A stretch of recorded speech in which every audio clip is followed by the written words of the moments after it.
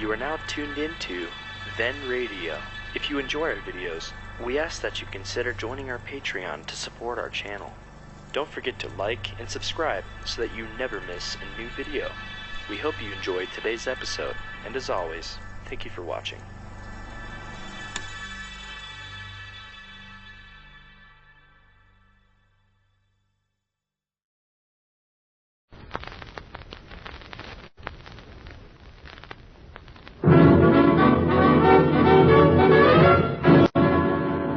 The Damon Runyon Theatre.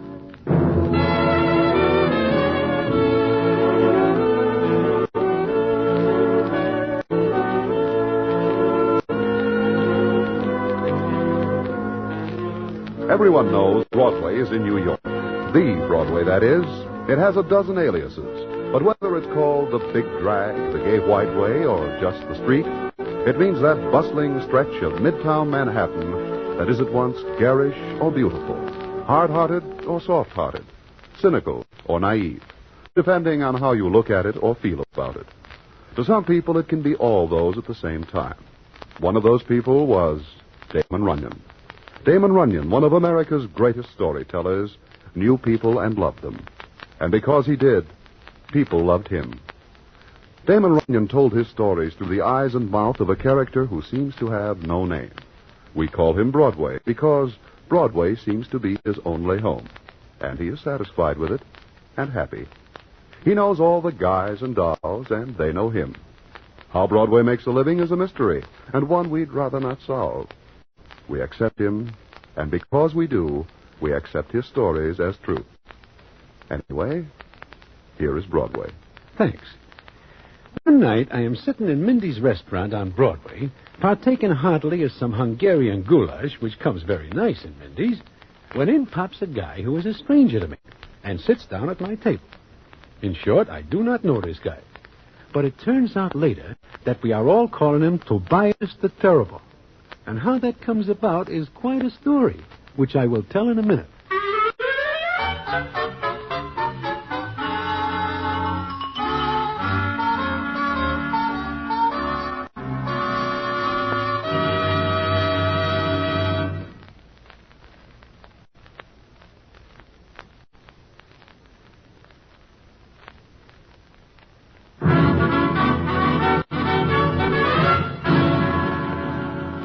And now back to the Damon Runyon Theatre and the famous story, Tobias the Terrible.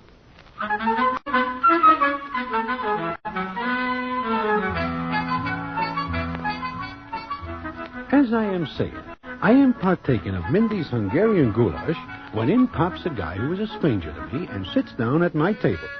I do not pay any attention to the guy, as I am busy looking over the next day's entries at Laurel. But I hear him tell the waiter to bring him some goulash, too. By and by, I hear the guy making a strange noise. I look over my paper and see that he is crying. He is a very little guy, maybe a shade over 5 feet tall, and weighing maybe as much as a dime's worth of liver, and he has pale blonde hair and a very sad look in his eyes. And from his looks, I can see that this guy does not belong in these parts. Well, I watch him cry for a spell, and naturally, I am very curious as to why he is crying. So I asked, you will pardon me, but why are you crying? Perhaps it is because you have a tough day at the track? No. You do not look like a horse player. I'm not. You do not look like a person from these parts. No, I'm not. Then if you are crying about the goulash, you better dry your tears before the chef sees you, because the chef is very sensitive and may take your tears as criticism. The goulash is wonderful. You need not be enthusiastic. It is just good. If I am bothering you, I will move away. You are not bothering me. But why you are crying is... Are you ever in love? I have never. And barring a bad break, I never expect to be. If you were acquainted with Miss Deborah Weems, you wouldn't speak that way. I am not acquainted with Miss Deborah Weems, probably because I do not know her.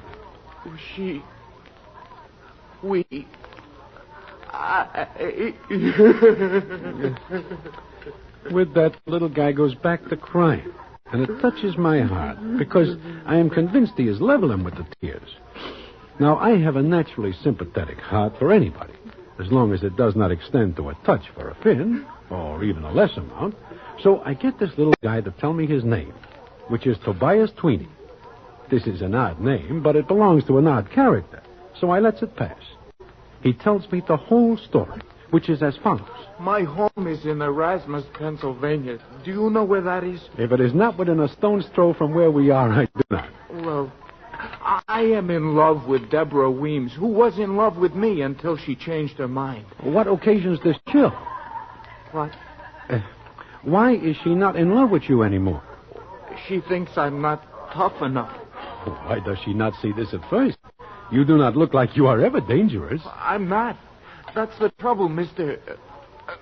You may call me Broadway. Well, Mr. Broadway, Deborah goes to the movies, and she has seen tough guys, and she has made up her mind that they are her ideals. Ah. To make things worse, there is a Joe Trivett in Erasmus who claims he once shook hands with a gangster. That is dangerous work. I don't believe him. I told him so. Well, what happened? Look, why don't you go back to Erasmus and punch this Joe Trivett? That is what happened. You punches him? No. No? The reason I don't is because he has the idea first and punched me. That is when Deborah called off our wedding. She called me a rabbit. Personally, I can see that this Miss Deborah Weems has got a point, but I do not mention it to Tobias. I wait for him to stop crying, and he goes on as follows. So I left town. I drew $200 out of the Erasmus bank and came here. Why? Oh, I figure that if I can meet up with some real underworld characters, I can go back to Erasmus and make Joe Trivett look sick. Do you know any underworld characters? I do not know any such characters. And if I do, I am not going to talk about them. I have not yet met any tough characters, and until I do, I can't go back to Erasmus. If I could just go to a tough joint and see some characters, I could go back to Erasmus. Do you know a place you can take me? Well, your story touches me. I will take you to such a place.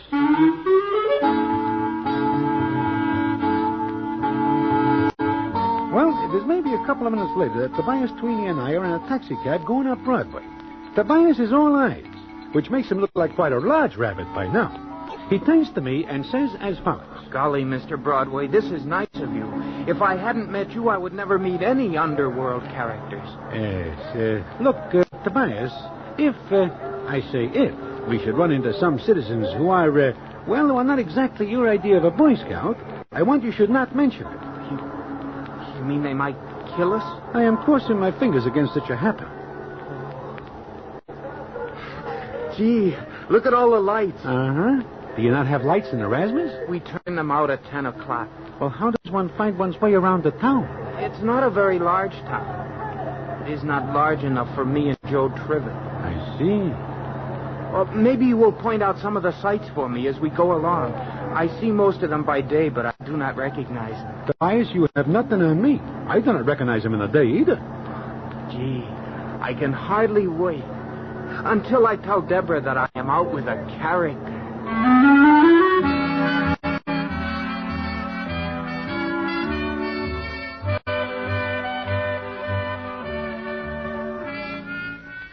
So I take Tobias Tweeny to Good Time Charlie's place, which is not a joint, but I figure Tobias will not know the difference.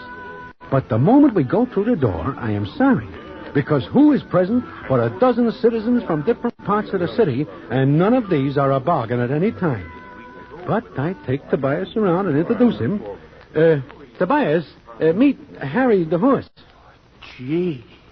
You ain't growed much, have you? and this is Angie the ox. Where did you get this, Broadway? Angie the ox? You don't like the name, Tobias? Well, it's wonderful.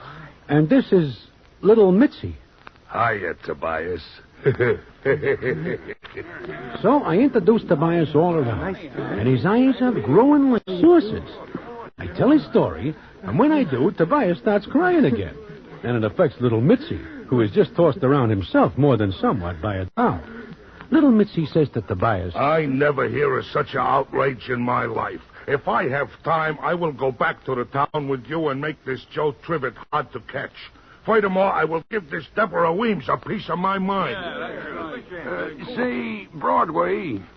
Yeah, Angie? You say you bring him here to meet some underworld characters? Well, yes, that is what I say. Are you expecting to find them here? Well, I wonder if we can get in touch with anyone who knows such characters and can arrange to have Mr. Tweeny meet them. Although, personally, I loathe and despise characters of this nature. Hey, you guys, we got to talk this over. Come on. Yeah, we got to help this. Now, all this is very odd, especially since little Mitzi himself is a character who the police dislike intensely. In fact, so much so that they are willing to give him a vacation on citizens' money. It is likewise with Harry the Horse, Angie the Ox, and the others. But I say nothing, which is very smart, not only now, but at any time. Anyway, they are talking this over. And while they are, I see that Tobias Tweeny is asleep. It being after 3 a.m. in the morning, he is done in. He is still asleep in a chair when Good Time Charlie comes hurrying in. Hey, you guys. Harrigan's outside. Harrigan? Harrigan? Yeah, I believe that is his name, and he is still a lieutenant in the police force, and he is in company with others of his ilk. A raid. And I am carrying a rod, which is awkward, because it'll be tough on anybody who owes the state some time. And I seem to remember owing some. The police are back and front. Can you hold them off, Charlie? I will stall, Mitzi, but Harrigan is a very determined man. You will stall until we can get rid of our guns. Yeah, all right. But you will please make it very fast, or Lieutenant Harrigan will take nothing to come through the door without opening it first. You will make it snappy, boys. Yeah, where was it? I am uncomfortable, naturally. But the rest are even more so, especially since being caught with a Roscoe means large portions of grief. But there is no place to chuck the irons, there being an even dozen of said weapons. And then Angie looks up and points to Tobias and says, Him, that Tobias character. What about him, Angie? Harry, now I ask you, does he look like a hardened character? He looks like nothing. But I do not see the reasons for this discussion at the present time. Look, we put our guns on him. Angie, you are a genius. Yeah. Mitzi, I thank you. All right, load him up with rods. I put my rod in his pocket. Stick this in his waist. well, they all stowed their guns on Tobias, who is so sleepy he just mumbles as they tuck the irons on his frame and in his clothes. When they finish, Angie looks at him and says, There, Harrigan will never find him. Who would think of looking for a gun on him? Listen. That, I believe, is Harrigan and his gendarmes. We will sit down and look innocent.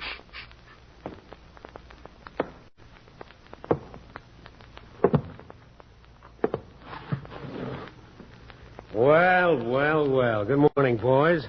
What a nice gathering we have here. What, if I may be so bold, brings you out on such a night, Lieutenant Harrigan? I am restless at night, Harry, and I am looking for company. Who's that? That is a friend of mine, Lieutenant Harrigan. By name, he is Tobias Tweeny. That an alias, Broadway? It is his given name. Where is he from? He doesn't look like a local character. He is from Erasmus, Pennsylvania. What is he doing here? I bring him here. What for? For a cup of coffee? I see. It didn't keep him awake. He is not used to late hours.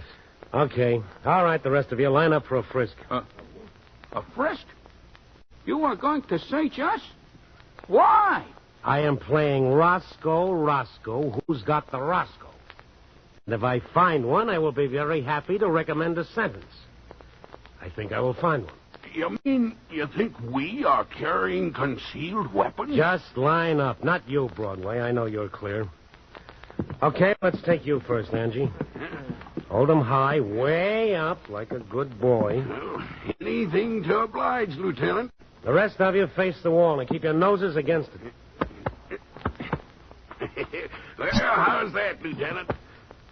Well, you're clean, but I don't get it. All right, Harry, you're next. Hold him higher.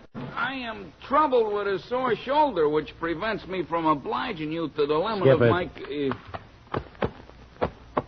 Uh-huh. You, are unable to find anything, Lieutenant? Don't you feel undressed without that Roscoe, Harry? It is a comfortable feeling. Mitzi. I am ready for this indignity. Yeah.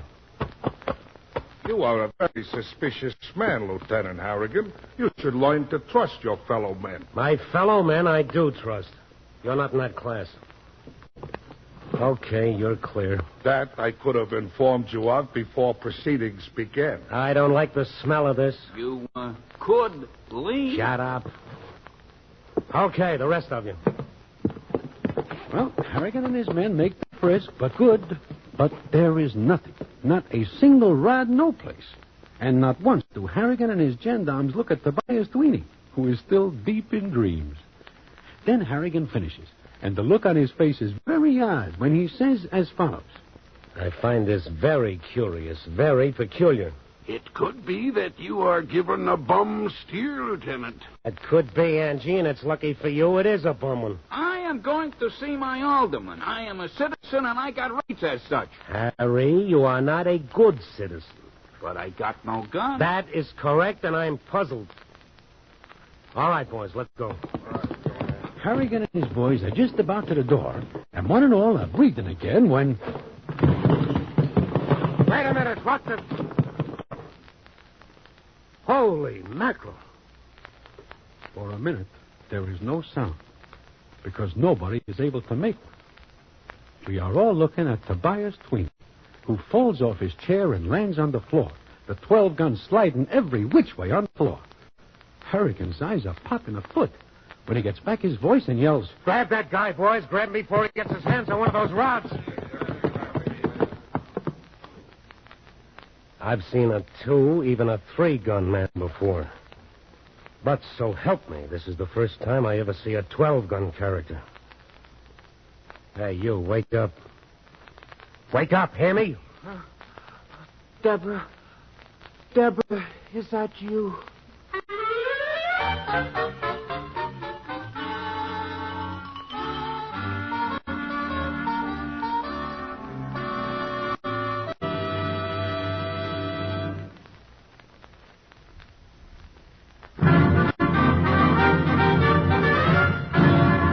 And now back to the second act of the Damon Runyon Theatre and our story, Tobias the Terrible.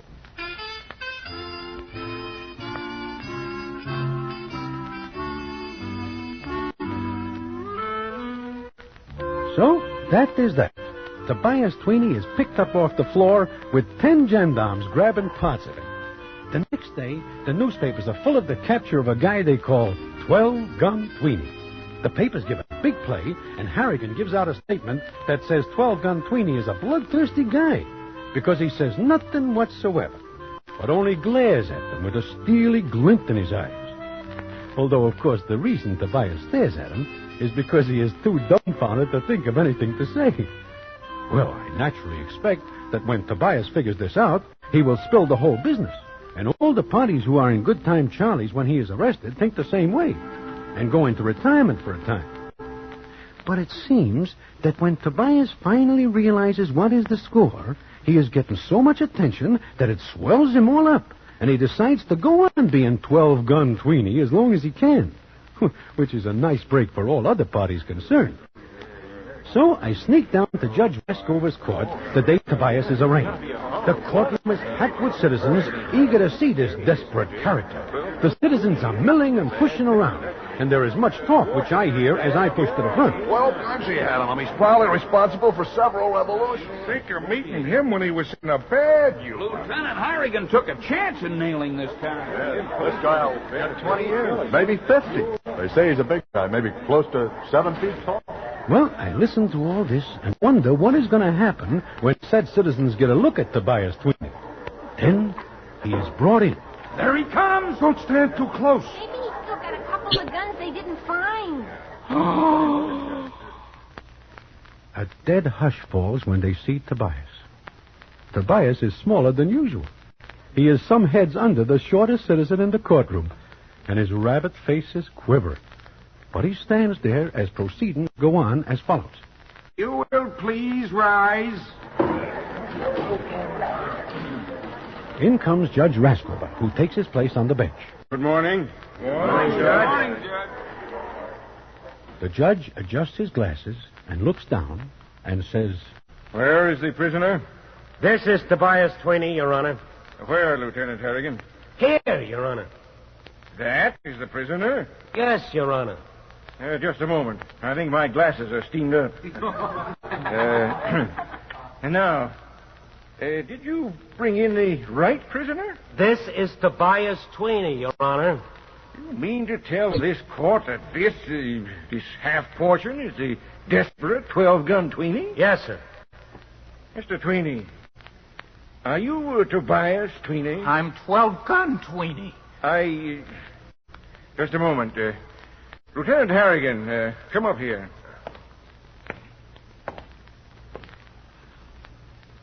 Yes, Your Honor. Are you sure you found 12 guns on this man? I did, sir. Are the guns in this courtroom? On the table, Your Honor. Good. I wish to see just how he was carrying them. Please put them on him. Yes, Your Honor. Mulligan, Schwartz, give me a hand. Well, Harrigan and his boy puts the guns on Tweeney. In his side pockets, one in each hip pocket, one in his waistband, one in each pants pocket, and so forth, until finally Harrigan says to the judge, That's it, Your Honor. Mr. Tweeney. Yes, Your Honor. Step closer to the bench. I wish to see for myself just what kind of a villain you are. Go on, Tweeney. Step up. Tweeney, His Honor said step up. Well, we stand there and watch Tweeney. He does not move. It is like he is rooted to the spot. And I figured that now he is scared and wishes he is back in Erasmus. And then, while we watch, he takes a step, and it is like he is pulling his foot out of a puddle of tar. And then...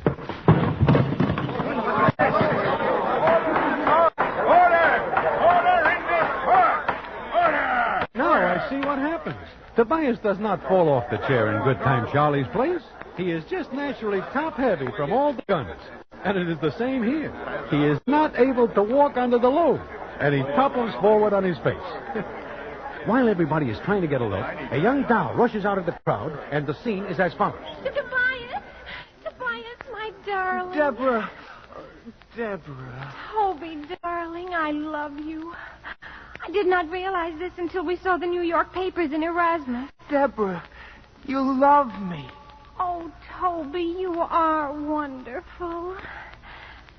Kiss me, Toby. Order! There will be order in this court, or I will clear it. Young lady, who are you? I am his sweetheart.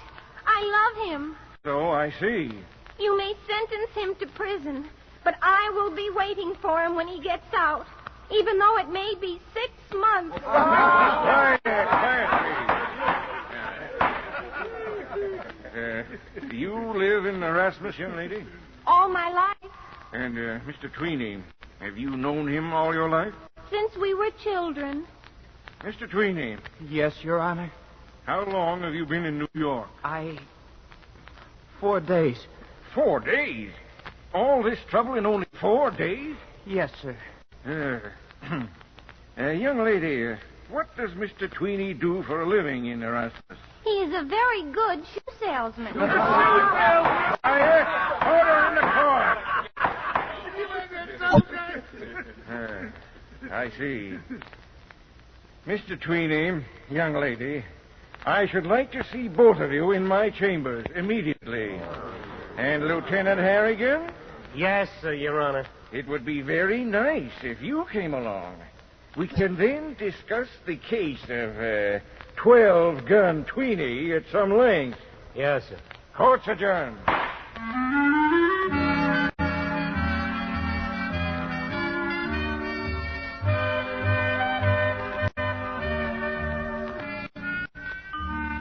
Well, Judge Raskover, being quite a slick codger, he has it all figured out.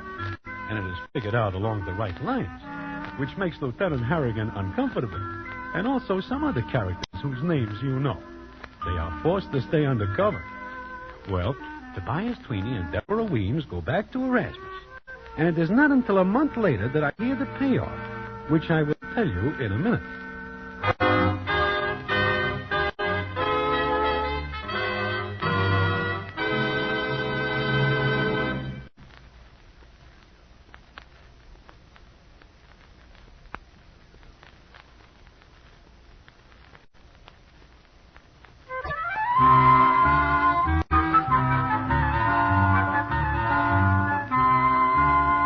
The payoff comes one night when I am sitting in Mindy's, partaking of a light snack, and Harry the horse and little Mitzi come in and sit alongside me, which makes me uncomfortable.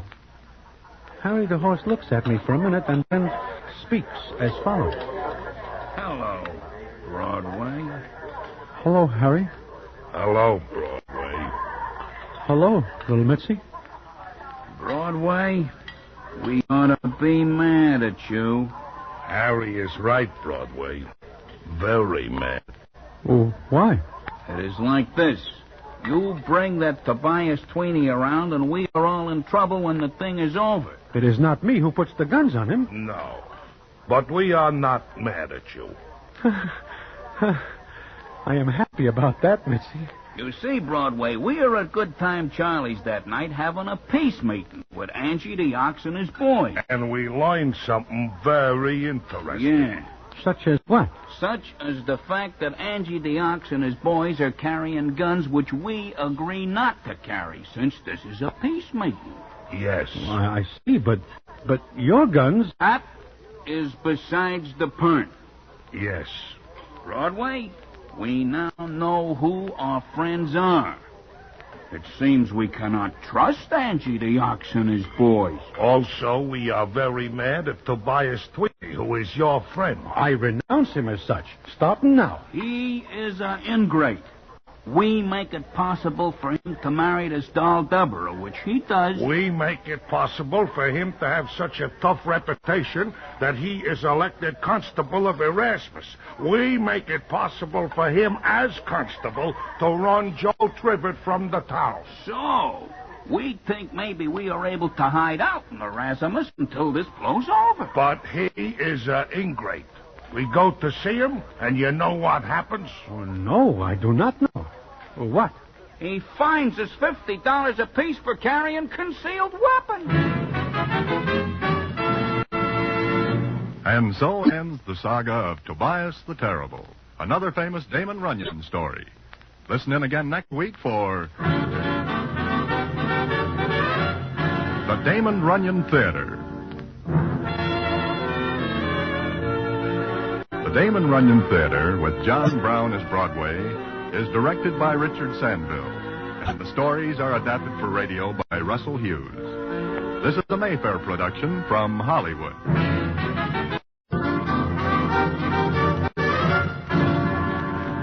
The Damon Runyon Theatre.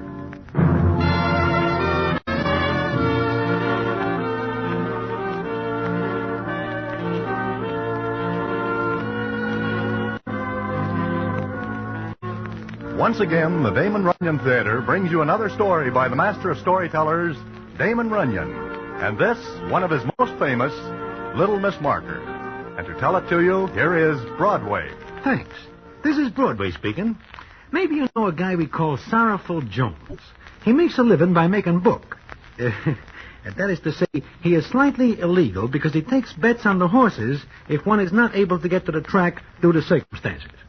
Most of the guys and dolls along Broadway tell you that Sorrowful is a rich man. That is true. It is true because Sorrowful not only remembers the first nickel he makes as a boy, but the same nickel is still in his possession. All at once, Sorrowful is a changed man. And how it happens that Sorrowful is changed is quite a story, which I will tell you in a minute.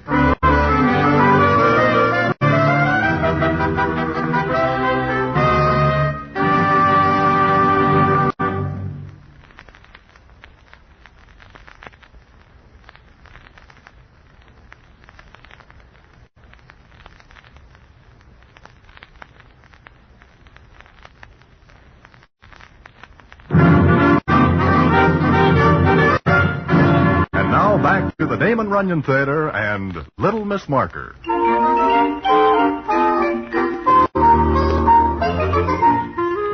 As I am saying, Sorrowful Jones is a character who is not liked. He gets his name from the fact that anything like a smile is a stranger to his long face. Well, as it happens, I am sitting in Mindy's one night along with a citizen named Regret, who is a horse player. We are discussing Sorrowful Jones when Regret looks up and says, And if you are speaking of the devil, you may look toward the door and see same. Sorrowful Jones coming into Mindy's? There must be a catastrophe outside which drives him in. Look, he's got a doll with him. A doll? But a midget one. No, it is no midget. This is a small doll, a child. He's coming over, and the chances are better than 1,000,000 to 1 that he will have a sad story. About the little doll? About anything. Hello, Broadway. Hello, Sorrowful. Hello, Regret. Hiya, Sorrowful. Is this seat taken? No, Sorrowful. I'll take it. Are you driven from your home, Sorrowful? No. Maybe you're out this late collecting bets? No. You are hungry? No. Sorrowful, who is that with you? This is a child. A small one. Yours? I do not own her. She is very cute, Sorrowful. I haven't looked much at her. What are you doing with her? I figure maybe she's hungry. She's been in my place all day since early this morning. Hey, what does a small doll eat? My experience has been with the larger variety. But if this one runs to the phone, she will eat quite a lot. That'll be expensive. I'm always the fall guy. Why do I have all the bad luck? Please, don't laugh, Regret. I have a very bad day today. Look, Sorrowful, maybe if you tell us where this here doll comes from and what you are doing with her... It's a story. A sad one. Uh-huh. This morning, a character comes into my place of business, wants to play a deuce on a horse. He doesn't have a deuce, but wants to give me a marker, so I'll put a bet on the horse for him. You trusted somebody? This character tells me he'll leave his kid. This one. As security for his bet. He says he'll come back with the 2-spot later. And so? His horse loses. I am out $2. Who is this character? I don't know. I never seen him before in my life. But I figure no guy will leave his kid and not come back. I figure wrong. Oh. Does any of you wish a small doll? I cannot use one. It looks like you are stuck, Sorrowful. Yeah. She's probably very hungry and will cost me a fortune. Oh, I do not see how such a small doll could eat that much. How do I know? Talk to her. Why? Wait a minute. Hello, doll. Let me try. Good evening, doll. Like I say, I'm out $2. Maybe I should leave the doll here on the chair, huh? Maybe somebody will call for her. Please, I want to go home. I'm sleepy. Awful sleepy. Maybe because it is after 2 a.m. Hey, she is going to sleep on your shoulder, Sorrowful. I cannot believe it. A doll putting her head on his shoulder? Hey, she's kind of cute with them blonde curls. Hey, look, doll, you can't go to sleep on my shoulder. I never see a doll as cute as her. Look at that. She's snuggling up to you, Sorrowful. Yeah, it's the way these dolls always taught. Soft soap first and then the bite. Oh, no, you are wrong, Sorrowful. This doll is too young to be that smart. Now, I can tell how old a horse is by looking at his teeth. Maybe if I looked at this doll's teeth... Regret, keep your hands off her. Huh? Sorrowful, all I want. She's not a horse. Anyway, she's sleepy. If she sleeps, she don't eat, and it don't cost me a fortune. You know, Sorrowful, I think she likes you. What's wrong? Somebody should like me. It is somewhat unusual. Yeah?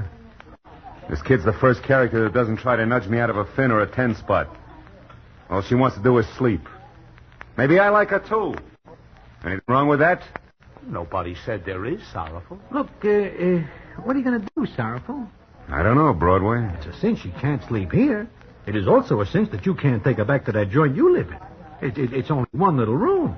And there is quite a bit of noise from the clubs along the street. Yeah.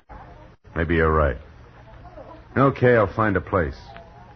How do I get off this chair without waking up the doll? Get up easy. Slow. Like you're reaching for a check, which you never do. Wise guy. Grab hold of it tight, Sorrowful.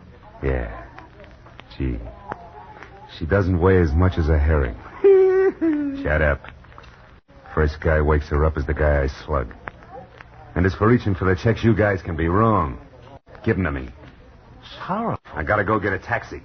Good night. A taxi, he says. A taxi. I cannot pinch myself to see if I am dreaming because I cannot move.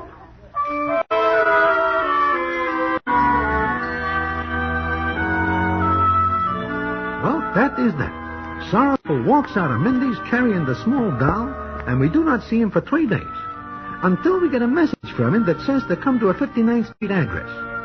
We are all wondering about this because the address is a classy one overlooking Central Park, and there's no place that Sorrowful would hang around at. But we all show up in the apartment, Regret, Big Sam, Little Mitzi, Harry the Horse, and several other citizens. It is maybe 8 o'clock at night, and Sorrowful has not come in yet. We are wondering about this when a door opens, and there stands Sorrowful. But what a Sorrowful. He is wearing a new suit. Now that is something itself, because nobody has ever seen Sorrowful in anything but the blue sage picks up at a rummage sale years before. What's more, he is smiling, and it makes his long face look a little like a horse. But it is a smile. He walks over to us and begins the conversation as follows. Good evening, boys. Hi. Well, how do you like the place? Oh, it's a very classy place, Sorrowful. You are, keeping it for a friend, perhaps? This is my place, Broadway, and it costs plenty fish a month. I have a long-term lease. From here, you can see the park. And you can hear the handsome cabs. You know there are real horses in that park? No jockeys, though. But now I want to show you guys something. Okay, doll, come in. Look, it's the kid. Boys, meet the doll. Hey, she is the small doll you bring into Mindy's the other night. That is correct, Broadway. You mean you still got her? That is also correct, Regret. But Sorrowful, she don't belong to you. Who says she don't? Well, who says so? Well, look, Sorrowful, maybe the character who left the witcher will show up. That character welched on a bet, and he leaves the doll as a marker. I keep the doll. But what if he comes back? Shut up, Regret. Now. Marky dance for you, Sorrowful. Not right away, honey. We'll keep that for a surprise, huh? You sit on my lap. Come on, doll. All right, Sorrowful. Up you come, baby. Look at this doll, you guys. I never see a doll like this before. And she don't ask for nothing. Not a thing. Never puts the bite on me.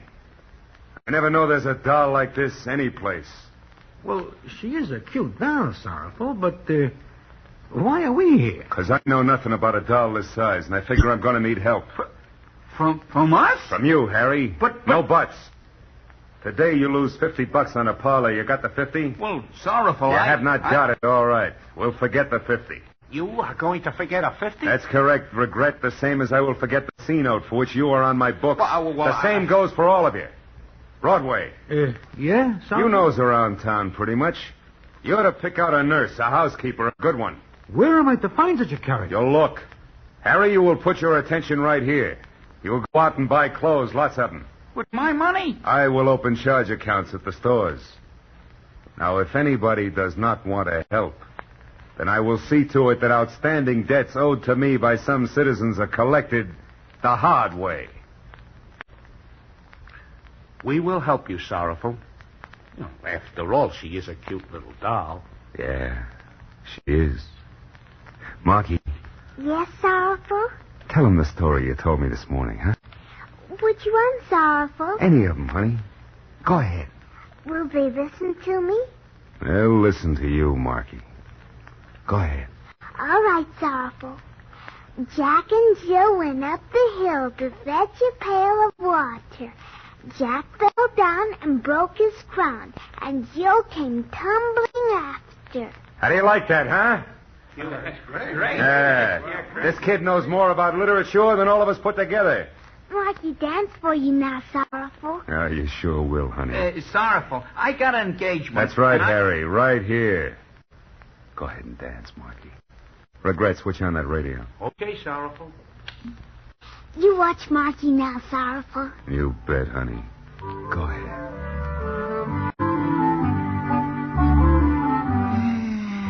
Personally, I prefer to show at the hot box. The dolls are a little larger. Shut up and watch.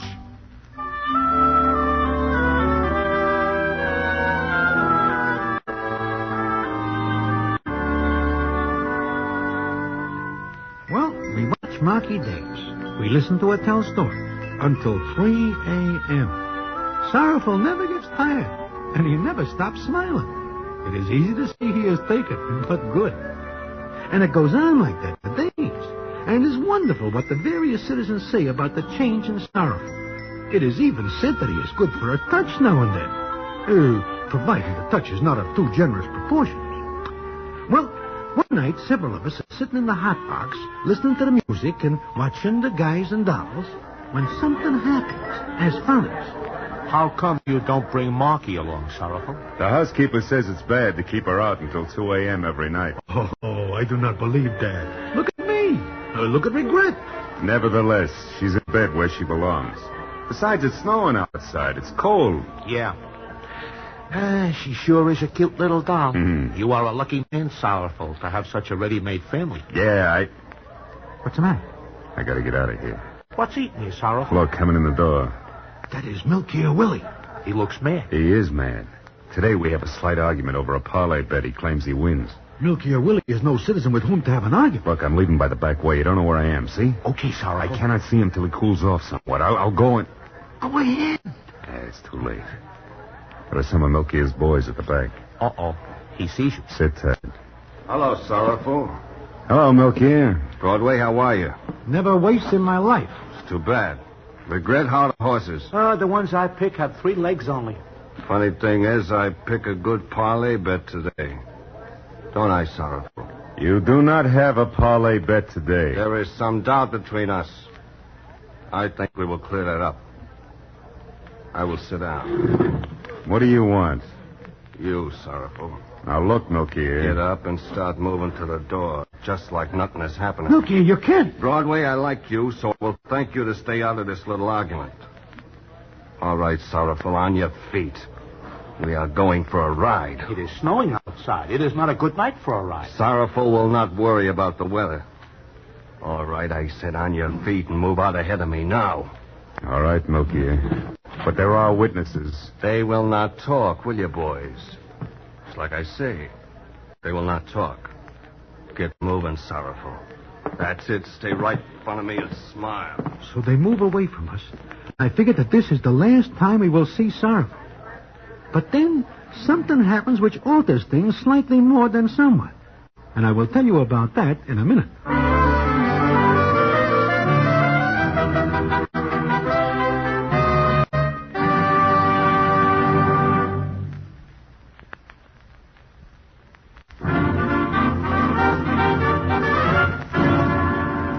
And now back to the Damon Runyon Theater and the famous story, Little Miss Marker.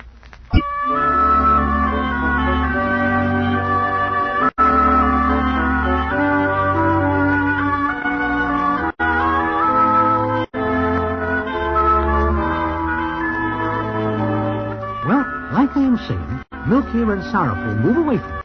We think this is the end. But they are not more than 3 steps away when something happens as follows. Sorrowful? Marky, beat it. Get out of here. No. You left me alone, Sorrowful. Look, honey, you shouldn't come out. You got only your nightgown on. I miss you, Sorrowful. Sorrowful, get this kid Marky, away. I don't know how you got out. But you go back. Marky, you want to stay with Sorrowful. I got a good notion to let you have it, kid or no kid. Take it easy, Milky. If anything happens to this kid, so help me, I'll break you in 2. This ain't your kid. Yeah, it's my kid. Marky loves Sorrowful. Marky's Sorrowful's doll. That's right, honey. You're my doll. You dirty, double-crossing Welsher, letting a kid pull you out of this. Leave this doll out of our argument, Milky. I love you, Sorrowful. I love you too, honey. Come on. Up you come. That's the doll. Sorrowful's going to take you home. Marky dance first. Not tonight, Marky. You got to go home. You got to get out of this wet nightgown. There'll be another time, Sorrowful. Sure there will, Milky. But you better not try to stop me now, do you understand? You better not try to stop me now. And what happens is that Sorrowful turns his back on Milk here, and without even looking back once, he carries Marky out of the club, her blonde head snuggled on his shoulder. But that is not the end. It seems that Marky catches a bad cold because of the wet nightgown. And Sorrowful will have it no other way but that she goes to the best hospital in town. And all the citizens who know Marky are right there, too. We are waiting outside Marky's room when Sorrowful comes out.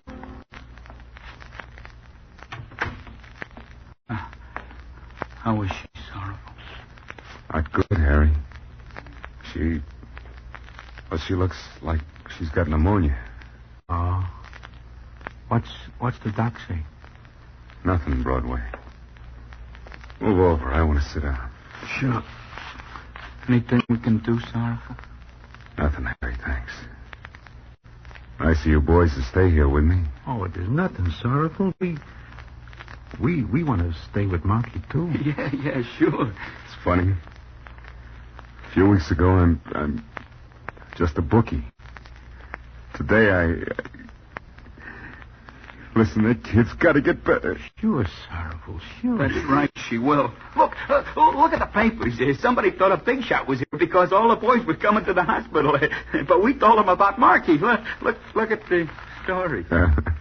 We're all here. Yeah, that is right. We're all here. Milk here. I have a tough time catching up with you, Sorrowful. You're not in any of the joints, but I read the papers and... Look, Milk here, you don't know what's happening. But I know what's going to happen. Come on, Sorrowful, we got a date. Get out of here. Get out. Sure. And you go with me. Mr. Jones. Doc, what's the matter, Doc? I think you better come in. She wants you. Sure, right away. No, you don't. Not this time. You heard the doc. I gotta go in there. Not without me. I'm going in that room, Milk here. All right, but you're coming right back out. And just to see that nothing happens, everybody's going in. Come on, Broadway, Harry, move. Not all of you, just Mr. Jones. Everybody goes in, Sawbones. Move out of the way. But shut up.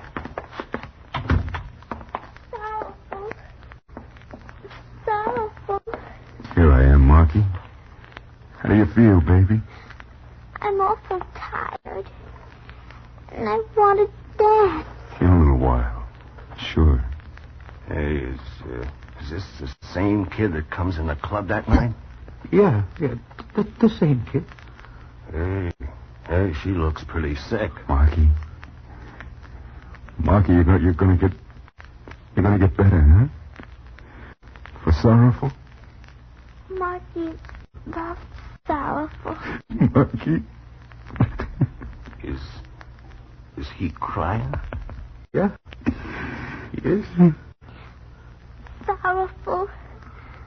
Marky, want to go home. Sure, baby. Sure. Hey, Doc, what's the matter? You can't do anything for this kid. We have, but she needs the best specialist. Specialist? Who? Get him, will you? I don't care what it costs, but get him. I'm sorry, but Dr. Bierfeld is retired now. He handles only special cases. This is special.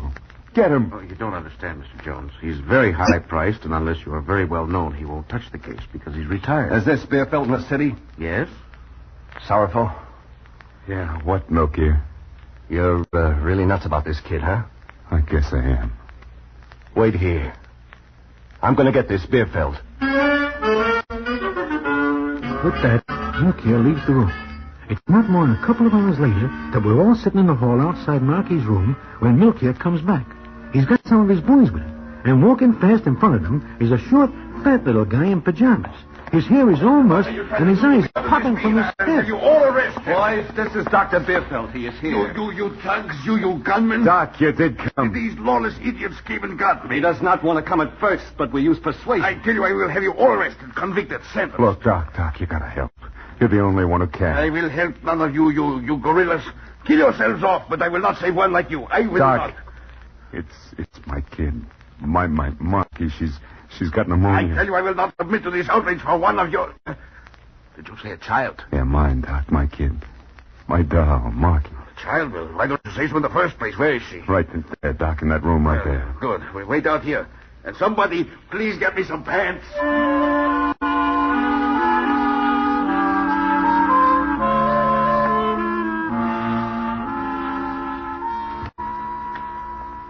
Doc, I thought you were never coming out. How is she? She's very sick, baby. 4 in the morning. It was a long night. Now the fever's broken. Yeah. She'll be all right, huh? Your daughter will be all right. Oh, Broadway. Huh? Harry, Mitzi, Milky, wake up. Yeah. Wake up, Marky's going to be okay. The doc says so. It's all okay. Oh, I'm awful glad, Sorrowful.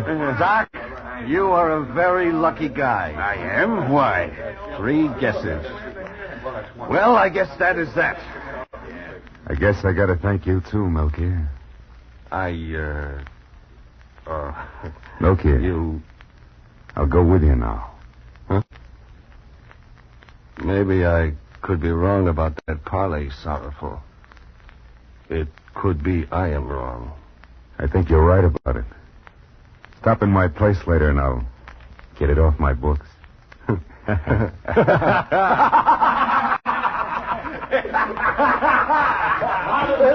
My little girl. Where is she? Little girl? Your little girl? Yes, I read it in the paper. Mr. Jones. You, huh?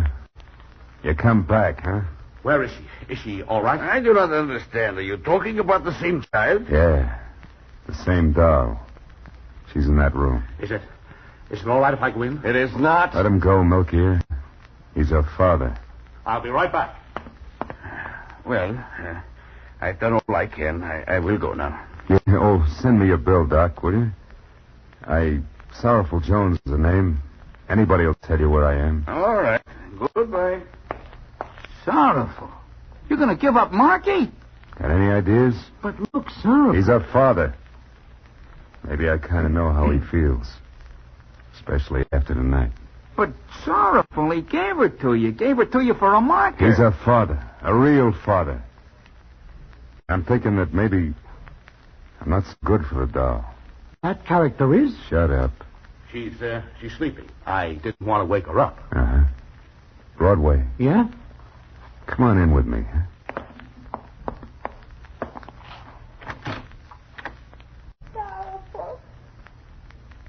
Sorrowful. You going to answer her, Sorrowful? No.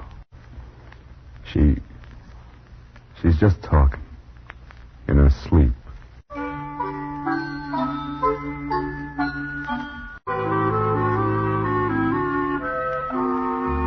Well, there is nothing Sorrowful can do about it.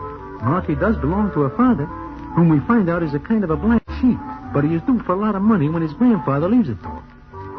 Sorrowful does not even bother to ask him what becomes of him that day he leaves the doll as a worker. Well, it is a funny thing, but it happens that Sorrowful changes again. He puts back on the old blue suede suit, he gives up the classy joint on 59th, and he loses his smile. But it is not until some days later that the payoff comes, which I will tell you in a minute.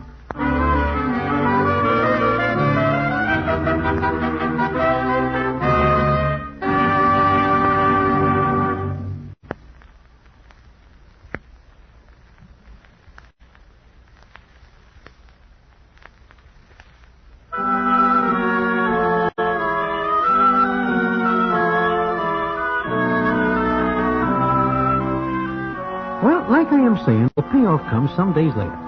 It is one night when I am sitting in Mindy's with Sorrowful, talking about it. It's better this way, Broadway.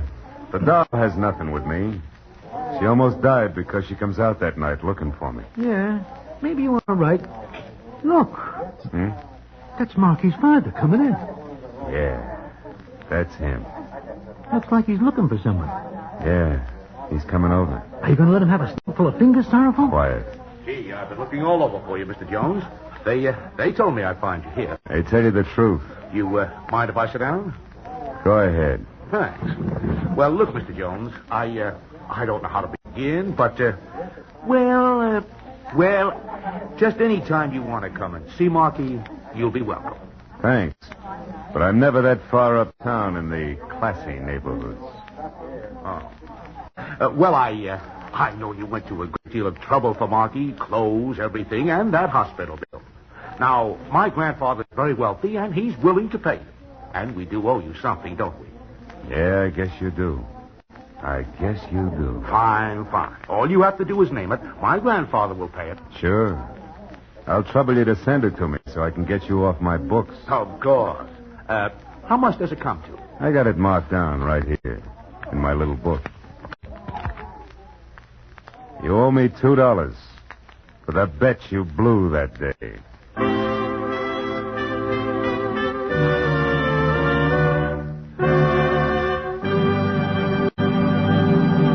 And so ends the story of Little Miss Marker, another famous Damon Runyon story. Listen in again next week for the Damon Runyon Theatre.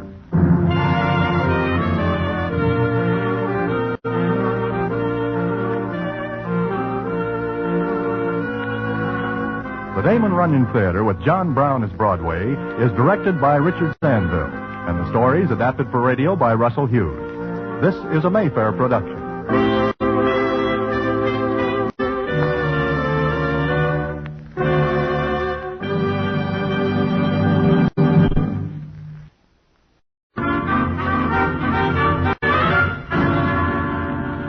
The Damon Runyon Theatre.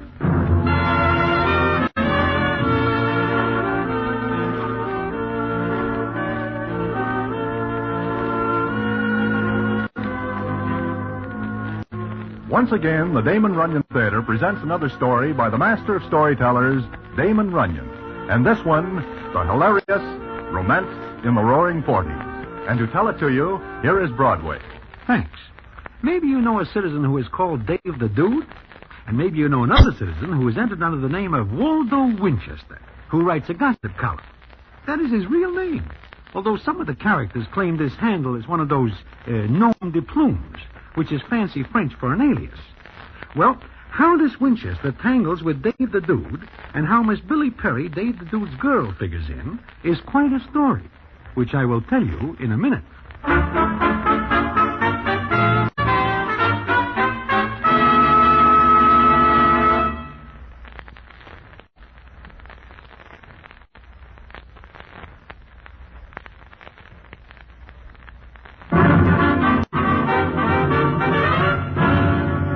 And now back to the Damon Runyon Theatre and the famous story, Romance in the Roaring Forties.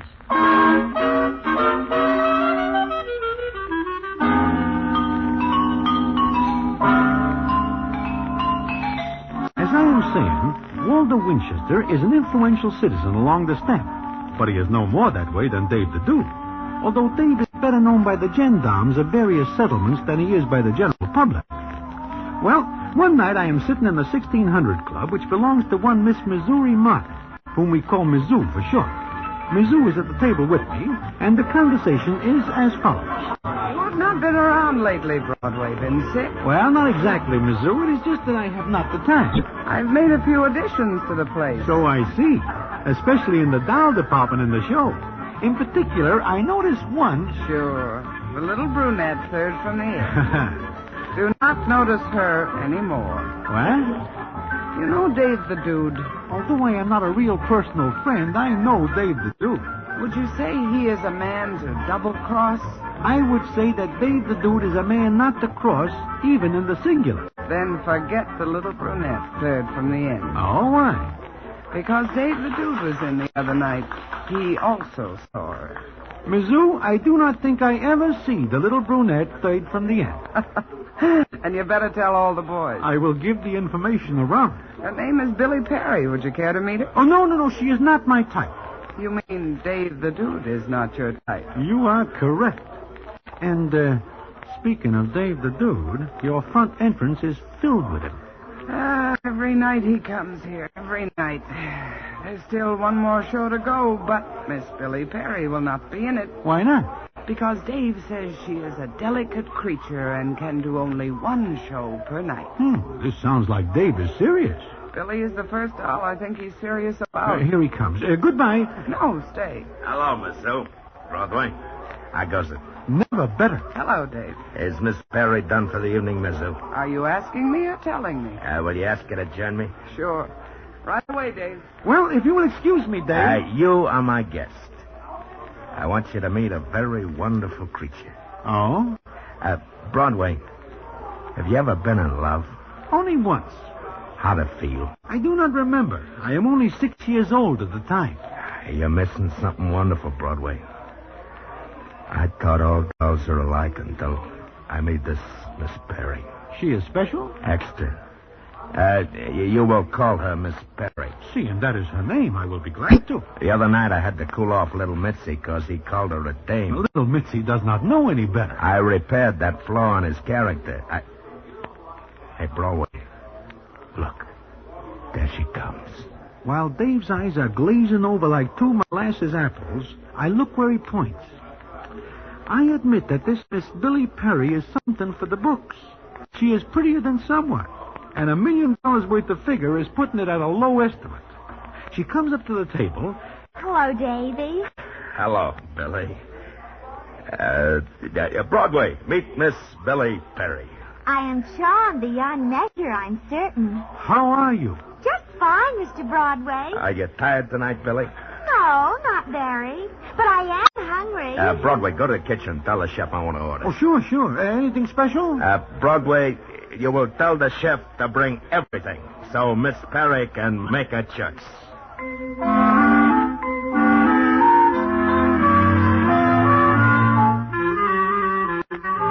Well, I am able to tell by Dave's actions that he is more than somewhat on the ropes for Miss Billy Perry. It is not long before everybody knows this, and this fact keeps other citizens away from him. Well, a couple of weeks go by as they do, and it is one night in the 1600 Club that Harry the horse and I are sitting at a table when who nudges up but Waldo Winchester.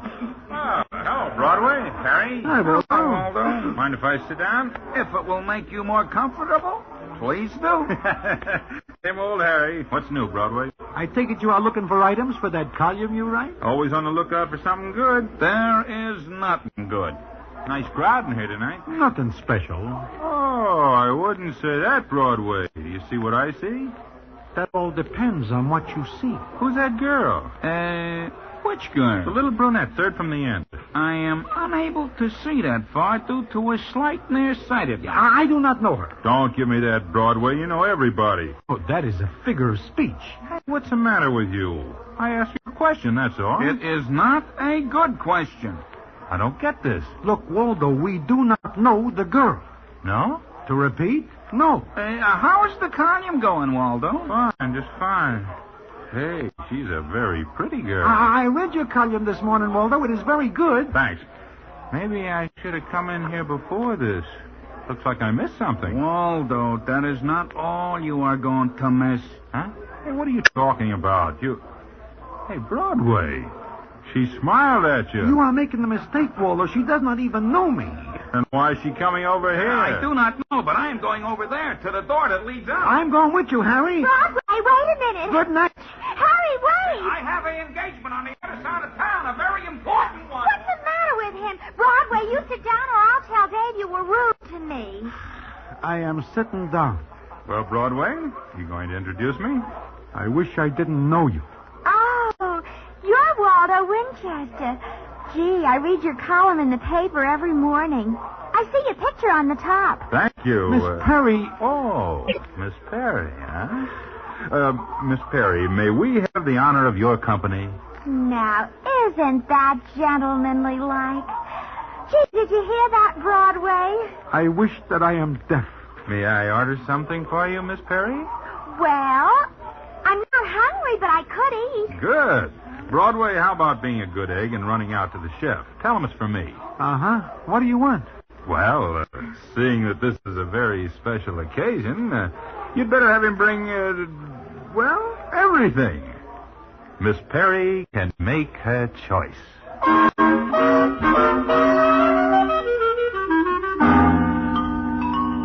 that is that.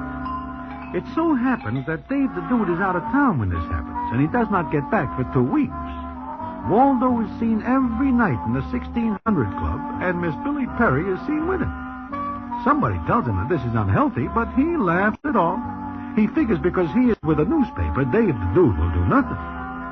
But one night I am standing at the corner of 50th and Broadway when I see Dave the Dude. He is coming toward me. I try to duck, but I am stopped before I get 10 feet. What's the matter, Broadway? Could it be that you don't want to see me? I did not see you come up, Dave. You know my boys. Yeah, we know, Broadway. I am acquainted with them, yes. Broadway, let's you and me have a little talk, huh? We don't have much in common. I think we do. Broadway, it has come to my attention that one night you introduced a citizen named Waldo Winchester to Miss Perry. I do not. That is the way I heard it. It is a libel. It is liable to be bad for you if I find out this is true. Where do you hear this? Around. I just got in this morning and I went to see Miss Perry. It seems she is out with Waldo Winchester. I asked some characters how this could be. And I hear that one night you introduced Miss Perry to the said citizen. Look, Dave, it is none of my doing. I am inclined very much to believe you because I know how very careful you are of your health. But, I want you to tell me something. Sure, Dave. What is the information you are seeking? Is it a bigger rap to bump off a newspaper guy than anybody else? Dave, this is very foolish of you. Miss Perry is only one doll. 1 in a million. So I want you to do me a favor. I will do anything I can. I want you to call off this Waldo Winchester. Me? How? That is up to you. It is now 12 o'clock at noon. At 10 o'clock tonight, I would like very much to know that Miss Perry and Mr. Winchester are strangers. Totally. It is up to you.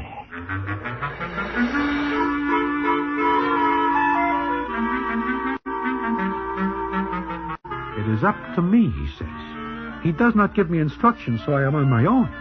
And it is lucky I am not on my back, because Dave the Dude is a very tough citizen. Well, that night I go to the Club 1600. The word is out that Dave is back, and that I am on the spot. As Angie the Ox says... It is up to you, Broadway. If you do not call off Waldo Winchester, then Dave will cool him off. And that will be bad. Yeah, like Angie says, Broadway. It will be bad. What am I going to do, Harry? I do not know. But I know what the newspapers will do if one of their ilk meets with a unfortunate incident. They will start a campaign about some characters. And we will have to go on vacations. I do not want to go on another vacation. I'm just back from one. Broadway, there is Waldo and Miss Perry. Go over and talk to them. What will I talk about? Not the weather. You have a more important subject. Go ahead, Broadway. I have a feeling that I do not like the way I feel. Go ahead, Broadway. I am on my way. Well, if it is not Mr. Broadway... Hello, Broadway. Hello. Well, sit down. Have something to eat. I will sit down, but my appetite is not with me. What's the matter? You look pale. That is natural under the circumstances. What's eating you, Broadway? You look as though you'd seen a ghost. Do not mention that word or anything in connection with it. Something troubling you? Well, it is like this. Well, it is like what? It is too late to mention it. Here comes Dave. Oh, him. He has his boys with him. So what? I wish you knew how silly that question is. Well. Is everybody having a party? This is the end of it. I'm glad to see you back, Dave. Sure. Mr. Winchester, how are you? Never better, thanks. And you? I am fine. Broadway? You want me to leave? No. I just want to tell you it's almost 10 o'clock. It could be that your watch is fast. It is correct. What is going to happen at 10 o'clock? Miss Perry, anything could happen at 10 o'clock. Say, what is this all about? You don't know, Mr. Winchester? Of course I don't. I take it then, Broadway, that you have not spoken. Look, Dave, let me explain. I will take matters into my own hands. Wait! Boys, close it. Hey, what is this? What's the pitch, Dave? I am going to write a column for you, Waldo. And this one will be in the obituaries. And you will have company. Broadway? Yeah? It is now 10 o'clock.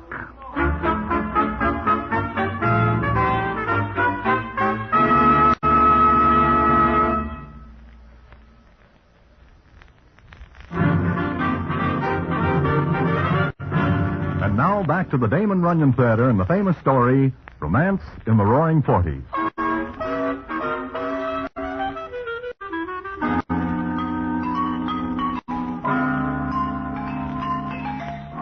Well, there we are. Dave and his boys, Miss Billy Perry, Waldo Winchester, and me.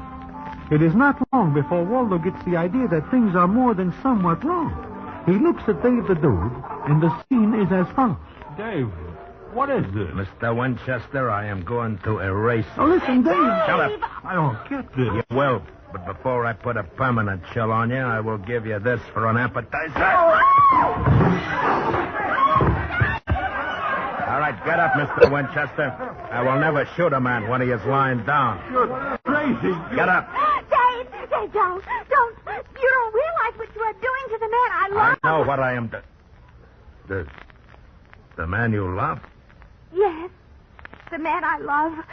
He is a fine person, a man of tastes, and well, he is a fine man. Do I hear you say that you love him? I love him. And him?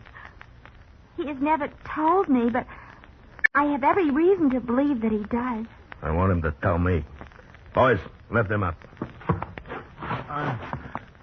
You hear what Miss Perry says? No, I have a buzzing in my ears. She says she loves you. Is that so? She said that? Billy, tell him. I do love you, Waldo. But And you love her? Well, Miss Perry is a very fine girl. A lady. A lady. But what? I can't talk with a gun in my face. I will take it away. Now, do you or do you not love Miss Perry? Well, You do love me, don't you, Waldo? Answer. Yes. Waldo, darling. Yeah, I guess this is the end of my romance. Miss Perry, I cannot do what I came here to do tonight. I came here to terminate Mr. Winchester. Mr. Winchester, do not break her heart, or I will break a few things myself. Goodbye. Come on, boys.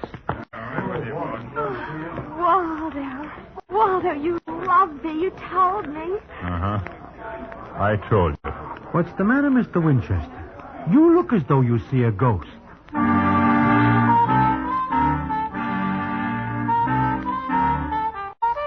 Well, that is that. Dave the Dude disappears, and nobody knows where he is. Now, this may look like the end with everybody happy, but it is not. We are all wondering where is Dave the Dude and why he is holding up his sleeve, because we know it is not his custom to back away so easily. One day I find out. I am sitting in Mindy's when in comes Angie the Ox. He is very excited as he says to me, I'm glad I find you, Broadway. What's the matter? Broadway, this is a bad day for all the boys. Huh? What? Dave has put the snatch on Waldo Winchester. This is not true. It is true. I get the word from little Mitzi, who gets it from one of Dave's own boys. He's crazy. He should know that kidnapping anybody is bad, much less a citizen connected with a newspaper. Not only that, but he sends for all of us. Where is he? At the Woodstock Inn. What is Dave doing out in the country? The fresh air will kill him. I do not know, but he sends for all of us to come to the Woodstock Inn. Quick and very fast. But why? Well, there's only one thing we figure. That he invites us to watch him put the chill on Waldo Winchester. I am not going. Oh, we will all go to Dave's party. If we do not, we will not go any place at any time later. I think you are right. Oh, we are caught. There is no train fast enough to get us away. Come on, Broadway. Little Mitzi passed the word we should be there by 1 o'clock. It is only 9 now. Broadway. In a case like this, we allow ourselves plenty of time. Well, it is like Andrew said. It looks like we are all witnesses to the Winchester execution. It seems that Dave the Dude blames all of us for not keeping a better eye on Miss Billy Perry. Anyhow, we get to the Woodstock Inn, and the place is more than somewhat crowded by characters. But when I get in the door, I am almost knocked over by what I see. I am standing there when Dave the Dude comes up to me, and the scene is as follows. Well, how do you like it, Broadway? I do not understand this thing. Broadway, you are at a wedding. Huh? It is like this. I figured that I should do something for Miss Perry. What could I do better than give her a big wedding to Mr. Winchester? But, I mean, does Mr. Winchester know this? It was more than somewhat of a surprise. We did not tell him until he got up here. I see. But he is here. Yeah, my boys brought him. There he is, over there. He does not look very happy. He is still surprised at developments. I see. Well, as soon as the minister gets here, we'll have the wedding. Say, Broadway. What, Dave? I do not like the way Mr. Winchester is taking this. Go over and cheer him up. From his looks, I think that will be impossible. Try it. Go on. I'm going to see about this. Hello, Dave. Go with Broadway, Harry. Oh, sure. Where you going, Broadway? To see Mr. Winchester. Come on. Hello, Mr. Winchester. Hello. Hey, for a man about to be married, you do not seem happy. I am not happy. But why not? Miss Perry is a very lovely doll. But not for me. Do not let Dave hear you say that. I've got to get out of here. How? Are they still watching me? Yes. Oh, this is terrible. You do not love Miss Perry? No. Never mind. Love will grow on you. But what about my wife? Huh? You did not say something about a wife, did you? Yes. Does that mean you are married? Yes, and my wife is very strict with me. She won't approve of this. Neither will Dave. Broadway, if this shindig today goes on the rocks, that will be all. He will bump this Mr. Winchester. Oh, please, go somewhere else and talk about that. I don't like it. You don't. Mr. Winchester, you have put us all on the spot. You're on a spot. How does it happen you do not mention your wife before this? Why, Oh, you know how it is. No. Where is she? She just came into town today. Not many people know I'm married to her. She is in town? At the Park Plaza Hotel. She does not live there? No, she travels with a circus. With a circus? Yeah, she's an acrobat. Her name is Lola. She's the one who holds up the 5 others in the big finale. Is she big? Very. She's even bigger than Angie the Ox. Mr. Winchester, you are on a spot. But you will marry Miss Perry because otherwise we will be in a spot. I can't marry Miss Perry. Then you will tell her, because here she comes. Waldo, darling, look, Dave gave me an engagement ring from you and a wedding ring, and he is going to be the best man. There is no question about that. Isn't it all too thrilling? It's just like a movie. You can leave a movie. Oh, you're funny, Broadway. Very funny. But, Waldo, you look so sad. You should be happy and laughing. Well, the minister will be here in a half hour.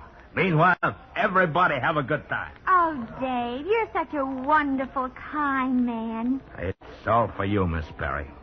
It's for your happiness. And his. You know, something tells me this is going to be a peculiar wedding.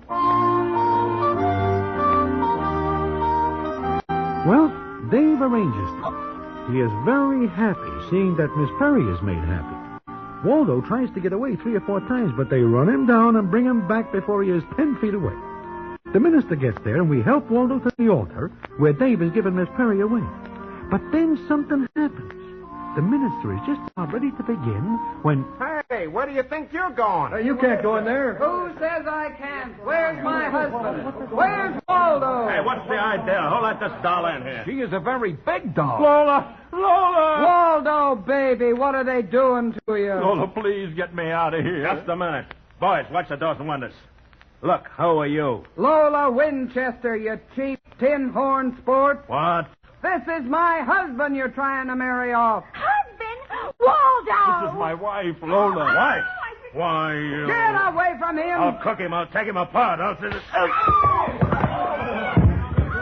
Come on, get up and I'll knock you down again. Why, you... Take my husband away, will you? Kidnap my darling, will you? Stop knocking me down. I'll knock anybody down who tries to stop me. Come on, Waldo. I'll take you home. Sure, baby, sure. If anybody wants more trouble, just come to Lola, and I'll give it to you. And she picks Waldo up, throws him over her shoulder, and walks out with him. Dave the dude is on the floor, and everybody else is too surprised to move. It is Miss Perry who comes to life first. Not to Mr. Winchester. All right, boys, come with me.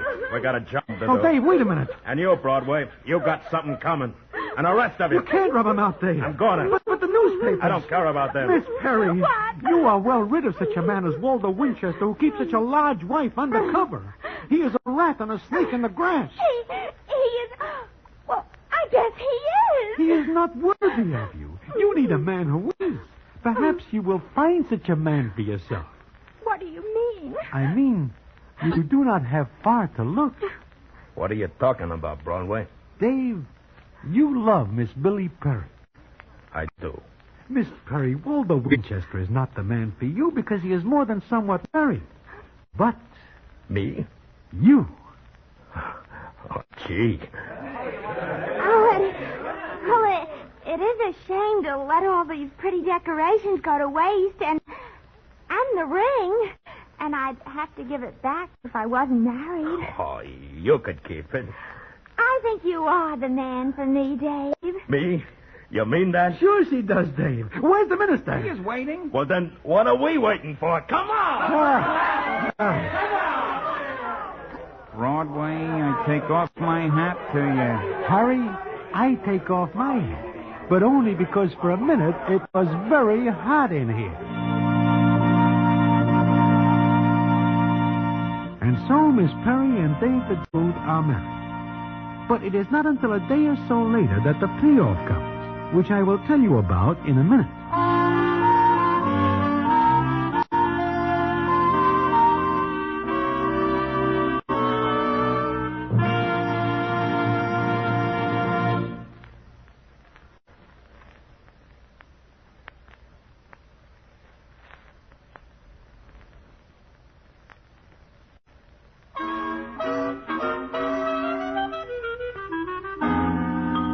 Well, it is a day or so later that I am sitting in Mindy's having some goulash when Harry the horse comes in and sits down. Hello, Broadway. Oh, Harry. It was a nice wedding. I am glad it was a wedding. I am very glad it was a wedding. However, there is one thing that is causing me some trouble. What is that, Harry? It is this. Only the boys know that Dave puts the snatch on Waldo Winchester and takes him to the Woodstock Inn. Is that correct? That is correct. But this Lola doll comes right out there. Now, how does she know we are there? Well, do you know, Broadway? Maybe she is a bloodhound. You know, this morning I am thinking. I remembered that you were missing that day for about 10 minutes. Could it be you put in a phone call to the Park Plaza Hotel? I do not say one way or the other. But it fixes everything. You mean because Lola comes there and gets Waldo, everything is all right. That is right. And now, Harry, I will tell you something. Suppose this marriage between Dave and Miss Perry does not turn out all right. Who gets the blame? The citizen who put in the phone call to the Lola doll. Exactly.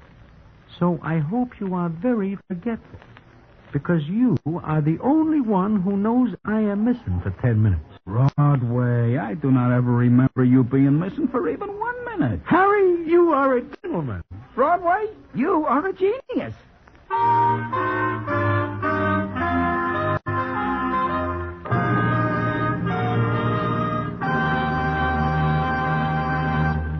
And so ends the story, Romance in the Roaring Forties.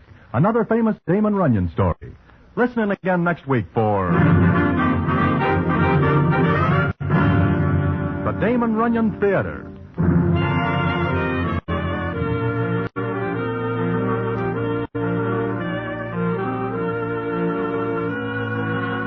The Damon Runyon Theatre with John Brown as Broadway is directed by Richard Sandville, and the story is adapted for radio by Russell Hughes.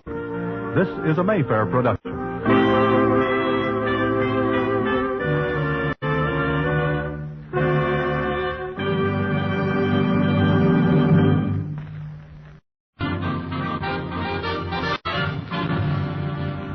The Damon Runyon Theatre.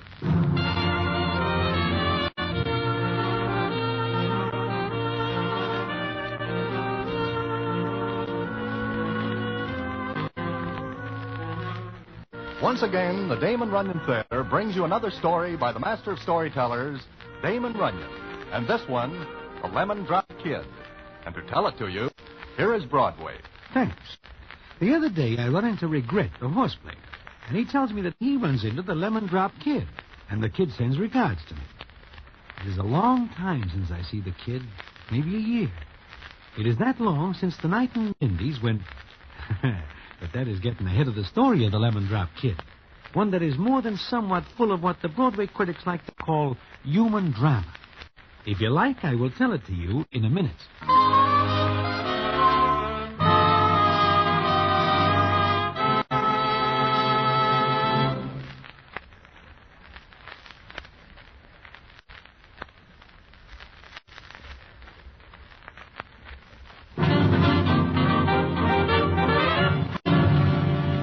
And now, back to the Damon Runyon Theater and the famous story, The Lemon Drop Kid.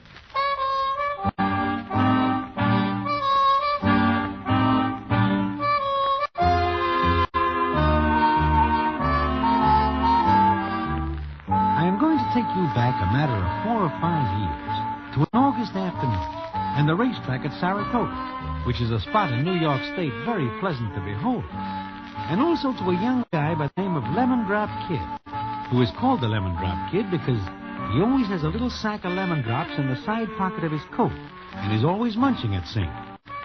Now, the Lemon Drop Kid's business is telling a tale, which means he will spot somebody at the racetrack and give them a tip, for which he expects to be cut in on the letters when it is gathered. On this day, the Kid and I are standing at the rail. The Kid is looking gloomy. Finally, he turns to me and says as follows. Broadway, have you ever been broke? Oh, at times the condition with me is somewhat of a chronic disease. It is with me now. You? I have no place to live. But you are living at that boarding house, are you not? I am not. The landlady made derogatory remarks about my lack of funds. Got so I could not enjoy my meals, especially since they were very bad meals to start with. Then what are you doing here at the racetrack? I thought maybe I could tell a tale and pick up some scratch in that manner. You mean you have a horse that looks good? No, but I... Broadway. Yeah? Hey, look, there he comes again. There, who comes again where? Do you know a man in a wheelchair? Sure. Every day he comes here. He's always pushed up where he can see the race. You know who that is, Kid? I do not. Rarest P. Grigsby. The name is familiar. It should be. Rarest P. Grigsby has more potatoes than Idaho. And with these potatoes, he is closer than the next second. How do you like that? Here I am, broke. There he is with more dough than he knows what to do with. And what fun does he have? It seems to me that a few evenings at home counting a few dollars at a time is a more than somewhat entertaining pastime. Nah, look how sour he looks. Well, being tied to that chair is no fun. I guess so. I feel sorry for him. Sure. Tell you what, let's go over and talk to him. Talk to Rarest Pete Grigsby? Kid, you are more than somewhat silly. Well, come on, let's see. He looks lumps. Okay. But do not say I do not warn you. Besides, maybe I can tell him a tale. Oh, he never bets. And why does he come here? Just to see the horses. Okay, watch me cheer him up. Hiya, Buster. Huh? Were you addressing me, young man? Sure. Say, you got gout? Go away. Nice day, huh? What? I didn't say anything. Oh, why not? Because I don't wish to talk. Now go away before I have my man call the police. I do something wrong? Will you please go? Why are you in that wheelchair? Arthritis. Now go away. Arthritis? Say, I had that once. No more, though. Huh? You had it? Sure. Know what cured it? It can't cure mine. Well, you never tried. Young man, I spent thousands on doctors, and I've offered $5,000 to anyone who will cure me. Okay, so look at you. Ever try this stuff? Yeah. What is it? Medicine I took. Ah. Here, try one. Right. What is it? Look, if you're afraid, I'll eat one first. Afraid? Can't hurt. Might do you some good. Well, let me have it. Here you are. Well, it tastes like lemon drops. Sure, that's to disguise the taste of the medicine. What's so funny? You are. Maybe. By the way, I'll give you something good in the fifth. I never bet. Ever try? No. Well, why not this time? You can't lose. I got it straight from the horse's mouth. No, I can't reveal the source of my information. You're an engaging young rapscallion. Oh, what's the name of this horse? Butch number 2. Number 2, All right, I know what you want. Here, take this $100. Bet it on the horse. Sure. So long, Buster.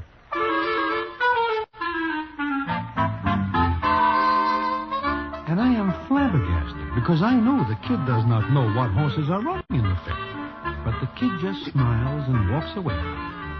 He has gone maybe 10 minutes. Then he comes back, and he is smiling more than somewhat as he says as follows. Hey, Broadway, found out that horse number 2 is an old walrus by the name of Sunshine. And he could not win even against a field of mud turtles. And you are going to bet that C-note on him? No. But Sunshine will lose. Mr. Grigsby will not miss the C-note. He has many, many more. Besides, I made him laugh. I figure he owes me something for that. Now, come on. We'll watch the race. And maybe in the 6th we'll put down a bet. Oh, there's post call. There's sunshine coming out of the paddock. Broadway is a sorry-looking walrus. Nevertheless, I see walruses do funny things. Don't borrow trouble. I have plenty without dipping into the bag for more. Sunshine will lose.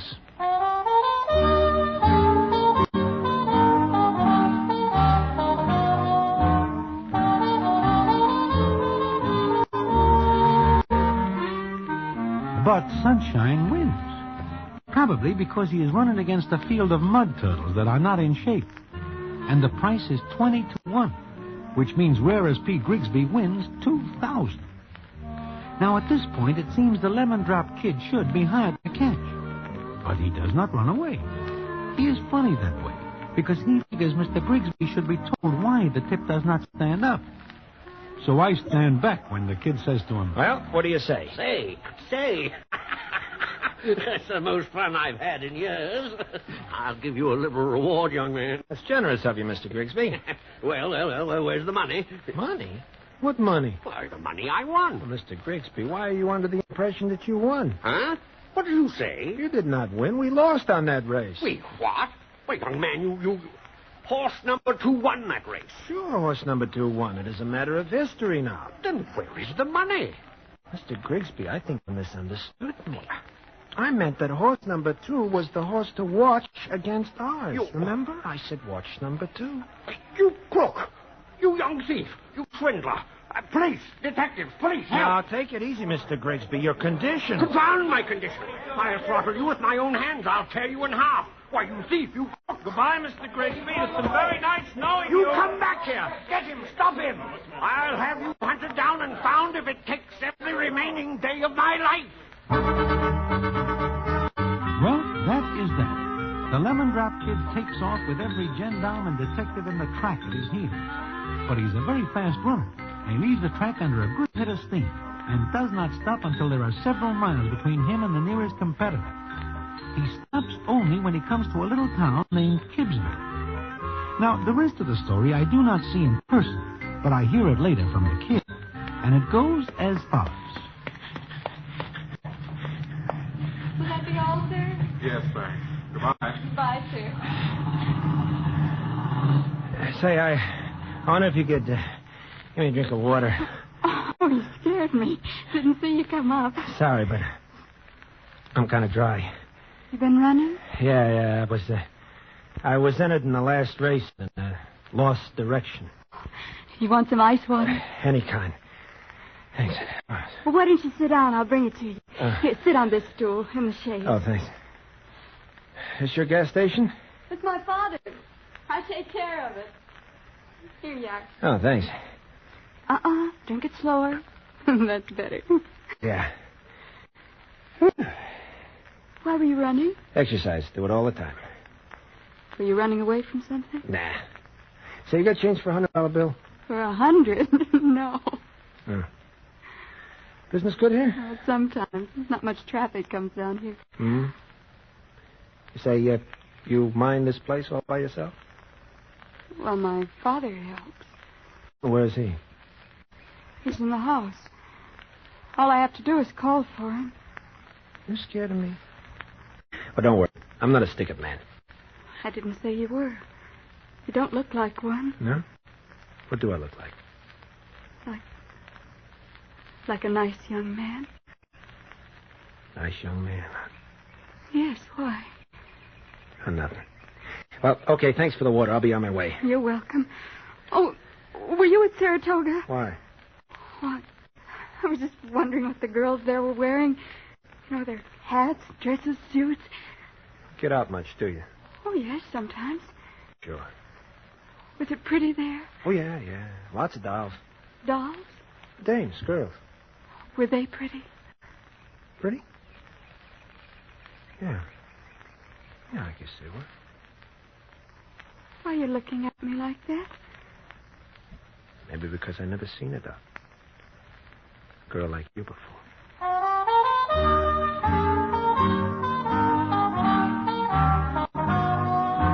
Well, the upshot of the matter is that the Lemon Drop Kid falls for this doll, who is named Alicia Deary. He does not stay 1 day or 2 days or even 3, but more than a week passes, and he is still hanging around the town. And maybe it is a good thing because the gendarmes are still nosing around for him, but they do not think to look in Kibbsville. Then one night, he is sitting with Alicia, and the scene is as follows. What are you thinking about? Oh, I don't know. Maybe about all this. Oh. I heard something in town today. So? What? I heard that the police at the racetrack were looking for somebody. They're always looking for somebody. Well, this was a special somebody. He likes lemon drops. Lots of people do. I know, that's what I said. That's what you said. Yes? You hear why they're looking for this somebody? Yes. He was dishonest. Uh-huh. But they don't think he stopped here in Kibbsville. I don't either. See. Alicia. What? Look, you don't know anything about me except that I like lemon drops. But this is the first time I ever loved anybody or anything in my life. It's different. I like it. So do I. I like this place. It's quiet. It's different. I'd like to stay here. I wish you would. You mean that? Uh-huh.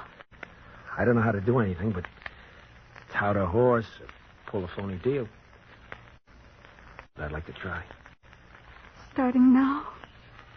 Starting as of the first day I saw you.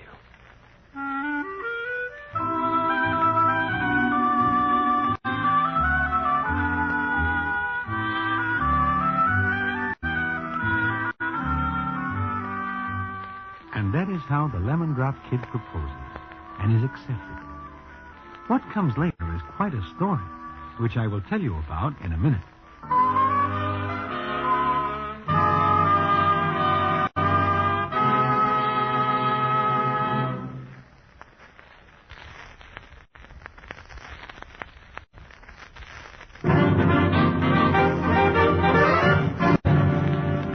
And now, back to the Damon Runyon Theater and the famous story, The Lemon Drop Kid.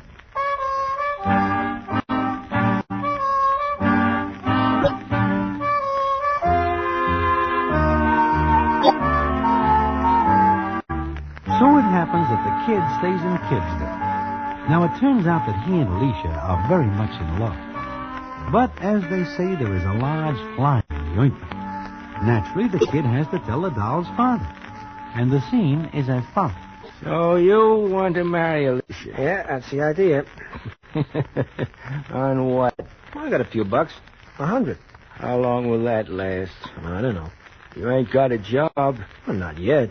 Looky here, I ain't able to work hard, and now you're going to take Alicia away from me. Well, I got that figured out, too. I can work at the station. You. Look at you. I know your kind. I seen a lot of you come and go. Well, I'm figuring on staying. Maybe you'll want a salary, too. Well, we gotta live. I'll give you $10 a week. Huh? $10? Oh, you're kidding. $10. And you and Alicia can live in the back. Gee, I figured on a place of our own. On what? No, I can't figure you. Her father. Seems to me you wouldn't want to see her happy. You're taking her away from me, ain't you? Okay. $10 a week. You know what? I was just thinking. What about $10? That used to be a pretty good price. For a necktie.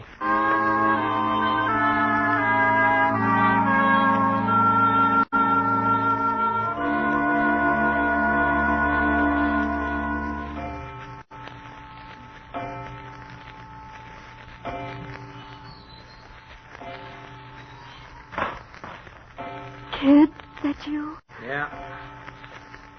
Yeah, it's me. I gotta look in a mirror to make sure. Oh, you're tired. Yeah, I guess. 6 a.m. to 10 p.m.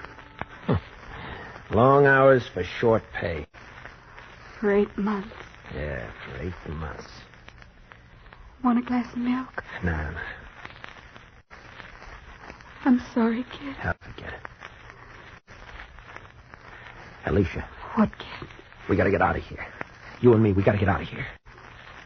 You want to leave? Well, why not? What have we got here? $10 a week in one room. Not much, is it? Much. I see. Well, Oh, look, baby. Honey, I didn't mean that for you. Well, I cut my arm off if you passed me the sign to do it. Oh, honey, I'm sorry. I know. Oh, kid, I love you so much. Stop 11 spades for me, honey. Look, I had $100 when I came here. I've been getting 10 a week. We put some away. Maybe we can make a start someplace else. I don't want to go away, kid. But you said you loved me. When I do, I'd go any place with you, darling, any place. But not now. Why not? Why not? Not now, kid. Alicia. Oh, kid. Kid, I'm glad of you. Glad? Look at me. Everybody in the world, look at me. The lemon drop kid who never had anything or anybody to love before in his life. And now I got the whole world. The whole world. Me. Me with a kid of my own. Sure, that is it. Well, the weeks go by fast. Then Alicia is not doing so well. And the lemon drop kid is like a limp rag. And one night, the scene is as follows. You can come in now. Okay, Doc. She doing all right? Well, no. What's the matter? Call it complications, Mr. Deering. Let me in there. Kid. Hello, baby. Feeling better?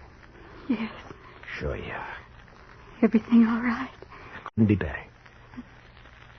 And Dad? He's fine. You'd better let her get some rest now. Okay, Doc, right away. I'll be right outside, honey, in case you need anything. All right, kid. Don't worry.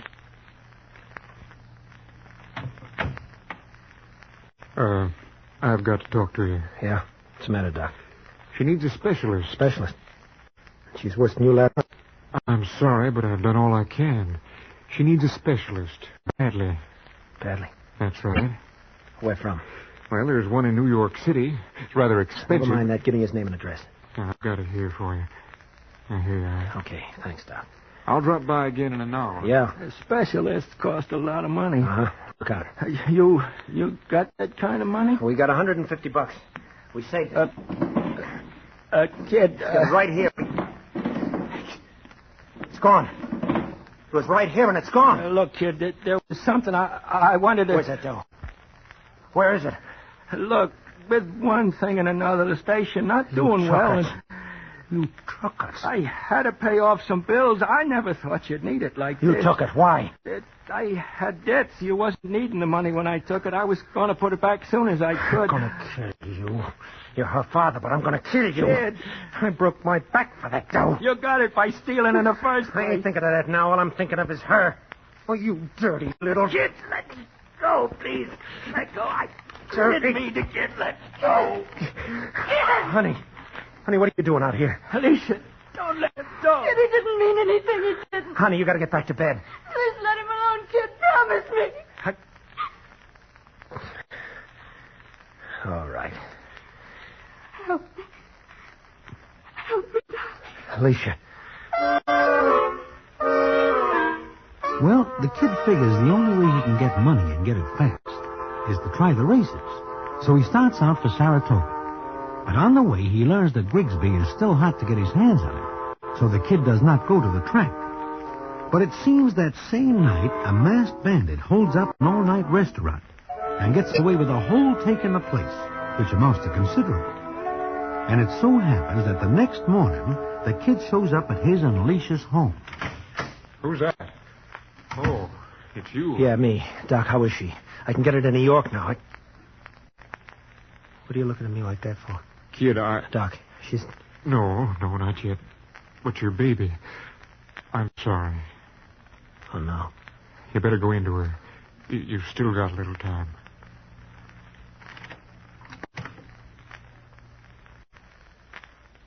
sleeping, honey? Kid?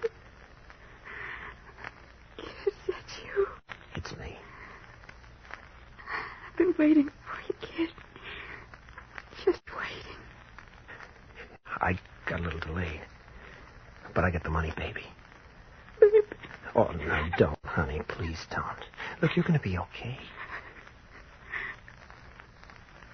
Promise me something. Sure. Anything. Will you take care of Dad? We'll both do it, baby. Both of us. He's not bad. He just doesn't think. Take care of him. All right. I'm sorry, kid. I'm sorry. Sure.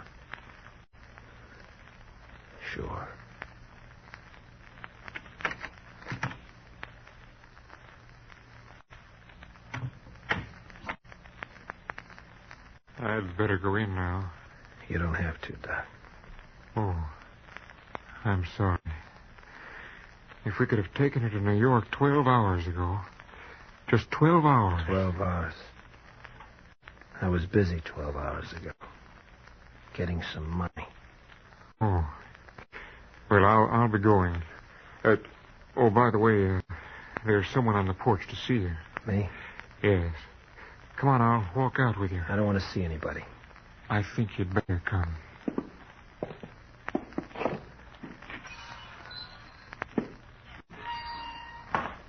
Thanks, Doc. It's all right, Sheriff. Goodbye, kid. Goodbye, Sheriff.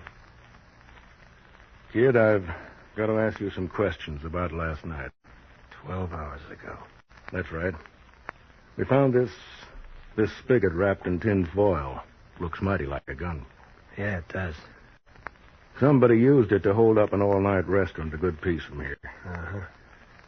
And that somebody was a man who took a lemon drop from his pocket and ate it while he was doing the hold-up. Know why the guy did it? I think so. But the law is funny that way. It don't ask a man's reasons lots of times, kid. It just goes ahead and does its duty. Guess we better go, kid.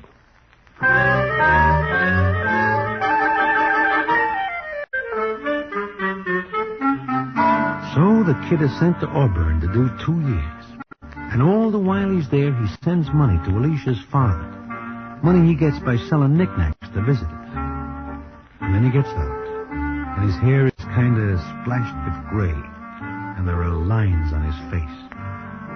Now, this is still not the end of the story. The payoff is big. And I will tell you about it in a minute.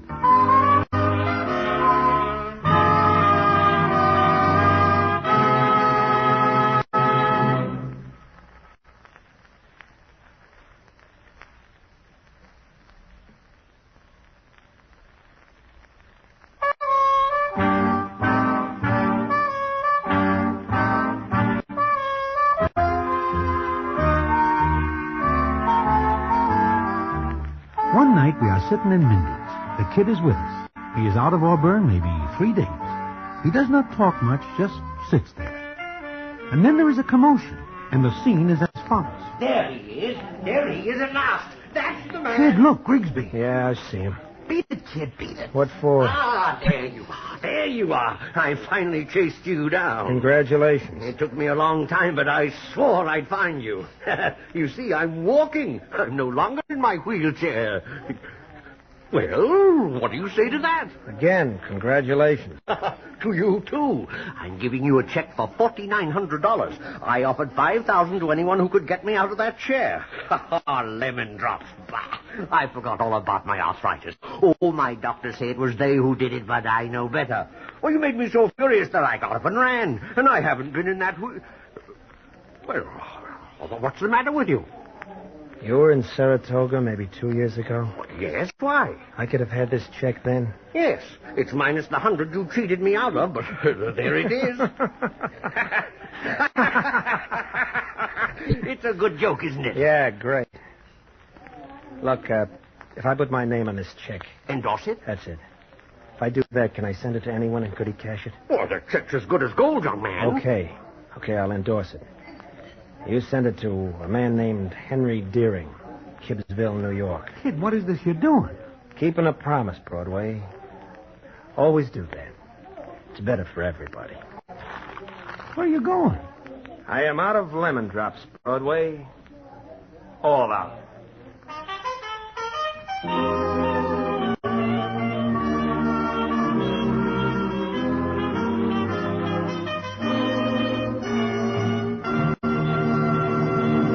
And so ends the famous Damon Runyon story, The Lemon Drop Kid. Listen in again next week to the Damon Runyon Theatre.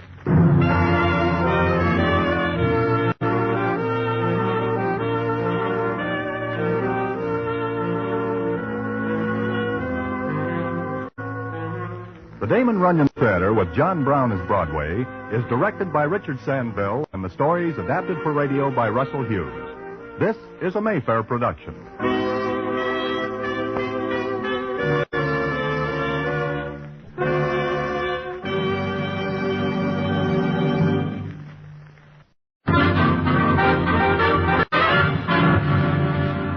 The Damon Runyon Theatre.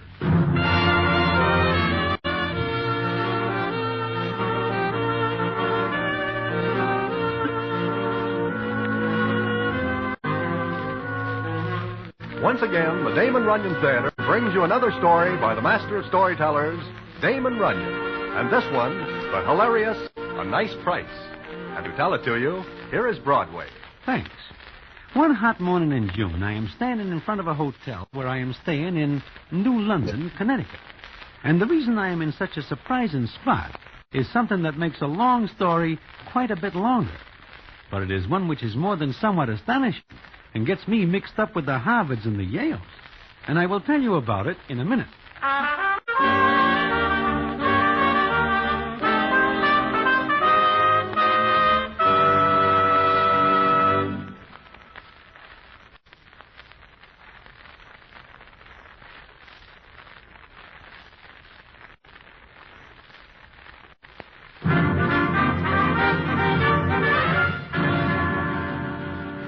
Now, back to the Damon Runyon Theatre and the famous story, A Nice Price.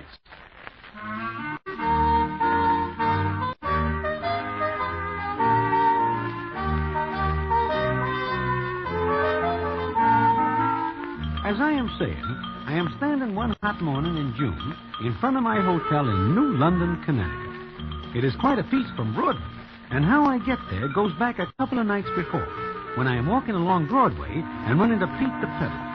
Now, this Pete is no ordinary peddler and would hate to be classed as such. He has a steady job, in that he sells tickets to prize fights, football games, and various other enterprises for which ducats are sometimes scarce. He makes a nice bit of scratch from his profession, because his price is always more than somewhat higher than the market. Well, as I am saying, I run into him, and the scene is as follows. Well. If it is not Broadway. Hello, Pete. How is it going with you? I cannot complain. And with you? Well, beyond the fact that finances are at this moment at a low ebb, I am fine. Uh-huh. Say, is it possible that you see Society Max around any place? No, I do not see him for a long time.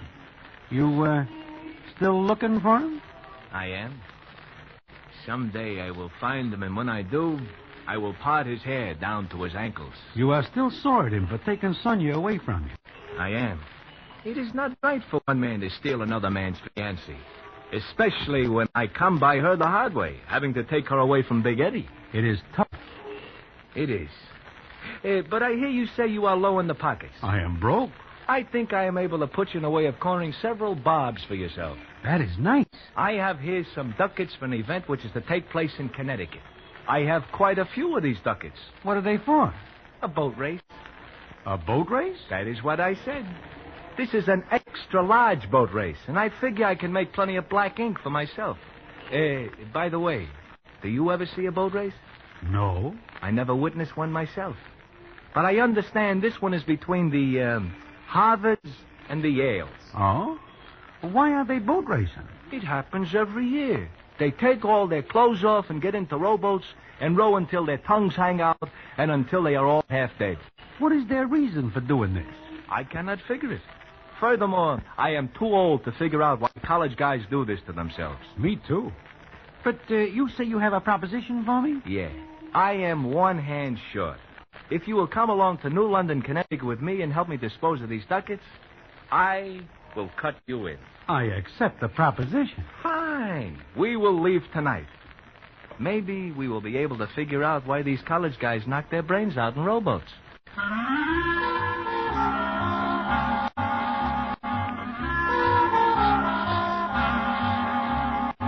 And that is how I happen to be in New London. Little Mitzi is along because Pete the peddler figures that 3 are better than 2 to sell the ducats to the boat race. The town is full of characters who are wearing little flags with Harvard and Yale on them. Well, as I say, I am standing in front of the hotel when little Mitzi comes out and says as follows. Hey, Broadway, there's a guy inside the lobby with his hands full of money offering to lay 3-1 that the Yales win this boat race. So? Who is this citizen? I do not know. But I do know he is well covered with folding money. 15 G's, to be exactly. 15 G's? Does he have any takers? Not many. From all I hear, the Yales figure to win this boat race. And what's the matter? Does anybody know why they are racing in boats? No, it is just a custom among the Harvards and the Yales. But what about this man with the 15,000? He does not get much play. All the handicappers put the Yales on top, but he is offering 3-1. It is a nice price. It is too good a price to overlook. Ah, here you are. I'm looking for you both. Pete, Mitzi says there is a citizen inside wishing to lay 3-1 that the Yales win this boat race. 3-1? That is a nice price. I wonder if he has inside information. Maybe it is fixed. No, it is not. It is hard to understand, but from what I hear, these college guys level. Then why is this citizen giving the odds? Why do we not approach him and ask? Why not? Come on. Come on, you Harvard men. Afraid to bet on your own team? 3-1 on Yale. That is the citizen. Hey, that is Mr. Hammond Campbell. The name is not familiar. He is very wealthy. Oh. And with the Yale's favorites, he figures to get richer. It is a nice price. In fact, it is so nice that I cannot bear to let it go by. You are going to take some of it? 3-1 is a nice price. I still Come on. say I'll give 3-1 on Yale. 3-1. Any Harvard man want some of this? I will take some of it. Well, you've got a bet. How much? Half a G. I beg your pardon? 500. Oh, you're on. Sucker. I cannot pass up such a nice price. Here's my 500. And mine. Who'll hold the stakes? You. I trust you. Very well. Here's my card. And my yacht is anchored in the river. You a Harvard man? Me and my 2 friends have that honor. This is little Mitzi. Hiya, chum. And Broadway. Hi, Mr. Campbell. So you're betting on your alma mater, huh? Listen, I placed the bet on Harvard. Do not ring in any other college. You say you're Harvard men? That we are. Sure. Why do you ask? Well, what class? Beg pardon? I said, what class? Do you have a degree?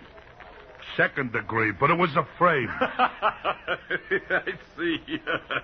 Great kidders. Well, anyone else care to make a bet? I would like about a 10-spot worth of that 3-1. You're on, Mr. Broadway. Mr. Mitzi, how about you? Seeing that it is a nice price, I will buy 100 bobs worth. Bobs? Harvard for dollars. Oh. All right, Mr. Mitzi, you've got yourself a bet. Well, so that is that. Now, Mr. Campbell, would you care to buy some ducats for the race? Sit in the grandstand? When I've got my own yacht? Oh, pardon me. But I'll tell you what, seeing that you 3 were the only Harvard men with enough faith to bet on your crew, come aboard my yacht and watch the race from there. What do you say? Thanks, we will. But we have business of the moment to attend to first. Good. You can't miss the yacht. It's called Hibiscus. Anyone will tell you where it's anchored. Now, if you'll excuse me, I'm offering 3-1 on you. I do not like this. The price is too nice. There is a fix someplace. He is too anxious to give that price. Maybe there is a way we are able to insure our bets. You mean a fix? Maybe. Suppose the Yales do not show up for the race. What is to prevent them from going to the post? They could come into ill health. Maybe I should get in touch with Harry the Horse. He does a fair job of getting rid of people. Even Harry the Horse finds it difficult to get rid of 8 people at once. 8? 8? That is what I hear. Now I know it is a fix. It does not take 8 men to make a rowboat go.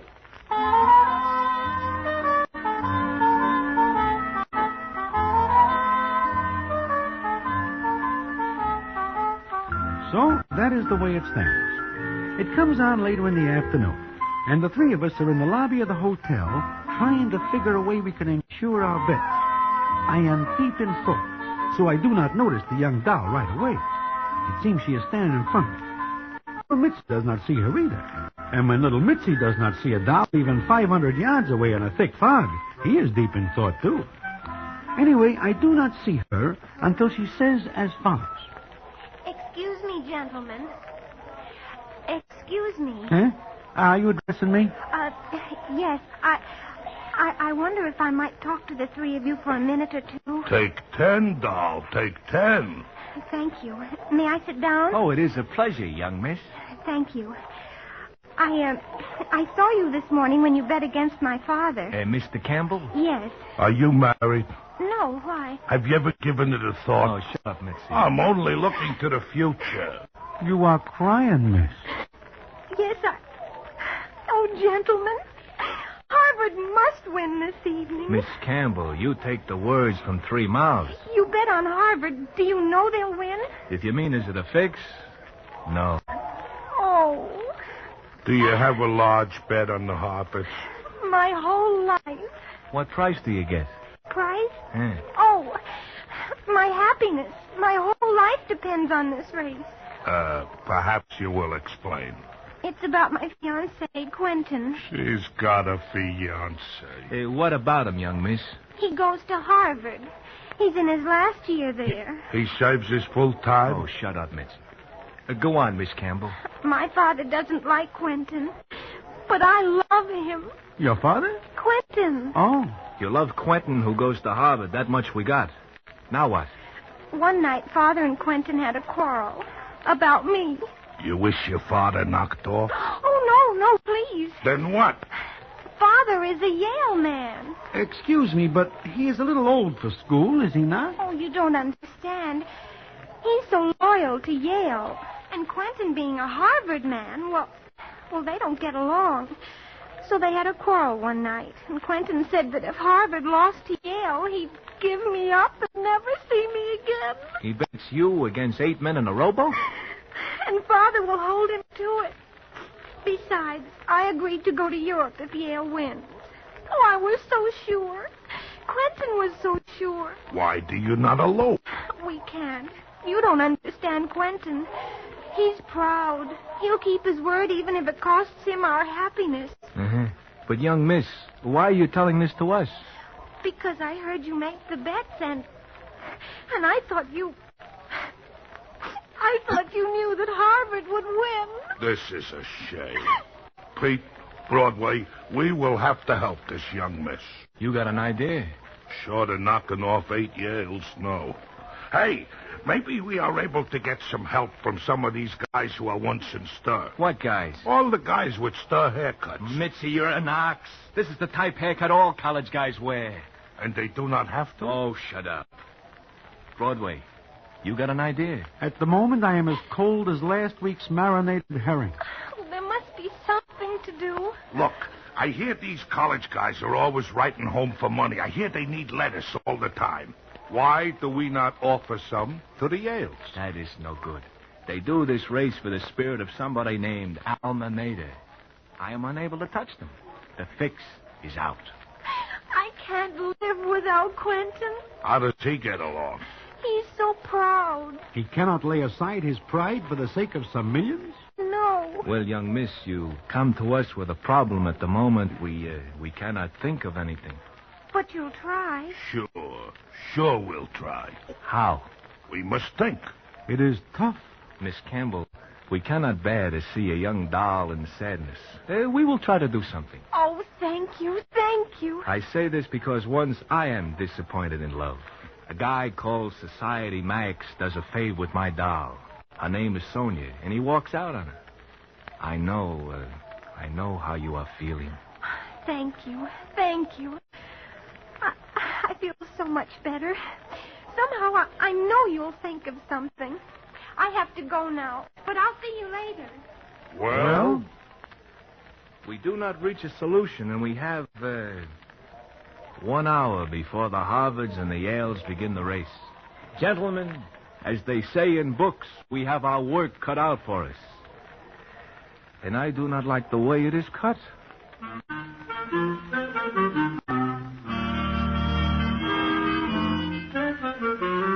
So that is the way we leave.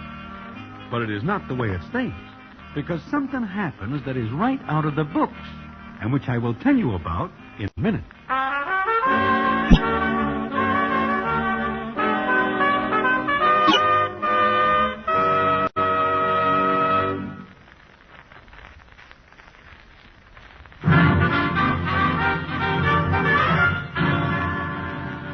And now, back to the Damon Runyon Theater and the famous story, A Nice Price.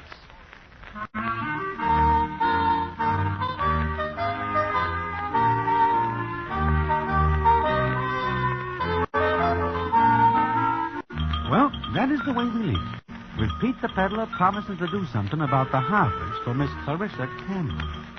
Although personally I will lay plenty of 6 to 5 that he can sooner get into the White House in a legitimate way. So it comes on later in the afternoon, and the crowd is beginning to drift to the river where the college guys are booked for the boat race. We are 3 sad people as we go aboard Mr. Campbell's yacht, the Hibiscus, because we are invited. We are no sooner on the deck than Mr. Campbell comes up to us, and the scene is as follows. Well, my Harvard friend. And how are you? Hey, we are fine. Oh, good. Good. You wouldn't care to increase your wager a little, would you? I'm still giving 3 to 1 on Yale. As a matter of fact, I'll go better than that. 4 to 1. That is a nice price. Even nicer than before. Well, what do you say? 4 to 1, eh? That's it. Do you care to bet 4,000 against my 1? Anything you say. Okay. You have another bet and I have a...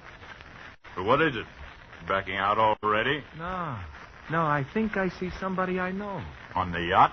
I think so, but I'm not sure. There are no Harvard men, except yourselves, aboard. The citizen I think I see is not a Harvard man. In fact, there is considerable doubt that he is a man. Well, go aft and enjoy yourselves. Coffee, sandwiches. Help yourselves and enjoy yourselves while you still can. There is something nasty in the way he says that. Where is it he tells us to go? Aft. Aft? What is the matter, Petey? I do not know. But as we come aboard, I think I see somebody I do not see for a long time. Who? Never mind. There are other things to think about now. We will go aft. Well, why are we just standing? Let us go aft. Brother? Lead the way, Mitzi. Aft? You hear the man. There are refreshments aft. What is that? What is what? Listen. The boat is sinking. Run for your lives. Gentlemen. Hey, it is the young doll. Please, will you come in here quickly? Sure. Hey, come on.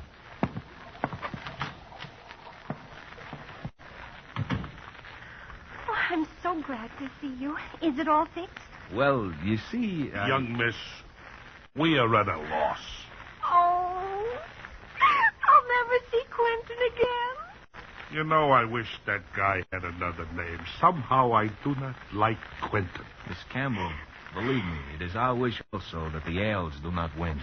But I thought you'd do something. There is nothing. I trusted you. I trusted all 3 of you. Wait, Miss Campbell. Yes? Where is aft? Opposite the bow. To add to our troubles, we are now lost on a yacht. There is something I do not understand, Pete. What is that, Rodney? How does it happen you throw down another $1,000 on the Harvards? It is such a nice price. I cannot turn it down. But I will tell you something. What? If we do not win, we are in trouble. Because I do not have $1,000.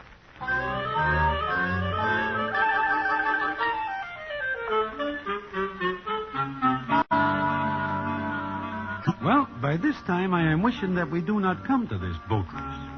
I am also wishing that there are no such things as the Harvards and the Yale. Nevertheless, it comes up a little later, and we are standing on the deck. Mr. Campbell pushes over to us, and the scene is as follows. Well, gentlemen, just 3 minutes until starting time. There is no chance the boat race will be called off? Called off? Getting cold feet, huh? You don't feel so good about the race now, is that it? I'm thinking that maybe I take advantage of the nice price you are giving. What's that? I am willing to call the bet off, if you are. I am not. And what's more, if you think you're going to crawfish out, you've got another thing coming. Mr. Campbell, we have no idea. You better not have. Did you think you were fooling anyone with that Harvard talk? No, not at all. I spotted you for what you were, sharpers. Well, let me tell you Please something. do not tell us. I will tell anyway. I have quite a bit of influence around here and in other places. If you don't pay off your bet, I'll see to it that you're made uncomfortable. Very uncomfortable. Understand? I seem to have a complete understanding. This will teach you to bet against my alma mater. And another thing. Look! Look! What's the matter? What is it? That guy standing by the rail with the doll. Who is that? The doll, as you call her, happens to be my sister. And the guy, as you say, is the Count Alexis. Society Max! It is Society Max! Broadway Mitzi, at last I found him. I will poke him. I got you at last. You lost me. What's the matter with him? Has he lost his mind? No, he has just found something. Somebody stop that lunatic. He's chasing a Count Alexis. Look out, here they come. I will give 2 to 1 on Pete. You are right, Mitzi. He is a slow starter, but he will finish fast. Make them stop running around my yacht. The race has started.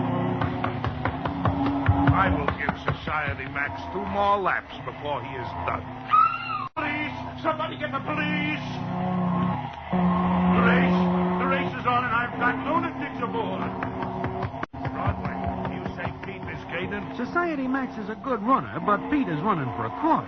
That helps. Stop those idiots! Stop them! I do not like when they are out of sight. It spoils the view. Look, here come the crews. Here they come. Come back here. You dirty cowards, you jumped. He is not coming up. Broadway, stop me from going in after him as I cannot swim. Hold me, I'll have you all arrested. I'll have you shot.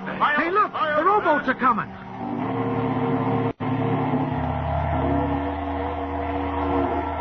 Yale is in the lead. Come on, you realize that dirty coward jumps into the water. He moves. It seems like a good place for the 3 of us. Come on, Eli. Today we fight a lost cause, Pete. Today. Look! Roll, Yale. The Harvards are winning! The Harvards are winning! Quentin, my darling! Quentin! Yale, come on, Yale.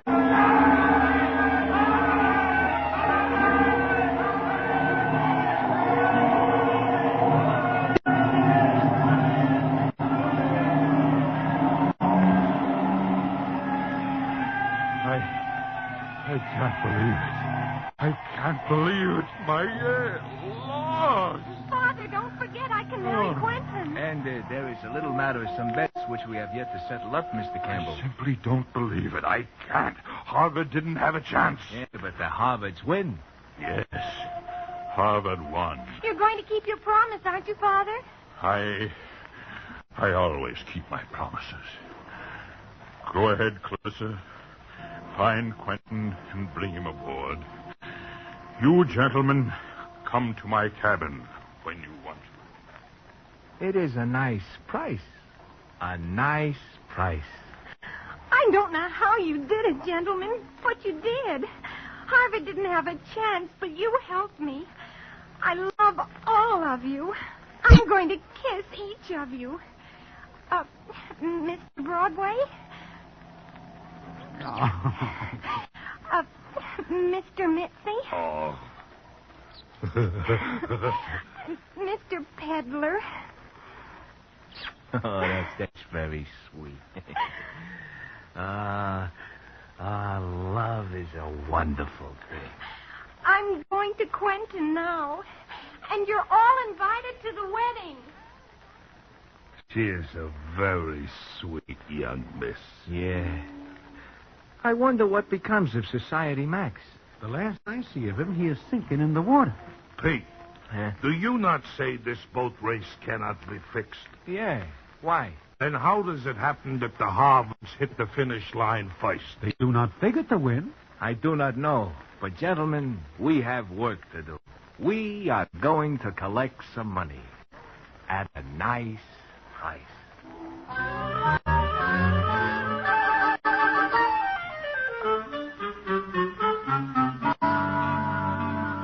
And we do. Furthermore, when Pete the peddler tells Mr. Campbell that Count Alexis is really Society Max, back at his old racket of putting the touch on rich dames, Mr. Campbell is very grateful, to the tune of $5,000 to split between the three of us. So we leave New London, Connecticut, and go back to New York, where I feel more at home.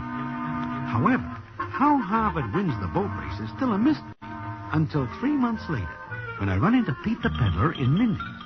And what I find out, I will tell you in a minute.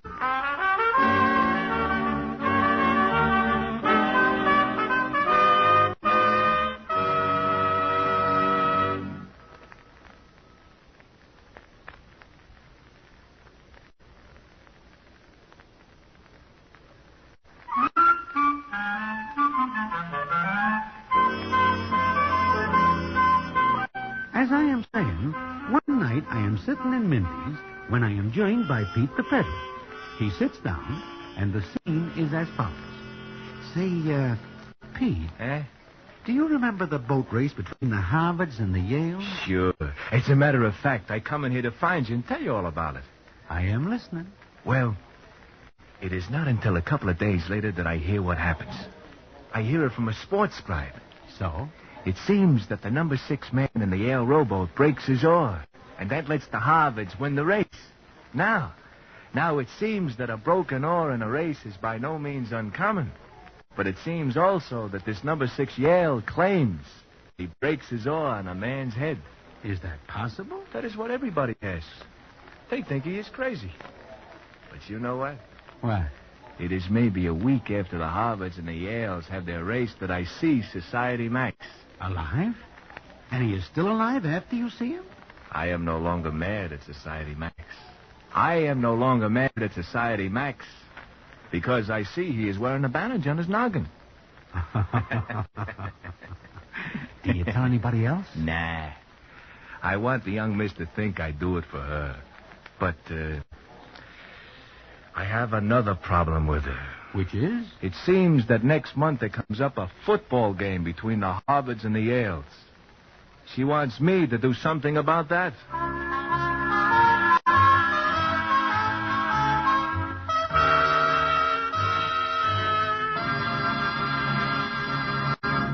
And so ends the famous Damon Runyon story, A Nice Price. Listen in again next week to the Damon Runyon Theatre.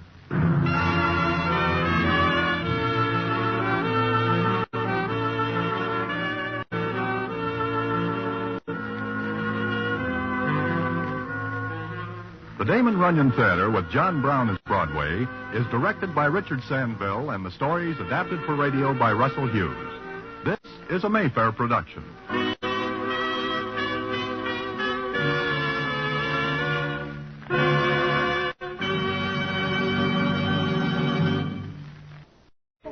That's all, Mr. Scott. Away from the mission.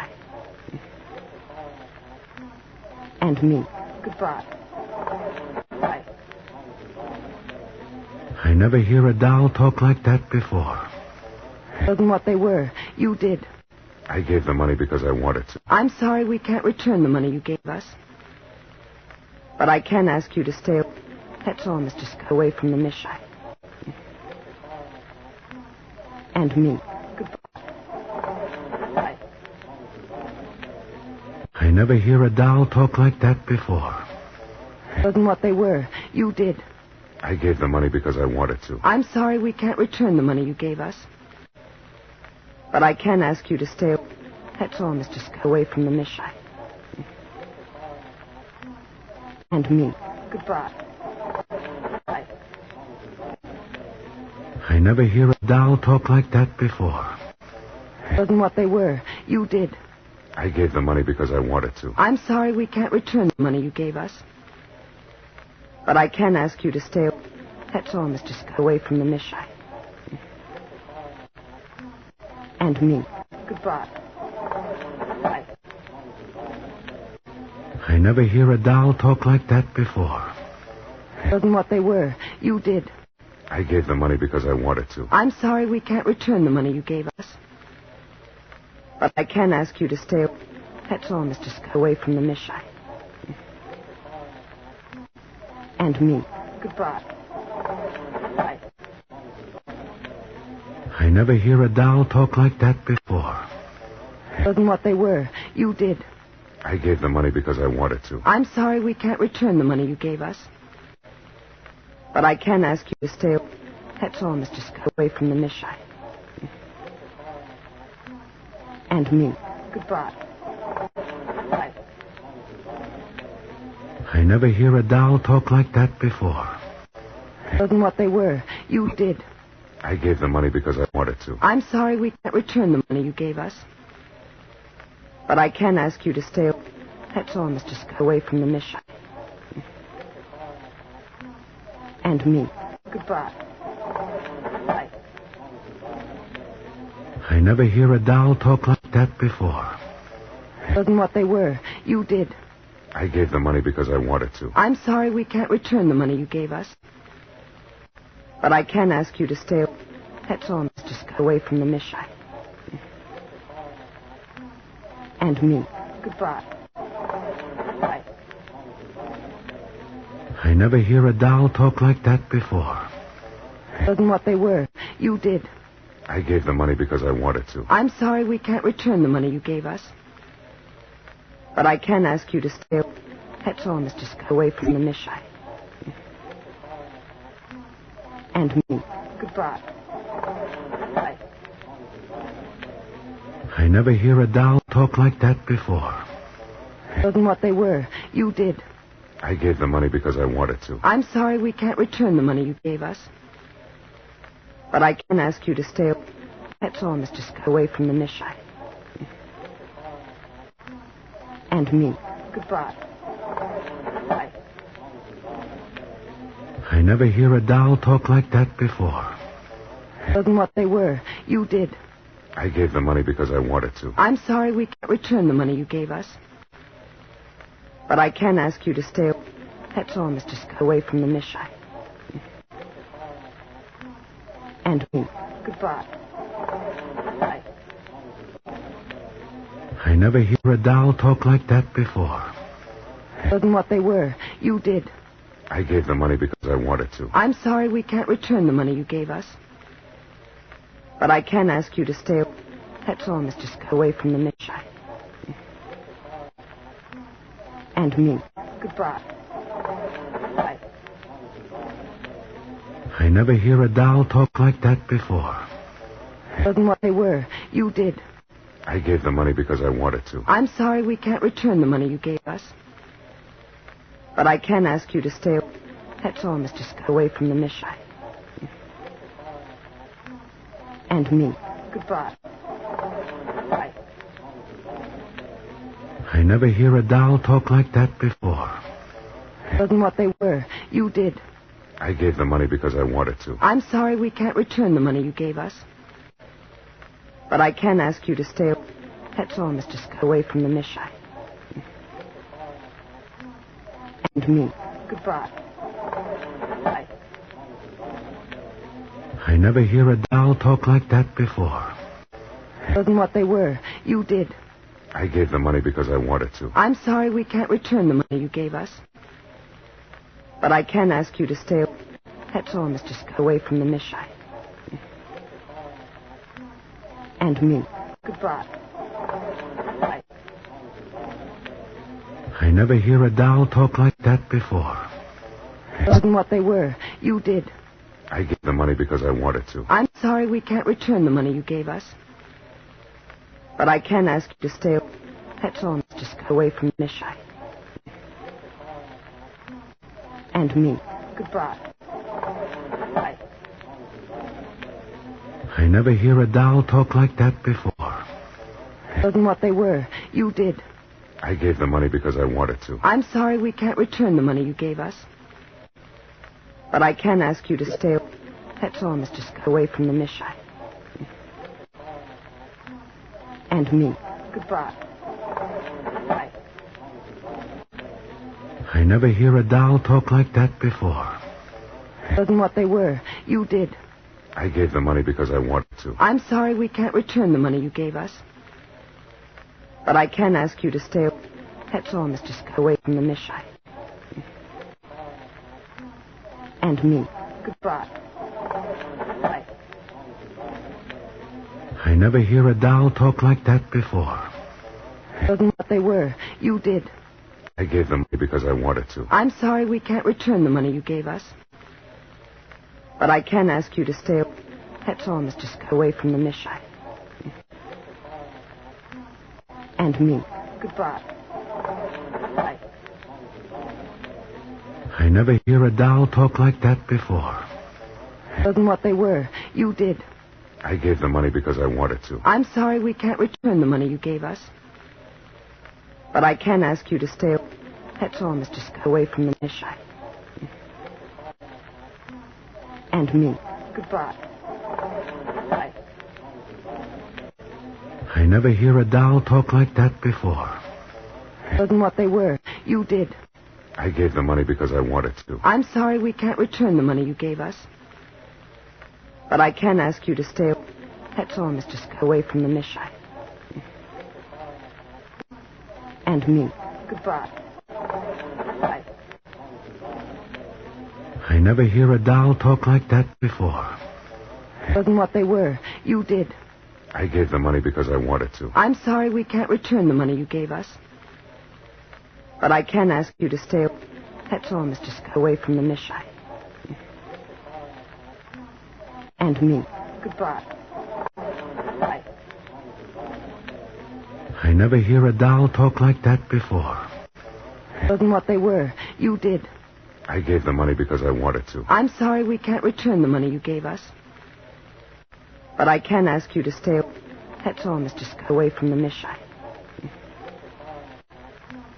And me. Goodbye. Bye. I never hear a doll talk like that before. Wasn't what they were. You did. I gave the money because I wanted to. I'm sorry we can't return the money you gave us. But I can ask you to stay. That's all, Mr. Scott. Away from the mission. And me. Goodbye. Bye. I never hear a doll talk like that before. Wasn't what they were. You did. I gave the money because I wanted to. I'm sorry we can't return the money you gave us. But I can ask you to stay. That's all, Mr. Scott. Away from the mission. And me. Goodbye. Bye. I never hear a doll talk like that before. Wasn't what they were. You did. I gave the money because I wanted to. I'm sorry we can't return the money you gave us. But I can ask you to stay. That's all, Mr. Scott. Away from the mission. And me. Goodbye. Bye. I never hear a doll talk like that before. Wasn't what they were. You did. I gave the money because I wanted to. I'm sorry we can't return the money you gave us. But I can ask you to stay. That's all, Mr. Scott. Away from the mission. And me. Goodbye. Bye. I never hear a doll talk like that before. Wasn't what they were. You did. I gave the money because I wanted to. I'm sorry we can't return the money you gave us. But I can ask you to stay. That's all, Mr. Scott. Away from the mission. And me. Goodbye. Bye. I never hear a doll talk like that before. Wasn't what they were. You did. I gave the money because I wanted to. I'm sorry we can't return the money you gave us. But I can ask you to stay. That's all, Mr. Scott. Away from the mission. And me. Goodbye. Bye. I never hear a doll talk like that before. Wasn't what they were. You did. I gave the money because I wanted to. I'm sorry we can't return the money you gave us. But I can ask you to stay. That's all, Mr. Scott. Away from the mission. And me. Goodbye. Bye. I never hear a doll talk like that before. Wasn't what they were. You did. I gave the money because I wanted to. I'm sorry we can't return the money you gave us. But I can ask you to stay. That's all, Mr. Scott. Away from the mission. And me. Goodbye. Bye. I never hear a doll talk like that before. Wasn't what they were. You did.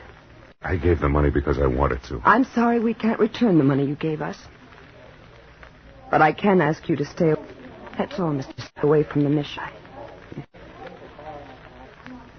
And me. Goodbye. Bye. I never hear a doll talk like that before. Wasn't what they were. You did. I gave the money because I wanted to. I'm sorry we can't return the money you gave us. But I can ask you to stay. That's all, Mr. Scott. Away from the mission. And me. Goodbye. Bye. I never hear a doll talk like that before. Wasn't what they were. You did. I gave the money because I wanted to. I'm sorry we can't return the money you gave us. But I can ask you to stay. That's all, Mr. Scott. Away from the mission. And me. Goodbye. Bye. I never hear a doll talk like that before. Wasn't what they were. You did. I gave the money because I wanted to. I'm sorry we can't return the money you gave us. But I can ask you to stay. That's all, Mr. Scott. Away from the mission. And me. Goodbye. Bye. I never hear a doll talk like that before. Wasn't what they were. You did. I gave the money because I wanted to. I'm sorry we can't return the money you gave us. But I can ask you to stay. That's all, Mr. Scott. Away from the mission. And me. Goodbye. Bye. I never hear a doll talk like that before. Wasn't what they were. You did. I gave the money because I wanted to. I'm sorry we can't return the money you gave us. But I can ask you to stay. That's all, Mr. Scott. Away from the mission. And me. Goodbye. Bye. I never hear a doll talk like that before. Wasn't what they were. You did. I gave the money because I wanted to. I'm sorry we can't return the money you gave us. But I can ask you to stay. That's all, Mr. Scott. Away from the mission. And me. Goodbye.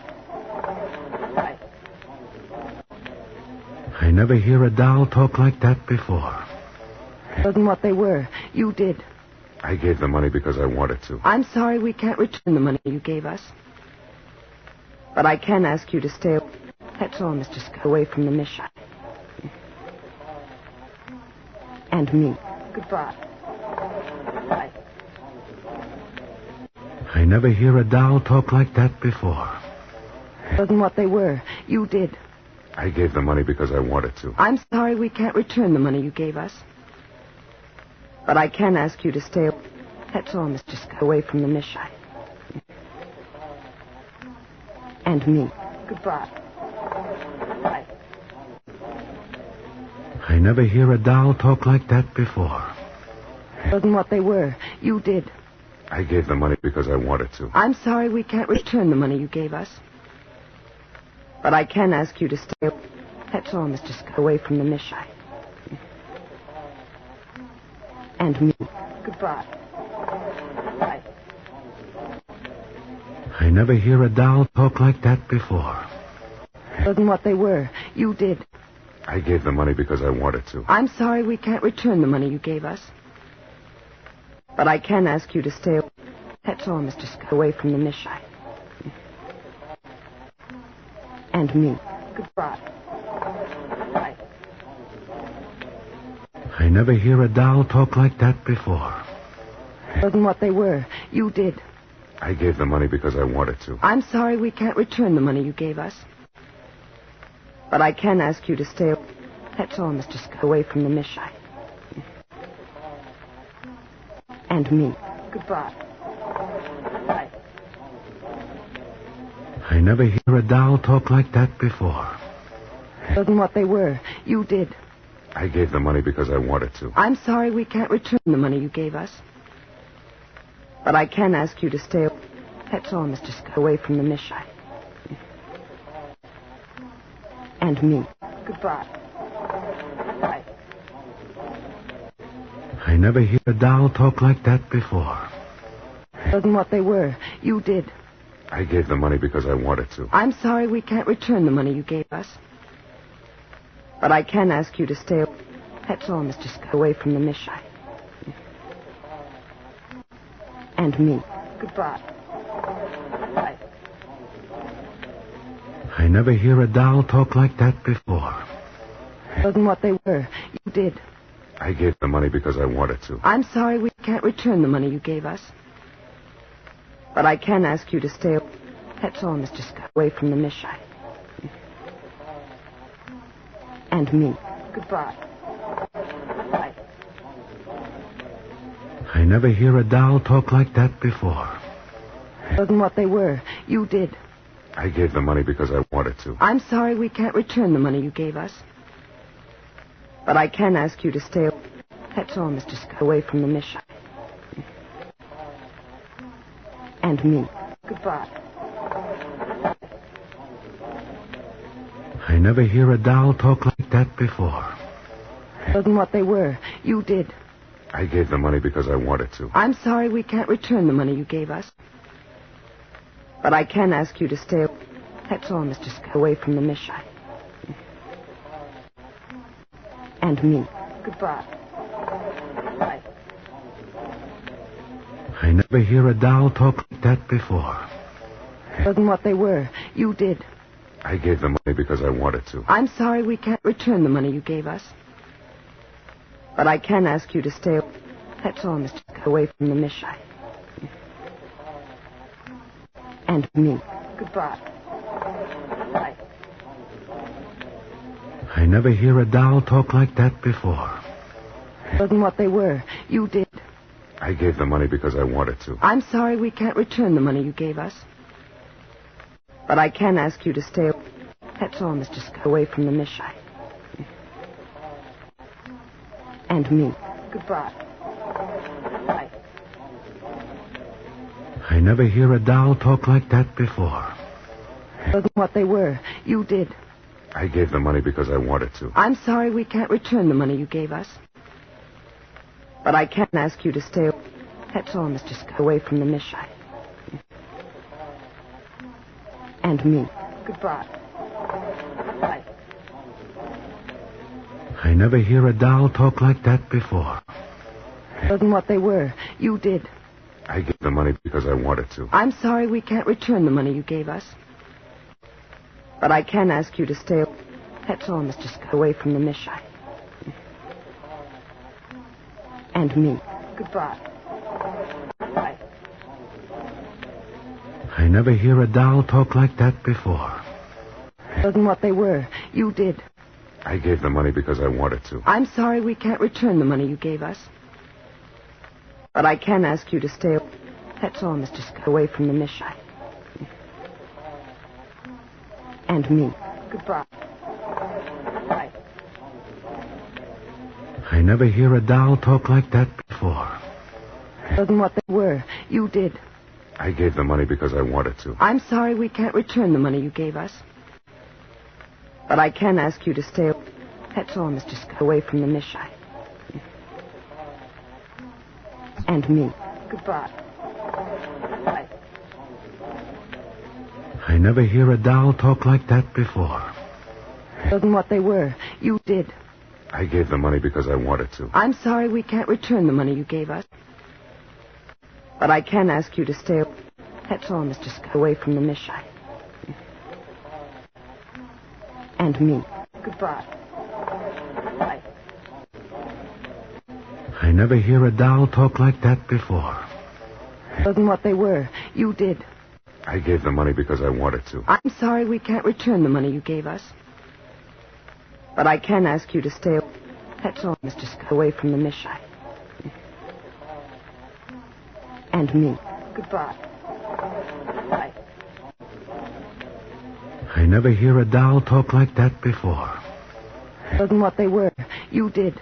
I gave the money because I wanted to. I'm sorry we can't return the money you gave us. But I can ask you to stay. That's all, Mr. Scott, away from the Mishai. And me. Goodbye. Bye.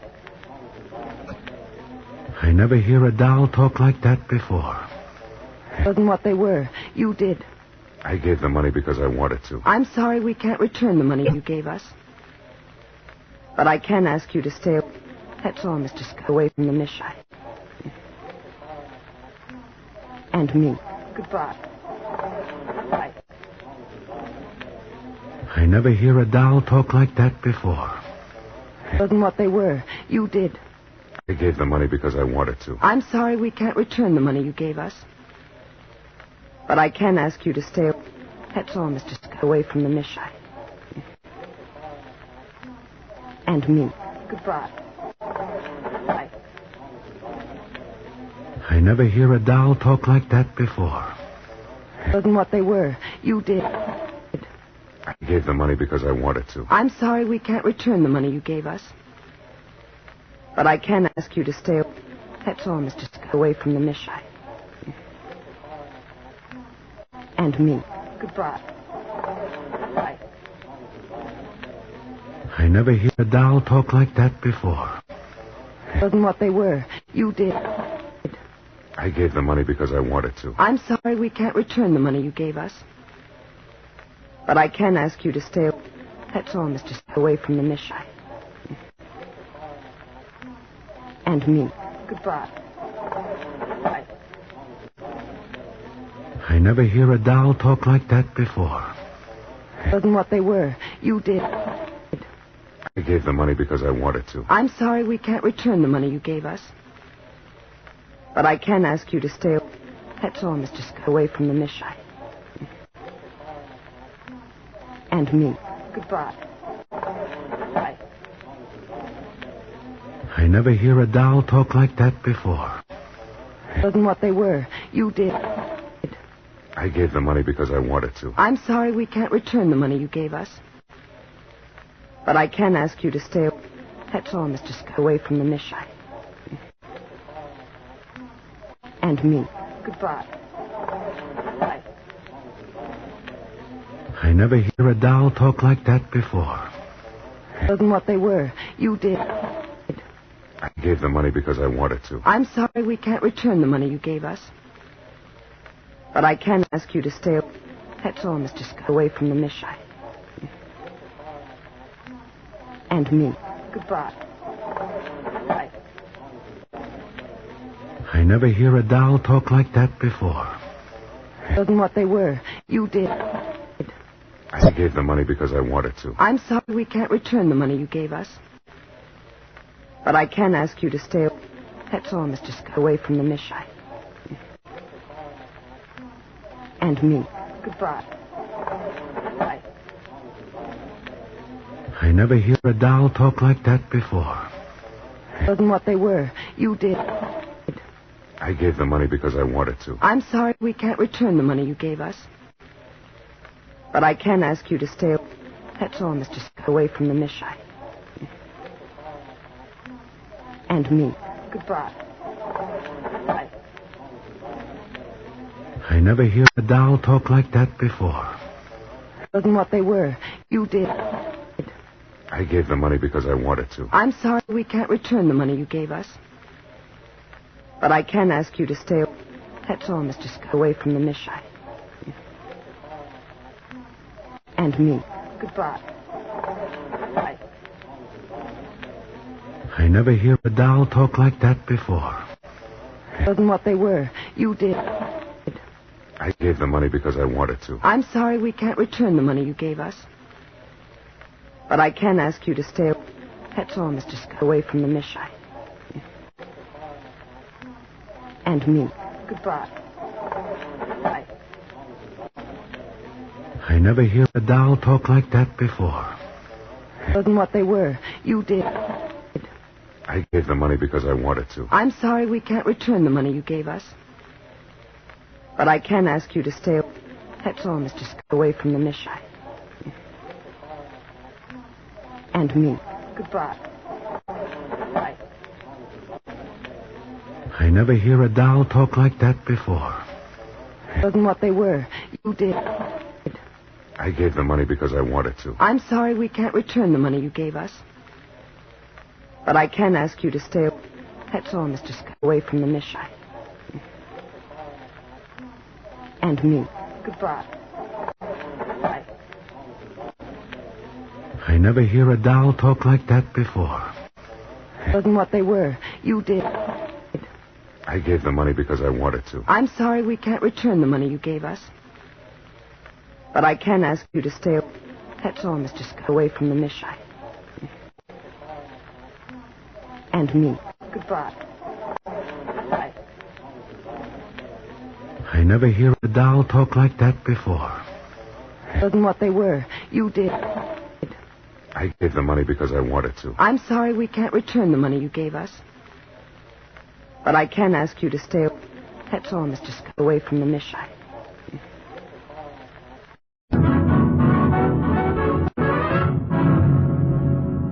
The Damon Runyon Theatre.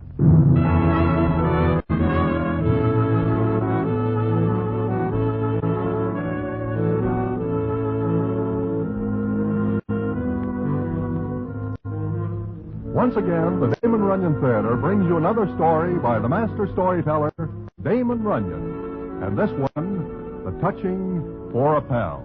And to tell it to you, here is Broadway. Thanks. It is just the other night that I am sitting in Mindy's when who comes in but little Joey.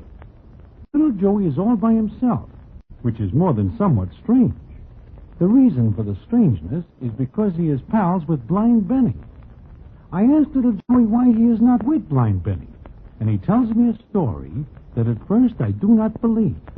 But it turns out later that Joey is telling nothing but the truth, and I will tell you the story in a minute.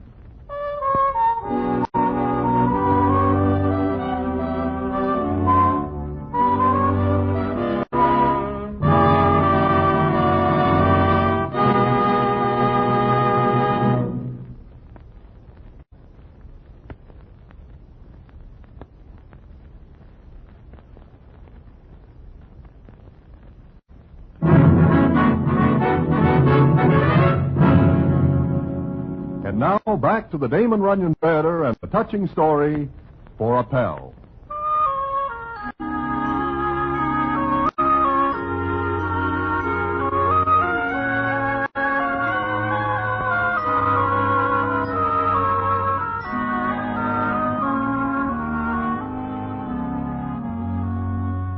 Like I say, I am sitting one night in Mindy's when I look up and see little Joey standing by my table. Now, maybe I better fill you in on the background so you will see just what this story means to little Joey and Blind Benny. Blind Benny is blind, and little Joey is his pal. They go every place together. In fact, there is never a time when anybody sees Benny that little Joey is not leading him around, telling him things, explaining this and that to Benny. And this is for 15 years. Then suddenly they are not seen around together anymore. And this occasions more than a little wonder. And the story why, as Joey tells me the other night in Mindy's, is as follows. Sure, Broadway. Lots of people wondered why me and Benny split. But there ain't nobody knows why. There ain't nobody but Benny and me knows what happened one night on the Staten Island ferry. On the ferry? What do you mean, Joey? Well, it didn't start that night exactly, Broadway. No, it started one night when Benny and me were standing on the corner of Broadway and 52nd. I am just about ready to lead Benny across the street when Eddie Jacobs, the ticket agent, comes up to us. Hiya, Joey. Hello there, Benny. Who's that? Eddie? Yeah, Benny, it's Eddie Jacobs. Oh, hi, Eddie. Tip-top. Say, what are you two guys doing tonight? Oh, just moseying around. Why? Tell you what, I got a couple of ducats to a new play that just opened. Thought maybe you two would like to go. Hey, it's swell. Ain't it, Joey? Sure. Matter of fact, we were thinking of a movie. Yeah, but a play's better. Well, where is the play, Eddie? At the Majestic. I don't know how it is, but the fact remains that even I couldn't get rid of all the ducats. It must be pretty bad. Maybe. What do you say? You want the ducats? Oh, sure. We'll go, won't we, Joey? Well, Benny, I'd rather see a good movie than a bad play. Oh, come on, Joey, let's go. Well, okay. Give us the tickets, Eddie. Sure. Have a good time. Eddie's a nice guy, huh? How far down front are the seats, Joey? Third row, right in the middle. Oh, swell. I can hear good down there. You can tell me what's going on the stage. Sure. Okay. For you, I'll do it. You're a real pal, Joey. Anything for you, Benny. Anything. Okay, we just got time to hit the theater before the curtain goes up. Okay, let's go. Here, wait till the light changes, Benny. Head now. Okay, there we go. Easy now. Watch your curve. So. Yeah, I got it. Broadway's pretty. Signs are all lit up. Big one on the Winter Garden? Like a lot of diamonds in the sky. Here's a doll looks like $1,000,000. Hey, careful of the curve now, Benny. That's a boy.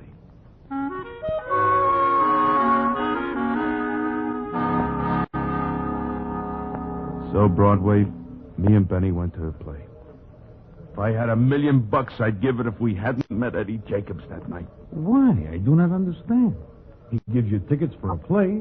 Benny wants to go. Players were done it. See, it was a very bad play.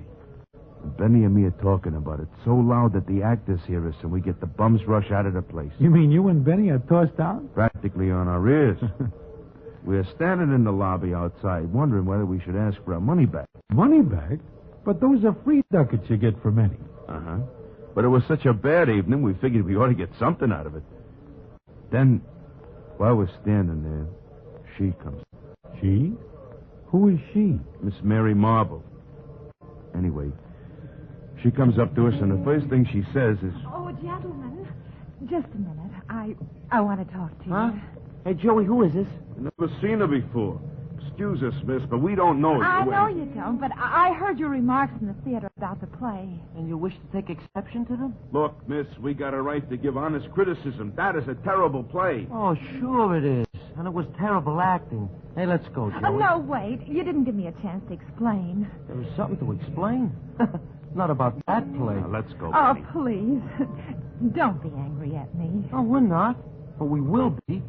And we've been tossed out of the show, and we... Yes, and I left because I agreed with you. You agree? I agreed with every single word you said about it, and I think it's a sin and a shame that you should have been treated the way you were. Hey, you mean that? I certainly do. Hey, Benny, you hear that? Yeah. Miss, we apologize. Miss, you are a very smart doll. You sure are. Thank you. Look, my name is Joey. They call me Little Joey. This is my friend, Blind Benny. Blind? Oh, it's all right, miss. Don't let it worry you. As a matter of fact, tonight I was glad I couldn't see the actors. The play would have been twice as bad. And that is strictly true, miss.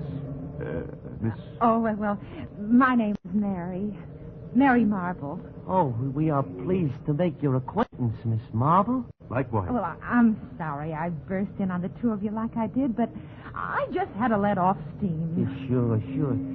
Hey, me and Joey are going for a cup of coffee. Maybe you'd like to come along, huh? Well, sure, why not? Come along, Miss Marble. Well, if you're sure I won't be intruding. No, nobody intrudes on Joey and me.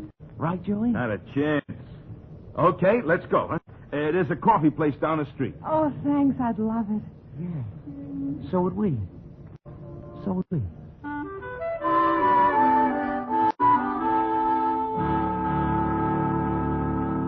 Well, Joey, so far, this seems not too bad. Yeah, I know.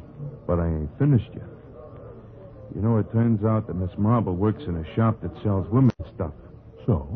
And this gives her time off in the afternoons. It seems also that she likes to spend her afternoons off with me and Benny. Oh. Well, what happens then, Joey? Well, one day the three of us are walking through Central Park. It was a walk me and Benny always liked to take, especially in the spring when the trees are blooming and the animals in the zoo are in the outside cages. You know how I always liked to tell Benny about the stuff he couldn't see. Well, this day we're walking through Central Park, like I said. We come to the cage where the bears are. Miss Marble stops short like and says, Oh, look, cubs.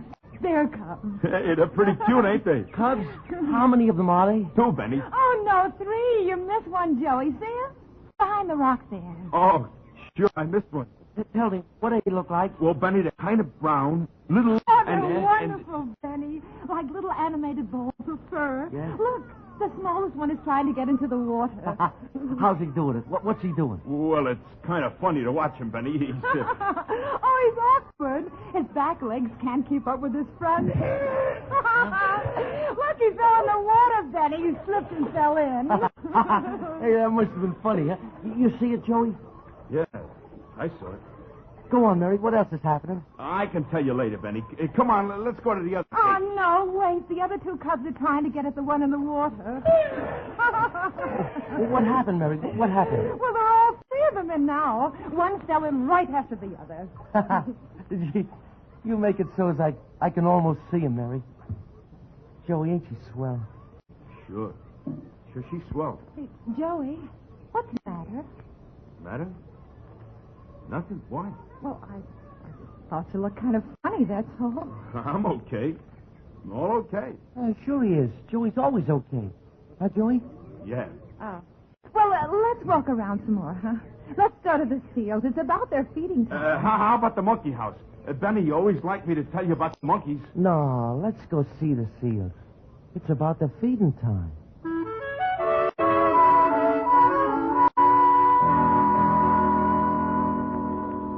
That's the way it went, Broadway. It ain't long before Mary's doing all the talking and I'm like a third wheel on a bicycle. I see.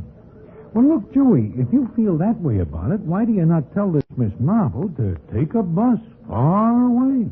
I couldn't, Broadway. Couldn't? Why not? Well, this way. About a month after the Central Park thing, Benny and me are sitting in our place together. Remember we had a couple of rooms up on 61st? Sure, I remember. Well, what happens then? Well, it was just me and him, like it used to be. Miss Marble ain't there, but we got a date to meet her later. Benny is awful quiet. I don't feel like talking, so I'm awful quiet. Finally, Benny says, Joey?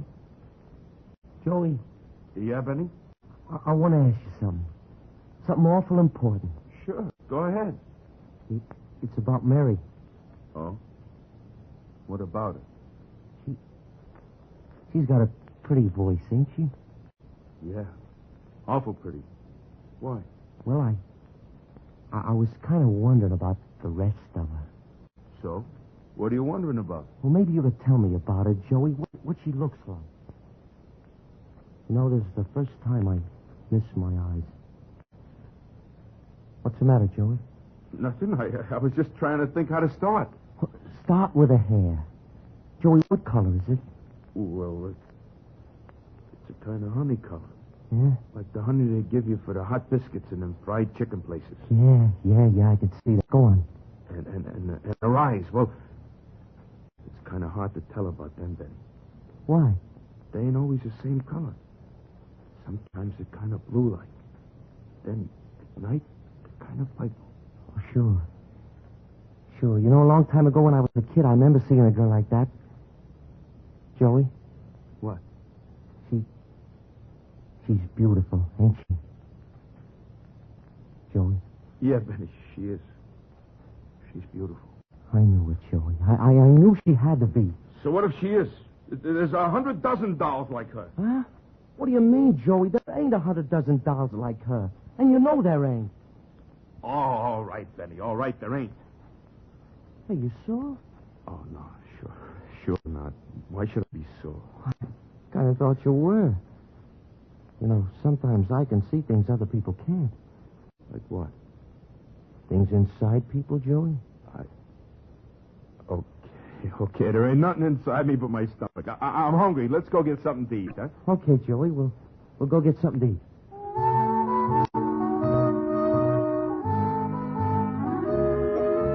Well, Joey tells me that much. Then he tells me the rest of the story, which is something that nobody would believe, unless it happens to Joey and Benny, which it does, and which I will tell you about in a minute.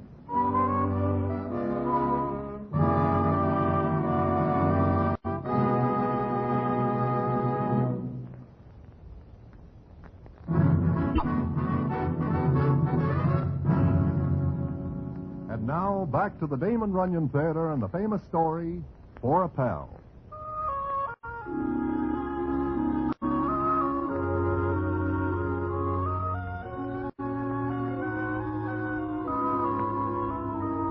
Like I say, little Joey is telling me about him and blind Benny. He gets to the part about him telling Benny what Miss Mary Marble looks like.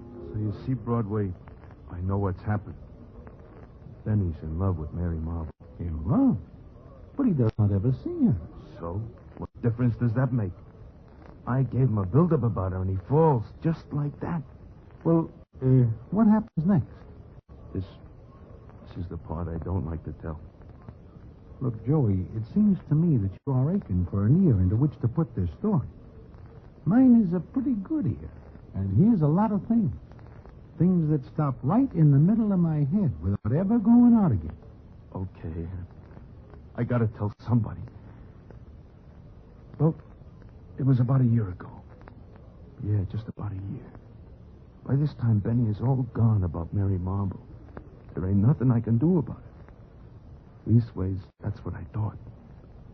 Then, one night, Benny and me are sitting in our place, and I get an idea. Benny must have felt something was up because he turns his head toward me and he says, Joey? You're awful quiet. Is there something the matter? No, I was just thinking. What about? You know, it's been a long time since I saw my folks over in Staten Island. I thought maybe I ought to run over and peek in on them. Oh, yeah, sure. It's a good idea. You go ahead. Well, what about you? Oh, we're here. Mary's coming by later. I forgot to tell you, Benny. She phoned before, said she couldn't make it. Huh? Oh, gee, I was counting on her coming over. Maybe the three of us taking a walk or something. Yeah. But tell you what, Benny. My folks always like to see you. Take a run over to the island with me. Well, Mary might show up. Maybe. We'll leave a note for her. Tell her we went to Staten Island and to wait here. You don't figure on being gone long, huh? Nah, just peek in, give the folks the nod. That's all. What do you say? Yeah, sure. Come on, Joey. I'll go with you.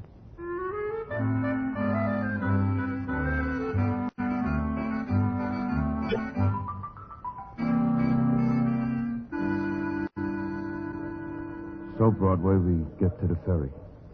I got this idea all cooked up in my noggin. What idea? What are you getting at? It kind of came to me all at once. Benny being blind and all, it looked easy. What?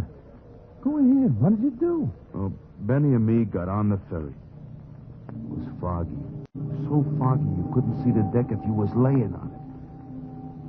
Benny must have felt it because he holds tight to my arm and says... It's pretty bad, ain't it, Joey? Yeah. Pretty bad. I can feel a frog on my face.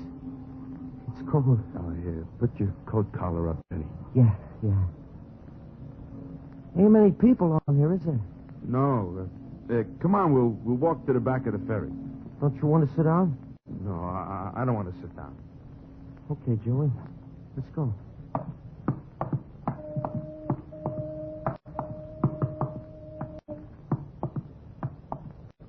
We must be pretty far back. Almost.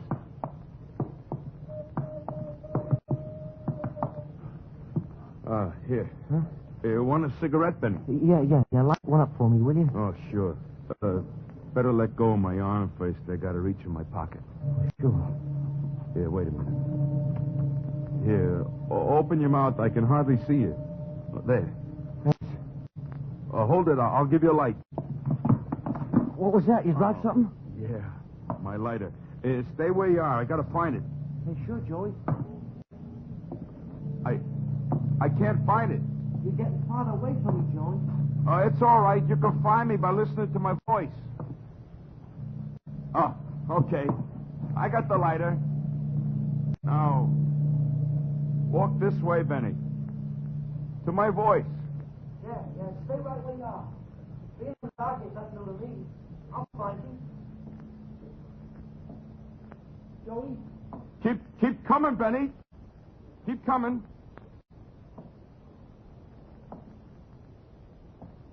Hold out your hand, Joey. You're almost here.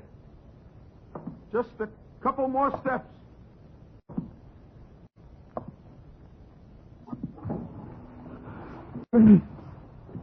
It's all right, Joey. It's all right. No! No, Benny! Keep swimming, Benny! Hey! I'm coming after you, Benny! I'm coming after you! Somebody stop the boat! Stop the boat! Stop overboard! Benny, I'm coming in after you!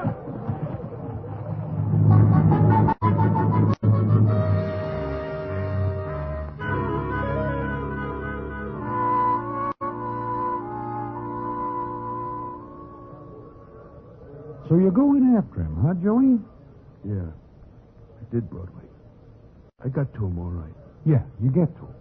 Then what happens? We get back to our place. I got Benny wrapped in some warm blankets.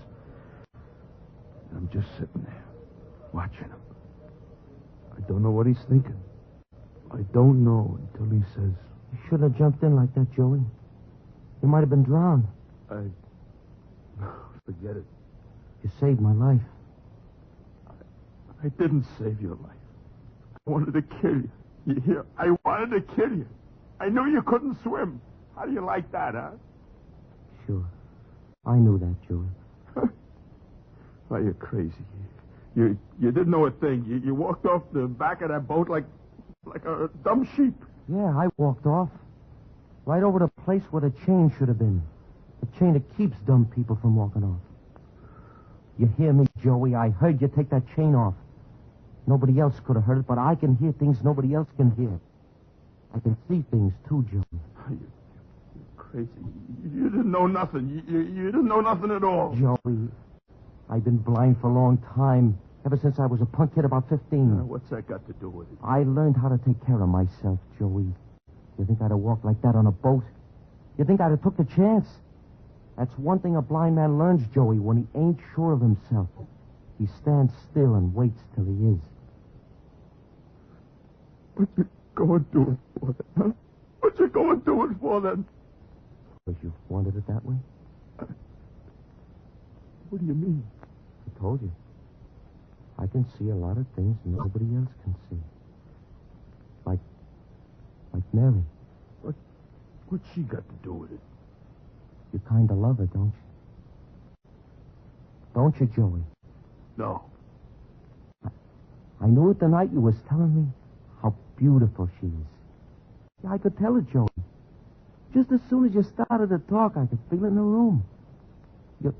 Your voice kind of shook. I didn't want to do it. I didn't want to do what I did tonight. I must have been crazy, Ben. Oh, you got eyes. What's your only trouble? Huh? Look, Mary don't want a blind man, Joey. Oh, she does. You take her, Joey. I'll go away. Sure. After I pull you out of the harbor, you're just going to bow out like that. No. What are we going to do, Joey? What are we going... Benny. Mary. Oh, Benny. Take it easy, Mary. I ain't hurt. I'm all right. Oh, you could have been drowned. How'd you find out? Well, I came here and found your note. I thought I'd go down to the ferry and meet you coming back, and I heard people were talking. It's okay. And you, Joey, where were you? Mary, wait, Why didn't you watch him, Joey? You let him get away, and he was almost drowned. Mary, Joey jumped in after me. Oh, Joey, I'm sorry. They didn't tell me that. Sit down, Mary. Well, look. Maybe I've got something to say now, too. You have, Mary? Yes. Yes, I have. Benny, Joey, oh, how can I say it? What are you trying to say? That I love Benny. Me? Me? Oh, you'd never say anything to me because you think you have no right. Maybe I ain't. Look, do you love me, Benny? Well? I'm going to answer that for him, Mary. He does. Joey, He don't do nothing but talk about you, Mary. Night and day when you ain't with him, he does nothing but yap, yap, yap. Mary this, Mary that, and well, that's it.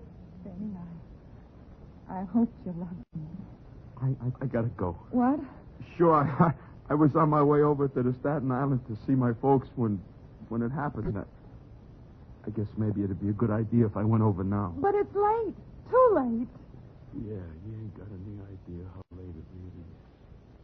Oh, so long. See you later. Joey, the three of us. We can keep right on, can't we? Oh, sure. Just like it always was. That's right, Joey. Just like it always was. So long. So long, pal.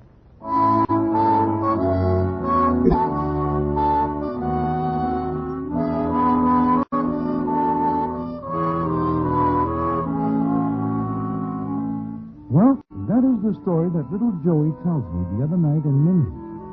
And it is quite a story, which I know is true, because I know that Blind Benny is now married and living farther uptown.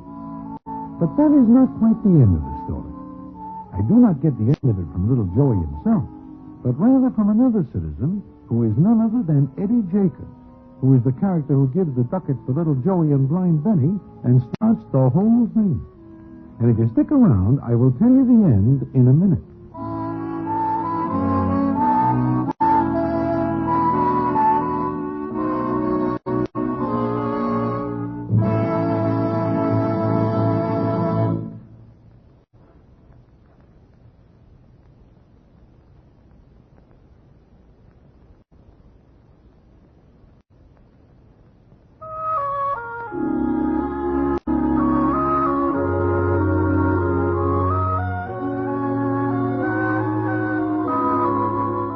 As I am saying, the end of the story comes not from little Joey, but from Eddie Jacobs. When Joey finishes the story, he looks at me and says as follows. I am quite a heel, huh, Broadway? I do not see it that way, Joey. And it seems to me you are not a heel. You pulled Benny out of the water. Also, you give up this Miss Mary Marble so that Benny gets her. What makes you a heel? The fact that I did what I did? Well, that is not a matter for me to decide one way or the other. It is all ended well. And as they say in the books, what ends that way is not a crying matter. Period. It makes me feel better about it, Broadway. Uh-huh. And you are still carrying the torch for this Mary Marble doll, huh? I guess so. A guy like me don't have much choice when it comes to dolls. I fell hard. Well, it is late. I must be getting back to the Staten Island. I'm in business there with my brother, making caps. Hey, that is a good business. Uh-huh. Drop around and see me if you ever get over that way, Broadway. Sure. If it so happens I need a cap, I will know where to go. Yeah. Well, see you around, Broadway. See you around. Say hello to the boys for me. Sure. Hiya, Broadway. Oh, Eddie. How's the ticket business? Fine. Mind if I pull up a sandwich and sit down? Help yourself. I saw you talking to little Joey. I would have come over sooner, but I didn't want to be seen talking to such a heel. Huh? A heel? Just how do you figure that, Eddie? You know something, maybe? All I know is the dirty trick he plays on Blind Benny. Dirty trick? You mean little Joey tells you something? Tells me something? You kidding? You don't have to. Why, do you know what he did to Blind Benny? What does he do? He palms off the ugliest dame in the world on a guy who was his best pal. Ugliest thing? You mean this Miss Mary Marble? Yeah. But I guess Blind Benny does not care. I always say, what you don't know does not hurt you. Yeah. I guess you are right, Eddie. What you don't know don't hurt you. Or anybody else.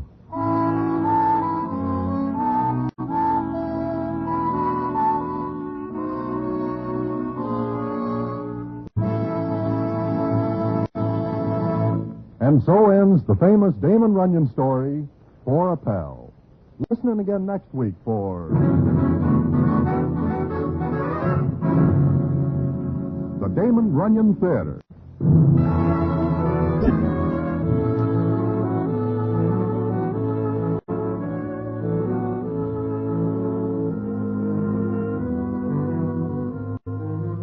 Damon Runyon Theatre with John Brown as Broadway is directed by Richard Sandville, and the story is adapted for radio by Russell Hughes.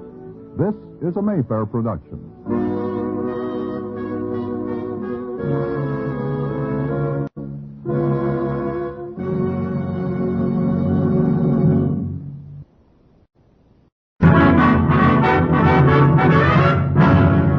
The Damon Runyon Theatre.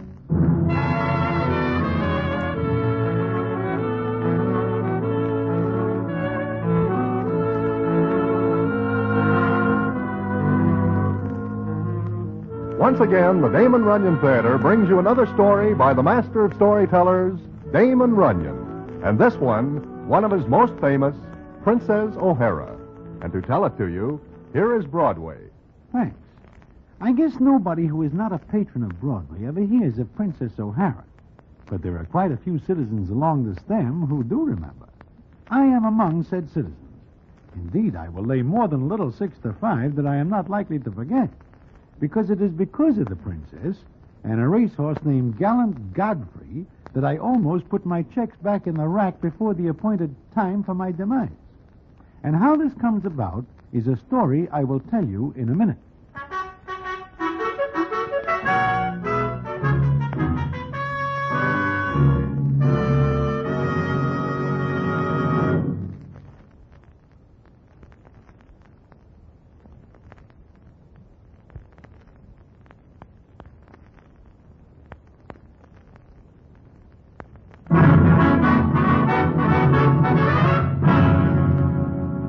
And now, back to the Damon Runyon Theatre and the famous story, Princess O'Hara.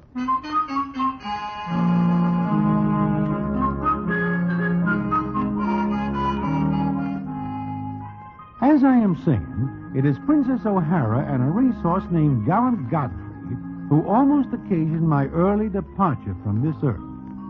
Now, the princess is not really a princess. She just gets that name because of her father, who drives a hansom cab in the vicinity of Central Park. We call him King O'Hara. And he is not really a king either. How he gets the name of king happens one night maybe 6, 7 years ago when 2, 3 of us are standing in front of Mindy's just watching the street. And the scene is as follows. Look, Broadway. Ain't that O'Hara driving up? Yeah, it is. It is O'Hara, but look on the seat next to him. Is that a little doll I see? It is, Mitzi. Hello, O'Hara. Good evening to you, Broadway. And to you, Harry and Mitzi. Hello, O'Hara. Now, do you stay on the seat, darling, while your father does a bit of business? Well, gentlemen, I trust the 3 of you are well. Can't complain, O'Hara. Can't complain. Good. Oh. Hey, I see you're looking at me daughter. That little doll is your daughter? Yes. Me daughter Maggie. She is a cute little doll, but why is she on the hansom with you? And why not? 'Tis time Broadway saw the likes of her. This is her vacation from school. Oh, she goes to school? Oh, yes. She'll not grow up behind a horse like I did, and my father before me. No, sir, gentlemen. She'll read and write and do sums like the fine ladies I take through the park of a Sunday. Well, that is a laudable ambition, O'Hara, but it seems to me such education requires more than just a little scratch. Yes. Every penny I make goes for her. Her what has the blood of kings in her veins. Like her father. Kings? What kings? The ancient kings of Ireland, gentlemen. You are a king? Where is your crown? The kings have fallen on evil days. Look, if you are a king, then your daughter is a princess. Princess O'Hara. Hey, that sounds good. Princess O'Hara. Yes. Princess O'Hara. Okay, from now on you are King O'Hara, and the doll is Princess O'Hara.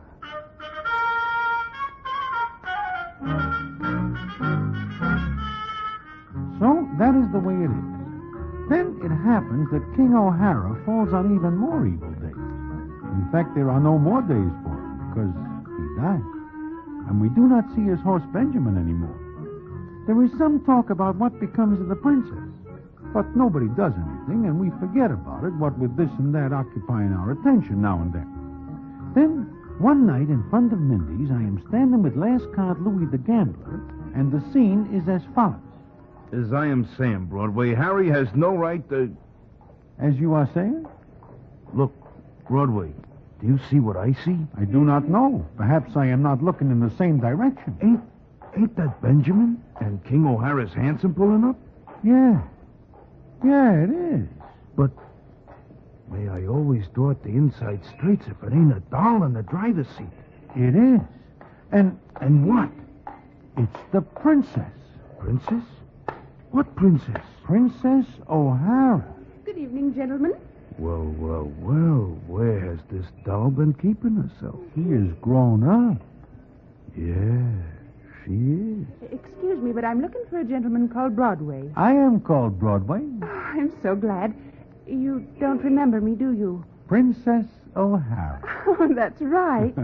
It's easy 7 years ago when I first see you. I was only 11. Broadway, I am still here, not having left. Oh, sure. Princess, this is Last Card Louie. Princess, I am happy to kiss your hand. Go along with that Blarney. Princess, you say you are looking for me? Why? Well, Dad told me to find you. He said you could help me. Me? Help you? How? Well, since Dad died, I have to earn a living. I can't spend all my life in school. Well, there was just enough money to get me this far. Oh, you are low in scratch. What? Money. Princess, I will deem it an honor to advance you the loan of some bobs. No, thank you. I'd rather do what my dad did. Huh?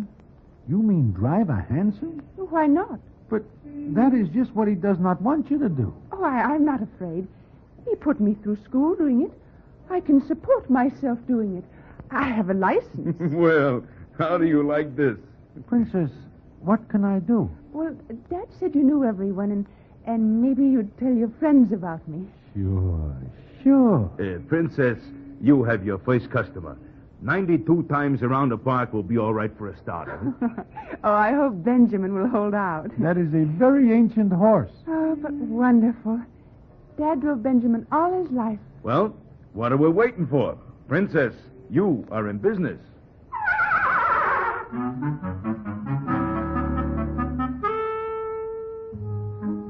Well, that is the way it starts. The princess does a roaring business because everybody is anxious to ride with her.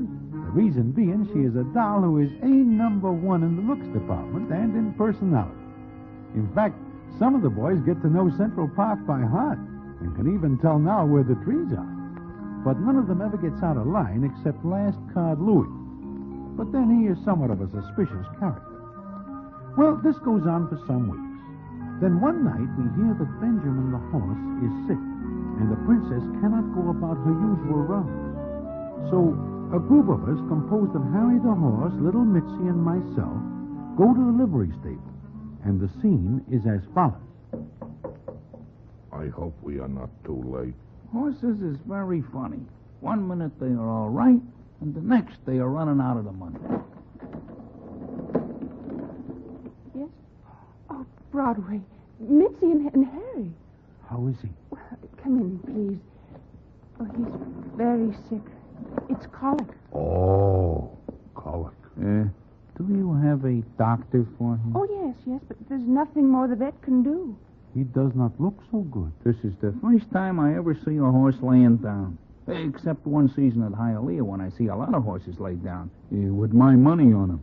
Poor old Benjamin. Maybe he needs a horse specialist. Is there such a thing?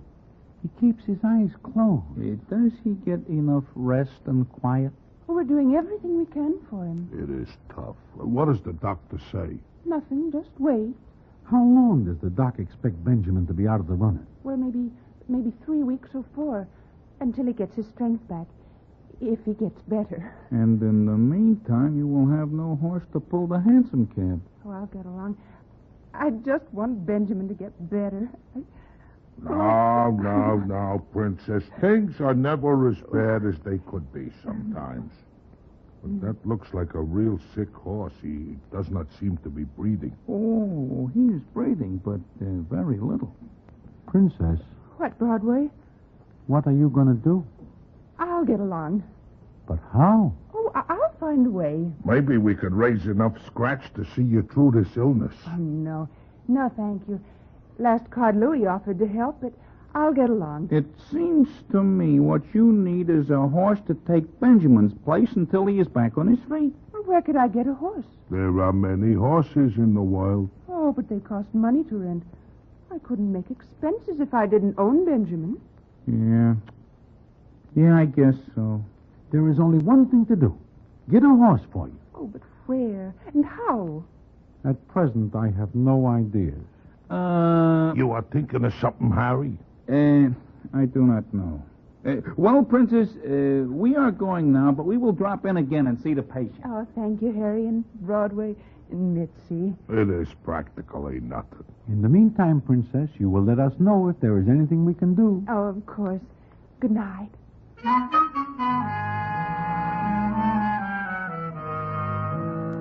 Well, that is that. We know that the princess will not accept charity. We are a little mad at last card Louis, because we know that his offer is not bona fide. So, back at Mindy's, we have a little meeting, which is as follows. We must get a horse for the princess. You have any ideas, Mitzi? Short of buying a horse, I have no idea. We do not have enough scratch between us to buy a small pony. Harry, you say that once before tonight. It means something? I am thinking that there are more than several horses at Empire City. The racetrack? The same. What if there are? Well, all this talk of buying a horse is foolishness when the stalls at Empire City are packed with horses at this time of the year. There are a great many horses there, yeah. Then let us send a committee up there to borrow one. The princess can use it until Benjamin is back on his feet. But suppose nobody wishes to lend us a horse. I do not mean to exactly ask anyone to lend us a horse, Broadway. Then what are you hinting? Let us borrow one without asking nobody. This sounds a little like stealing. Well, I look at it this way. If we ask one of the horse owners to lend us a horse so the horse can pull a hack, the owner will be offended because he may figure we are insulting the horse. So let us say nothing whatsoever about it. This sounds just a little illegal. What of it? I do not know what of it. Then we will borrow a horse. But who will we get to borrow it? Who? Who? I have no experience whatsoever in borrowing horses. Once or twice I borrowed other things, but never a horse. We will scout around. Sooner or later, we will run across somebody who can borrow a horse for us.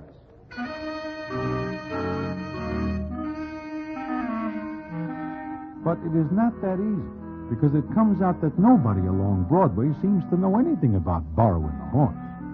It is really amazing the amount of ignorance there is on Broadway about this. It is 2 nights later, and we are sitting in Mindy's thinking, when little Mitzi gets a bright idea and says as follows. Hey, I just think of something. Yeah, what? Look, this week at the Madison Square Garden, there is a Wild West show. So there is a Wild West show. We are looking for horses, not Indians. It is not a Wild West show. It is what is called a rodeo. It has got horses in it. You mean we should borrow a horse from it? I am not thinking about that. I'm thinking of something else. For example? Look, when I am a kid, I read all about the West. Way back in Illinois or Ohio or someplace, they got citizens who put the pinch on horses. Horse snappers? That is it. Mitzi, I do not follow you. Look, this is a Wild West show. In a Wild West show, they have all kinds of citizens. They probably have somebody who knows about stealing. Borrowing horses. And how do we approach this citizen? Gently at first. And if he does not see the light? He will see the darkness. We have got to help the princess. Mitzi, I think that is a good idea. Who will go to the garden? I will go. I do not like this. Something is going to happen. Nevertheless, it is the only way to obtain a horse. I will go to the garden and see somebody. Have you got a ticket to the show? Ticket?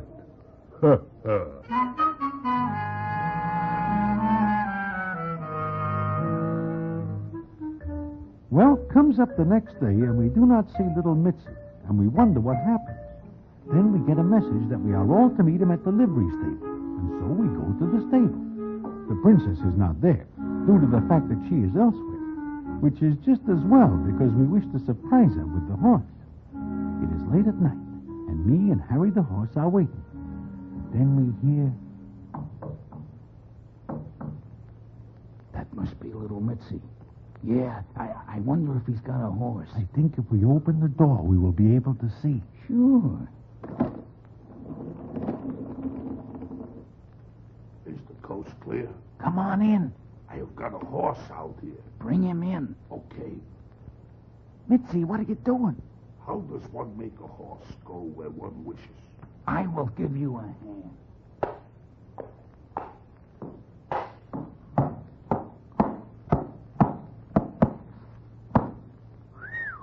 That is a horse.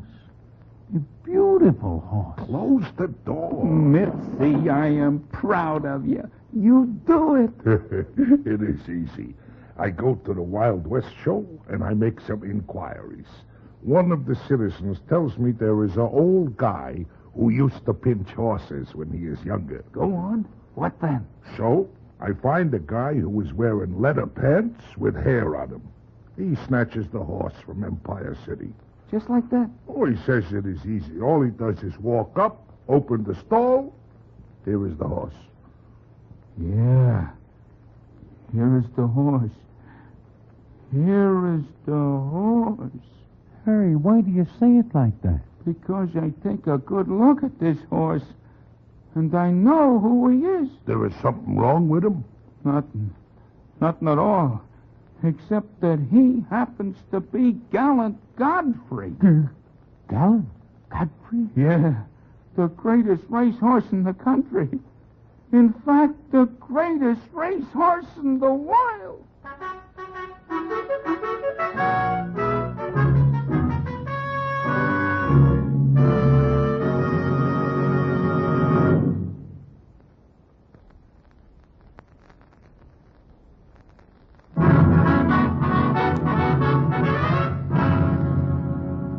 And now, back to the Damon Runyon Theater and the famous story, Princess O'Hara.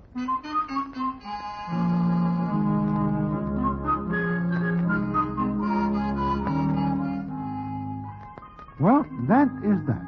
It seems we now have the greatest racehorse in the world. The three of us are looking at each other and back at Gallant Godfrey, whom we are wishing is back safe in his stall. Indeed, there is a move to return this borrowed horse when the princess comes back just as we are about to leave.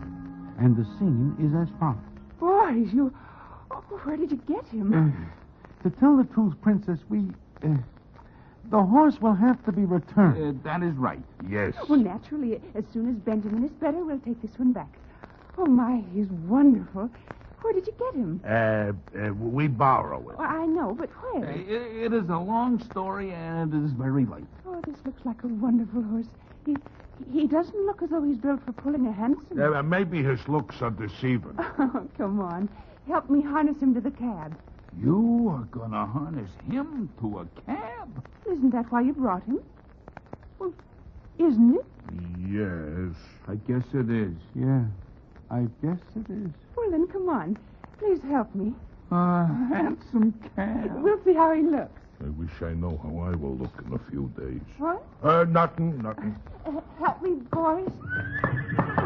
He is objecting. You are going to put the blinkers over his eyes? Oh, sure. There you are. Hey, look. He looks like a different horse with those things on. Yeah. He does not look like the same horse at all. I do not think anyone would recognize him. Broadway, I think you are right. Oh, he's wonderful. Beautiful. Almost as beautiful as old Benjamin. Princess, any similarity between this horse and Benjamin is very lucky for us. Why'd you say that? Because we are very glad the horse fits the harness. I'll tell you what. Let's all get in and go for a ride. With him? Well, why not? Princess, we are due someplace else any minute. Well, I'll take you. I will walk. My doctor says I need exercise. Oh, please, boys. Please go for a ride. I want to try 'em out.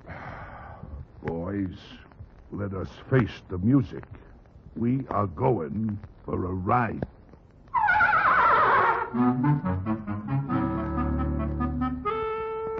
Naturally, we think this is our last ride anyplace because we are sure that gallant Godfrey will be recognized. But he is not. Nobody thinks of looking for a racehorse on the front of a hansom cab. And so it goes for 3 days. Meantime, Harry noses around and finds out that gallant Godfrey's owners do not wish to make the loss public, as they figure Godfrey just wanders from his store.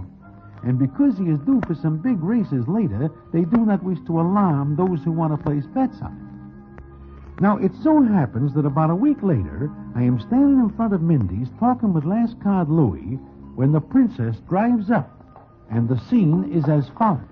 Well, the princess. Hello. Hi, Broadway. Good afternoon, Princess. How's the hansom cab business? Oh, just fine. There's just one thing wrong. Wrong? What is wrong? The horse you let me always wants to gallop. That's so. Oh, that is a very nice-looking horse. You know, I think I have seen him someplace before. Well, sure. He is around a lot with the princess. That head. Princess, where did you get this horse? Oh, the boys borrowed him for me. That's so. Where from? From the rodeo with the garden. Rodeo? I have never seen a bronc like this. This horse looks very familiar. Maybe because you are acquainted with many horses, and one horse often looks like another, especially since they are all horses. Broadway, Princess, get back in the hansom. Oh, what's the matter? Get on the seat, Princess. Broadway, inside the cab, fast. What for? Never mind, get in. Okay, Princess, get going. Where? Central Park, get all you can out of this horse. I do not care for a ride. Shut up. Princess, get moving. Louis, what's the idea? Look behind us. I see nothing but a big black automobile. And in that big black automobile, a big Eddie and Spanish John. Huh? They are after me. They claim I drew one too many last cards in a game last night. I want out of this. Stay right where you are. They might not shoot if you were with me. If I know Spanish John and Big Eddie, and I do, they will shoot into a Sunday school picnic if they are in the mood. I feel that they are in such a mood. Princess, faster! Faster! We're at full gallop now. Oh, this is a wonderful horse. We are passing all the traffic. I will open my eyes and look after a while. Turn in the park, Princess. Through the They transfer. will catch us in the tunnel. It is our only chance. Are they gaining? We are holding our own. Once we are through the park, I can duck in one of the apartment buildings. Oh, like I say before, they are in the right mood. Those are shots. We gotta make it faster, Princess. He's got the bit between his teeth. If he likes it, let him have it. Come on, Gallant Godfrey! Gallant Godfrey? Broadway, what did you say? I am in no mood for chit-chat. They're gaining. Louis, look back. Princess, when you get to the transfers, turn left. We'll be going into a one-way street. Sure, then we cut across the lawn and back around. My last day on earth, and I spend it behind a horse. We are almost to the transfers. I will spend the rest of my life indoors if I have any more life coming. Now, Princess, now, turn him! Turn him!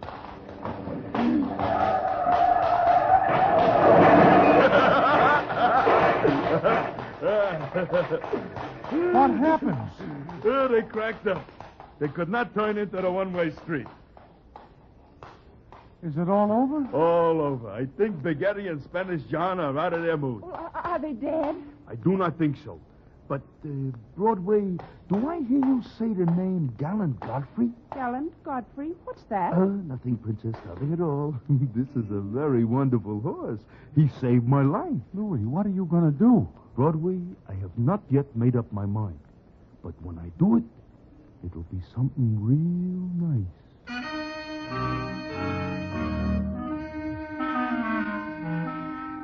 Well, I do not like the way Last Card Louis says that.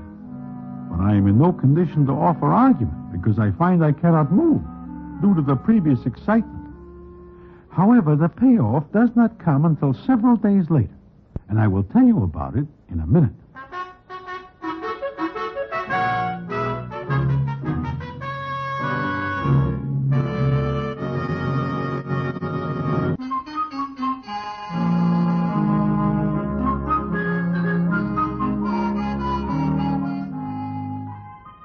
As I say, it is not until several days later that I am sitting in Mindy's. I am wondering what last card Louie's trick is going to be when I am joined by Harry the horse and little Mitzi. And the scene is as follows. Hello, Broadway. Harry, how are you? Broadway, I am glad to see you. Yeah, I am glad to see you. You know, Broadway, we are wondering who it was that tips Louie that the horse is gallant Godfrey. Yeah, puts us in a bad hole. Now, look, boys, I can explain. It is all right, Broadway. Everything is fine. Fine? How? Ah, here comes the princess. Hello, princess. Hello, boys. Sit down, princess. Oh, thanks. Oh, wasn't it wonderful what last card Louis did? Wonderful. I can take the money and go back to school like Dad wanted me to. School? Money? Don't you know, Broadway? I am in the dark. And maybe it is better this way. Oh, last card Louis bought my horse for $1,000. But then he gave the horse right back to me, so I can have someone else drive the hansom, and I can go back to school. Oh, it is wonderful. There are so many wonderful people in the world. The world is full of sweetness and light. It is a little hard to make people see the light, but it can be done. Princess, we have a little business to talk over, so if you will wait for us, we will be right out. Oh, all right. Don't be long, because we want to take our last ride together before I go away to school. Ain't it wonderful? It is. What is? Last card Louis knows the horse is gallant Godfrey. But he does not know that Harry and me know it. So he gives me $1,000 to buy the horse. Princess O'Hara's horse. Gallant Godfrey? The princess does not own gallant Godfrey. She owns Benjamin. And Louis buys Benjamin? Oh, he thinks he is getting gallant Godfrey because he reads there is a reward for the horse, $10,000. So he figures to keep quiet, make a little scratch, quick. And he gets a bill of sale for Benjamin. A horse that is no good to him. So we persuade him to give Benjamin back to the princess. You persuaded him? Well, we talked to him. Yeah, we tell him Big Eddie and Spanish John will be out of the hospital soon. And this town is not healthy for him in that event. So he goes away. I think he will stay away. Then everything is all right. Certainly. Particularly since Harry and me returned the horse we borrowed. And there is no questions asked. It seems they are very glad to get gallant Godfrey back. And we are very glad to get the reward money. Well. It is like I always say, honesty is the best policy.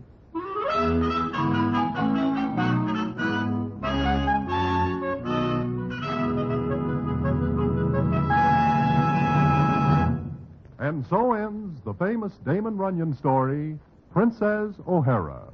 Listen in again next week to the Damon Runyon Theatre.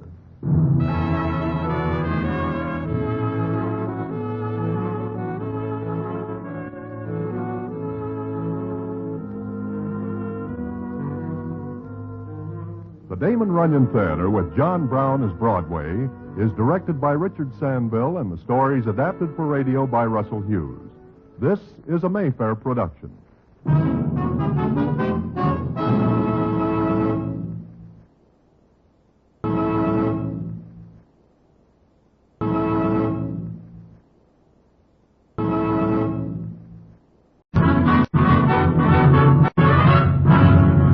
The Damon Runyon Theatre.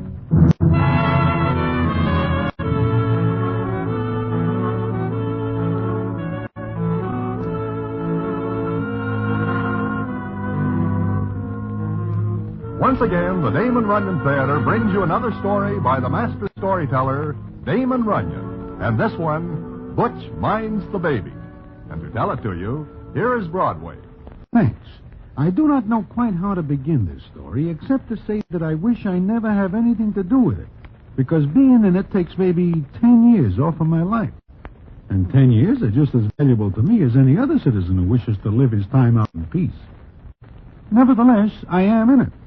So is Big Butch and his baby, John Aloysius Ignatius, Jr. In fact, it is the baby that brings me close to Never Never Land.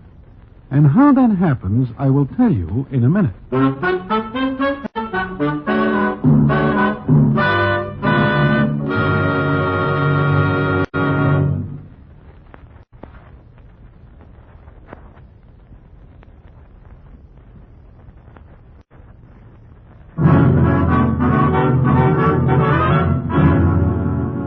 And now, back to the Damon Runyon Theater and Butch Minds the Baby.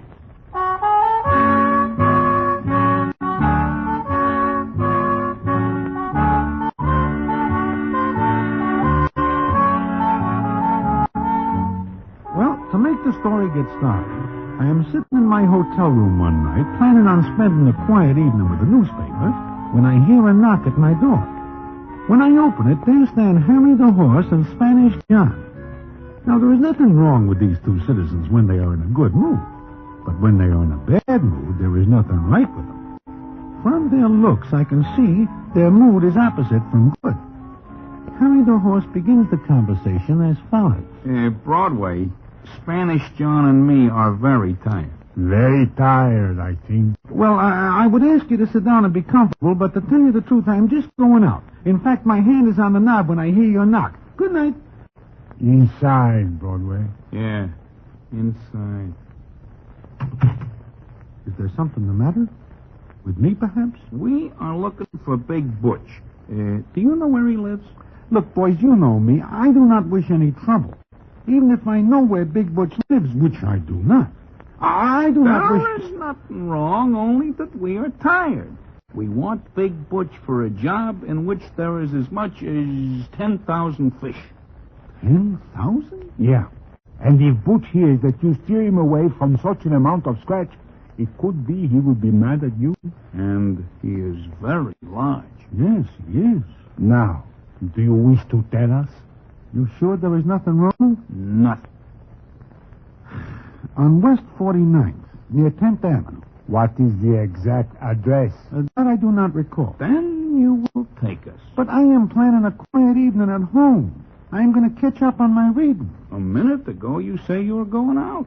Times change. Come on, Broadway. But I... Come on, Broadway.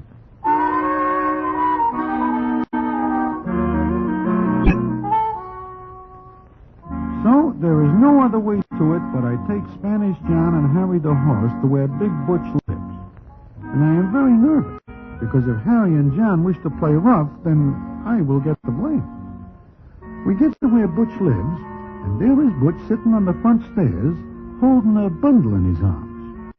I close my eyes, but I open them again when I hear Big Butch say, Well, if it ain't Spanish John and Harry. Hiya, Butch. Hello. Well, come on and sit a while. It's a hot night. Take off your shirts. Be like me. Butch, we have no time, and we wish to talk a little business deal with you. Business? The right kind of business. What is the right kind, boys? I think you will be interested. Well, boys, I am not interested in any business. This is right in your line, Butch. It involves cracking a safe. What? You do not tell me this. Don't yell like that, Broadway. You wake up the baby. Huh? What baby? Mine. You have got a baby? And this is John Aloysius Ignatius Jr. He has got 4 aliases? That is my name, too. Do you find anything wrong with it? Oh, no, it's a fine name. A fine, upstanding name. Now, what's this that you say about a safe? Oh, look, there is a character who does not wish to become involved, but he will give us 10,000 fish if we crack a safe and get out some papers which he says are dangerous to his safety. Well, I cannot do it. What? But, Butch, there is 10 G's in this. If it was $1 million, I cannot do it. But why not? In the first place, I am no longer in that business. I am now a plumber. And in the second place, I have to watch the baby. But, Butch, look, you cannot pass up these 10 G's. Harry and me will cut you in 50-50. No, it cannot be done. Butch, this is a very soft job. The safe is old-fashioned, and you can open it up with a toothpick. You think so? Sure, and 5 G's for your split. No. I must let it go because I must mind the baby. See, my wife's away at the moment. She's playing mahjong, but if Mary comes home, she finds out that I am not minding the baby, she will put the blast on me. Well, that seems to be that. Let us go away from here. Of course, I like to earn a few honest dollars just as well as anybody, but John Aloysius Ignatius Jr. comes first with me. That is your last word on the subject? My last word. Hey, wait! Shh, quiet. I just think of something. What? Where can we go to talk? In the flat here. What? I think I have got a proposition that will work out for everybody. Let's go into your flat.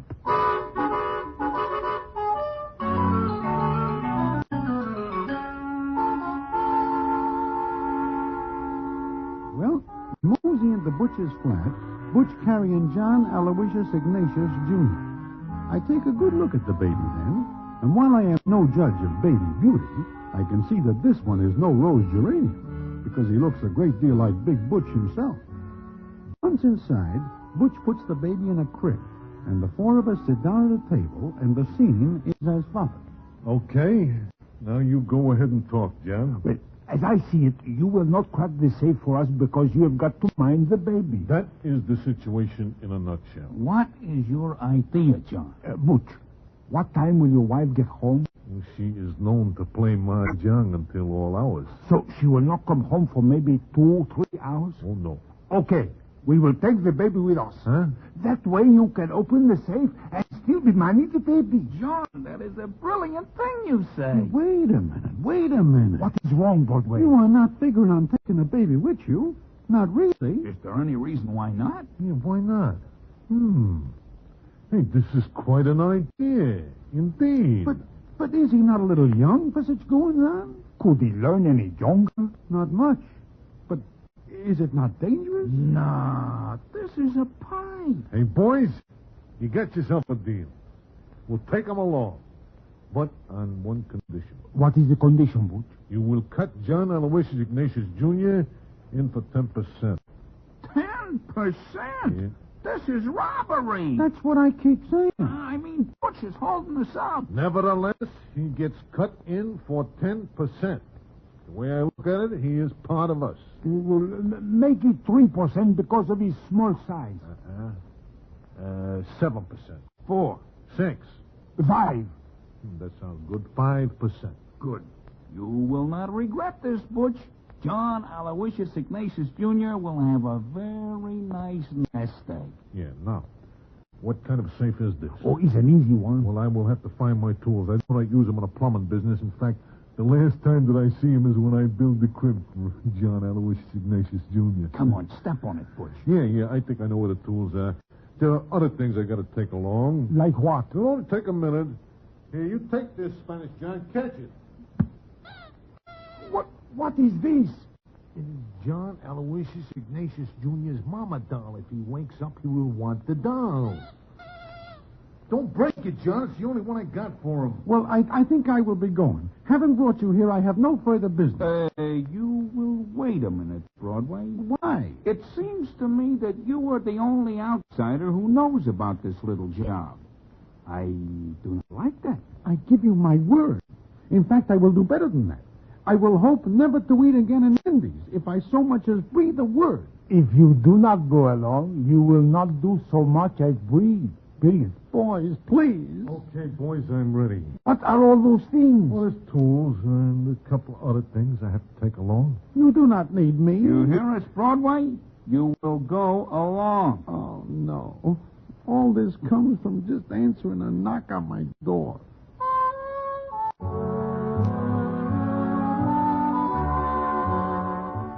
To this day, I am not able to say why I let myself be talked into going along, except for the fact that Harry the Horse and Spanish John are citizens with whom one does not argue too much. So it is about a half an hour later that I find myself getting out of a taxi cab near West 18th Street between 7th and 8th Avenue. I am carrying a package which Big Butch gives me when we leave the flat. It is very quiet and dark in the neighborhood, and we stand there a minute until the cab is pulled away. Then the scene is as follows. Hey, Harry, is this the place? No, not yet, Butch. I figure it's better to get out of the camp a little piece away from where we will work. Is it very far? Maybe a block, that is all. Well, I do not like John Aloysius Ignatius Jr. to be out in the night air too much. This is very bad for him. Brings on what is known as the croup. Not to mention what it brings on for me. Stop beefing, Broadway. This is an experience for you. One which I would rather do without. Come on, let us go. Broadway. What? Still got the package I give you? Yeah. What is in that, Butch? Some things that I have to bring along. For to open the safe? No, but they are just as important. Yeah, well, look, I will stand outside and be the lookout. John, you will go into the place with Butch. I will mosey on towards Times Square. You will go inside with Butch and John, Broadway. I know nothing whatsoever about cracking a safe. I will be useless inside. You get this chance to watch an artist at work and you are beefing like there's something bad. Can you name something good about this? We are almost there. The coast is clear. Not a soul in sight. It is amazing how many people will probably turn up later. Now, look. There is a door. All it has on it is an old lock. You think you can get it open, Butch? Sure. Hey, John, will you please not hold that doll upside down? Makes noises when you do. All right, all right. This is the place. Okay, Butch? Go to work on the lock on the door. Yeah. Here, Broadway, you hold John Aloysius Ignatius Jr. Me? I know nothing whatsoever about holding babies. Just keep his head right side up and you will have no trouble. Where is his head? The other end. Keep the blanket over him. I do not wish for him to catch cold because if he does, Mary will put the blast on me. I feel like I am going to drop him. Never do that to a baby. It's bad for them. Now, stand back. Does it look like a tough lock, Butch? Nah, I can open this with a length of spaghetti. Hey, John, what do I tell you about holding that doll right? I am sorry. Are you coming? Just a couple more seconds. That does it. Okay. I will stand out here and watch. You three go inside and get it over with. I know right where the safe is. Hey, Broadway, be careful of John Aloysius Ignatius Jr. His head is still right side up. Well, keep it that way, and then he'll stay asleep. Let us go. There's the safe, Butch. You see it? Yeah, looks like an old one. Is there enough light? Oh, there's enough light from the street. I'll get to work. I will have to drill several holes around this combination knob. Oh, there is nobody else in this house, that much we know. So you are all right to use the drill. Okay, all right. Now, boys, you will see Big Butch back in his old train. First, what time is it? Oh, it is just going on 11. Why? Because I have got to know the time. Now, I'll go to work. Well, Butch starts to work on the safe, and I wish to say, well, I never see a professional safe opener at work before, and never wish to see another. This Butch handles himself like a real artist. That part is all right. It is what happens later that makes me regard this trade as more than somewhat hazardous. And it is something I will tell you about in a minute.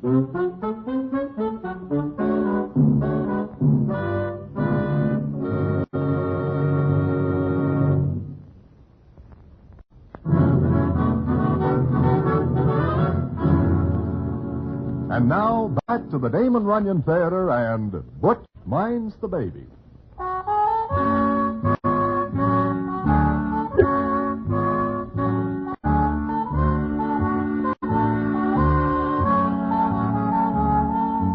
Well, like I say, Butch goes to work on the safe.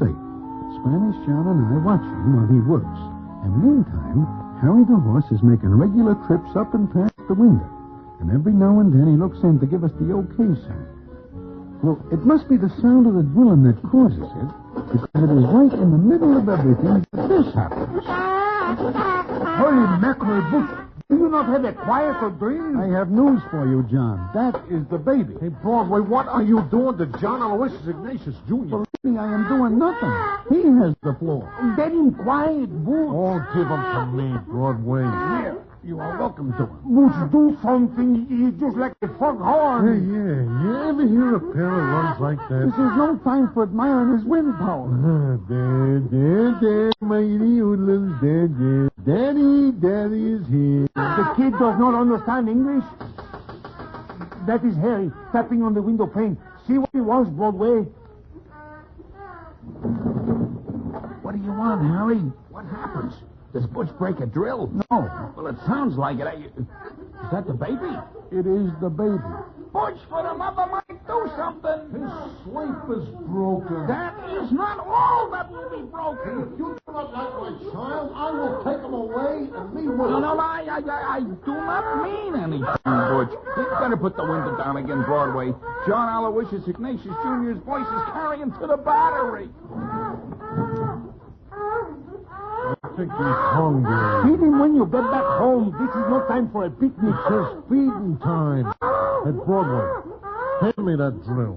Here. He likes to play with it. Now there, honey, he's Daddy's drill. Hey, he's your son, all right. Now, what was that crack for? Well, I mean, he likes the drill. Yeah. Hey, Broadway, have that package? Well, yeah, here it is, but... What now? Butch, what are you doing? Get back at the safe. It's his feeding time.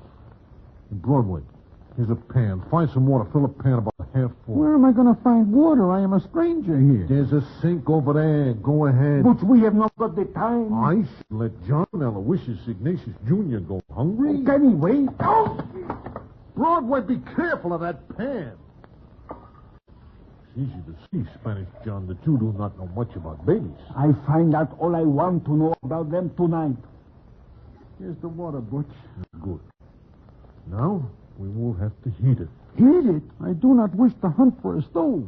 I have some canned heat with me. I foresee this emergency. I'll not take a minute to heat the water, and then we will put the bottle in it to heat the milk. There's Harry again. See what he wants, Broadway. I'm getting to know this place too well. What is going on? I see a match light up. Are you burning the place down? Butch is heating the baby's milk. It is feeding time. What? Maybe we should bring along hot pastrami. He will not work until the baby is fed. Look, there is cops due past on their beat in a very short while. Cops?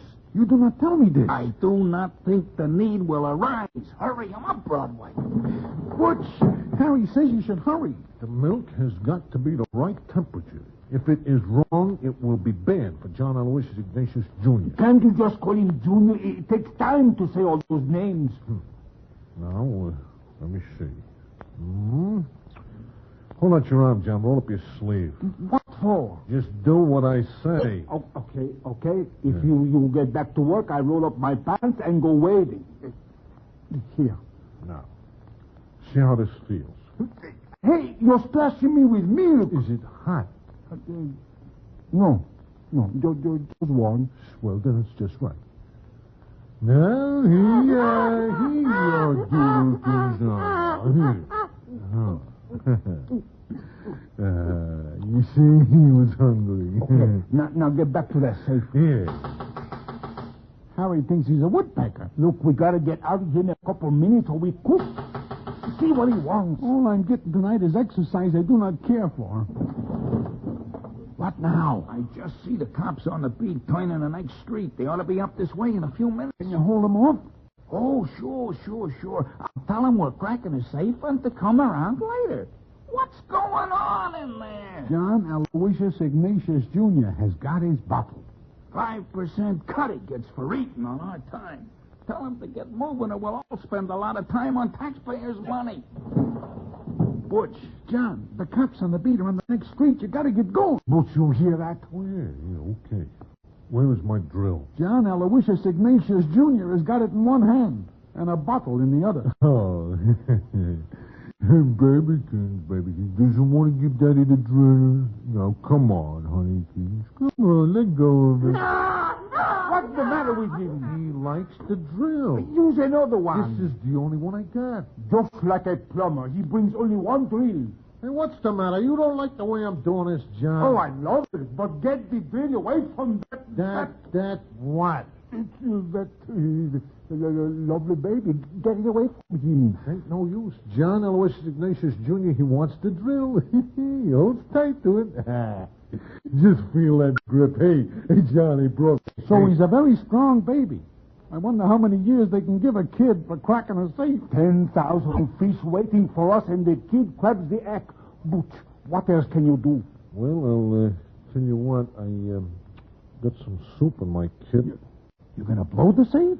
It's the only way I know. Then go ahead, but do it fast. Yeah, sure. Oh, no, those cops, they'll hear it. Oh, no, not the way I blow the safe. Why, won't make no more noise than snap of the fingers.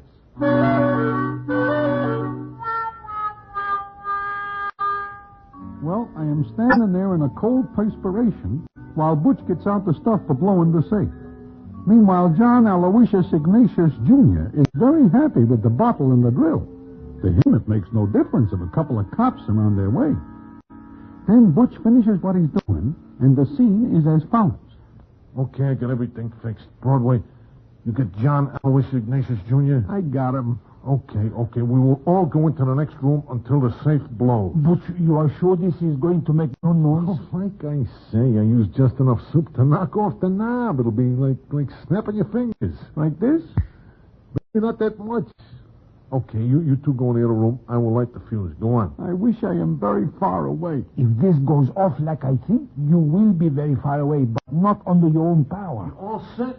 Okay, we are ready. Here it goes. It'll be a couple of seconds. Butch, are you sure that... Oh, don't worry. I know my business. Maybe the fuse goes out. It is a long time since you light it. Just a couple of seconds. I hope those cops are hard of hearing because... That is the biggest finger snap I ever hear. Hey, John, grab the stuff that you want and let's get out of here. Come on. You have to yell and wake up the baby. What happened? Who tosses the bomb at us? I just do. Holy mackerel! Hey, here, take this stuff. This is what we want. I gotta go now. Listen, you stick with Butch. John and me will cut out the side, and you two out the back. Go on.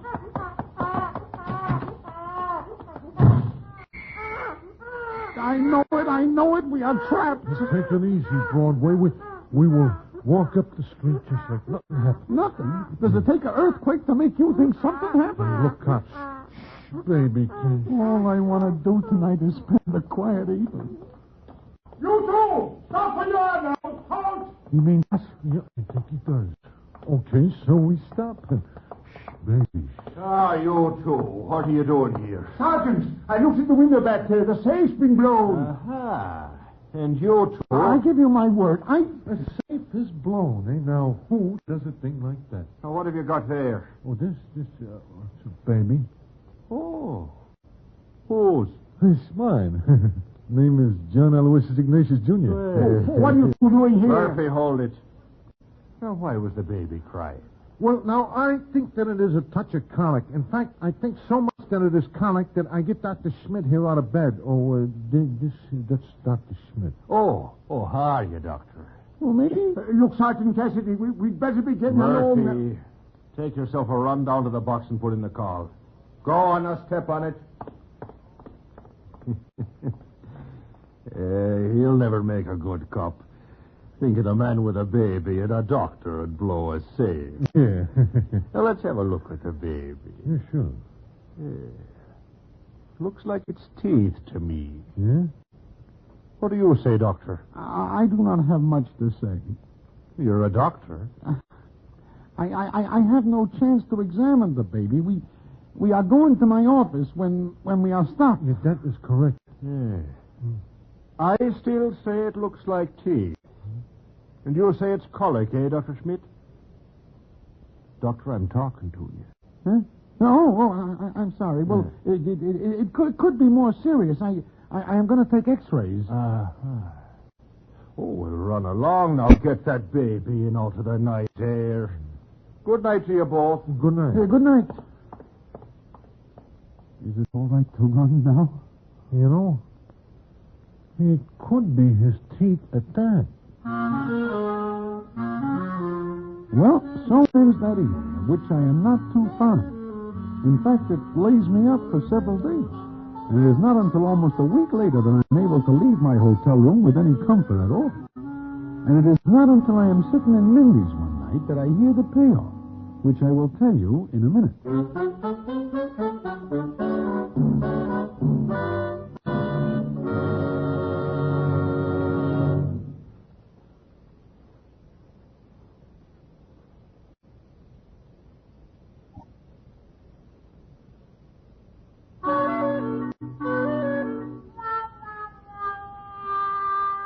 Well, like I am saying, I am sitting in Mindy's one night, partaking of the first solid food I am able to eat in days, when I look up and see Big Butch heading for my table.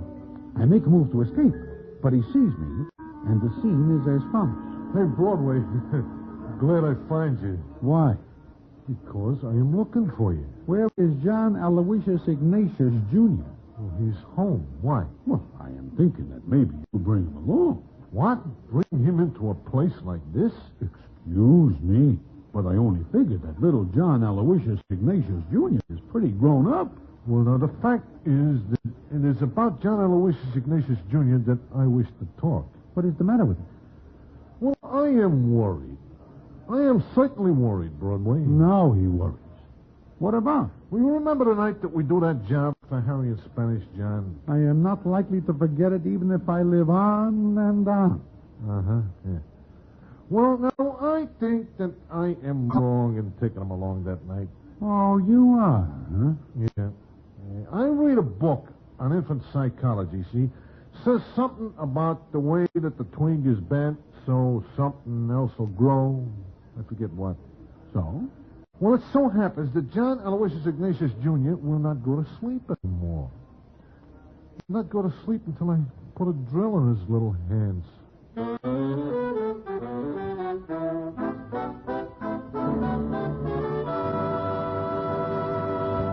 And so ends the famous Damon Runyon story, Butch Minds the Baby. Listen in again next week for the Damon Runyon Theatre.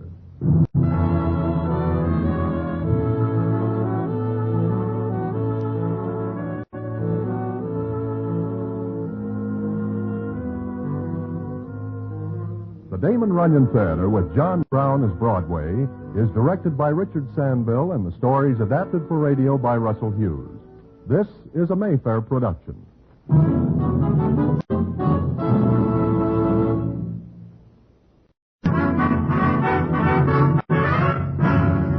The Damon Runyon Theatre.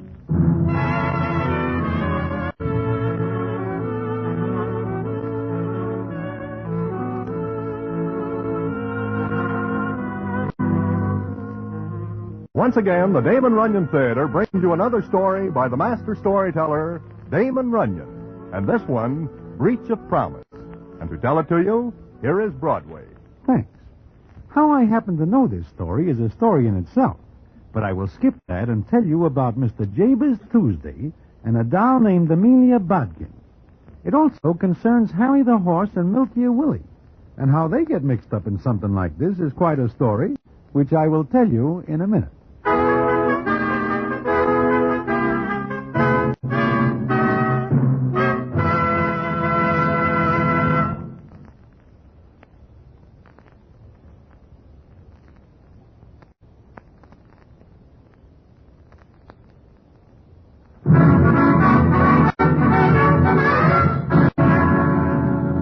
And now, back to the Damon Runyon Theatre and the famous story, Breach of Promise.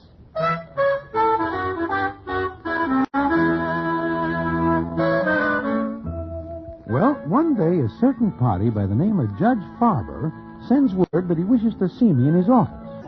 Of course, he is no more a judge than I am, and he is never a judge, and he is 100 to 1 in my line against ever being a judge. But he gets his name from being very smart and being able to help certain citizens out of difficulties when the need for that arises. Well, I call on Judge Farber, and he takes me into his private office, and the scene is as follows. Broadway, I'd like very much to get in touch with a couple of friends of yours. Friends of mine? Mm-hmm. Who might they be, Judge? They might be anyone. But these particular friends happen to be Harry the Horse and Milky Willie. Huh? Why do you wish to contact them? I have a little job for them. Huh? What is the job? Well, it's out-of-town work that requires tact and some nerve. The nerve is with them, Judge, but by no stretch of the imagination can I conscientiously recommend their tact. I have a client who is willing to pay quite a large sum of money to obtain some letters. Letters? Letters. Well, you see, Judge, as much as I like to help out a friend, I am afraid I cannot do this. Why not? Because if I steer them into anything that is bad, they will come to see me. I do not like Harry the Horse and Milk Ear Willie to come to see me with anything on their minds but their hats. I see. Well, suppose you just tell me where they live, and I'll contact them. They do not live exactly anywhere. But there is a certain spot in Clinton Street where information might be picked up. Mm-hmm. Thank you, Broadway. Thank you very much. If I can ever return the favor, please let me know. Judge, I hope I am never in a spot where I need a favor like the one you are able to return.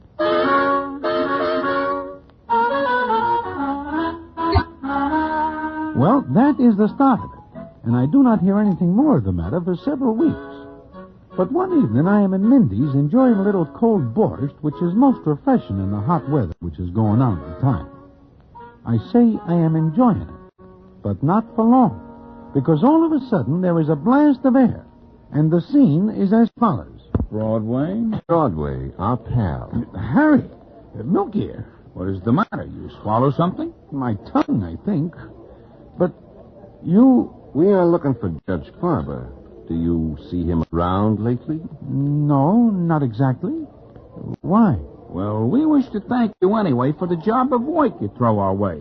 It is an interesting job. Is it not, Milky? In fact, most interesting. It turns out well for you? Well, yes and no. Do you wish to hear about it? Well, You go ahead with your borscht, and I will give you all the details so you will understand why we wish to see Judge Farber. All right, Harry. Well, it turns out that the job is not for Judge Farber personally, but for a client of his.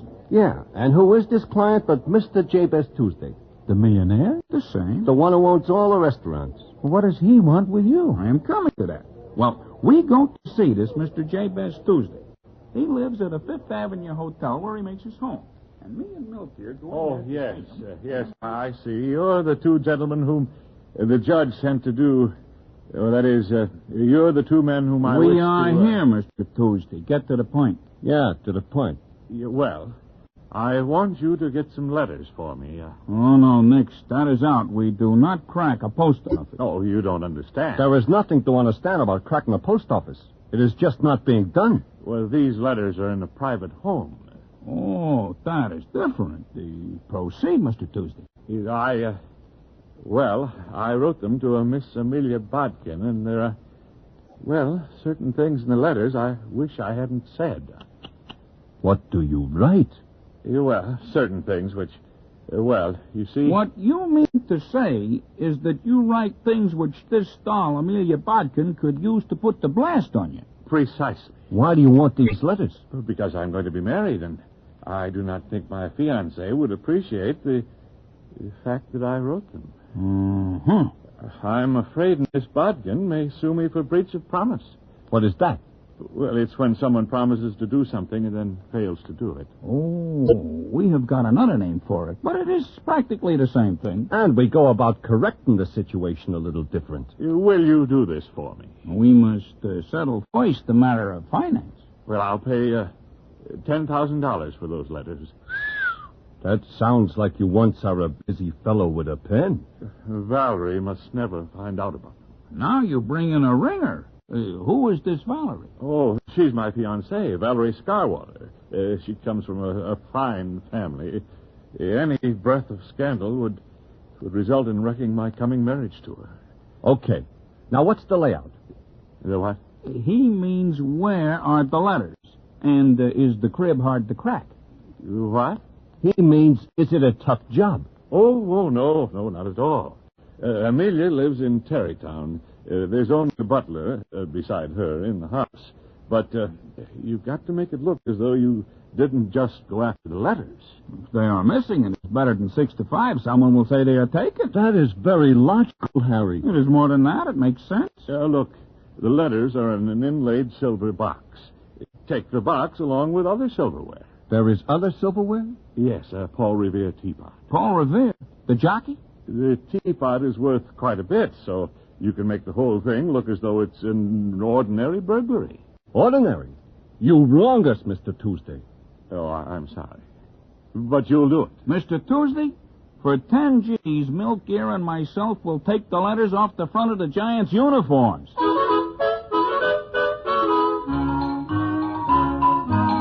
Well, that is the start of the story that Harry and Milk Ear tell. But it is by no means the end. In fact, what starts out as a nice, ordinary deal ends up quite complicated. Anyway, Harry and Milk Ear borrow a car from a friend, and they drive out to Tarrytown. They are approaching the home of Miss Amelia Bodkin, and the scene is as follows. Milk Ear. What, Harry? What is this you tell me about being able to drive a car like a racing driver? What's the matter? I am not doing all right? It would be better if you kept more on the road. I am looking for the house. I will look. You will watch the road. Try to stay with it a little more. It's pretty out here, ain't it? Do not look at the scenery at night. Hey, look. There's a house up ahead. Uh-huh. We will case the place first. Then we will see about making an entrance. This is a pipe. Just the old doll and the butler. Yeah. Milk Ear, why are you driving on the left side of the road?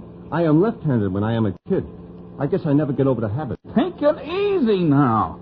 And turn in there where the gate post is. Then we stop the car and case the place from there. Sure. Milk Ear, you will slow up. We are not yet to the gate post. Milk Ear, you must not stop the car all at once. Ease into it. Harry, if you wish to drive, I will move over and you may do so. Easy. Hey, look out!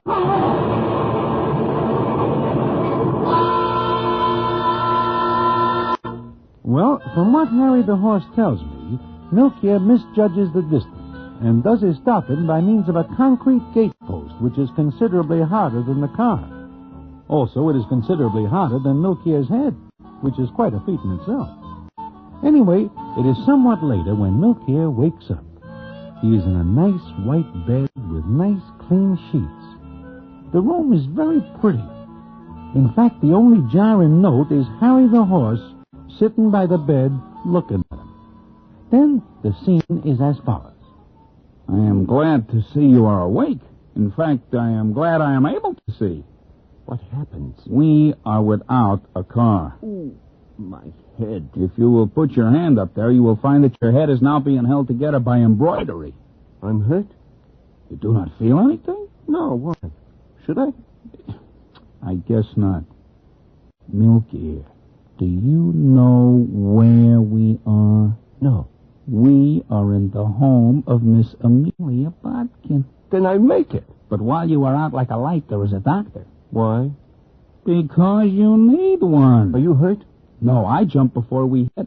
You leave me to take the rap alone? Look, it is better this way. I do not go along with that. Just listen to me. For what? It is better this way. Now, instead of having to crack this place, we are now inside. The hard way. The letters we are here to get are in this house. The doctor says you cannot move. The doctor is crazy. Maybe. But now you will stay here and find out where are the letters. Get it? Yeah. Yeah, sure. This is a cinch. Uh-huh. Now you... May I come in? Certainly, Miss Bodkin. Certainly. Oh, you're awake, aren't you? Yeah. You know, you were very lucky. That cut might have been worse. Here, let me look at that bandage. Well, yeah. Yeah, sure. Hungry? Hungry?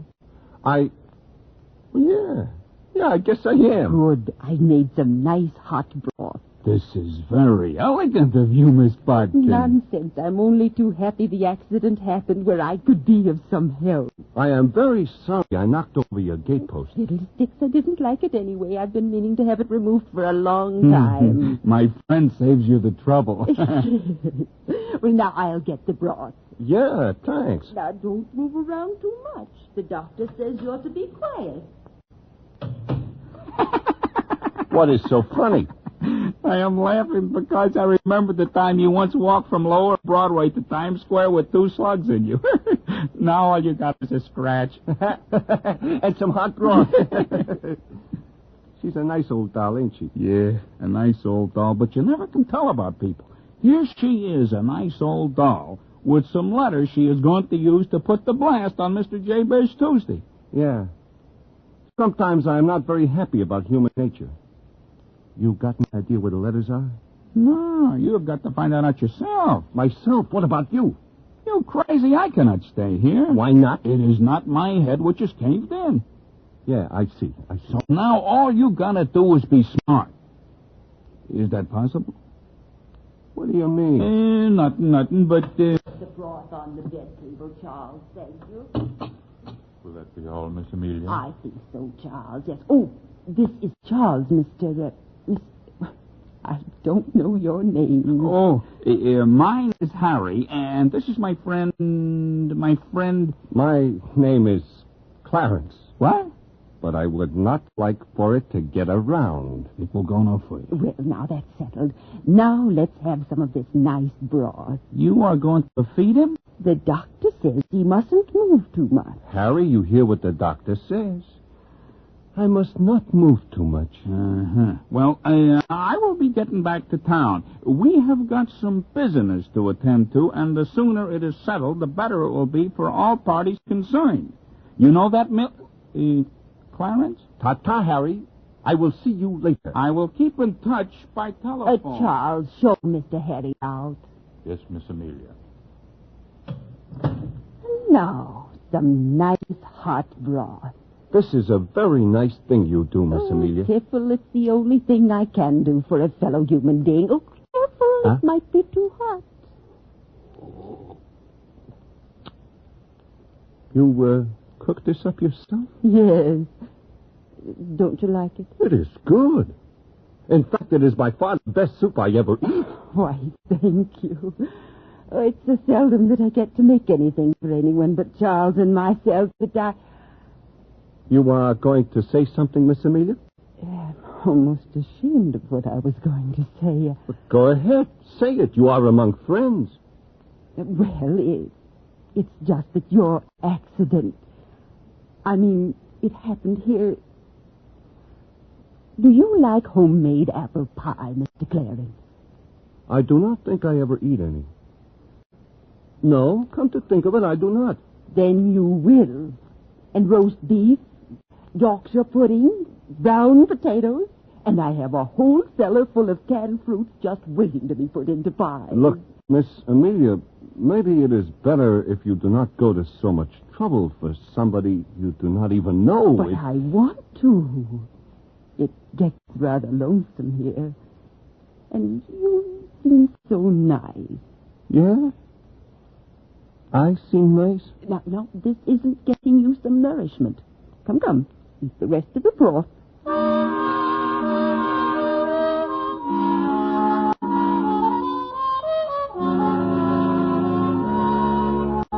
Well, that is the way it goes. Milk here is now in a nice spot to get the letters and the 10,000 fish. But what happens... Well, I will tell you about it in a minute.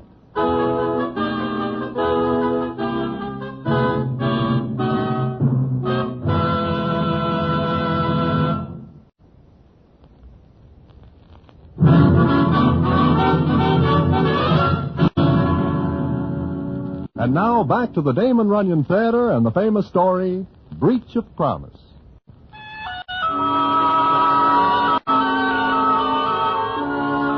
Well, Milk Ear Willie stays in Miss Amelia Bodkin's house. It comes up some days later, and Milk Ear is able to sit up. Personally, I think Milk Ear could walk around with no head. He is that tough. But he has got to find the letters. So what goes on is as follows. Do you care for more coffee, Mr. Clarence? Huh? Oh, no thanks, Charles. Then I'll take out the tray. Charles. Yes, Mr. Clarence? Look, drop that Mr. stuff. You and me can talk man to man, huh? I suppose so. Miss Amelia, it seems to me that a nice old doll like she is should be married a long time ago. What happens that she is not? I think because she is in love with someone. Is that not the usual reason for marriage? You don't understand. The man she loves is Mr. Jada's Tuesday. You've heard of him, haven't you?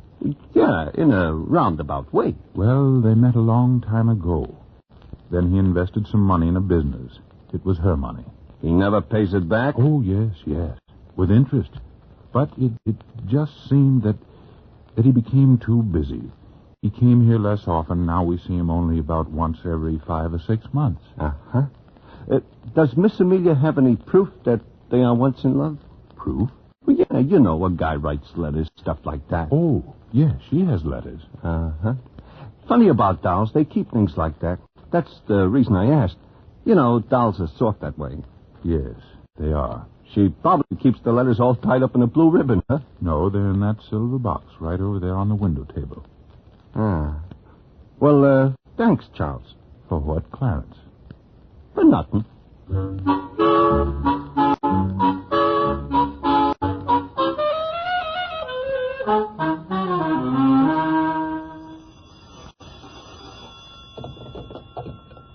Yeah? Milk here? This is Harry. Yeah. What is happening? I know where the letters are. Okay. Put the snatch on him and get out of there. Sure, tonight. I borrow another car. We will pick you up. Okay. It is a cinch, huh? Yeah, a cinch. Okay, see you later. Come in. I heard the phone ring. Uh-huh. Harry wants to know how I am. Oh. I thought the phone might be for me, but I hope I didn't disturb you. No, not at all. I really came in for something. Yeah? I came in for this box. The box? Yes, there's something in it. Oh, looks like it is a valuable box. Oh, it's very old, but what's in the box is worth $1 million. $1 million? Maybe more like 10,000. What? Nothing. Mr. Clarence, would you think me a foolish old woman if I talked to you about something? Like, for instance, about what? These are letters. Yeah, I see. I've kept them for years. Now I'm going to burn them. Huh? What for? You say they're worth $1 million? Not anymore. They were as long as I thought he'd come back. You are not really going to burn them? Yes. They don't mean anything now. He's going to marry someone. But look, if these letters... Oh, I mean, they're love letters, huh? Yes, they are. But then why burn them? Maybe you could sell them. Oh, no, that's silly. Not the way I look at it. Here's one. I've read it 1,000 times. He wrote it to me after we'd had a quarrel. A silly, stupid little quarrel about another girl. Yeah? Well, to get back to the selling, I would like... blonde hair. Oh, she was very pretty, much prettier than I. I was jealous, and he and I had a fight. We didn't see each other for 2 days. Yeah, that's swell, but do not burn these letters. And then he wrote me this letter. Listen, I'll read you part of Yeah. it. Sweetheart, can you forgive me? I was foolish and I admit it. Right now I'm thinking of the last time I saw you with the evening sun turning your brown hair to bronze. No blonde hair could look like that. Darling, I hate blondes. I shall always hate them, and... We made up then. Yeah, I see. But still, we ought to get back... That's that, I guess. Times change, don't they, Mr. Clarence? Not much. Where are you going? To my room. With the letters? Why, yes. Why do you ask? Well, look, you say you are going to burn them. Yes. You do not wish to change your mind? You actually seem disturbed about it. Oh, you're very sympathetic. And I'm just a foolish old woman. No, you are I'm not. Sorry I embarrassed you, but I wanted to talk to someone besides Charles. Look, Miss Amelia, I am thinking that burning those letters will be a very distasteful job. Why do you not let me do it for you? That's very kind and thoughtful of you. It is nothing at all. I really do hate to burn them myself. If you will give me the box? Well, It's the least I can do for you, Miss Amelia. All right. Here. Thank you. You will not regret this action on your part. You can use the fireplace there. Good night, and thank you. Good night, Miss Amelia, and thank you.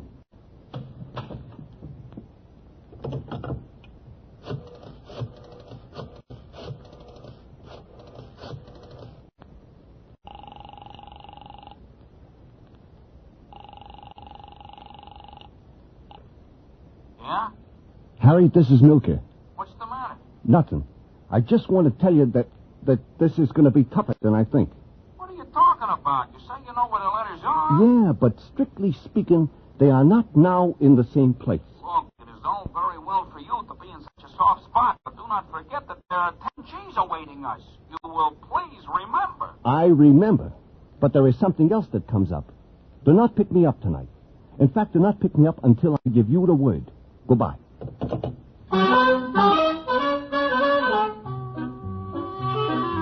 Well, that is the way it stands. And the next day is Saturday, and the day that comes after is bound to be Sunday. And it is on Sunday that something happens at Miss Amelia Bodkin's house. Milk here is sitting on the porch with Charles and Miss Amelia when a big town car drives up in front and stops. And the scene is as follows. Jabez. Oh, Jabez. Mr. Tuesday, sir. Mr. Tuesday. Hello, Amelia. Hello, child. Amelia, darling, can you ever forgive me? Jabez, why, what do you mean? Oh, I was a fool, a stupid idiot, and I... Oh. Oh, Jabez, this is Mr. Clarence. Mr. Clarence, this is Mr. Jabez Tuesday. Yeah, I recognize him from his pictures, which are in all the papers. How do you do? Pretty good, I guess. Yes, Sit down, Mr. Tuesday. Enjoy the air. Jabez, it's so nice to see you. Oh, Amelia, I want to talk with you. I must. Why, of course, Jabez. We can go in the house. I'm sure Mr. Clarence will excuse us. With a great deal of pleasure. Go right ahead. Yes, excuse us, please. Come along, Jabez. This is very odd. It is? Why? Why, Mr. Tuesday never comes out here on Sunday, and... Maybe there is something that changes his mind. He seemed very excited, didn't he? Yeah, he does seem a little upset. Wonder why. Charles. Yes, Mr. Clarence? Look in the window. The window? Yeah, right here. They're kissing each other. Uh-huh. Charles, it looks like Miss Amelia has got her guy back. I don't understand. Maybe you are not supposed to, Charlie. Just take things as they come, I always say. Just take things as they come. But you can bet your last bob that Miss Amelia Botkin will be Mrs. Jabez Tuesday any day now.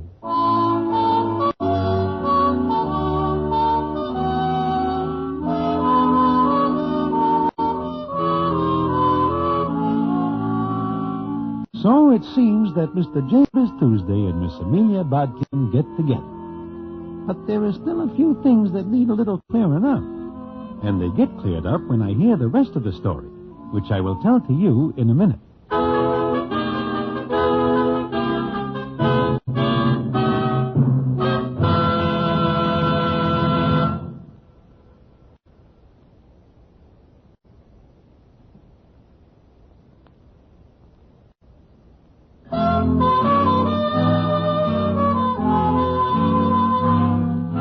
Like I say, there are a few things that need clearing up. And the clearing up comes that night in Mindy's.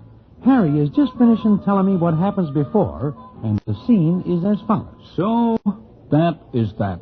It is? But there are a few things I do not understand. Uh-huh. No, what I mean is, what happens? Well, it happens that I sent the letters to Miss Valerie Scarwater. What? You send Mr. Tuesday's letters to Miss Bodkin, to his fiancée? That is what he does. At first, I am burned enough to put the blast on Milk here. Yeah, but I sent the letters to Miss Scarwater. And it seems she is a blonde, so it is better than even money she does not like the letter referring to blondes. So, she slugs Mr. Jabez Tuesday with an 18-karat vanity case and turns him out. Then is when he discovers he loves Miss Bodkin. But what about your 10 G's? You do not get them. Oh, yes, we do. We have got Mr. Tuesday over a barrel. He gives us the money. But there is one thing for which we are very mad at Mr. Tuesday, and that is why we wish to locate Judge Farber. You get 10 G's and you are mad? Yeah. You remember he tells us that we should collect the silverware so this looks like an ordinary robbery? Yeah, I remember. Well, as it turns out, we do not get the silverware. In fact, we go back there some nights later to collect it, and we are turned away by a shotgun. After he promises us we can have the silver. So, we wish to locate Judge Farber to find out if we can sue Mr. Jabez Tuesday for breach of promise.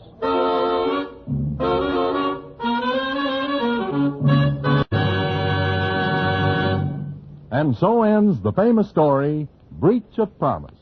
For another great Damon Runyon story, listen in again next week to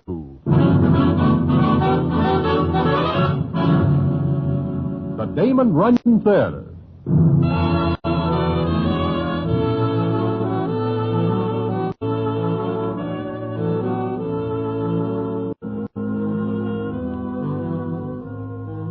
The Damon Runyon Theatre with John Brown as Broadway is directed by Richard Sandville and the stories adapted for radio by Russell Hughes. This is a Mayfair production.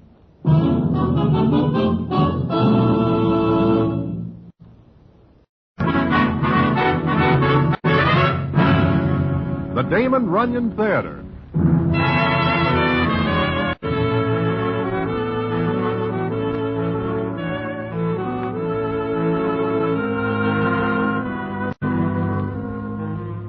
Once again, the Damon Runyon Theatre brings you another story by the master storyteller, Damon Runyon.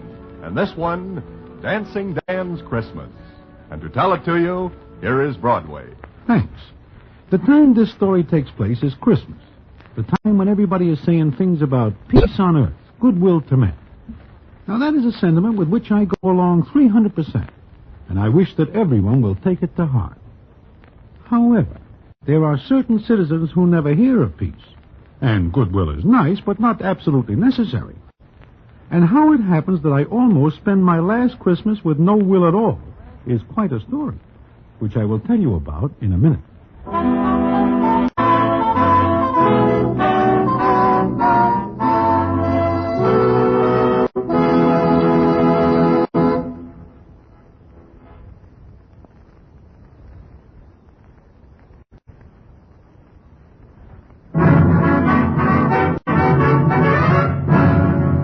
And now, back to the Damon Runyon Theatre and the famous story, Dancing Dan's Christmas. It is just 2 days before Christmas that I am sitting in Mindy's enjoying some cheesecake and coffee. My enjoyment is not long-lasting because no sooner is the first bite in my mouth than I am joined by a character named Shotgun Sam, so-called for reasons that are plain. He sidles up, eyes me for a couple of seconds, then sits down. The cheesecake has no more flavor and gets even less tasty, as Shotgun says as follows. Broadway, how are you? First rate. How are you, Shotgun? Tired. Very tired. Is the cheesecake good? I just take my first bite. Oh. I don't see Dancing Dan any place around, do you? I am not looking for it. I am. Oh? He's as hard to find as warmth in the bookie's heart. It seems to me that the places to be looking for Dancing Dan would be the nightclubs. He likes to dance. Mm-hmm. And that is just why I'm looking for him. Because he's such a slick dancer. You wish to take lessons? I do not. I wish to give Dancing Dan one. And one he will not forget. I tell you, I do not see him any place. I believe you. Thanks. Broadway, I do not like the job I gotta do. Which is? It seems that Dancing Dan dances too much here lately with the wrong doll. Muriel O'Neill? The same. You know about it then? Well, there is a rumor that Heine Schmitz likes it. Said rumor is absolutely true. And because it is, Heine wishes Dancing Dan to know it. Look, Shotgun, what harm is there in dancing with Muriel O'Neill? None, except that Dancing Dan does it more than once. Now I've got to find him and end his career.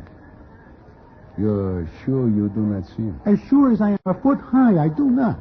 Okay. But if you do, You will let me know? Well, to tell the truth, I do not get to many places which are apt to see Dancing Dan. But in case you do, Heine would take it as a personal favor if you would tell me. Also, he would take it as a personal affront if you do not. But, Shotgun... I also would take it as a personal affront. I have got this job to do for Heine. And I would like to get it over with because I wish to get home for Christmas. I do not like to spend the Christmas season hunting for somebody. I hear. Okay. See now. Now, when a citizen like Shotgun Sam says he would take it as a personal affront, he means just that. So I make it strictly my business to keep more than somewhat away from the spots where I am likely to see Dancing Dan. Not that I would tip off Shotgun, because I like Dan. But if Shotgun finds out that I see Dan and do not tell him, that is not only the end of my peace on earth, it is the end. So it is on Christmas Eve that I am in Good Time Charlie's, a place Dancing Dan is never likely to show up. The scene is as follows. This is what is known as Tom and Jerry, Broadway. You like it? It is very good. A great thing for Christmas. Charlie, Yeah? how does it happen you have no other customers tonight? Christmas Eve. Everybody stays home. I figure I'll close up early and... Who's that? It does not make any difference. Let him knock. Now, as I was saying... Whoever it is wants to come in. I gotta close up. No more customers tonight. Maybe it is someone who wants to see you. Oh, okay. Leave the door on its hinges. I'm coming.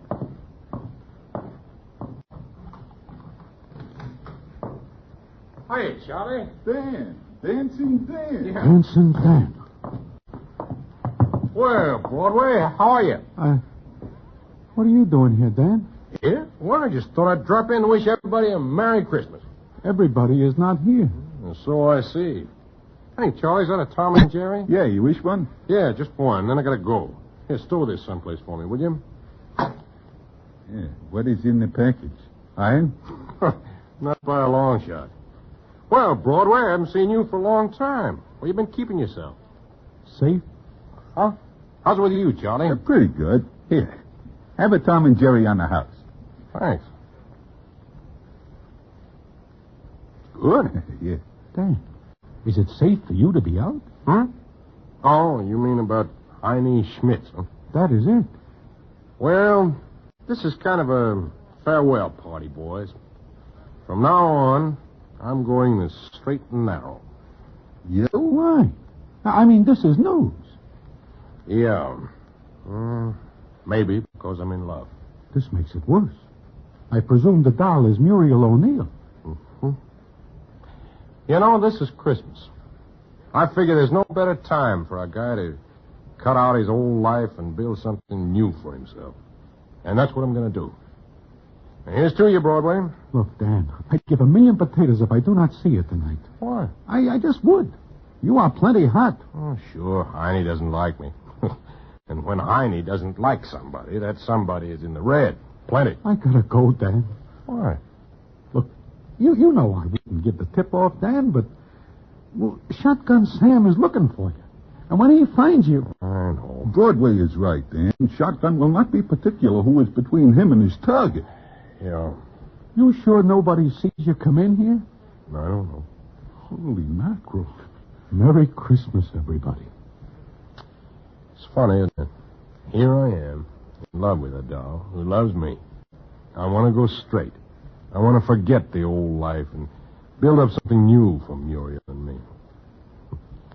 I gotta do it the hard way. Yeah, it is funny. Okay, tell you what. I'll stay just a couple of minutes. Then I'll take the heat off you two by getting out of here. Okay? Sure, Dan. You're an all right guy. Broadway, what do you say? It's Christmas Eve. What else can I say? Thanks. Well, Merry Christmas, boys.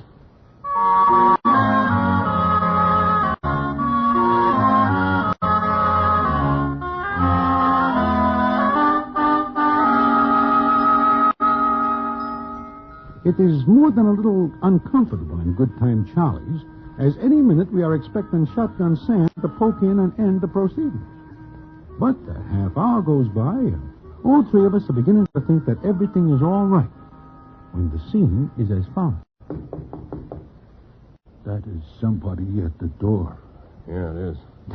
There's a back way out of here. You think they won't have that covered? Open the door, Charlie. You crazy? I'm tired of running away. Open the door. You cannot do this, Dan. Step back. I'll open it. No, don't, Dan. Look, if anything happens, take that package to police headquarters. Police? Yeah, there's a note in it. They'll understand. Now get back out of line of the door.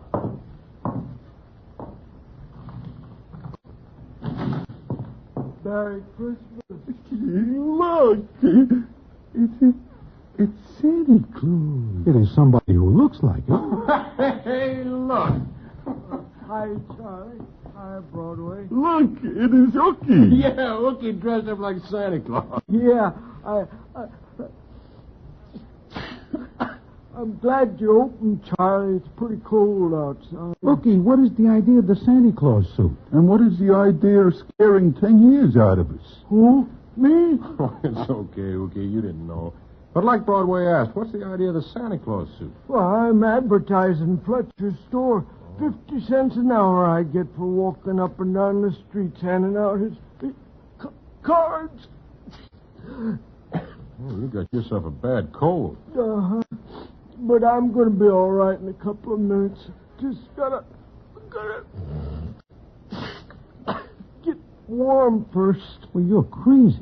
You will get pneumonia if you go out again. I need the dough bad.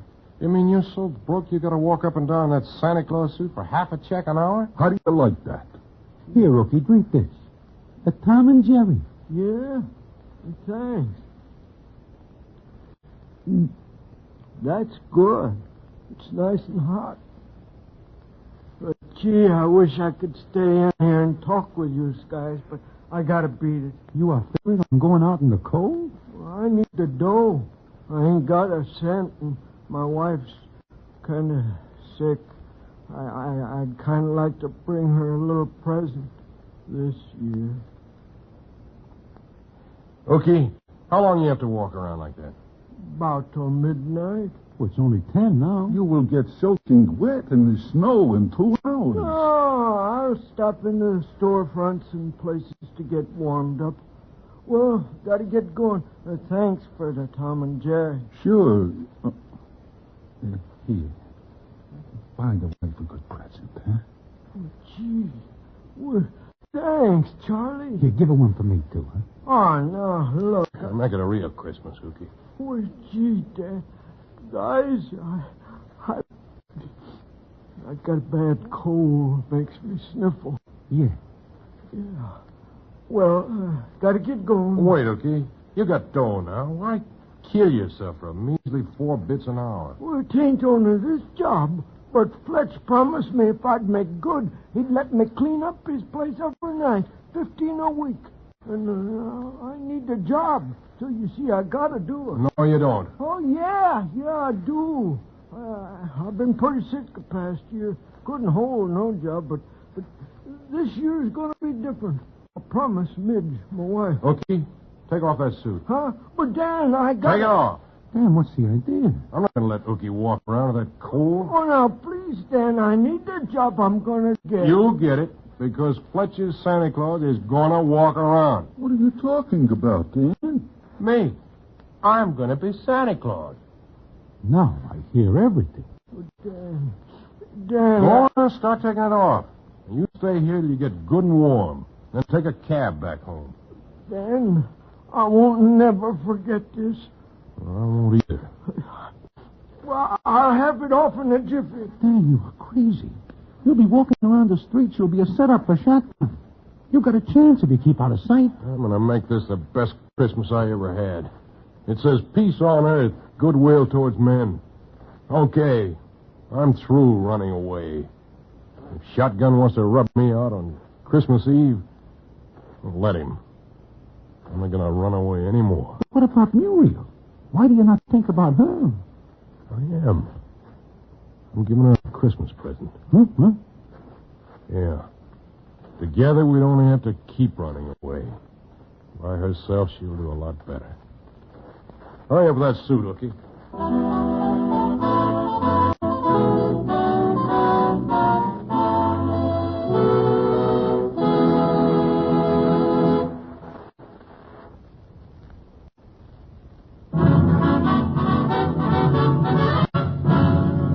And now, back to the Damon Runyon Theater and the famous story, Dancing Dan's Christmas.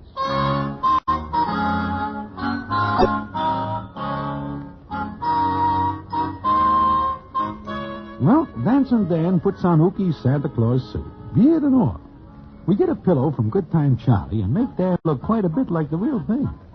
And then, just as he is about to leave, the scene is as follows. Now, who is calling me on the phone? Answer it, Charlie. Yeah. I'll be back in just a second. Dan, for the last time, do not do this. I'm doing it for Hooky and Muriel. Oh. It's funny, isn't it? Yeah, Me being Santa Claus. I tell you got a chance if you... Nothing. Hey, Broadway, Yeah, Charlie. this call is for you. What? For me? But nobody knows I am here. Well, you better take this. But... Go ahead, Broadway. I'll wait here till you're through. Yeah. Yeah, okay. You are not going to like this, Broadway. Who is it? Here, take it. I will go back and talk to Dave. Hello?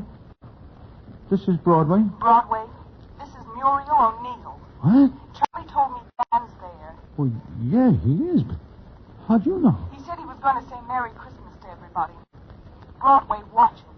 Don't let him do anything crazy.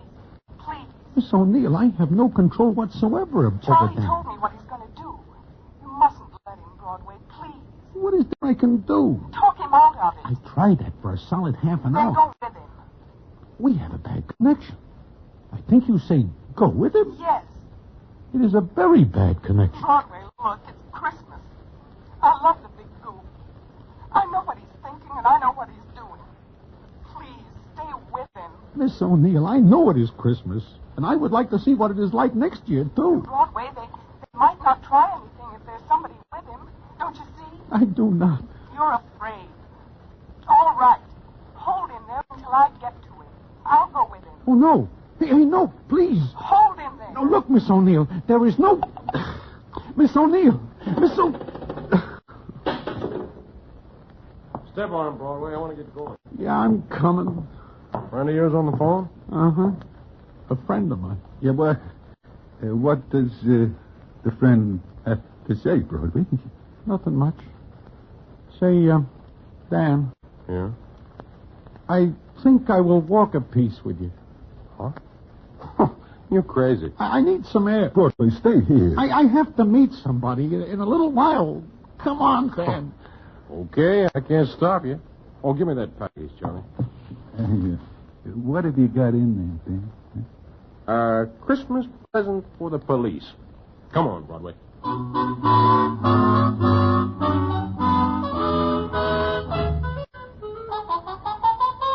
Well, so I am crazy. But I do not like to see Miss Muriel O'Neill taking a chance. So I figure I will go with Dan, so that if Miss O'Neill comes into Charlie's, he will tell her I am with him. We step out into the street. The snow is sparkling under the lights, and the bells are ringing. It is a beautiful Christmas Eve, and everybody looks happy. But me. I am very sad, and more than somewhat jumpy, because I expect any minute to hear something that is not Christmas chimes. But we walk up the street, and the scene is as follows. Look, Broadway, did you ever see a night like this? Truthfully, no. Fresh snow on the street, people laughing, talking. What makes people laugh like this, Broadway? I wish I know. So do I. Look, Dan, how far do you expect to walk? Not far, just to Muriel's place. Muriel's? Yeah. I want to put something in her grandma's stocking. I do not know what you are talking about. Oh, her grandmother hangs up her stocking every year and gets nothing. But this year, she's going to have a good Christmas. Just one before she dies. This year, that stocking's going to get something good in it. Like what? See this package? Know what's in it? If it's at all like the rest of this evening, there is a bomb in it. No. I made a haul. 50,000 clams worth of jewelry. This is Christmas Eve, and so I figured I'd take it back to the police because I am going straight. You are walking around in a Santa Claus suit with 50 grand worth of jewelry wrapped up in a newspaper? It's the only paper I could find. And I am with you? Take it easy, Broadway. No one will think of frisking Santa Claus for jewelry. Hey, look. Where? What? Who? A Salvation Army doll. She is not doing a good business. Come on. Dan, please, let us get in off the street. You now have your fun. I have to pass out these cards for Ookie, sure, but meanwhile, we're going to drum up a little business for a Salvation Army doll. Merry Christmas. And the last. Good evening, miss. Oh, hello there, Santa. I don't see much folding money in that kettle. Well, people are too busy to stop, I guess. Uh-huh. Okay. I will see what I can do. Dan, please, let us get off the street. Ah, there's a customer. Hey, you. Hey, you talking to me? Uh-huh. You know who I am? You look like Santa Claus to me. I am. Now, you be one. Huh? Put something in the kettle. Now, look here. No, you look bad. Put something in the kettle. Well, of course. And see that what you put in doesn't make a tinkly sound. In fact, no sound at all. You were the first Santa Claus I ever seen packing around. I'm different.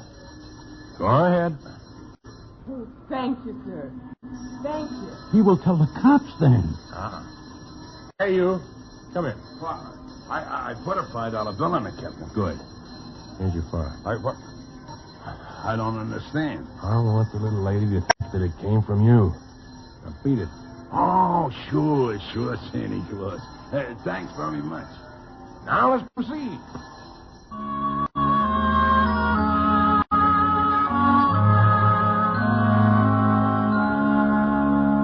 Well, here's my last stop, Broadway. Look, Dan, forget this business. Oh, no, I still got Grandma O'Neill's stocking to fill. Come on. But Shotgun might be watching here. So, what if he is? He will get you. Well, I'm not going to let Shotgun spoil the best Christmas Eve I've had since I was a kid. You coming with me or not? I can't stand out here on the street. Well, then come on.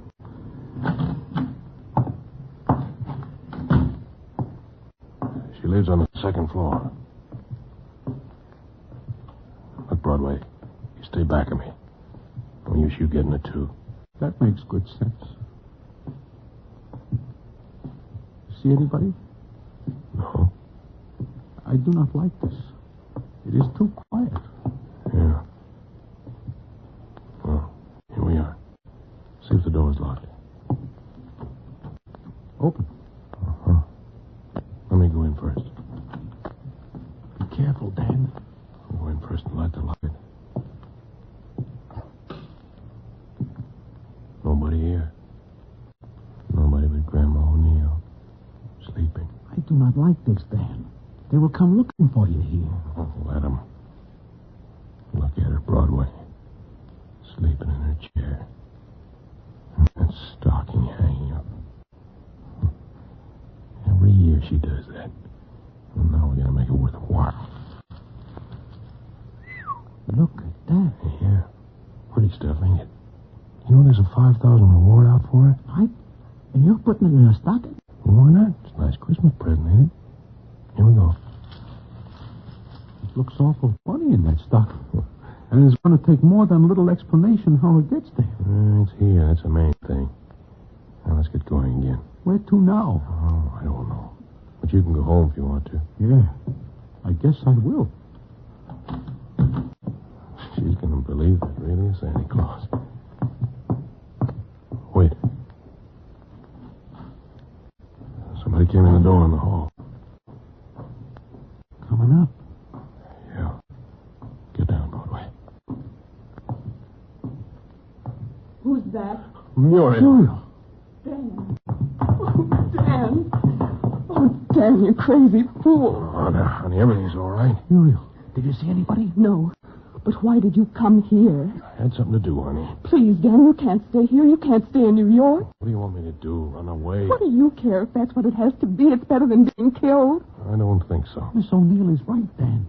Maybe. Maybe not. Now, look, Muriel. You wait 5 minutes out here in the hall. And you go in your flat. But why? Do like I said. What are you going to do, Dan? Me? I got a great idea. Do like I said. Broadway, stay with me. Dan. Don't come after me. Broadway, what's he going to do? Miss O'Neill, I do not know. And even if I do know, I would not understand it.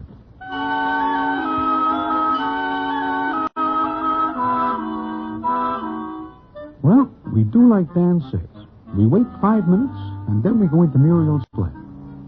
When she sees the jewelry in the stockroom, she makes me tell her what happens, and then she runs out in the street to look for Dan. But he is gone. And it is not until the next day that I hear what happens from Good Time Charlie. Sure. I am telling it straight, Broadway. Dan goes right to the police and tells them he pulled that jewelry job. And he leaves the jewelry so Muriel will get the reward? That is the way I figure it, but she will not accept it. But now he will get a couple of years at least. Sure he will. You know, maybe it is better this way. He goes to the clink, but he does not get rubbed out by Shotgun Sam. Yeah, but there is something I do not understand. What? Why is it that Muriel does not take the reward money? Dolls are very funny people sometimes, Broadway. They are very funny people. She says she will wait for him, and they will start all over again. Yep, like you say, dolls are very funny people. But, Charlie, there is something even funnier. Yeah? What is that? I am not able to figure out why Dan is still alive. And why Shotgun Sam is not watching your place here last night.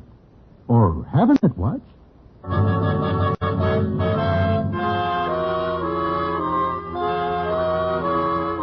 Like I say, it is hard to figure that out. Anyway, Dan goes to the pen, but he gets a light sentence because he says he is going straight, and besides, he gives himself up. He gets out and marries Miss Muriel O'Neill, and the last I hear, they are living happily. But that is not the end of the story. And what the end is, I will tell you in a minute.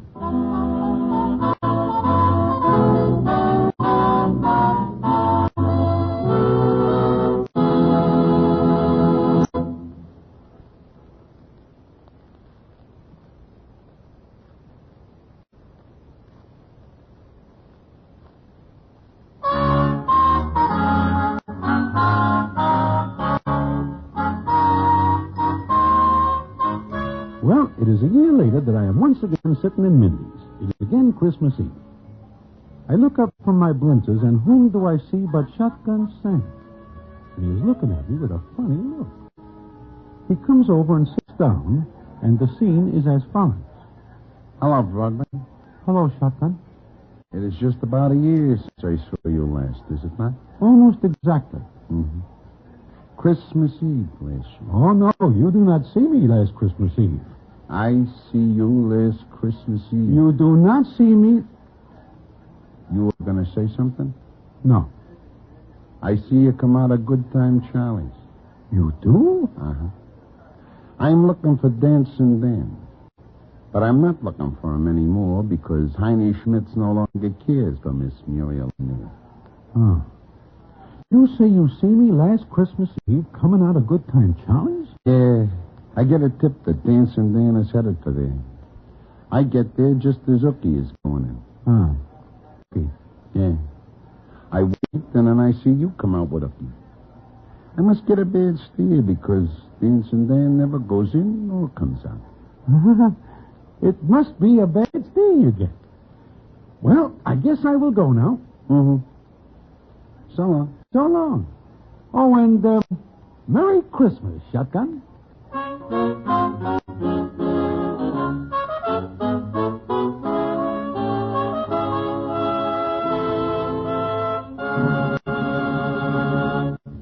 And so ends the famous Damon Runyon story, Dancing Dan's Christmas. Listen in again next week for the Damon Runyon Theatre.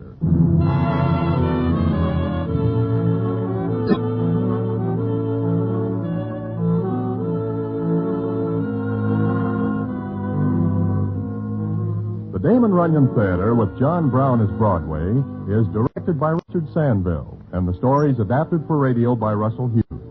Vern Karstensen is in charge of production. This is a Mayfair production.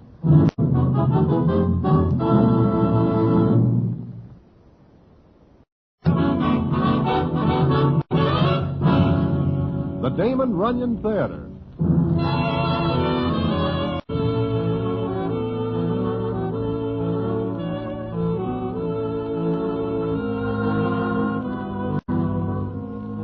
Once again, the Damon Runyon Theatre brings you another story by the master storyteller, Damon Runyon. And this one, Pick the Winner. And to tell it to you, here is Broadway. Thanks. It is one winter, and I am in Miami, Florida, with a character named Hot Horse Haby.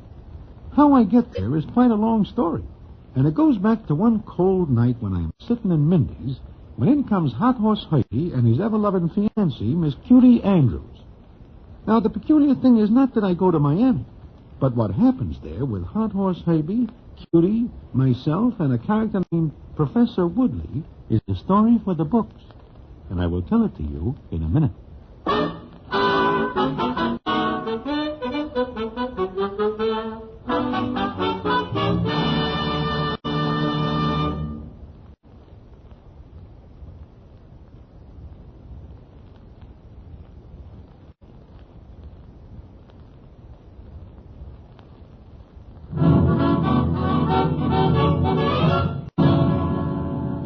And now, back to the Damon Runyon Theatre and the famous story, Pick the Winner.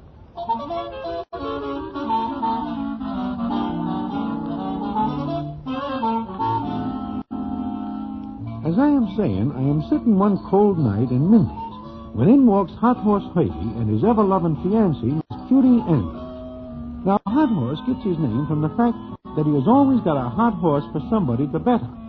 In short, Haby is a top. It makes his living that way. Such as it is. Miss Cutie Andrews, on the other hand, is more than 100% all right in anybody's line. And it is a constant wonder to all citizens why she puts up with Haby. But she does, and this makes her all the more all right. Well, Hot Horse and Cutie come over to me and sit down, and we speak as follows. Hiya, Broadway. Haby, how are you?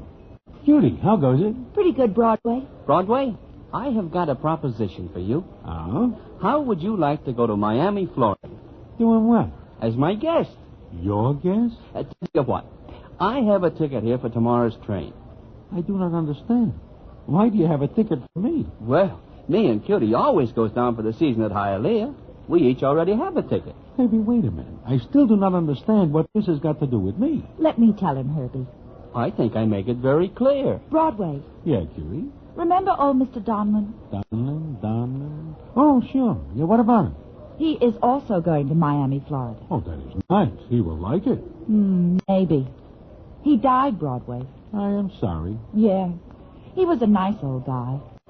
Anyway, his home was in Miami. They are sending him back there. And the railroad company says he has got to be accompanied by a passenger. Wait a minute. You want me? Oh, no, that is out. But look, Broadway, you get a free trip to the land of sunshine. You will bask in the sun and bathe in the waters of the Gulf. Like Cutie and me will do. When there is a racetrack around? I will lay more than a little 6 to 5. You cannot even point in the direction of the Gulf when you are in Miami. Please, Broadway, do this for me. Find somebody else. I cannot. I will not do it. Oh, look, it's starting to snow outside. Paper says the temperature's going to drop way down. Cutie, I am talking business. I bet we're in for one of those early cold winters. Snow's getting thicker. Yeah, it is. You know, it never snows in Miami. Cutie, what has that got to do with what we are talking about? Nothing. Nothing. That's what I say. Well, guess we'll have to find someone else, Herbie. Too bad you won't go with us, Broadway. Wait a minute. Yeah? How long will you stay? Long enough to make a killing. I got the names of some pretty hot horses. Tell you what, I will do it for you as a favor. But only as a favor, you understand? Oh, sure. We understand, Broadway. I guess you do understand, Cutie.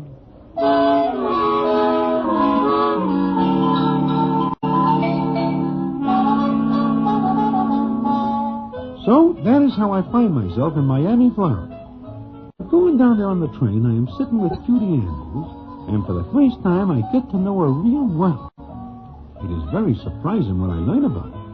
Like, for example, what she tells me the second day out. I like to ride on trains. Me, I can take them or leave them alone. I guess it's not the train. It's what I see. Scenery? I like to go through the little towns. Look at the people. Their houses. I do not notice them. I do. Broadway, what kind of a house do you like? House? You mean to live in? Yeah, to live in. Well, one is as good as another, as long as it is a house. Why?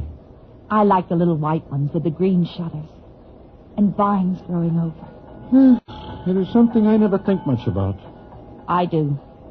Lots of times. I'd like a house like that, Broadway. Give me a slice of the moon thrown in. I got as much chance of getting it. Cutie, look, it is none of my business, but about you and Hot Horse Havey. We were going to be married 10 times. Did you know he once won $11,000 on a race? No. Well, he did. But right back on the next one. It's like that all the time. I've been wearing this engagement ring so long my arm's green up to the elbow. Well, why do you stick with it? Why? Maybe I feel sorry for the little guy. Always reaching for something he can't touch. You are a 100% all right doll, Cutie. Yeah, 100%. I'll trade you half for one look at a little white house with green shutters and vines growing over it. Gotta have soft music for all this, Broadway. I hope you get that little house someday, Cutie. Maybe I will. Who knows? Maybe I will. Maybe Herbie'll hit a streak someday. Aha, here you are. Been looking for you. Look, I've been going through the form. I got a stack of hot horses that'll set me up, but good. But good. I hope it does, Havey. Mm-hmm. See what I mean, Broadway? Huh? What are you talking about? Oh, nothing at all, Herbie. Nothing at all. Well, we get to Miami, Florida, and put up at a hotel. Cutie says no more about the little white house. It's like she forgets all about it. But I do not. I keep rooting for Havey to pick the winners. But he does not. He is not able to get in the money. We are almost broke and are at the track one day when the scene is as follows. You see Herbie any place Broadway? Uh-uh. Well, last I saw of him, he was trying to tout somebody for a bet. With his luck? Yeah, with his luck. Well, we missed 2 weeks of winter back in New York. How do we get back? Oh, there's Herbie. Where? Over there by the mutual windows. Talking to the tall guy smoking the pipe. Which one? The one in the suit that looks like it is never pressed. Oh, I see him. I wonder who he is. I never see the guy before. Oh, Herbie must be slipping. You'll never get that character to split a bet with him. Maybe it is the best he can do. After all, Havey uses up most of the suckers on bad bets. Yeah, but look at that citizen. He can't have a dime. He is a little seedy. Well, come on, Broadway. Let's go over. Maybe Herbie knows what he's doing. Hiya, Broadway. Cutie. Hi. Hi. Meet Professor Stanley Woodley. Prof, this is Broadway. How do you do? Pretty good. And meet my fiancée, Miss Cutie Andrews. It's a great pleasure, Miss Andrews. Huh? Oh, sure. How are you? Fine, thank you. I was just telling the prof that he ought to try a bet once in a while. Right, Broadway? You mean you are at the track, but you do not bet? Well, I came here to study the people. I like to watch them, whether they win or lose. Is that professor just a gag? I beg your pardon? I mean, you're a professor? Sure he is. From Princeton. That right, Professor? Yes, that's right. I had a bad case of pneumonia and came down here to recuperate. Oh. I was telling the prof that it's a big kick to have a C note or thereabouts on a winner. Really, I never bet. I'm just interested in people. I walk around and look at them. You kidding? Kidding? No, I'm not. You see, I'm a professor of psychology. What's that? Well, Mr. Herbie, I suppose you can call it the study of people. That's all you do? Yes. Look, Prof, the next race is just coming up. Now, I got a hot horse that can do good. I don't know if I should or not. Oh, why not? Just a C note. C note? $100. Oh, no, not that much. A 50 then? I don't think so. A 25? I don't know. Look, make it a 10 spot. Hey, but you gotta hurry. It's post time. Well, all right, I'll do it. Okay, come on. We got just time to lay it on. Oh, excuse me, Miss Andrews, Mr. Broadway. Sure. What's the matter, Cutie? Oh, nothing. Looks like a nice guy. Yeah, he does. Things must be getting pretty tough for Herbie when he has to tout a guy like that. Yeah, I guess so. I hate the whole thing, Broadway. I hate it. But maybe someday... Yeah, maybe someday. But there's an awful lot of corners to turn first. Well, the horse Herbie gives Professor Woodley wins. And Herbie sings his bad luck because he does not have a big better instead of Woodley. But it is better than nothing. That same night, it seems Herbie invites Woodley to eat with us. We are finished eating, and Herbie goes off to see what's good for the next day. I am paying no attention to much of anything until I hear Professor Woodley say... No, I'm a bachelor, Miss Andrews. You must get pretty lonesome. Well, not exactly. I have my work.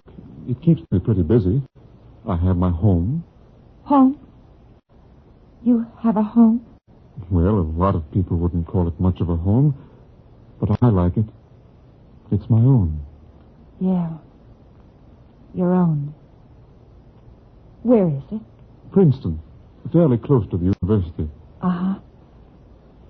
Well, I guess there's not much excitement, is there? Not real excitement, no. But you like it. Yes. Yes, I do. What about your home? You live alone? I have a housekeeper. Oh. Nobody else? No, no one. What kind of house you got? Just a small white one. It's got green shutters? What? Why, yes. How did you know? Oh, I don't know. And what kind of vines grow over it? Why, this is the most amazing thing I've ever heard. You couldn't possibly know all this. Well, that's what you think, Professor. Yes, but you've never seen me before. I've seen the house. Oh, you're joking. I wish I was, Professor. I wish I was. Broadway, is she joking with me?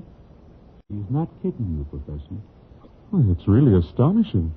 Go on, Miss Andrews. What else? I don't see any more. Oh, please, I hope I haven't offended you. No. But you were so accurate in your description. Forget it, Professor. There are 1,000,001 little white houses with green shutters and vines. But they all belong to somebody else.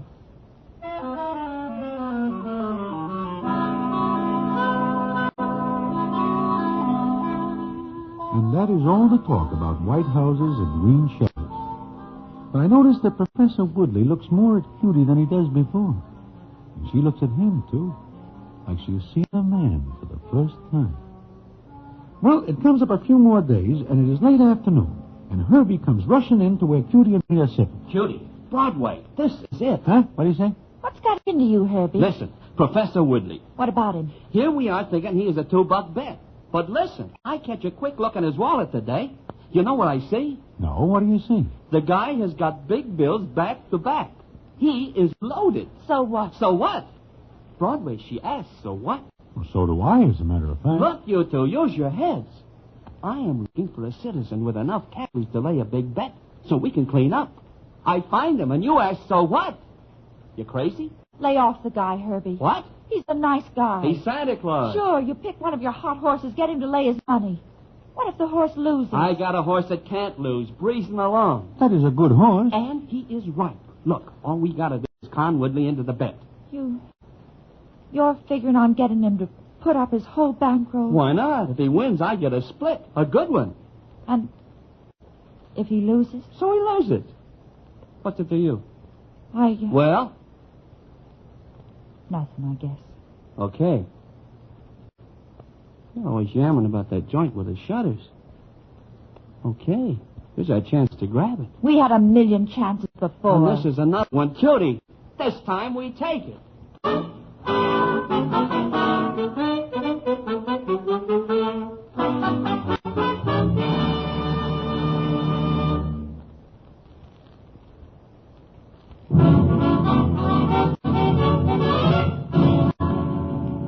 And now, back to the Damon Runyon Theatre and the famous story, Pick the Winner.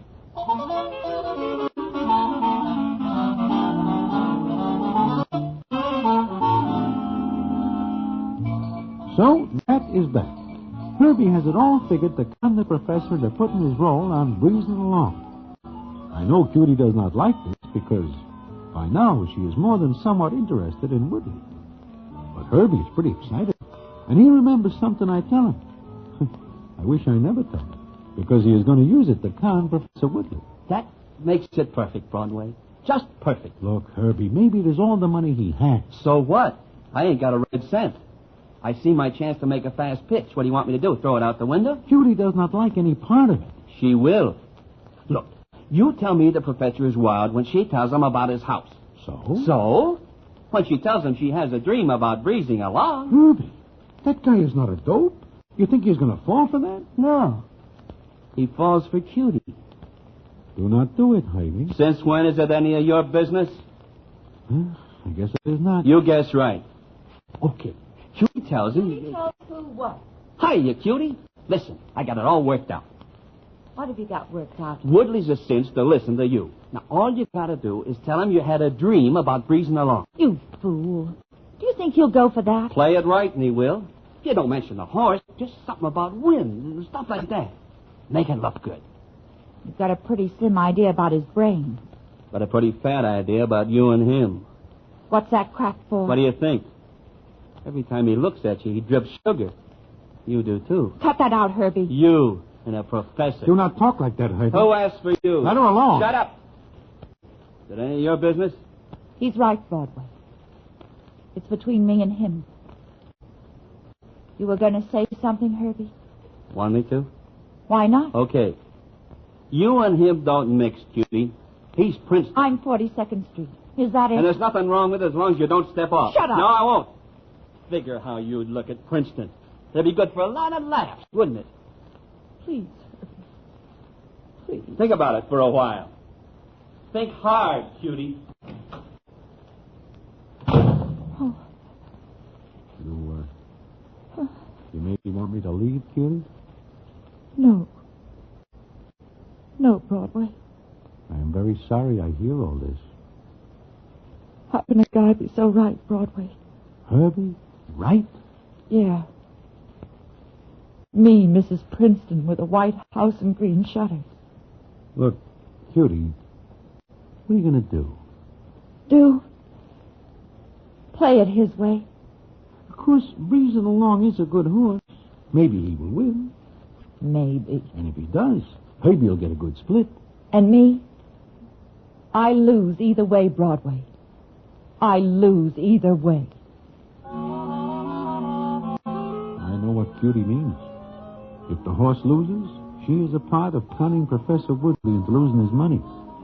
If breezing along wins, then Herbie has got his stake, and she is stuck with it.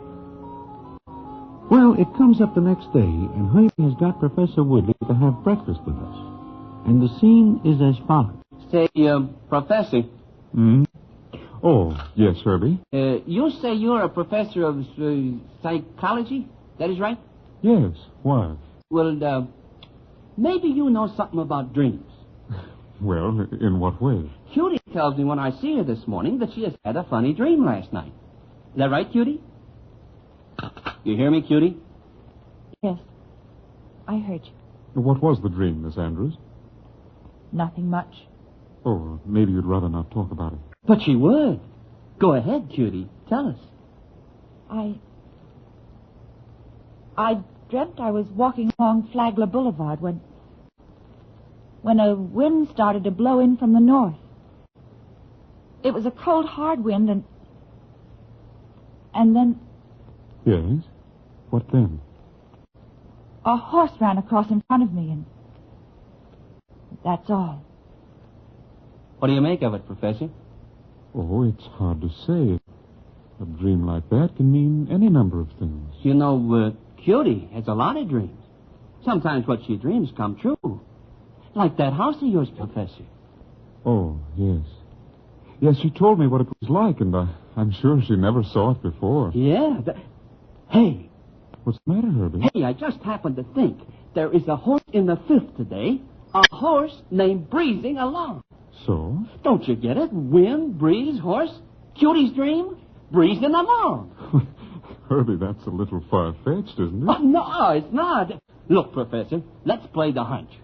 You're asking me to bet on a horse on the strength of a dream? Why not? It's better than just a hunch. And Breezing Along is a good horse. And he figures to go to the post at a little better than 3-1.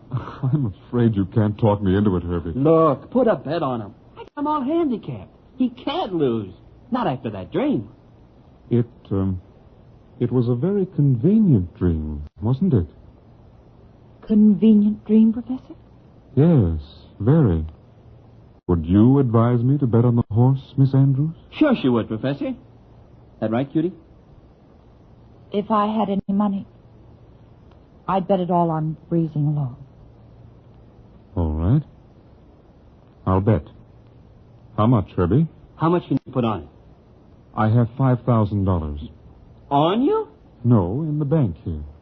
I'll put up half of it. It's a deal. Of course, I expect a little split for my tip. Yes, I understand that. Okay, you wait here. I'll get a form sheet, and I'll find out what the odds are going to be. Do you have very many dreams like this one, Miss Andrews? No. Let's forget it. Broadway. Yeah? That $5,000 is all the money I have in the world. Even losing only half of it would be rather bad. Well, look, Professor, you can still change your mind. But Miss Andrews advised me to place the bet because of her dream. I'm sure she wouldn't tell me to do such a thing if she... Forget it. Of course.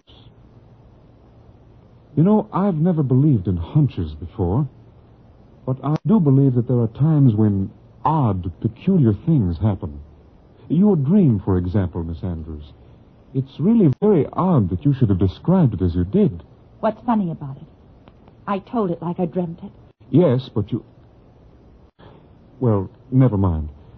Maybe I should forget my training, scientific training, and play the hunch. Is that what you are going to do? Yes, Broadway. That is exactly what I'm going to do. Because of Miss Andrews. Okay. Play it. Play it, you sucker, all the way. Maybe you don't know that Herbie never won a big bet in his life. He's a jinx, a hoodoo. You'll end up in the rain if you go along with him. Out in the rain with no coat, no umbrella. Play it his way. Go ahead. See if I care. Are you still going through with it, Professor Woodley? Yes, Broadway. Now more than ever, I'm going to play my hunch. And he does. He goes to the bank, and when he comes out, he hands Herbie 2,500 potatoes. But it is a very funny thing that he does not go to the track with us. And we do not see Cutie that afternoon either. But Herbie does not care because he figures he is all to the good. However, Breezing Along loses, and a 20-1 shot tops the race. Herbie cannot believe his bad luck. Then we go back to the hotel, and the first thing Herbie does is go see Cutie. This is very funny. She does not show up at the track. She does not answer the door. Well, try the door. Oh, yeah. It's open. Cutie. Cutie. Hey! Cutie! Broadway. What is the matter? Look, all her stuff's gone. She does a run out. How do you like that? She does a run out on me. Maybe she is very tired of waiting for something, Herbie. For what? Someday I was going to make a steak. I have bad luck today. I'd have it right now. Herbie. What? Maybe you better read this note. What note? It is right here on the dresser. Let me see. So she's going to marry the professor. Okay. Letter. You are not sure? Me? Nah. If I ever get your 10, she'll come back. I am not so sure. Why shouldn't you? Well, I do not know right now. But I think you are wrong, Herbie.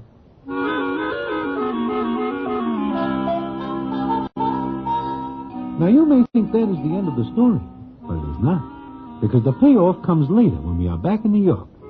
And what the payoff is, I will tell you in a minute.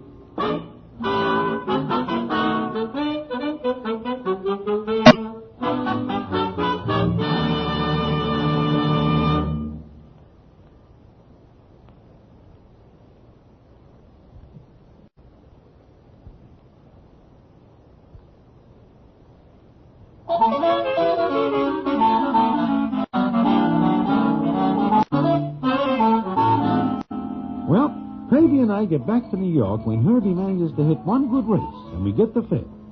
Then I do not see him for almost a week, until one night I am sitting in Mindy's when who comes in but Herbie.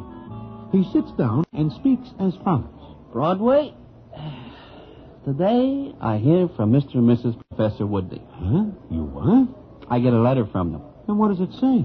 Look, there is a check for $1,000. Now, it is a cashier's check, so I know it is good. They send you a check for $1,000? That is right. And do you know why? I wish I did. But you tell me. You remember the dream I cook up for Cutie to tell the professor so I can con him into a bet? Oh, sure. The one about the cold wind from the north and the horse? That is the one. Well, the professor plays a hunch about that dream. Now, wait a minute. He gives you the money to bet on breezing along. Sure. But the other half he plays on another horse. But he does not know one horse from another. But he bets, and he wins. On a 20-1 shot in the same race that Breezing Along is in. Now, wait a minute. Where does he get the tip? Besides, he guesses that the dream is a phony. Sure. But listen to this. I will read you something from the letter. I thought it rather peculiar that Miss Andrews, now Mrs. Woodley, should describe a cold north wind. That same morning, I had looked at the entries for the races and had seen the name Mistral. I played the hunch. The horse won. So, I am sending you our check for $1,000 in the hope you will not think too harshly of us. Mistral? I do not get it. I do not get it either. Until I look in the dictionary and see that Mistral means... Yeah, what? A cold north wind.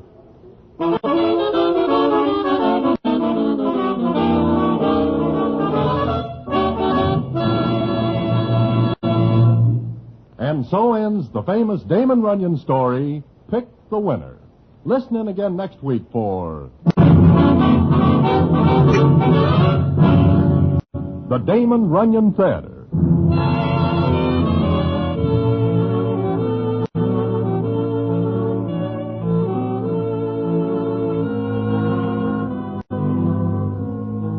The Damon Runyon Theatre with John Brown as Broadway is directed by Richard Sandville, and the story is adapted for radio by Russell Hughes. Vern Karstensen is in charge of production. This is a Mayfair production.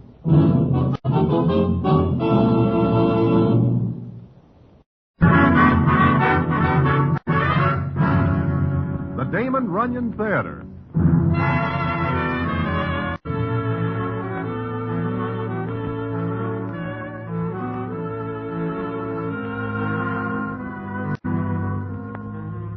Once again, the Damon Runyon Theatre brings you another story by the master storyteller, Damon Runyon.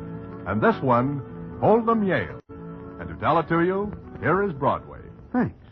Well, one Saturday I am in New Haven for a very large football game between the Harvards and the Yales. And what I am doing there is something which calls for quite little explanation, because I am not a college man.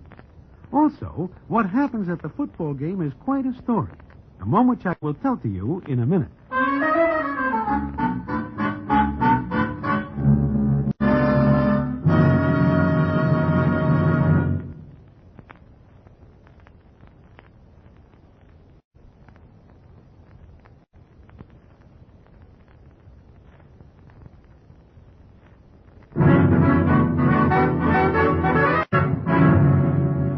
And now, back to the Damon Runyon Theatre and the famous story, Hold'em Yale.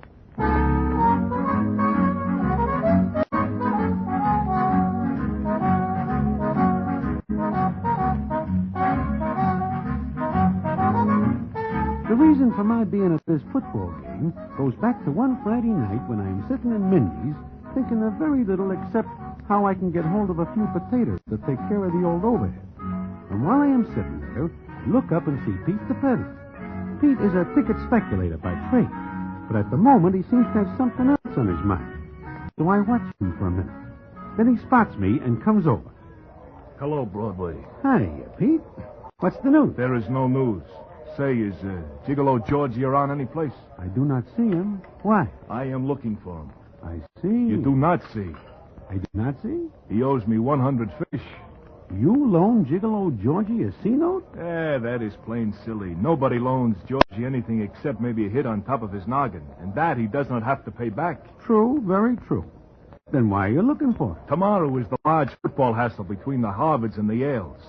You know that? I do not read the society pages.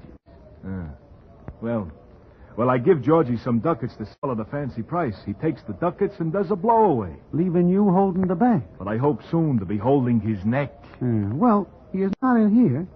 Do you look in the nightclubs? He is always dancing with some doll. Who pays for the check? He is nowhere about. I see. Well, someday I will catch up with him. Meanwhile, Broadway, how are you fixed for cash? I am in a sad state of disrepair. Okay. Come to New Haven with me and the boys tomorrow, and we will see what we can do to come honestly by a few fish. You want me to help you hustle the ducats? Sure. I figure this is quite an affair, and there will be those who need ducats. We have them, and sell them. Slightly above the market price. Why not? As you say, why not? Okay, Pete, you have got yourself another boy. When do we start? We leave on the train tomorrow morning. And when do we come back? As soon as we get rid of the ducats. Why? Do you wish to stay in New Haven? I do not wish to stay any place that is more than 5 minutes away from Times Square.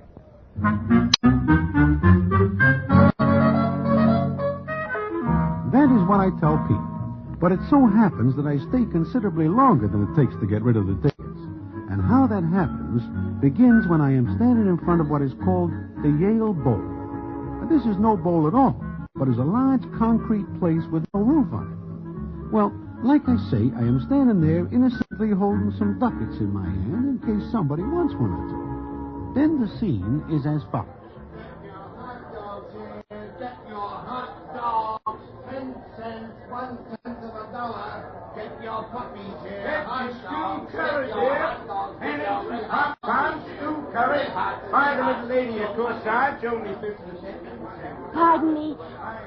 Pardon me. Huh? Are you speaking to me, miss? Yes. Do you have the time? Time for what? Well, I mean, what time is it, please? Oh, it is now 2:20. Oh. Is 2:20 a bad time for you? The game will start in a few minutes. You do not wish it to? I'll miss it. I'll miss it. Well, that is pretty tough to do, seeing as how it is right inside. But Elliot promised to meet me here with the tickets a half hour ago. Oh. Well, look, I have here some choice ducats for said game. I will sell you one for $10. $10? It is a bargain price, because the game is about to begin and the market is going down. I have only 50 cents. Well, goodbye, little miss. Goodbye. Little miss, why do you have to see the game? My brother plays for Yale. Oh. Football? Of course. Why? Nothing. I wish I had some money. There are plenty of us who wish the same. But how does it happen that you have none? Well, you see, I left Miss Peavy's school in Worcester, and all I had was the fare here. Oh, I see. No, you don't. We will not have an argument about it. I couldn't ask Miss Peavy for any because I ran away from the school. Why? It's rather a personal reason. Well, as far as I can see, you are in a tough spot. But I am unable to sell you a ducat for 50 cents, so goodbye. Goodbye. Thank you for telling me the time. Think nothing of. Broadway, I am looking for you. How is it going? Not good, Pete. I have 4 ducats left. Oh, great. I got one, and so has Milk Air and Nubsy Taylor. And so you are stuck with 7 ducats. Yeah, that is so. Say, do I not see you talking with that little doll as I walk up? Uh-huh. Who is she? I do not know her. But she tells me a hard luck story about somebody who is named Elliot and who does not show up with her ticket for the game. Why do you not try to sell her one? Because she has got only 50 cents. Oh, here comes Milk Air and Nubsy. How's the luck, boys? Milk Air? Terrible. I still got the ducat, and from what I hear, the game is about to begin. What about you, Nubsy? There is no market for this ticket. And the game is about to begin. I am stuck with 7 ducats. Pete, since you are not going to get rid of these, why do you not give one to the little miss, huh? The one I see you talking to? Sure. Look at her. She is still crying. It is a hard luck story. Dolls always have a hard luck story. It is part of their character. No, I do not think this one is putting on the bite. Why not? Well, she says she comes from Worcester, and dolls with hard luck stories always come from San Francisco, because the fair is somewhat larger. That is true. But I think I got a better idea. What is that? Look, boys, I hustled ducats for many years now, but I never see one of these games. So I think I would like to. How about you, Milky? Me? Nah. Do you ever see one? Nah. Nubsy, how about you? This is the closest I ever get to one, and I do not think I wish to get closer. I often wish to see why suckers pay such high prices for ducats. Now is our chance. I wish to go back to New York. Broadway, there is no train until late this afternoon. We are stuck here? So we might as well see the football game. Well, it is an idea. So, come on. Now, wait a minute, Pete. What about the little doll? Let us see. Come on, boys. Get your pants here. Get your pants here. Pardon us, little miss. Oh, yes? What is it? My friend here just tells me that you are hung out on the line. I'm what? He means I tell him that you are going to miss the game due to the fact that Elliot is not here. Yes, that's right. Well, look, I happen to have 7 ducats. We will take you in with us. That is, if you wish to accompany us. You mean you'll really take me in? That is what he says, little miss. Oh, I don't know what to say. Just yes or no. Yes, and thank you. Then it's settled. Are you Yale or Harvard men? Is that funny, Milky? It is. I guess it is at that. Okay, let us go.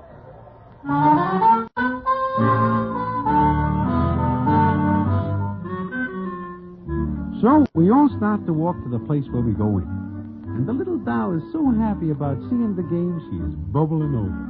In fact, she is so glad about it that she makes the rest of us real happy that we are able to do the favor for her. She has big blue eyes and turns them on Nubsy Taylor, who is more than somewhat fond of dolls, no matter what color eyes they got. Then she smiles at Milky, and I see that he is going to take the count. Even Pete the peddler is getting soft as he listens to her while we walk along. Oh, I can't tell you how sweet you are. Why, I think I'd have died if I'd missed the kickoff. Kickoff? They are going to rub somebody out in there? I think I am beginning to like football. How can you tell when you are not even inside yet? They speak our language. I like you. I'd be really happy if Elliot were here. Look, little miss, who is this Elliot that you talk about? He's my... Well, can I trust you? Now, that is a foolish question. Shut up, Broadway. Go on, little miss. Who is Elliot? My fiancé. Father hates him. As a matter of fact, Elliot and I are going to elope after the game. After? Is football more important? My brother's playing today. For Yale. You say your father hates this Elliot. Why? Because he thinks Elliot is... Well, he thinks Elliot's after my money. Oh? You have money? Only what my uncle left me. Just a few fish, huh? Fish? Dollars. Oh, yes. He left me $1 million.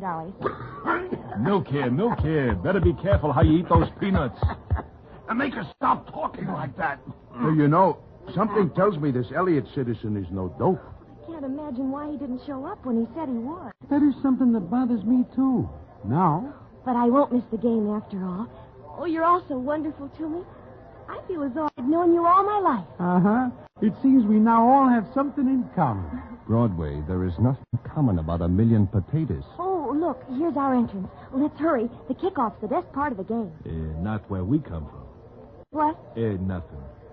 Let us go in. You know, Pete, something tells me we better not see this game. Why not? I just got a feeling, that's all. Come on. You'll love it. Here, little miss, take my arm, and we will go in style. Here is another arm for you. Oh, you're all so wonderful. You must be important men. Like I say, let us go in. Nubsy, Nukia, Broadway, we are now going to college.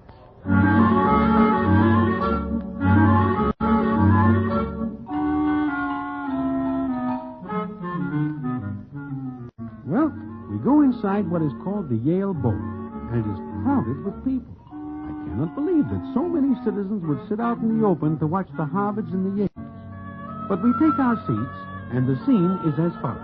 Look at all the suckers. Oh, if I only had the ticket concession. Are all these people in here just to see football? Look, here's my brother. See him? Way over there. I see nothing but a lot of Indians in blankets. Silly, that's the Harvard team. And oh, we're on the wrong side. Wrong side? Well, what do you mean? Don't you see, Broadway? Look around us. I am.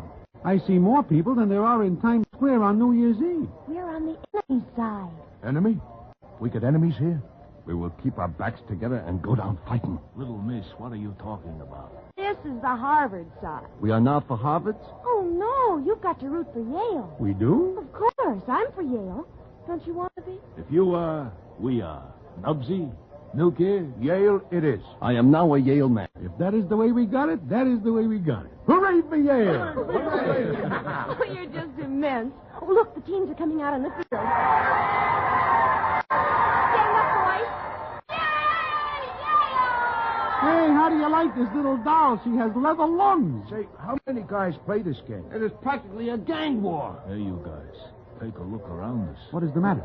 I do not like the way the citizens in our immediate vicinity are eyeing our little doll. Yeah, they do not seem to be in favor of the Yales. Oh, I am not prepared for this. No Roscoe, no nothing. I know now we should go back to New York where there is peace and quiet. Nothing doing. The little doll is our guest.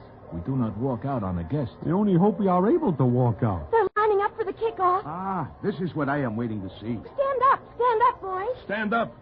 I do not know why, but stand up. There it goes.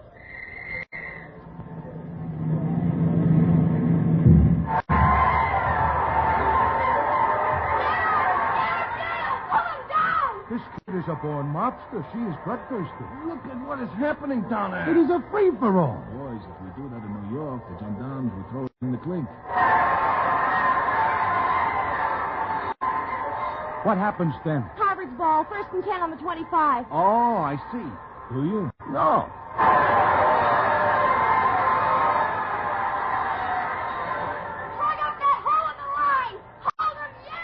Look, one of the guys in the blue shirts is rubbed out. He was knifed because I did not hear a shot. He'll be all right. He's got to be all right. He has only a slim chance the way I see it. There are 2 tons on top of him. Look, he's getting up.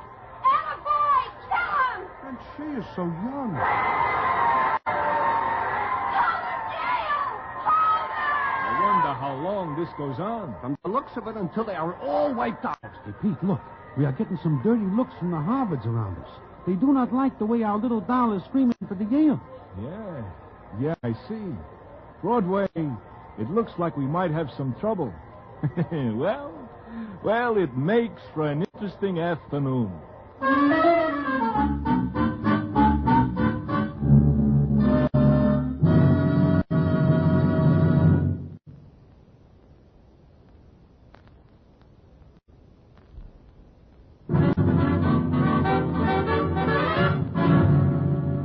And now, back to the Damon Runyon Theatre and the famous story, Hold 'em Yale.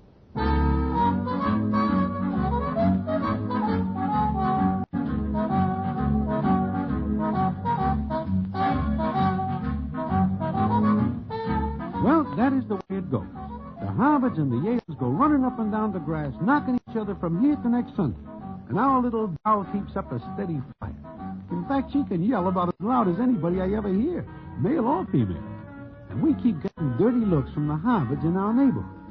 Then the little doll mentions that she is chilly, and Nubsy and Milky had disappeared during what the doll says is a timeout. Then they come back, and the scene is as follows. Here you are, little miss. Put this robe around you. Oh, thank you. I have got a thermos jug of coffee for you. Why, that's wonderful. Boys, where did you get those robes and things? We find them. Yeah, we find them. How? The hard way. But what is the difference? Little miss, do you have a mink coat? Well, yes. Why? See, Nubsy, I am right. We would have carried it over for nothing. What has happened? Time's back in. Oh, we've got to score. We've just got to. How'd the matter stand now, little miss? Scoreless tie and only 3 minutes to go. Little miss, you say that citizen who fires the gun is just the timekeeper? Well, that's right. Why? It just makes me nervous, that's all. I figure he's going to hurt somebody. Come on, Yale! Come on! your own business. Yeah. Hold on, Yale. You... That's a great comeback. Yale's better than Harvard any day in the week. Except on Saturday, which is today. You wouldn't say that to my friends here. Are they for Yale, too? Yes. Well, then tell them to go over to the Yale side. We've got seats here and we'll stay. Isn't that right, Pete? That is right. So there. So there. Oh, they look exactly as I'd expect you, old man to look. Especially the one with the broken nose. He means me. And the other one. Where'd you get that ear? He is talking about my ear, and I am sensitive about that. I guess we better spread out, boys. Now, wait a minute, Pete. We are surrounded. Do we let them talk that way about us? What is happening now? One of the characters in the red shirts is all by himself. Look at that boy run. Go on, boy, go on! All the way! He runs faster than Harry the horse the night the gendarmes went to ask him a few questions. Get him! Pull him down! Get him! Hold him, Yale! What am I saying? Why don't that citizen with the rod take a shot at him? Little miss, is this bad? He's going for a touchdown. Is that good? No, we'll lose. He's over! He's over!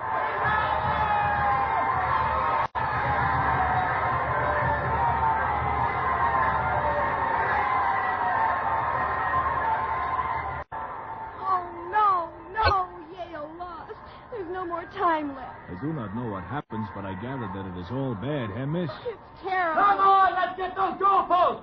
Come on, you Harvard men, let's get those goalposts! What does he say? They're going to take our goalposts. What is that? Look, don't let them take them. I would not give you 8 cents for them. You don't understand. They mustn't have the goalposts. What good those posts will be after they get them is a mystery to me. Well, I'm not going to let them do it. Come on, Yale, come on. Hey, where is she going? Search me, but she is heading for the field. She does not want the Harvards to take the goalposts. Pete, let us get out of here. Wait, Broadway. Are we going to stand by and watch the Harvards do something the little doll does not wish them to do? I do not like the crack that guy makes about my nose. And I am still sensitive about my ear. It just so happens I have $1 worth of nickels rolled up in paper in case I get in a fight. $1 worth of nickels in a guy's fist makes him a pretty tough customer. As a matter of fact, I have a roll of nickels. It's a funny thing, but after feeling around in my pockets, I have 2. Then why do we stand here while the little doll is down there? Let us go. No, wait. We are only 4 of us. I do not care. I wish to look for the citizen who makes the crack about my nose. I think I will give him one like it. We will fight for the honor of the Yale. I do not go to Yale. I never wish to go to Yale. I do not care to defend the honor of Yale. But it is for our little doll. But Oh, that is different. Let us go.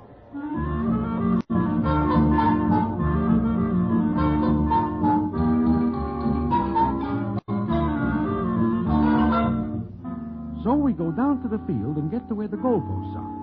By this time, there are several thousand Harvards tugging at the posts, and I figured the odds are pretty heavy. But then I see the little doll climbs up and is now sitting on the crossbar screaming at the Harvards. Don't you dare! Don't you dare take these posts! Get out or we'll take you with them! You're a coward! You fight a lady! Well, there's some doubt about that. Mister, look, you hear the little lady. Do not shake her down from there. Oh, it's you, huh?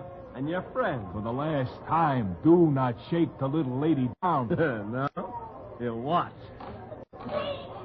Nothing! Broadway! Milner! Don't let her! Mister, do not do it. The little doll up there does not wish you to. Oh, you're in it too, huh? Well, look, I never did like derbies.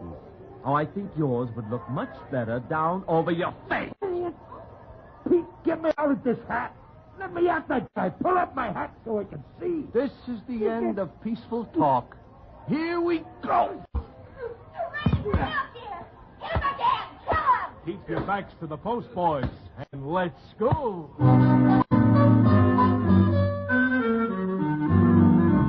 Well, about this time, one of the Harvards, who is 9 feet tall, reaches over 6 other guys and hits me on the chin. While I am going through the air, 2 other guys punch me when I am unable to defend myself. By the time I pick myself up, I am pretty well out of the way of everybody and have a chance to see what is going on. And what I see is Nubsy, Milky, and Pete battling the Harvards. Nubsy's derby is still down over his ears, but he punches a hole in it so he can see, and he is swinging right and left. But the odds are too heavy. I run back into the battle, and the scene is as follows. I am having trouble breathing through this derby. We cannot hold out much longer. I am not so tired of getting hit as I am of getting up off the ground. I never figured these college boys are so good. Hold it, fellas! Hold it! Don't throw no more punches. Hold it. Look, these are game guys. Even if they do go to Yale. What do you say we call it quits, huh? Okay. Keep your goalposts. Anybody who puts up that good a fight deserves them. Please, help me now. Come on. Nubsy, how are you? I will never wear another derby as long as I live. If I live.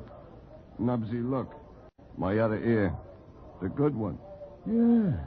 Now both sides of your head will match. Oh, you wonderful, wonderful man. I could kiss each one of you. I think nothing of it. Yale won't forget this. Neither will we.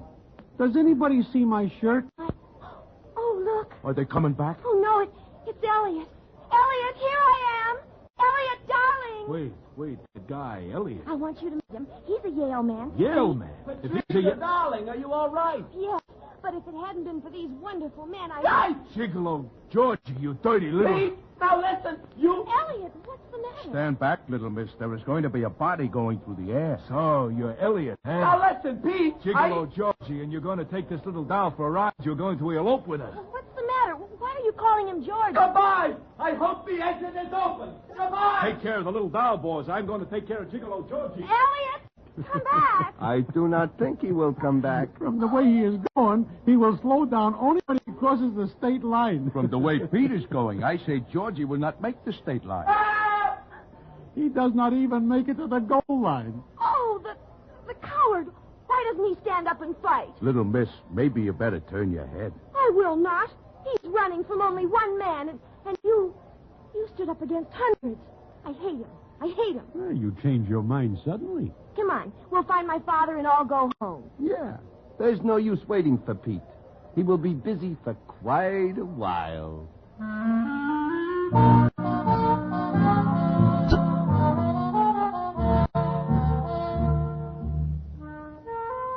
Well, after Pete takes care of Gigolo Georgie, we take the young doll to the railroad station where she says she is going back to Miss Peavy's school in Worcester.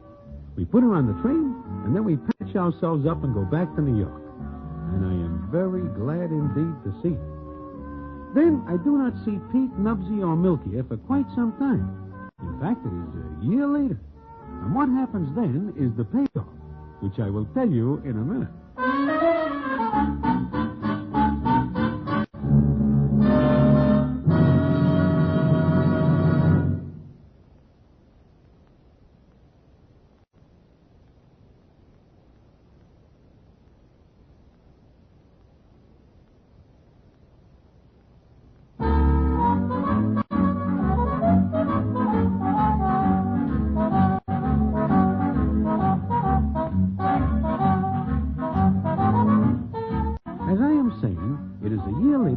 The boys again. It happens that I am out of potatoes, and when I look in the paper, I see that the Harvards and the Yales are going to play another game. So I figure I will help Pete hustle ducats. I mosey over to the terminal where I think I will see Pete, and sure enough, there he is. He sees me, and the scene is as follows. Well, Broadway. I do not see you for a long time. How are you? I am fine. And how are you, Pete? Great. Just great. Hey. What are you doing here? You are going someplace? Well, I figured that maybe you will be hustling ducats again this year, and maybe you need another boy? Well, it is true that we are going to see the Harvards and the Yales do it again, but I am not hustling ducats. You are not? But you are going to the game. So is Nubsy and Milky. In fact, here they come now. What is that Nubsy has got on his head? A hat. But it is not his usual derby. No. Hello, Broadway. Hiya, Nubs. Milky. Hello, Broadway. What is that you are carrying, Milky? It is what is called a pennant. It has got Yale printed on it. I do not understand. The little doll's father is so grateful that we pried Gigolo Georgie away that he invites us to the game in his private box. That right, boys? That is right. And I am wearing a soft hat. Not that I expect trouble. This year there will be no trouble. We are sitting with the Yales. Sure. Now, we're all together, boys. Let us do it again. Okay. 1, 2, 3. Boola, boola, boola, boola, boola, boola, hold of Yale.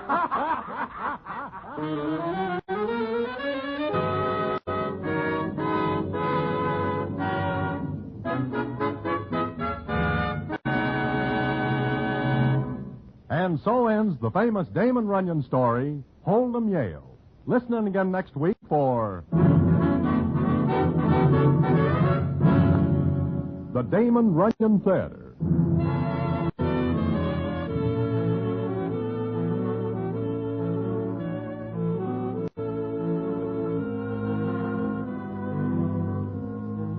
The Damon Runyon Theatre, with John Brown as Broadway, is directed by Richard Sandville, and the story is adapted for radio by Russell Hughes.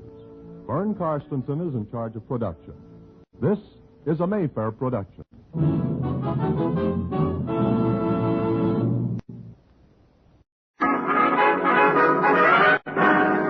The Damon Runyon Theatre.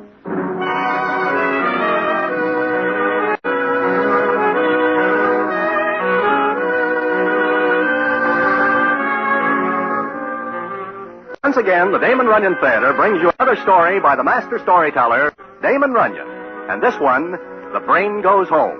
And to tell it to you, here is Broadway. Thanks. This is a story about a guy we call the Brain. Now, it so happens that there are not many citizens along the stem who will have a very good word for the Brain. In fact, said citizens are scarcer than win bets on a horse with no leg. But I say he does not deserve the deal he gets the night that... But that is a story which I will tell you in a minute.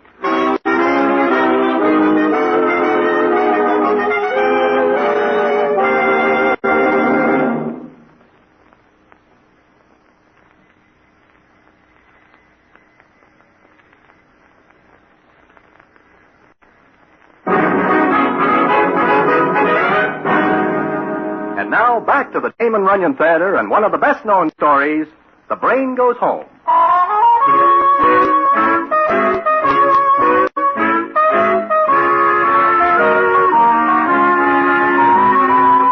Well, it so happens that one night I meet the Brain outside Mindy's. I have nothing in particular to do, so when he wishes me to walk a piece with him, I do. He is very quiet for a little while, and I see that he is thinking. In fact, that is why he is called the Brain, because he does quite a bit of thinking. And what he thinks is usually smart. Then, just when I am thinking this is going to be a pretty quiet walk, the Brain says to me as follows.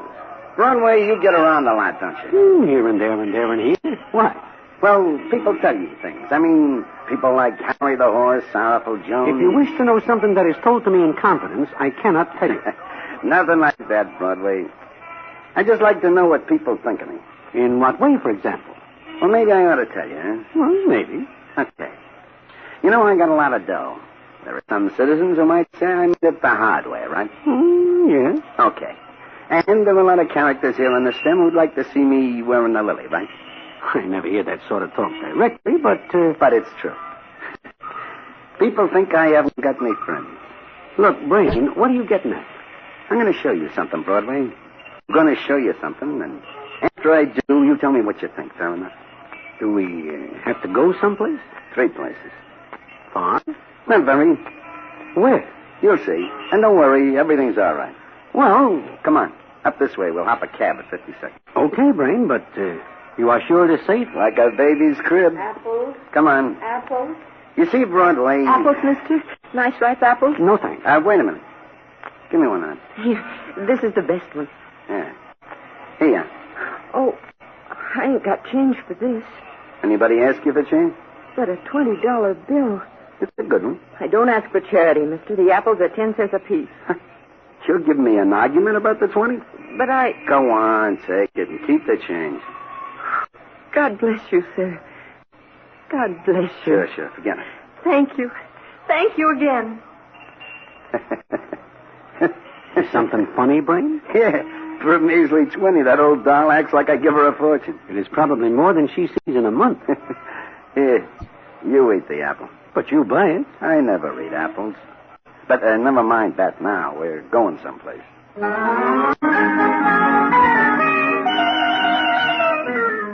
So, the Brain and I hop a cab and cut over to Sutton Place, a very swell neighborhood. The Brain does not say why we are going there or what he is going to show me. Naturally, I am more than somewhat nervous because he is acting funny, kind of smiling to himself. I see nothing funny at all. Then we get out of the cab and stand in front of one of those swank places where the rent is about 3 G's a month. The Brain looks up at it for a second, then turns to me and says, Nice place, isn't it, Broadway? Very, very nice. But you do not live here. This is not your home. Maybe it is. Come on. You know somebody here? Something like that. I do not understand. Ask questions later. Let's go in.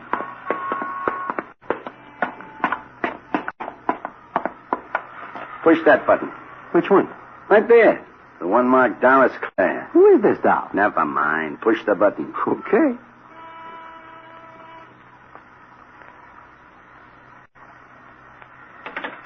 Come on. Look, Brain, why do you not tell me what this is all about? Don't be so nervous. Here we are. Where? You'll see. What, Brain? I didn't expect you. Hiya, Doris. Can I come in? Well, of course. Please do. Hey, you really fixed up the place. Oh, Broadway, this is Doris. Meet Broadway. How do you do? How are you? I want to look over the place. They sent you the furniture you wanted? Oh, yes, it came yesterday. Swell. How about the studio? That turn out okay? I'll show you. Look. Just the way you wanted it, eh? Oh, yes, every bit of it. It's so wonderful. I can paint all day. Come here, Broadway. Look at this. What is it? A painting, you dope. Doris does stuff like this. She's got talent. Oh? What do you mean, oh? Just plain oh. Mr. Ferranti says my brushwork's quite good. Of course, he's a very expensive teacher, and he charges twice as much to come here as he would if I went to a studio. He comes here. I set this place up for you, and you're working it. I knew you'd say that. Sure. You're happy, huh? You know I am. But... Oh, what? Nothing. Oh, what's wrong? Nothing. But, well, it's the money. Oh, that's not your worry. Just keep working, Doris, and let me drop in once in a while, huh? Of course. Any time, Brain. I'll remember that. Please do. Okay. Come on, Broadway. We gotta get going.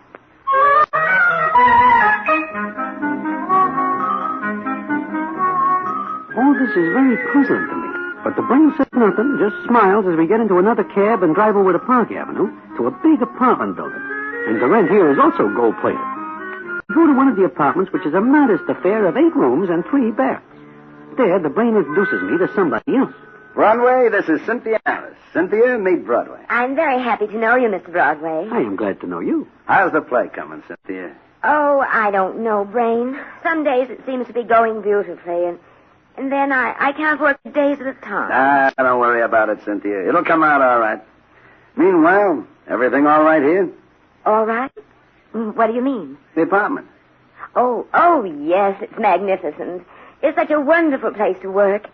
I feel as though the muse lives right here with me. Who? Who moves in? Oh, no, silly. The muse of writing, of drama. Oh, I get it. How you fix the dough? Well, I don't like to mention it, Brain. Yeah. Will the grand see you through? Oh, yes. Seems to me a grand would see it through quite a bit. I beg your pardon. Don't pay any attention to him, Cynthia. He's like the rest of the characters on the stem. Oh. Well, I may finish the first act sometime next week. Swell. Then you'll read it to me, huh? Oh, I can hardly wait. Meanwhile, if I drop in once in a while, it's okay, huh? You know you're always more than welcome, Brain. Anytime. How do you like that, Broadway? Good. Very good. It's first class. Okay, Cynthia, we gotta go because we got one more stop to make.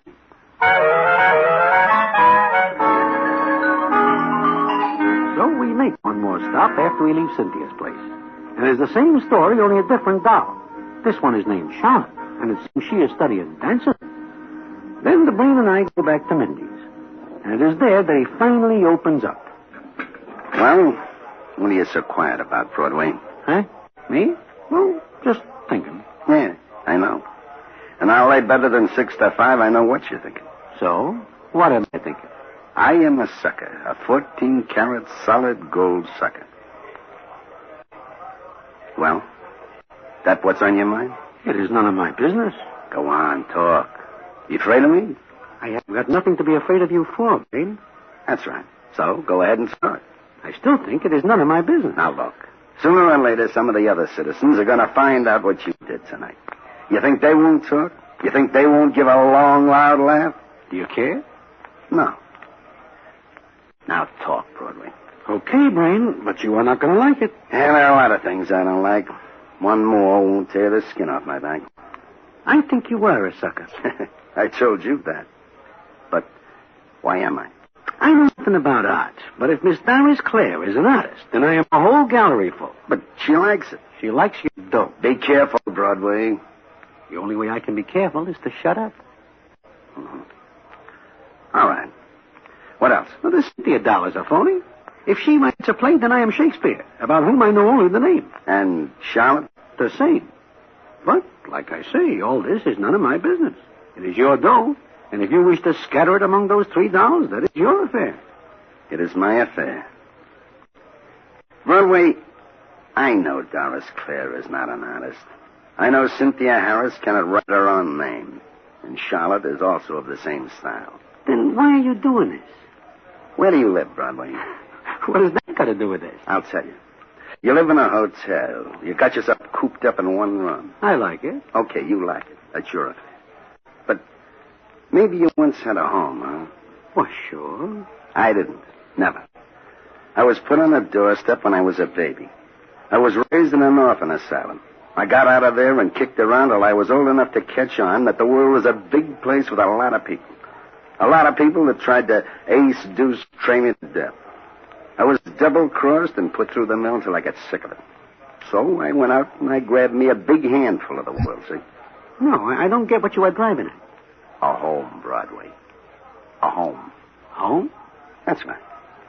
I want someplace where I can go and sit down and have somebody talk to me. Just talk, Broadway. Maybe you never got so you wanted to hear somebody talk about something besides horses and crapshooting and stuff like that. And you are figuring these 3 dolls will give you that? Yeah. I know it ain't like a real home, but it's better than a smoky room, a stack of chips, and a pocket full of IOUs. Maybe I see what you are getting at now. Yeah, maybe you do. But don't ever open your mouth about it, Broadway. I know what the rest of the characters are going to say. They'll all be wise guys and put the wrong reason on it. And you do not ever want them to know the real reason, like you tell me. I'm the brain, remember? The smart boy, the thinker, one step ahead of everybody else. I don't want anybody to know I got a soft spot. I see. You won't ever tell, will you, Broadway? You know I will not tell. No, I guess not. You're just not that type, Broadway.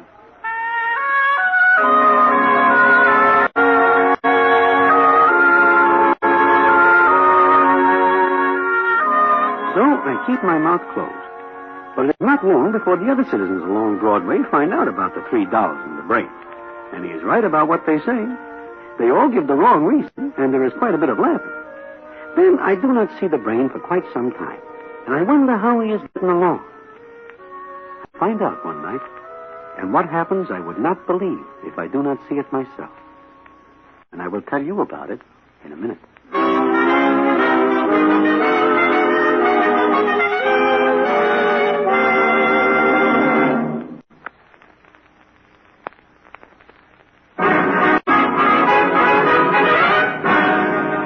And now back to the Damon Runyon Theatre and one of the best-known stories, The Brain Goes Home.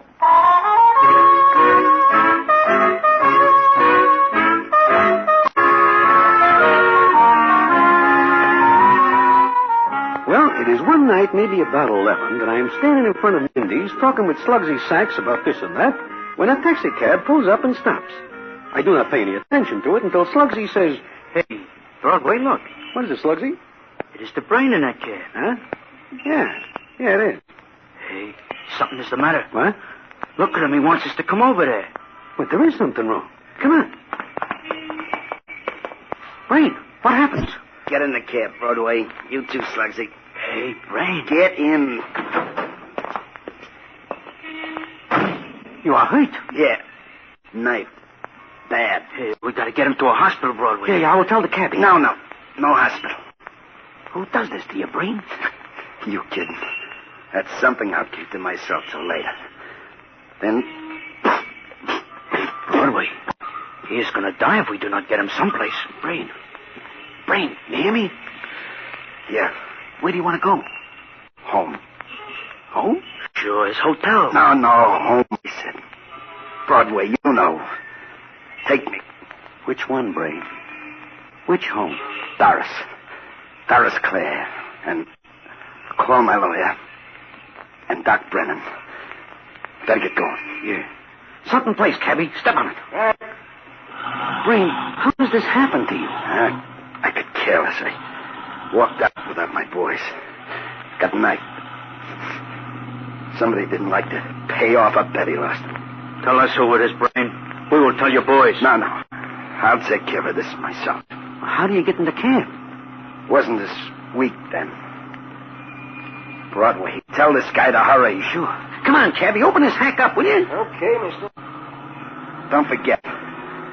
My lawyer and Doc Brennan. I still say it ought to be a hospital. He does not want it that way, Slugsy. They ask questions. He does not want questions asked. But me and you, if we are picked up with him like this, we will have to answer questions. You wish to get out here, Slugsy? No, I guess not. Okay. We will take him to Sutton Place. Yeah, I never know he lives over there. It is one of his homes. And I hope we get there in time.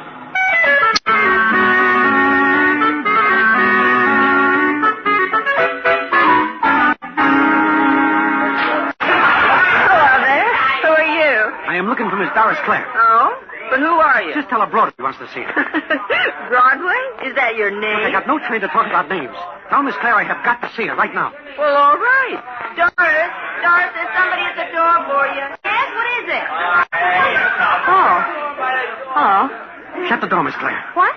What's the idea? Shut the door. Well, wait a minute. Let me fix the latch. Is something wrong? Where's Brain? That is what I have got to tell you. He is downstairs in the cab. He has got to come up here, quick. Well, why doesn't he? Because he is in trouble. What? Bad trouble. He has got to have a place to rest. And a doctor. Trouble? He's hurt? Yeah. Somebody is very rough with the knife. Oh. But, look, you can't bring him up here. You can't. He is not able to go bouncing around in a hack all night. He has got to rest. Not here. Can't you see? I have friends here. You also got one downstairs. Take him to a hospital. That is the last place he wants to go. He has got to come in here. No, there are people here tonight. I can't afford to. Well, don't you see it? He's hurt the way you say. I am bringing him up. If you do, I'll call the police. You will what? I can't help it. He simply can't come in here. Not tonight. I get it, doll. I get it. Okay. See you later.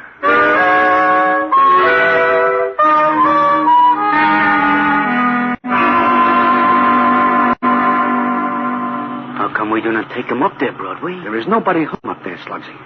You were gone an awful long time to find that out. Yeah, I know. Broadway. Yeah, Brain. It's all right. She was home. No, she is not. All right. Go to Cynthia's. Sure. Park Avenue, cabby, and step on it. Right, boss. Broadway, I don't think I can take much more of this. I gotta stop real soon. Sure, Brain, sure. We'll go to Cynthia's place. Yeah. Home.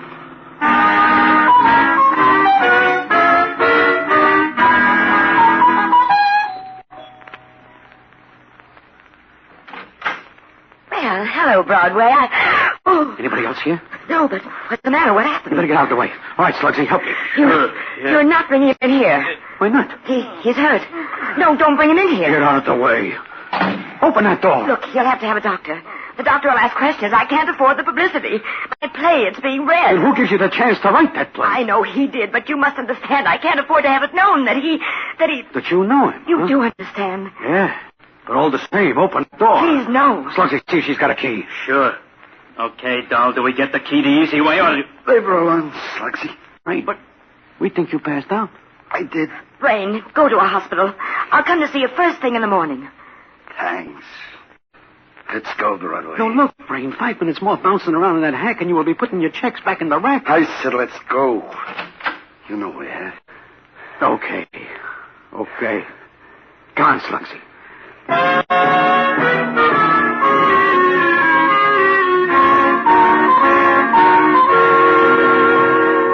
So we leave Cynthia's place. I am burning. There's nothing I can do. Meantime, the brain is getting weaker and weaker, and the jolt he gets in the cab is not helping. We go to Charlotte's place, and we get the same brush off. She is scared stiff, and the brain will not let Slugsy or me do anything. Then we are still in the cab, and the scene is as follows. I do not like the way he is looking, Broadway. You've got to stop. I sure can hold on. Can't I? Brain, we gotta go to a hospital. Too late now. I can't go anymore. Better stop here. Here? But we are no place. Just a lot of tenements. Can't help it. Stop. Stop here, cabby. And stop easy. Okay, boss.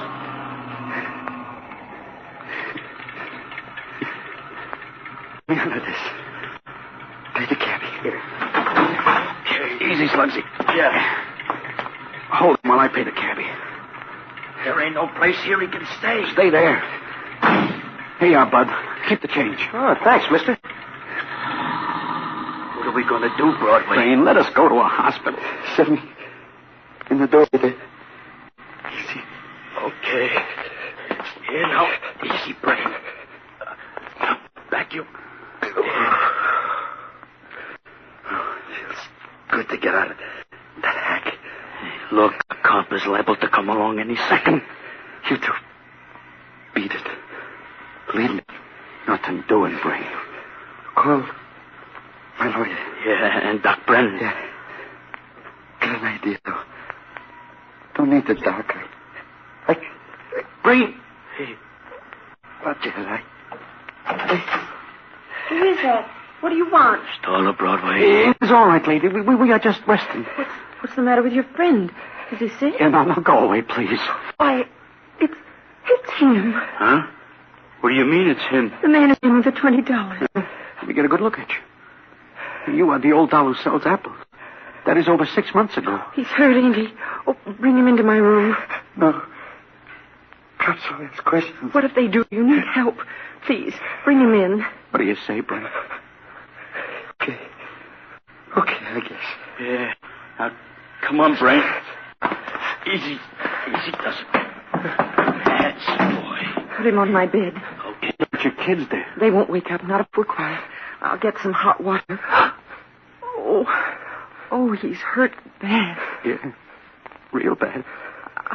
I'll go get a doctor. No, wait. Broadway. Come close. Yeah, Brain. No, doctor. Just get my lawyer. But you gotta hurry.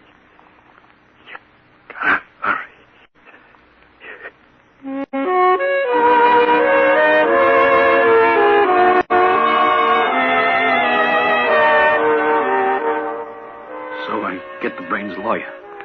We also get a doctor. But it is too late. The doc is not able to help because the jolting around the Brain gets that night is too much. So the Brain is no more. And nobody weeps louder than Cynthia, Doris, and Charlotte. And everybody says how much they think of the Brain. I know better, but I keep my mouth closed like the Brain says. Then it is not until 2 weeks later that I get the payoff, which I will tell you about in a minute.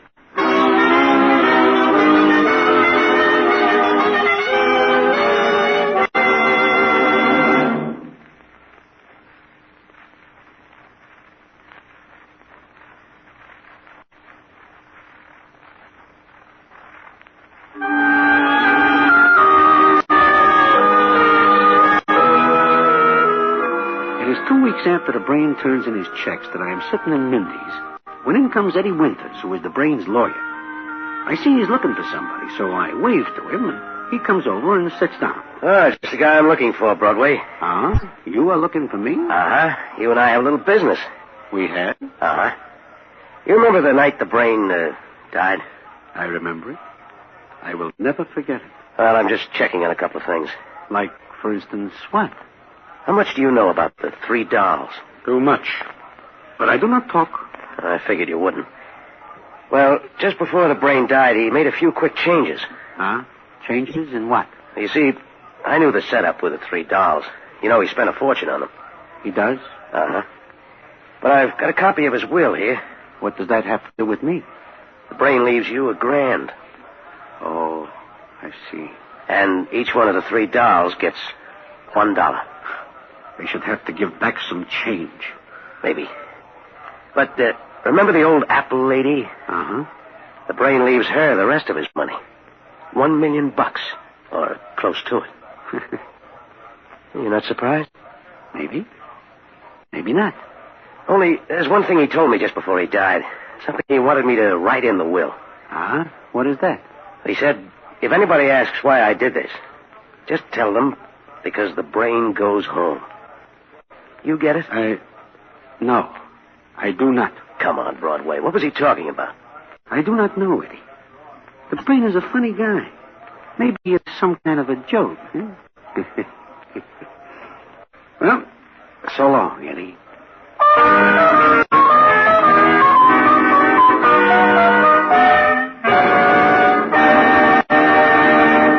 And so ends the famous Damon Runyon story, The Brain Goes Home. Listen in again next week for the Damon Runyon Theatre.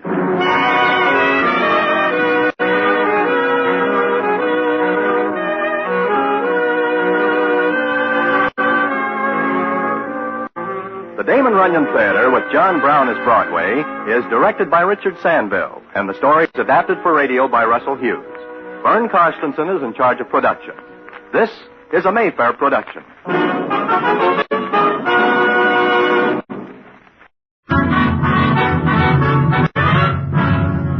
The Damon Runyon Theatre.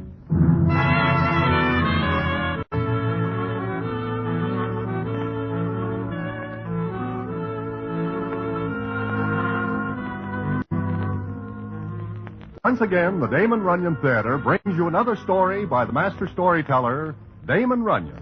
And this one, Blood Pressure. And to tell it to you, here is Broadway. Thanks. It is maybe 11:30 of a Wednesday night, and I am standing at the corner of 48 and Broadway thinking about my blood pressure. Now, this is a proposition I never give much thought to before. In fact, I never hear of it before I go to see Doc Brennan on this Wednesday of which I speak. Now, the reason I think of my blood pressure goes back to that afternoon. And what happens after that is enough to put me in the rack for good. And I will tell you about it in a minute.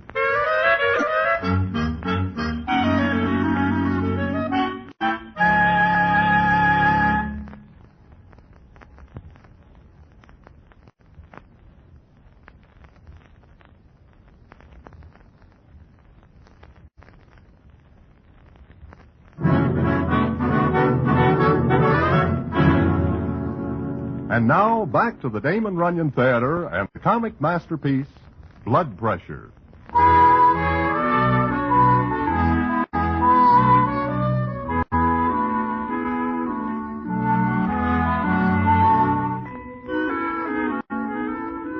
Well, as I am saying, I never think about my blood pressure before that Wednesday afternoon, when I go to see Doc Brennan, because I am feeling a little like the lining of a $5 suit of clothes. I go to see Doc Brennan, and the scene is as follows. Well, Broadway. I'm a little surprised to see you here. I am a little surprised myself. But to tell the truth, Doc, I am a little seedy. Oh? In what way? I seem to have something wrong with me which I cannot get over. Okay, Broadway, have a chair. We'll look you over. Sure. Diet pretty regular? When I eat, it is very regular. Colds? No. All right. We'll take a look at your blood pressure. My what? Blood pressure. Ever had it taken? I do not even know I have such a thing. Well, I'm afraid everyone has it, if he's alive. Roll up your sleeve. Way up. What are you going to do? Take your blood pressure. With that thing? Oh, come on. Stop acting like a baby. Now put your arm on the table, palm up. Now, we'll just wrap this around your arm up here. You are choking my arm. Now, we'll see. That is not my temperature going up in that thermometer, is it? If it were, we could bake pies in your head. No, it's your blood pressure.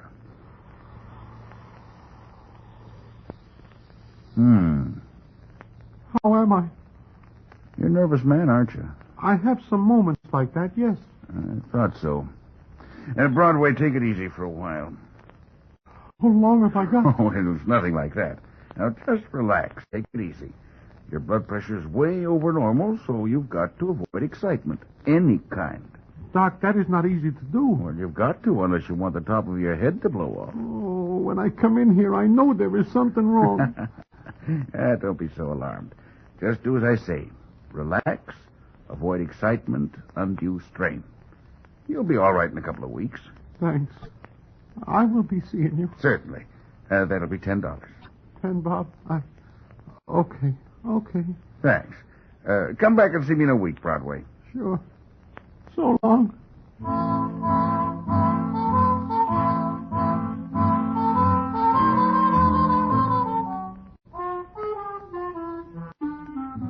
So I leave Doc Brennan's office feeling low with high blood pressure.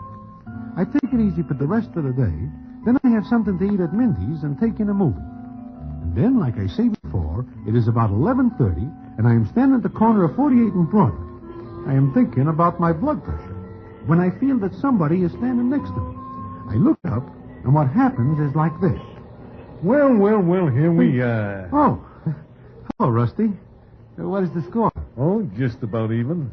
I am glad to see you, Broadway. You are? Yes, because I'm looking for company. I just get back from Philadelphia. Oh, you are just back from Philly? Yeah, I was there on business. Business? Yeah. You hear about it? All I hear is that Gloomy Gus meets with an accident in Philly. Yeah. He is now in a hospital. Oh? He is likely to be there for quite a spell. This much I can imagine. He should ought not to have welched on a bet. Somebody got to him for doing it. I wonder who the somebody is. I have no idea. Have you? No idea. The cops are looking for the citizen who played soccer with Gloomy Gus. I can imagine.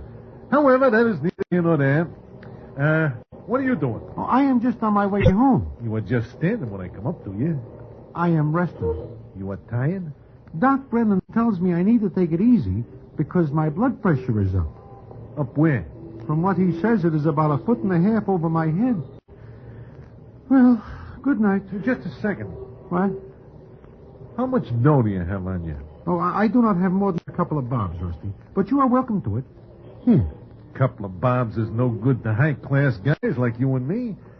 Hey, let us go someplace where we can pick up a few pounds. I have got to go home. I wish company. Yeah, but, Rusty... I hear there is a little dice game at Nathan Detroit's.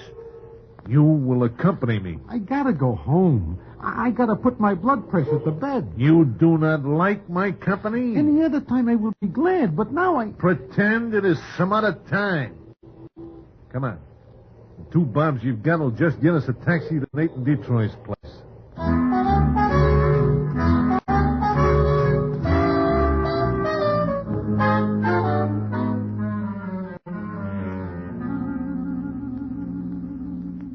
Maybe you are wondering why I am so anxious not to go with Rusty Charlie. Well, when I tell you that he once takes on Harry the Horse, Little Mitzi, and Angie the Ox all at one time, you will have more than somewhat of an idea how rough Rusty Charlie is. And there is bound to be excitement, not to mention trouble, wherever he goes. But one does not argue with Rusty when his mind is made up. So we find ourselves a little later at Nathan Detroit's place, where a little game is in progress. We walk in, the citizens look up. Rusty Charlie!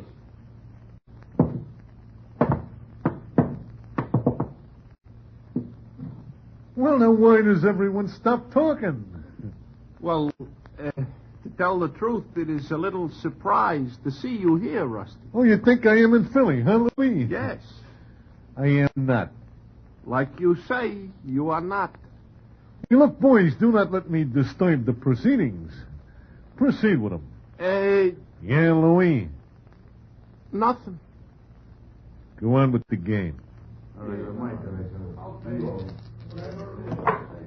The various citizens do not like this. In fact, several of them give us nasty looks. Harry the horse gives me one that raises my hat because he figures I steer Rusty Charlie to the game. I can feel my blood pressure pushing my veins out like inner tubes. And that is not all. The dice comes to Rusty Charlie, and I know he has no money. But he takes them, looks around, and the scene is as follows. Seems that the little cubes are now mine, huh? Sure they are, Rusty. Good. Louis, give me your derby hat.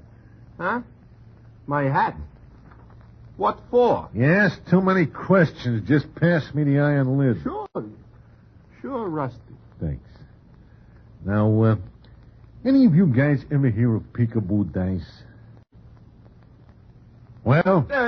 I never hear of it. Yeah, well, it is a very popular game in some quarters, and I will now teach it to you. What is it like, Rusty? I will show you. I shake the dice like this. Then I toss them in a hat, so. See, catch on? We are not able to see the dice. That is why it is called peekaboo dice. I will now play for keeps. That way? You do not like it? Sure. Anybody else who does not wish to learn this fascinating new game? You say something, Angie? I just clear my throat. Okay. Here I go. Sure. Go ahead. I will shoot $100. I cannot put it on the line because I am holding the dice in one hand and the hat in the other, so you will have to trust me for a minute. Is that okay? Sure. Well, who fades me? Angie, fade me. Now, look, right. At what? You're faded. Okay. Here I go. Well, now, what do you know about that? What do you throw, Rusty? The hard point, a big 10. It was not a 7 or 11? No, I guess I am not too lucky tonight. But I tell you what, Louis. What? Since this 10 is a very hard point to make, I will take the odds of 2 to 1. That is about right for a 10. Good. Put up 1,000 against my 5 C's. Me? Put up $1,000 that Go ahead. Maybe I will not make it. But I... Go ahead. All right. Here. Here I go. I draw 5. Well, I will have to try again. Oh, I am having a tough time tonight. That is an 8. But I will try again.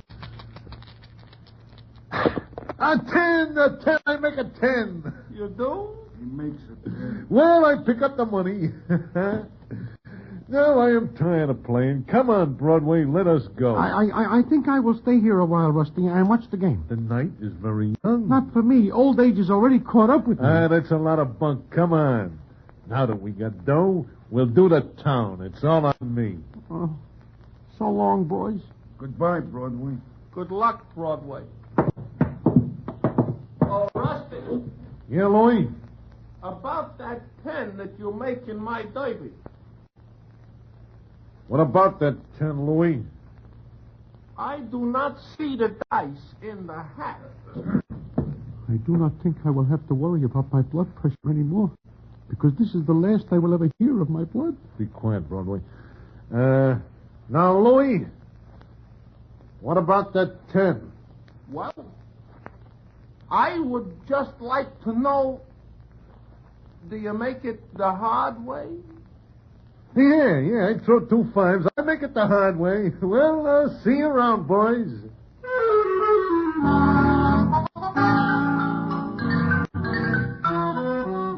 I feel my back crinkling up when I leave the room, because I think maybe somebody will take exception to Rusty Charlie's method of playing at dice.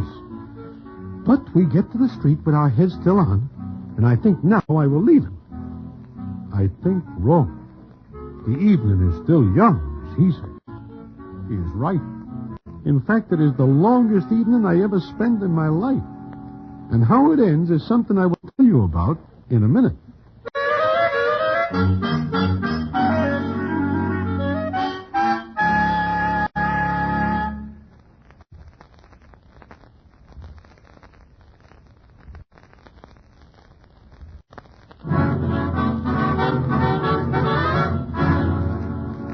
And now, back to the Damon Runyon Theater and the comic masterpiece, Blood Pressure.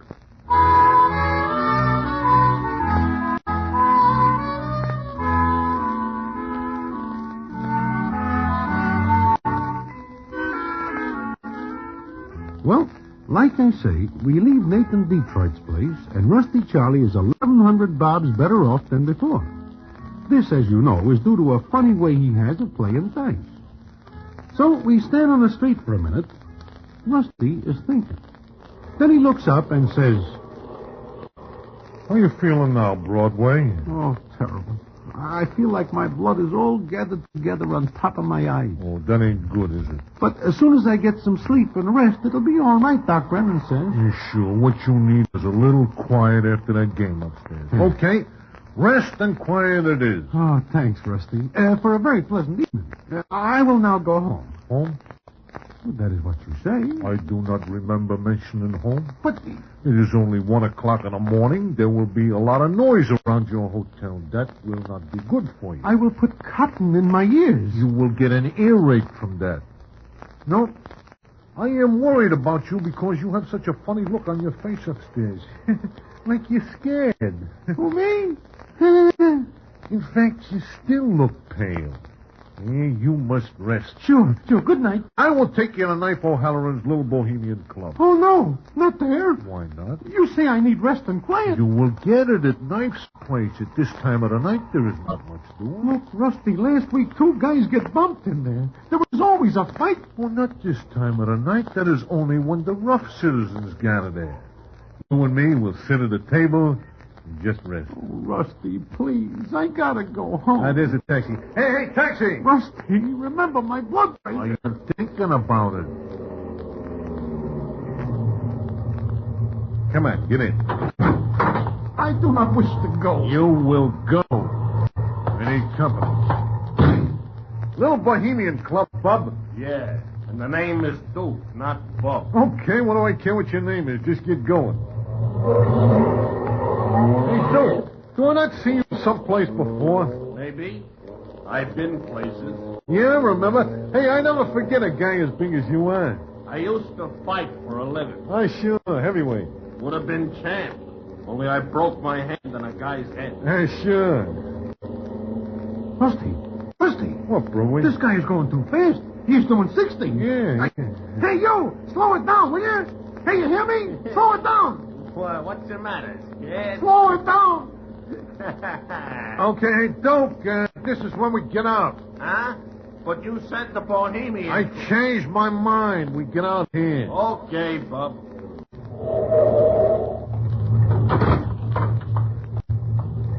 Say, Duke, maybe you do not hear my friend tell you to slow it up. Look, I got so many trips to make in a night. I gotta make time. My friend here is very sick. He cannot stand excitement. And you are driving too fast. Go boil an egg. Hey, let go. Rusty, look out. Brother, you asked for this? Yeah. Look at him. He is out like a light. He could never have been a champ. Falls too easy. What do you hit him with? Just with my fist.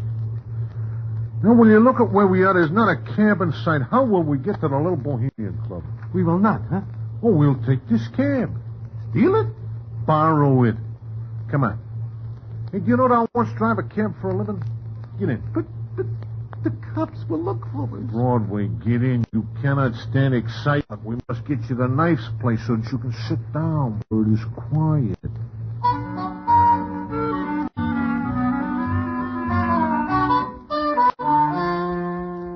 I will never forget that ride. Rusty drives faster than Duke and looks in only one direction. straight ahead. He tells me later that side street traffic makes him nervous, and he does not like to look at it. Then he ditches the cab a block from the little Bohemian Club, and we walk to the club and go in. See, there is hardly anyone here. We will sit down and be quiet. The cops will trace that cab. So what? I do not steal it. It is right on the street. You have a funny way of looking at things. Do not worry about it in your condition. Just take it easy. Here, we will sit here. I want to go home. You must rest first. I will never forgive myself if anything happens to your blood pressure. What else is there left to happen to it? Ah, this is the life, Broadway. I got 1,100 bobs in my pocket. We're sitting in a nice, cozy little club, and you are getting some color back in your face. You see it as cozy in here? Look how dim the lights are. Knife runs this place good. He knows what his customers are. Yes, he does. Now relax, take it easy. You know, when I first see you tonight, I do not believe that story about your blood pressure. But since we are going around and about, I can see that you are telling the truth. It is sad to see one's friends go, one by one. Please stop putting the lid down in my face. Why do you not shut your eyes and try to get some rest, huh? I will sit up with you.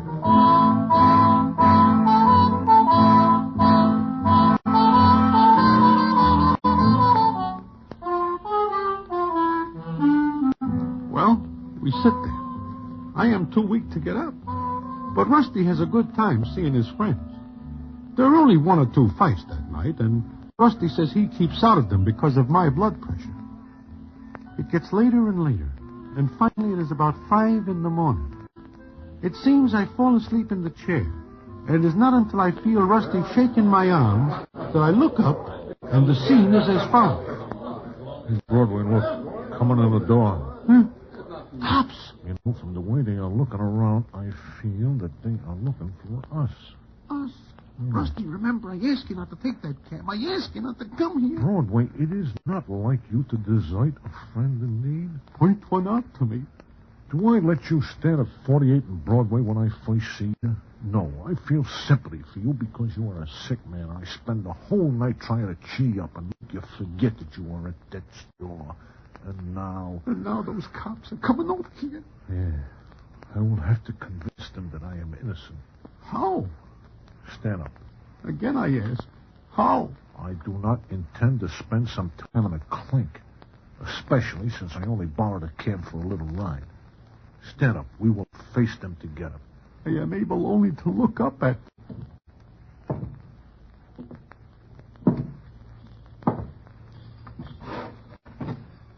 Good morning, gentlemen.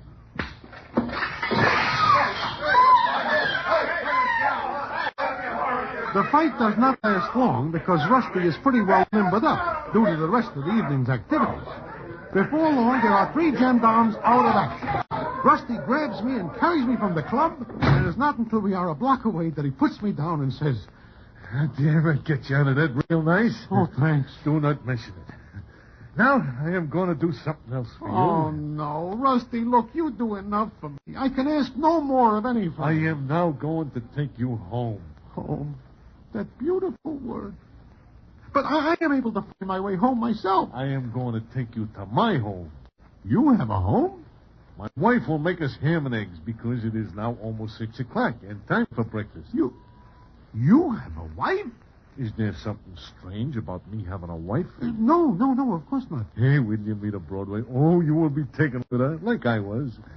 Anyway, how does ham and eggs and coffee sound to you?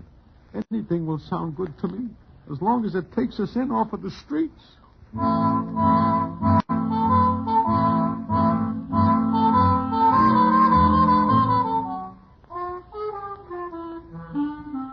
I never figured before that Rusty Charlie has a home, much less a wife. And I think what a wonderful life she must lead. Anyway, it is about a half an hour later that we get to the East Forties, and Rusty leads me to his house. It is very peculiar how all the people we meet there move to one side as Rusty goes past. Then we go upstairs, and Rusty unlocks the door. Standing in the room is a cute doll with red hair. She looks up as we look in, and the scene is as follows. Well, Tootsie, I figured that you would be up and about. Yes, I'm up. You're awful late, Rusty. Oh, not for breakfast. How about it, Tootsie? Oh, sure. And I wish you to meet a very good friend of mine, Tootsie. This is my dear companion, Broadway. Hey, Broadway, this is Tootsie. I am pleased to meet you, Mr. Broadway. How are you? I am fine. How are you? Well, that is what I am about to tell you, baby. Broadway is not a well man. No, I figure that putting on a cargo of your ham and eggs will do wonders, though. How about it? I'll have him ready in a jiffy. Sit down. You too, Broadway. Don't go away now. Hey, what do you think of her, Broadway? Oh, I think she's a very pretty doll. But a real small one. Yeah. No more than 5 feet even. It is funny to think of you having such a small doll for a wife. Oh, we are very happy. Well, I started breakfast. Now you can both tell me where you went and what you did. I want to hear all about it. Yeah, well, Tootsie, there I am, coming home early, and I am walking along when I run into my friend here. You know what he tells me? No. What does he tell you? He tells me that he is sick and is not going to live very long. So I figured that he needs cheering up. So we go around and about here and there. I see. He didn't die, did he? Oh, I think he looks a lot better than when we first start out. And he is, Tootsie. What, Rusty? Why are you holding one hand behind your back? Because I have something in it. For you and your friend. Rusty, is that a baseball bat? I thought I got rid of that. But you didn't, you big lummox. Now, baby, wait. Come home at 6 in the morning. Make her put that down, Rusty. It's too late. Bring company home for breakfast, Well, huh? Tramp around all night and leave me at home, huh? Yeah, Expect me to smile when you put your big empty head in here, huh? Tootsie, be careful. Hey, baby, you're hurting me. I told you the last time you pulled this trick I'd teach you a lesson. Well, this is a lesson. Oh, Tootsie, take it easy, will you? Hey, excitement is bad for my friend here. And you. For me? Yes, you. So you're the trambo that keeps my husband out until all hours. You're the trambo that drags him around to nightclubs, huh? Please, Tootsie, I am a sick man. Get out of here before I fix it so that you'll never be able to get sick again. Get out! Hey, Tootsie, wait. Shut up, you! Get out! Goodbye. It is nice meeting you.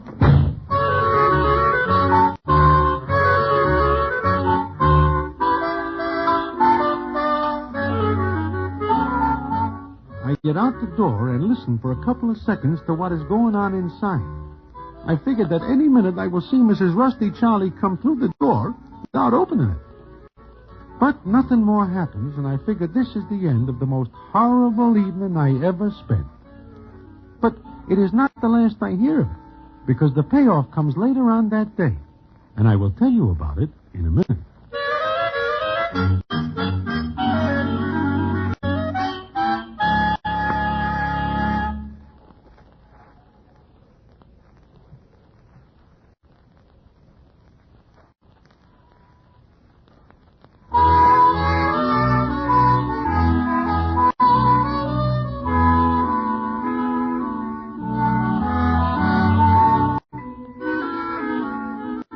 Well, I feel my head and discovered that there is quite a knot on it from that baseball bat.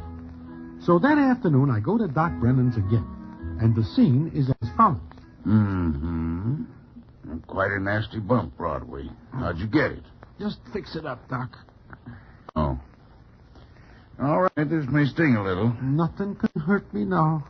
Here we go. Stuff stings, doesn't it? Will the bump go down? You'll never know you had it in a couple of days. By the way, how are you feeling? As a matter of fact, Doc, I wish to speak to you about my blood pressure. I won't do any harm to check it again, just to make sure. Roll up your sleeve and put out your arm like you did yesterday. You been taking it easy? Doc, I want to explain. Just relax. Now, we'll get this on. I am afraid to look.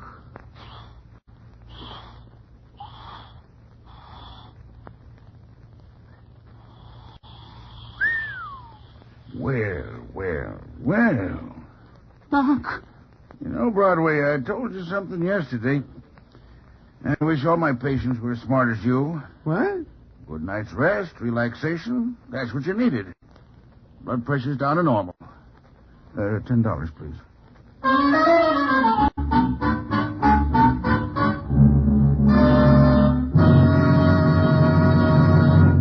And so ends the famous Damon Runyon story, Blood Pressure. Listen in again next week for the Damon Runyon Theatre.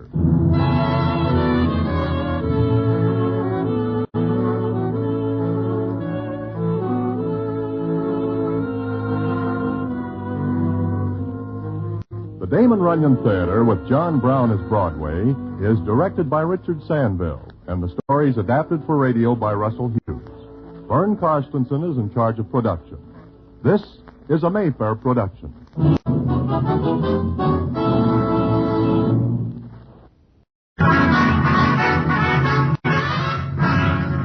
The Damon Runyon Theatre.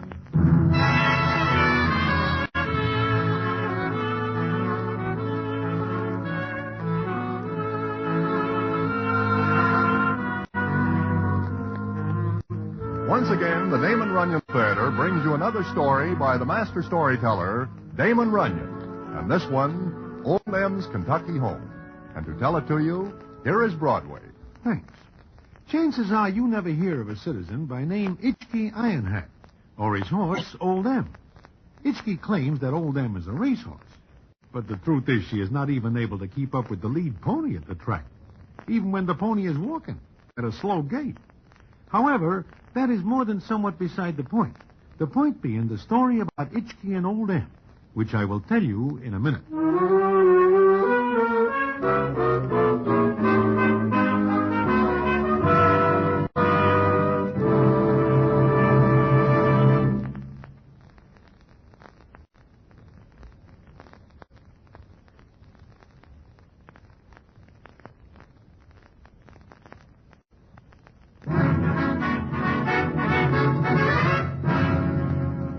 And now, back to the Damon Runyon Theatre and the famous story, Old M's Kentucky Home.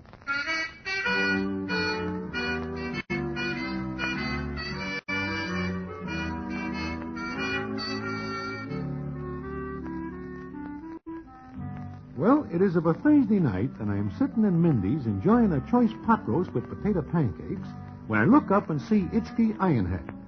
Now, this is not his real name. In fact, nobody remembers his right name, but he is called Ironhat because he always wears a derby pushed down over his head, so he looks like a jug with a cork in it. Itchkey spots me and slides into a chair next to me and opens the conversation as follows. How are you, Broadway? I am fine. And you, Itchkey? Oh, all right, I guess. Things could be better. I am broke and not good for a touch, even a slight one. To tell the truth, I too am in need. The horses do not run right for you, huh? Well, it is not that. Then what is the matter? My ever-loving wife and me are no more ever-loving. Oh? Since when does this happen? Yesterday. You, have a disagreement? Yes. Over Old M. Your horse? My racehorse. I am sorry, your racehorse. So? My ever-loving wife, Mousie, delivers an ultimatum. Maybe you better tell me from the beginning. Does not matter where I start, Broadway. It comes out the same. It comes out that you and Mousie are no longer ever loving because she delivers this ultimatum. But what is the ultimatum? She says to me, Itchkey, either you give up Old M or you give me up. Oh, I see. You are sorry that you lose Old M. That would make me very sad. I give up Mousie. Itchkey, I do not understand you. Old M never wins a race for you. Meanwhile, you have got no ever-loving Mousie. No. Well, see you around, Itchkey. No, I wish to offer you a proposition. Me? Uh-huh. It comes up soon, the Kentucky Derby.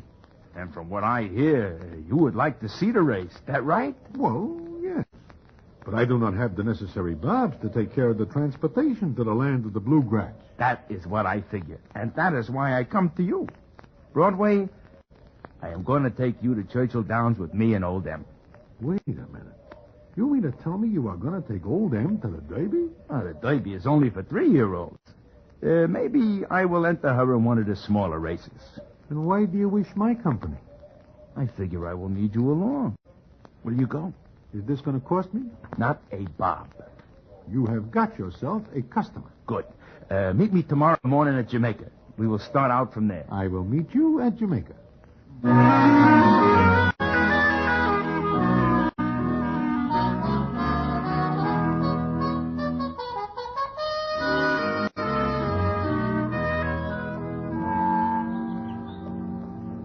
I am glad to see you show up, Broadway. Are you ready to go? I am ready. But this is a funny place to catch a train. Oh, we are not going by train. We are driving. Huh? Driving? And what? I have bought this truck. Do you think I would put old M in a car by herself on a train? Certainly not. Forgive me. What? So long. Where are you going? Back home. If that is the truck you are going to drive, I sooner would walk on my hands. I pay $60 for that truck. I do not care if you pay 60 cents. I am not going to ride in that. It has no top on it. We will probably have good weather all the way to Kentucky. I will not ride in it. But I promise old M she will have company. You promise old M she... Who? I figure you do not mind riding in the back with her. I have to drive. Not tanto. Broadway. Do you ever see a Kentucky Derby? No. It is a wonderful sight to behold. It is right in the middle of the bluegrass country in May. It is like a wonderful dream. Yeah, but And you will never see such beautiful horses and dolls. I figured there are the most beautiful dolls in the world that go to the Derby. Look, Itchkey, And then comes the big race.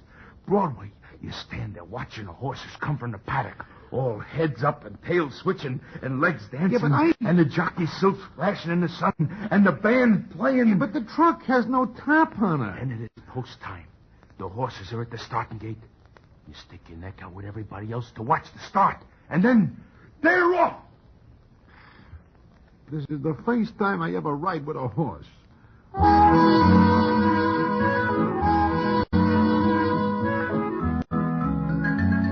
So, that is how I start out for Kentucky with Itchkey and Old M. When I am not in back keeping Old M company, I lean over and talk to Itchkey.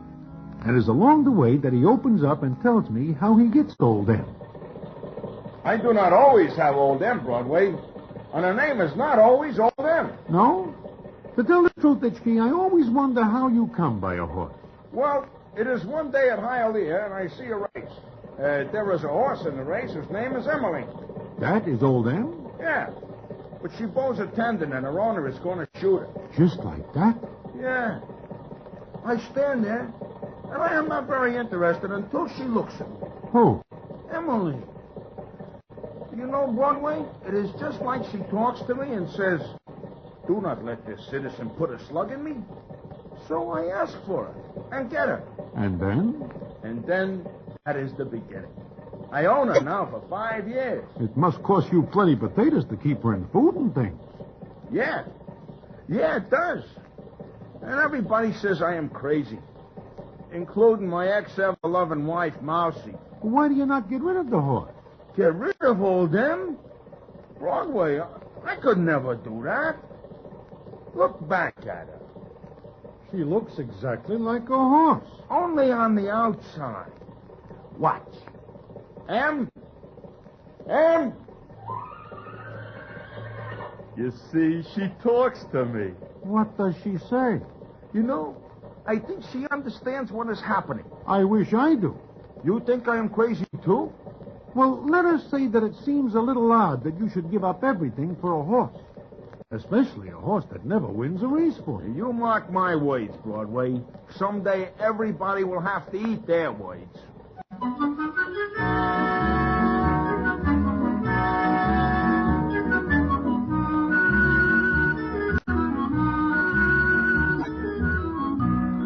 Of course, I believe that Itchkey is talking through his iron hat.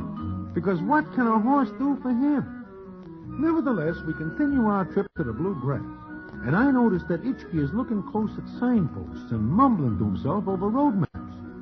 Also, we almost get in 8 or 10 fights, because when Itchkey stops to ask directions of the various citizens, somebody always makes a crack about Old M. And Itchkey starts after the person who is rude to the horse. It is a continual source of trouble to me. Then we get well into the state of Kentucky, and the scene is as follows. You know, Broadway, It seems to me that we are just about where we should be. Huh? What are you talking about? I see a signpost some miles back that indicates we are still a considerable piece from Churchill Downs. Oh, I am not looking for the Downs. Not yet. You are telling me that you dragged me into Kentucky just for the ride? Oh, you will admit it. It's a nice ride. Well, sure, it is a nice ride. Except when it rains, and I give up my overcoat to old Em. I will never forget it, Broadway. Neither will old Em. What can she do for me? Broadway, take a look at this road map with me. Do I get in trouble if I ask what you are looking for? Old Em's Kentucky home. What? What do you say? You see, Broadway, when I first get old Em, I find out she is bred on the Tucky farms. I bet you do not know that she comes of a very high-class family. I do not wish to make the acquaintance of her relatives. I only wish to get someplace out of here. Old Em is by Christopher, out of love always. I am out of patience, by far.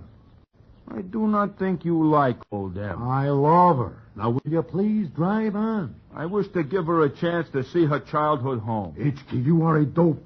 We are 900 miles out of our way because you figure old Em would like to see her cradle. We will drive on.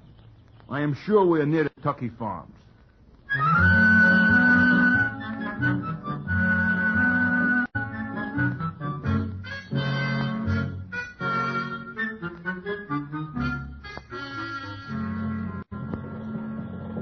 Broadway, look up ahead. Do you see what I see? I see a little white house, and there is a citizen of these parts standing in front of the gate. We will ask him the way to Tucky Farm. I hope he knows. Hey, Broadway, look back at old Em. Look at her. What is the matter with her? She knows that she is near her childhood home. Look at her, sniffing the air. You know, I believe you are right. She looks very excited. Oh, she is a smart horse. I will ask the citizen the way. You better let me handle it, Broadway. You do not speak the language down here. It is different than we speak? Very different. Good afternoon, sir. Good afternoon, sir. See Broadway? No. Watch.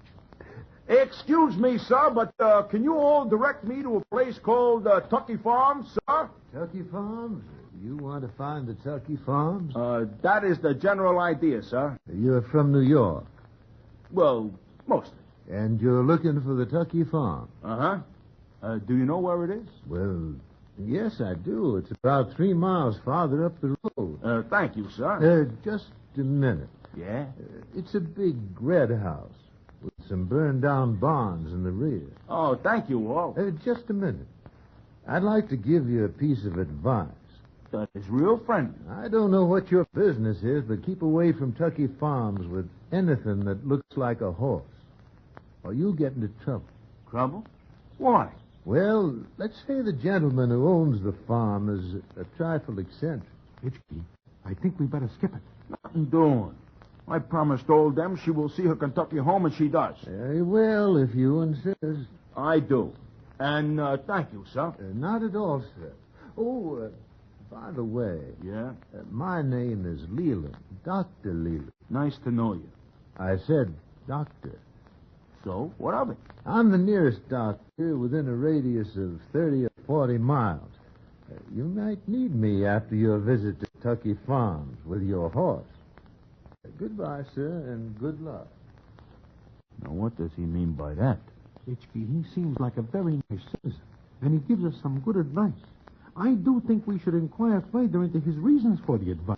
I will not be stopped now. I promise old Em. But you hear what the doc says? I hear. But I will not break my promise to Em. Let us go.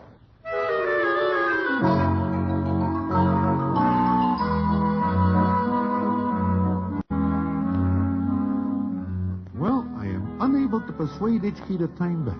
And because I am in the middle of no place, I go along. And what happens when we get to Tucky Farms, I will tell you about in a minute.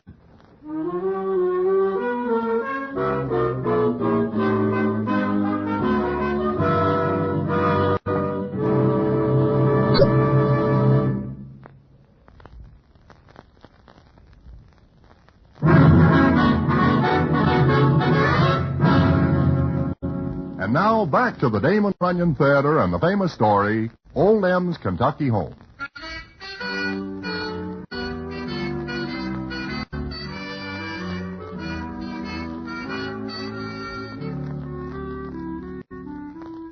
As I am saying, Itchkey does not pay no never mind to Dr. Leland's advice, but drives straight to Tucky Farm. And what happens is like this. Well, here we are. Here we are. But what about it? It is a little quiet here, is it not? I do not see a single soul. Itchkey, I do not like this. Let us leave. What is there to be afraid of? I do not know. That is why I am nervous.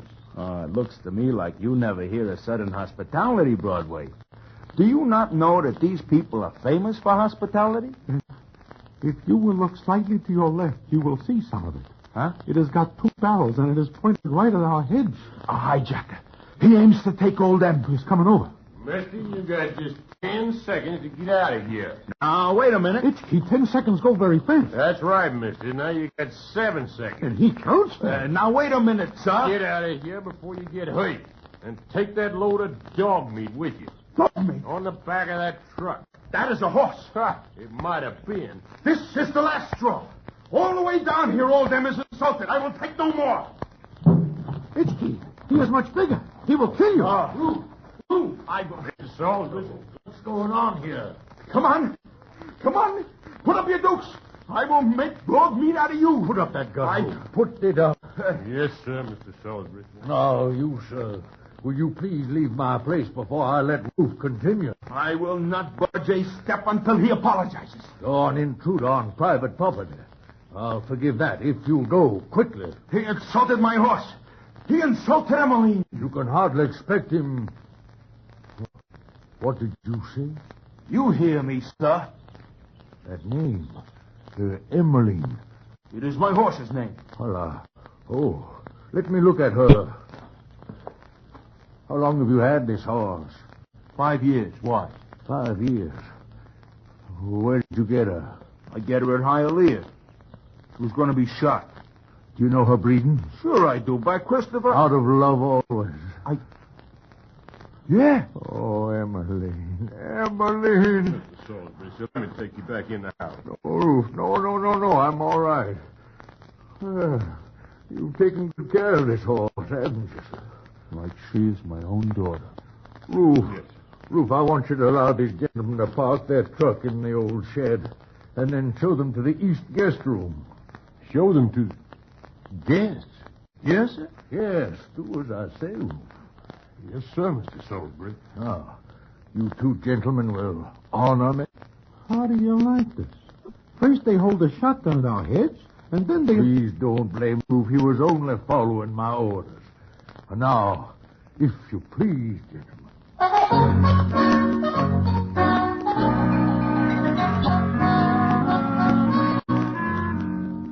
Well, this is a funny setup, and there is quite a bit of mystery.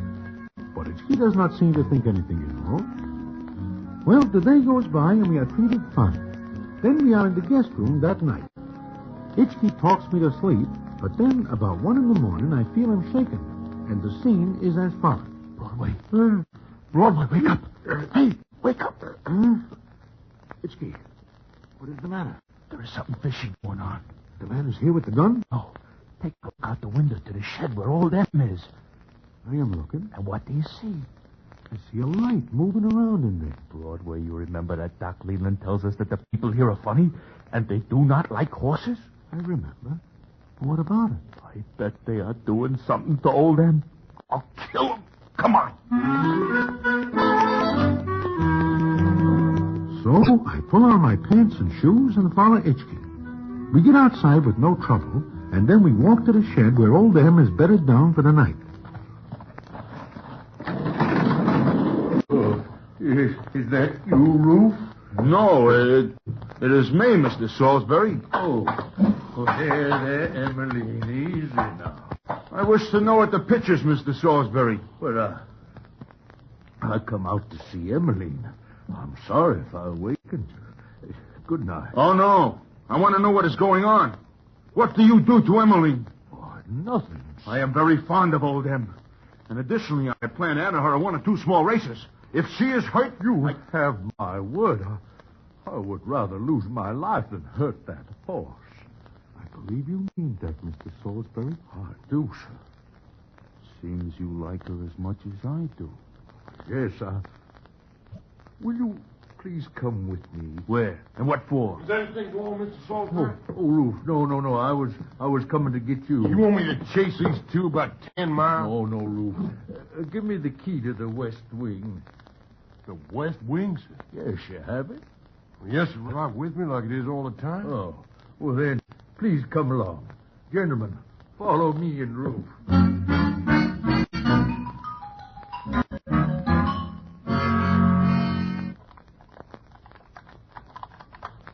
There. Now, lend me your flashlight, Ruth. Yes, sir. Maybe I'd better stay. No.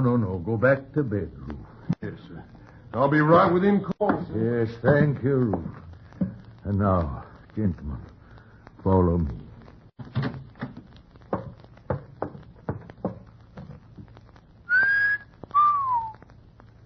Hey, look at this room. Yeah, and look at the dust. Why, this place hasn't been used in 8 years. There is something wrong with it? Look where I'm flashing the light. Hey, a picture. A doll. A very beautiful doll. She was my wife. That's her portrait.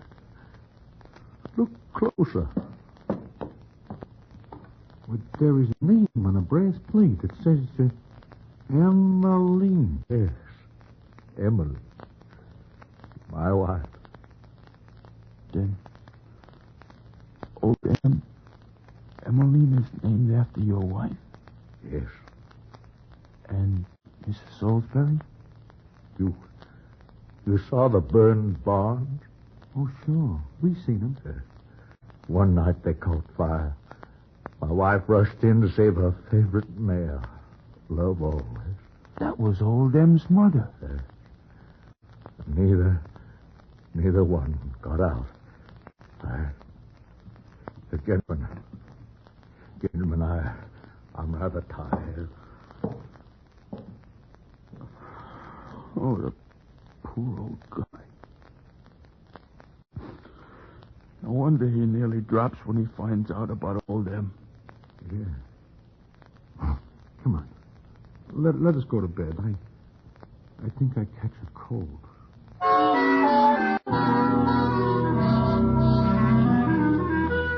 Well, it turns out that we stay at Tucky Farms. And before I know it, a week is passed. Itchkey and Mr. Salisbury spend all their time watching old Em run in the pastures. And Mr. Salisbury's a different man. He laughs and smiles, and there is a look in his eyes that is not there when we first see him. In fact, one day, Dr. Leland talks to us about it. You've done more for him than all my medicine, gentlemen. The whole county's grateful. The whole county? Yes. At one time, Tucky Farms were the pride of the state.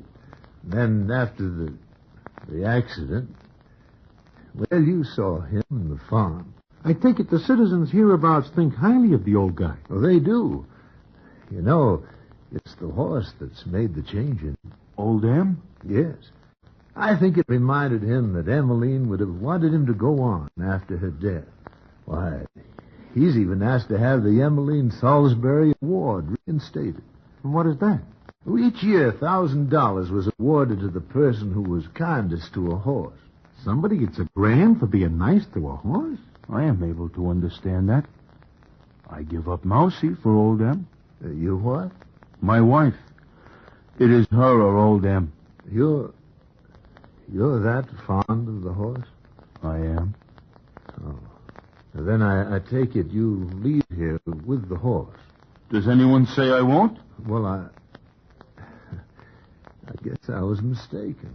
About what, Doc? I thought perhaps the horse would stay. Well, you get that idea out of your head right now.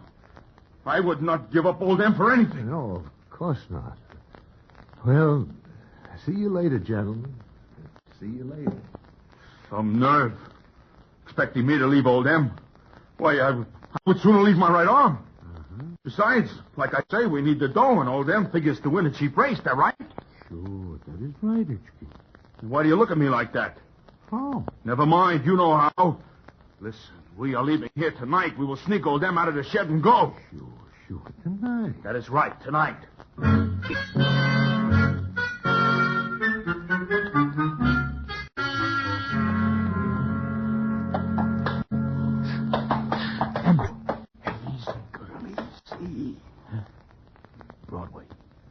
truck has got gas in it. But there is about enough to get us to Churchill down. Okay.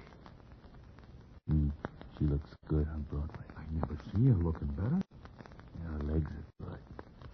I bet she runs a cheap race for us. Yeah, that could be. Sure she will. Now let us go. Well, evening, gentlemen.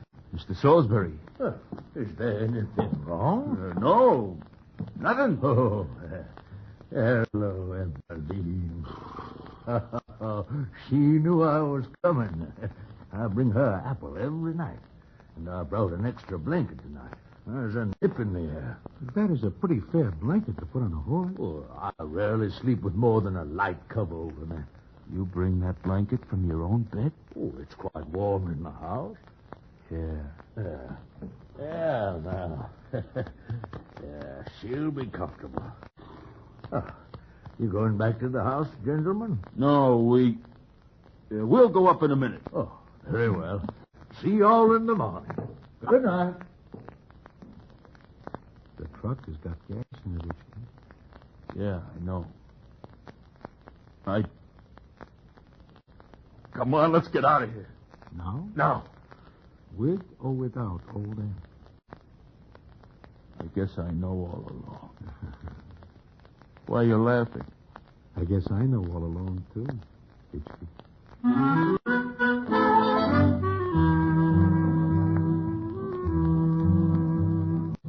So we sneak out that night, but not until after Itchkey spends an hour saying goodbye to old Em. And it seems to me that she cries like he does when we leave. Itchkey never looks back once we get started. Of course, we never go to Churchill Downs, and I never see the Derby. We go back to New York. And I think that is the end of the story. But it is not. The payoff comes maybe a week later. And I will tell you about it in a minute.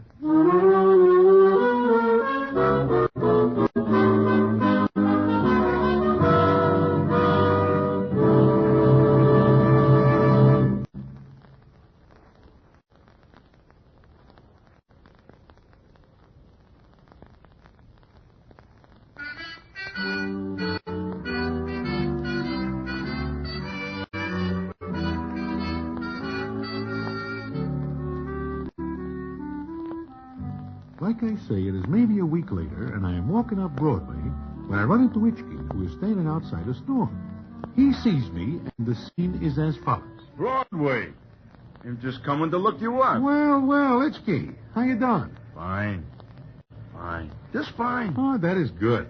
In fact, I am waiting for Mousy to come out of the store. Mousy? Your ever-loving wife? The same. But you tell me that it is not ever-loving between you and her. Oh, that is all fixed up. You mean she forgives you for walking out on her with a horse? What else can she do when she gets the money? Money? What money? Oh, you do not know. I do not know. Well, you remember that there is the Emmeline Salisbury Award for people who are kind to horses? I remember. Oh, you get the 1,000 for being so kind to Emily. And your ever-loving Mousy likes that. No. I do not get the grant. Well? Mousy gets it. She does? Why? Well, the committee that gives the award decides that anybody who gives up a husband for a horse must be very kind to horses. So they send Mousy the grant.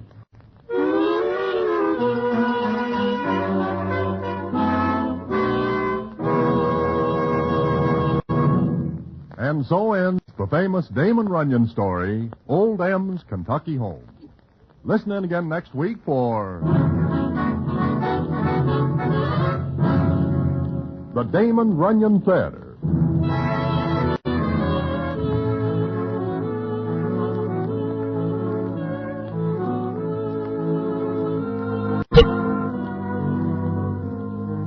The Damon Runyon Theatre, with John Brown as Broadway, is directed by Richard Sandville, and the story is adapted for radio by Russell Hughes. Vern Karstensen is in charge of production. This is a Mayfair production.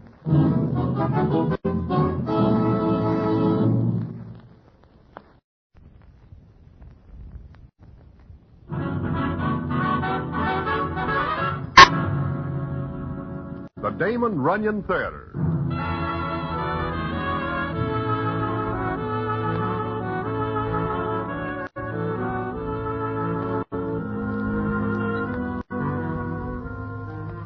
Once again, the Damon Runyon Theater brings you another story by the master storyteller, Damon Runyon. And this one, Blonde Mink. And to tell it to you, here is Broadway. Thanks. Well, one night I am sitting in Mindy's enjoying a late snack after a hard day of trying to make some bobs, when who sits down beside me but Julie the Starker. He looks at me for a minute, then says... Broadway, I see Slats slaving today. You what? I see Slats today. Julie, you are crazy. That is something you cannot do. Nevertheless, I do. Well, see you later. And with that, Julie gets up and walks away. He leaves me with a dill pickle stuck in my throat. Now, why his words should give me a cold chill and make me lose my appetite is something I will tell you about in a minute.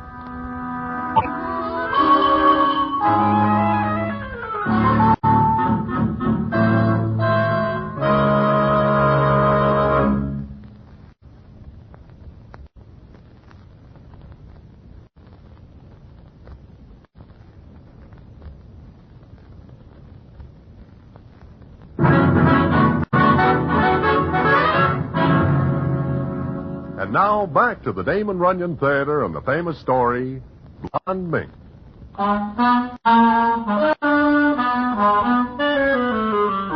Like I say, Julie gets up and walks away. But I catch my breath and start after him. I grab him just before he gets out the door. And the scene is as follows. There is something wrong, Broadway? I do not know yet. But, Julie, you are kidding me, huh? No. I tell you, I see Slats today. Julie, Slats is dead. I know because I go to his funeral a week ago. Oh, sure. I know he is dead. But you see him today. Look, today I go to the cemetery, maybe to put a few posies in his grave, you know? There is nobody around, only me. I am there maybe 5 minutes and thinking what a great pal Slats was. I know all that, Julie. He is a great guy, and we are all sorry he is no more. But that is neither here nor any place. What I want to know is... like I say, I am there maybe 5 minutes when I hear him talk to me. Slats? Sure. Who else knows me in the cemetery? Go on. Talk some more. So he says hello, I say hello, and we talk. What about? Oh, about this and that, but mostly how cold he is. Julie, you are making me almost believe this. Why not? It is true. Well, I leave the cemetery, and I am not able to think of anything else but poor Slats. I can understand this. Broadway, I love that guy like he is my brother. He is the only citizen who ever gives me a break when I am down and out. Yeah, I know, but The time I get knocked out in the ring by the tiger, remember? I'm in the hospital. Sure, but... Slats pays all the bills and then lets me live in his big apartment. I love the guy. Julie... I am practically a stranger to him then, but he does it because he wants to help me. Broadway, I love that guy. You talk like he is still alive. Oh, no. He is dead. But he is very cold. Well, I gotta go now. I got a lot of thinking to do.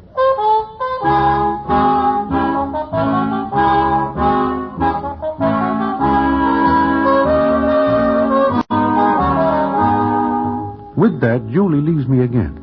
And this time I stay put. Because it being night and more than somewhat dark, I have no wish to listen to more of that talk.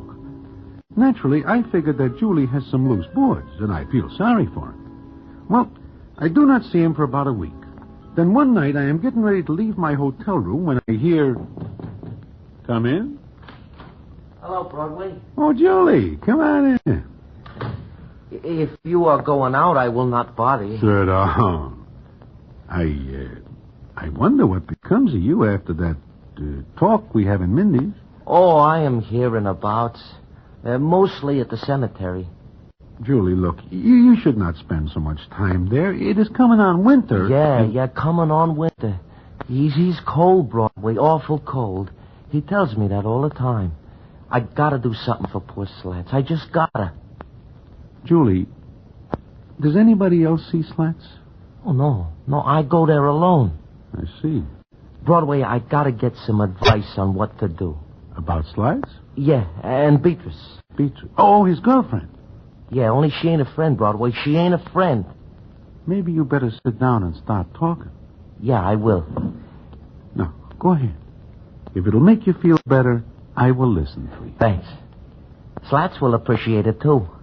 I would just as soon he thanks me through you. I will tell him. Thanks. Well, it is hard to know where to start, but I think I will go back to the day that he first introduces me to Beatrice. Yeah, I'm not in the apartment when he brings her there, but I get there a very short while after they do, and I'm about to open the door when I hear a doll laugh. Go on, laugh some more, Bee. I like to hear it. Why? I don't know, maybe because I... Hiya, Slats. Didn't know you got company. Come on in, Julie, come on. I ain't gonna stay only a minute. I was waiting for you. Julie, meet Bee. Bee, this is Julie. I told you about him. Oh, yeah. The ex-prize fighters. Hiya. Fine, and you? Oh, making out. Just making out. Slats, I gotta go now. I got a rehearsal in an hour. Oh, sure. What about after the show tonight? What about it? Supper? Dancing? All right. The two of us. Hmm? Sure. The two of us? Good. Now, I'll get a cab for you. No, I can do it. See you after the show. Nice to meet you, Julie. Yeah. They're here, too. Be back in a second, Julie.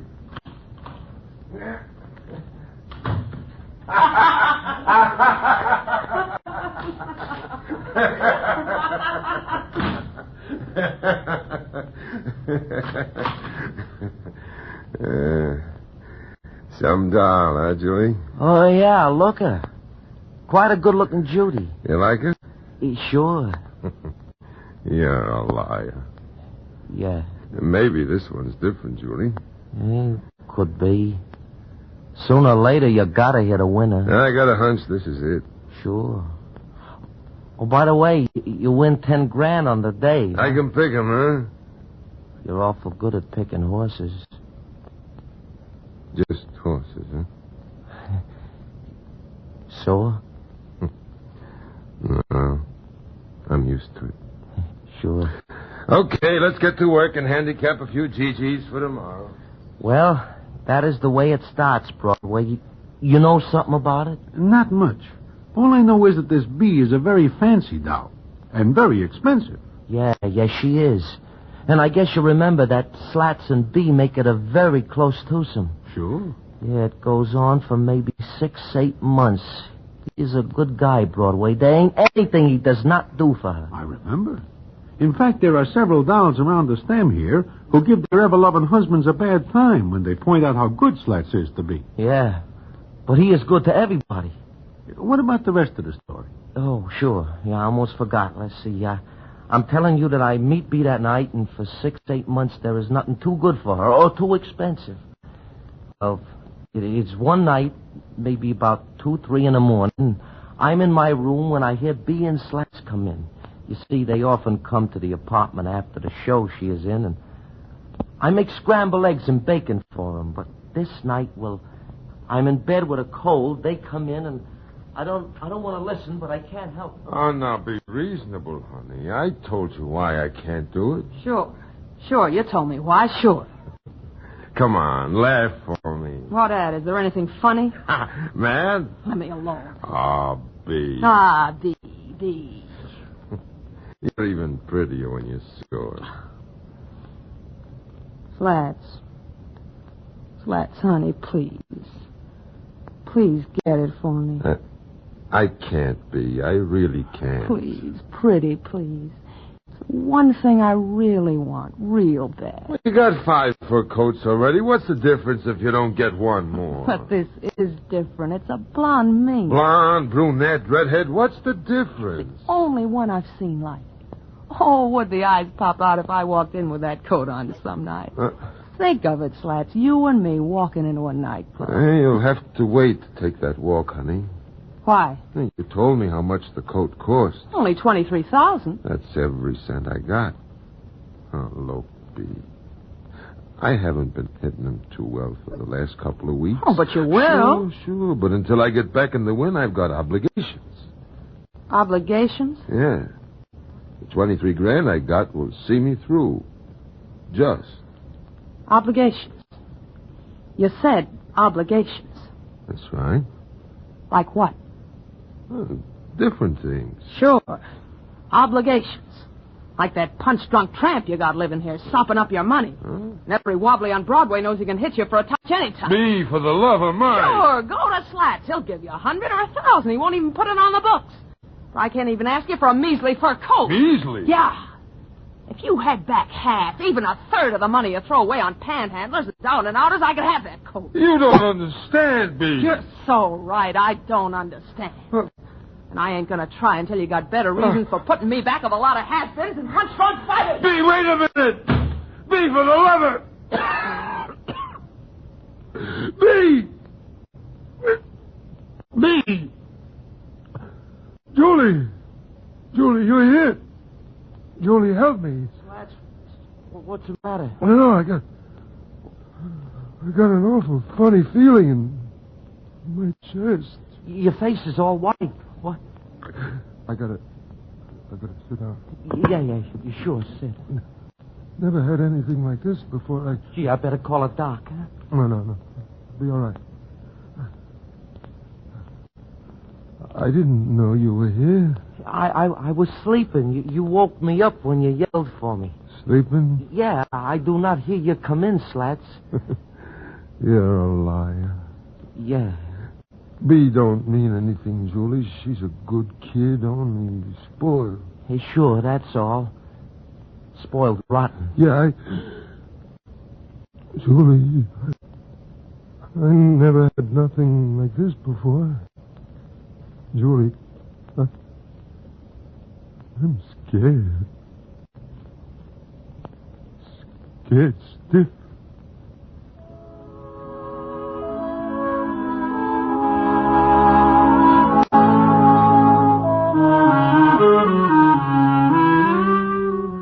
Well, that is the story that Julie tells me up to that point. But it is not the end. Not by far. And what happens after, I will tell you about in a minute.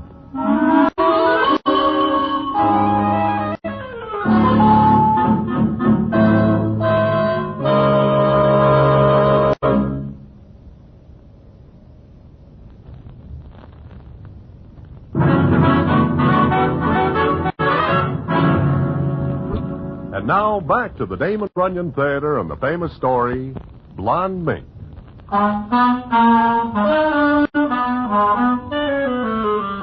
Like I say, Julie is telling me about Slats and Bee. I listen to him go on with the story as follows. I get Doc Brennan over real fast.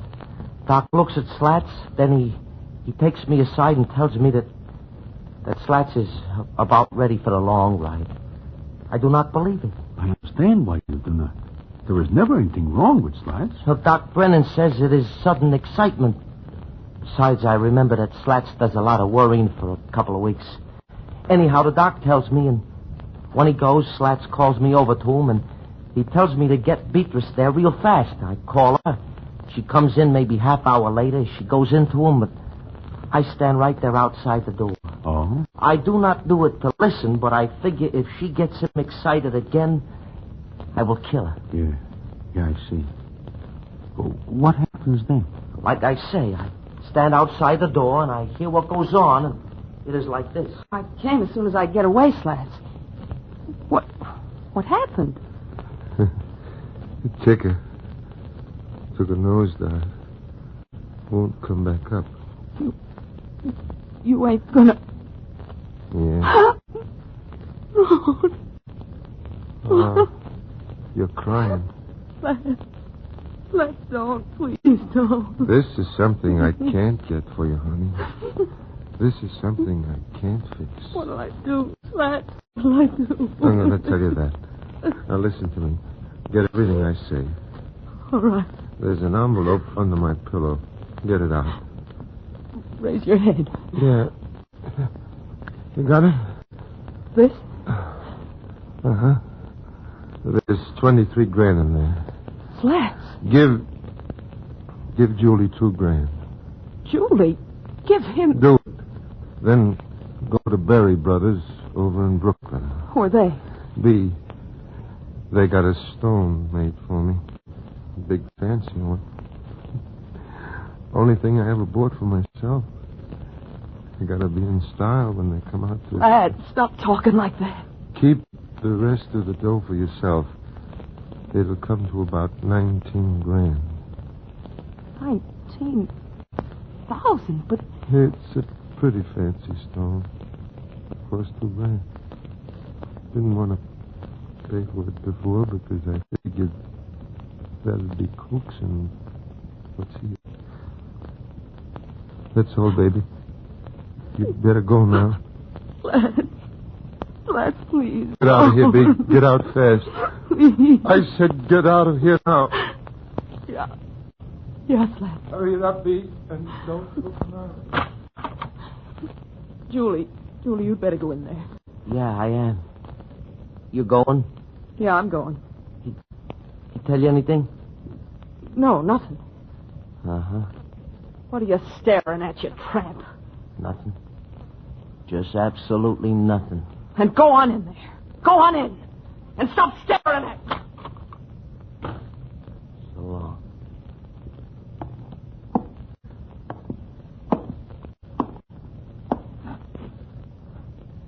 Slats. Slats? Slats.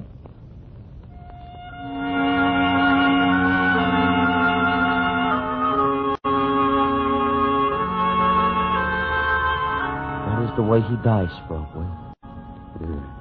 Yeah, I see. But about the dough he gives B, what do you do about it? I go to see B one day, right after Slats's, well, the day after the funeral. I go to her place. It is a pretty ritzy apartment. At first she does not want to see me, but I bust in anyway. All right, you're in. Now what do you want? I've got a rehearsal in 20 minutes. I will not take up too much time, B. I know you won't. Go on, make it fast, will you? Sure, I want to know what about the dough. Dough? What dough? 23 grand. You're on a long, big dream, Julie. I hear Slats give it to you. So you can hear through those cauliflowers. All I want is to know what about the dough. There ain't any. You are lying. If you're not out of here in 10 seconds, I'll have you tossed out. I hear Slats tell you to pay for his marker. You're crazy. You took so many punches you don't know... I can also still give him. You wouldn't try it. No, I guess I would. Slats would not like it. I would never do anything Slats does not like. Get out of here. I am telling you. I do not care for the $2 grand he gives you for me. I do not care for it. All I want is for you to buy that marker for Slats. He is expecting it. You talk like he's alive. I see him. You... It is not funny. Did you tell anybody else you saw Slats? Yeah. Why? Did you tell anybody else about the money? No. Why? Tell everybody. See if they'll listen to you. Tell them you saw Slats and about the money. You think they'll believe you? I am warning you, B. If you do not get that marker for Slats, I'll do something about it. But first I will ask Slats.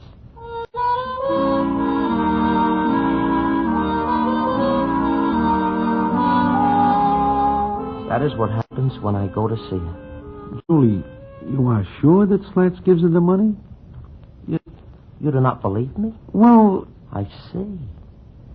Maybe she is right about people thinking I am crazy. No, I do not think that. Only what? Nothing.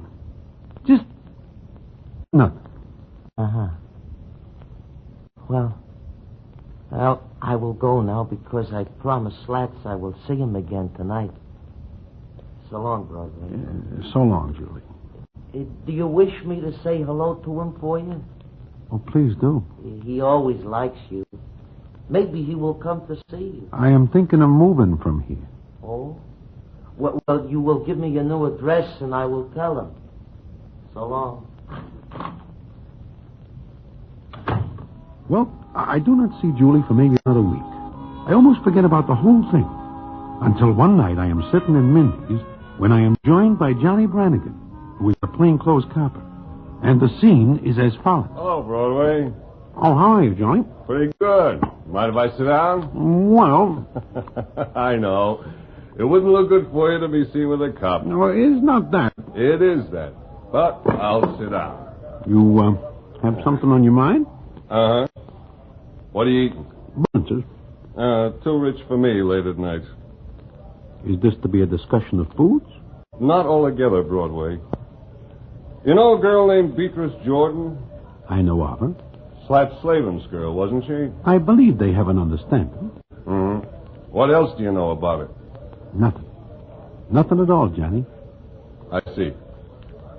You, like sour cream on blintzes? And jelly. Sure. Well, it seems this Beatrice is running around lately with a young fella from Colorado. She gets around. Mm-hmm. And it seems his family carries more weight than Pike's Peak. So I get a call from Colorado to keep an eye on the boy and Beatrice. I never have anything to do with her. I know nothing about her, except that she is one Slatch's girlfriend. Okay. I thought maybe because you get around a lot, you could tell whether she's on the level or not. I gotta turn in a report, you know. Oh, sure. Those blintzes sure look good. Oh, they are. Johnny. Yeah? I cannot tell you if B is on the level with the citizen from Colorado. Oh? So? But I do know that her idea of a level is more than somewhat uneven. Uh-huh. Well, thanks, Broadway. That is all right, Johnny. Drop around the house some night, Broadway. My wife makes wonderful blintzes.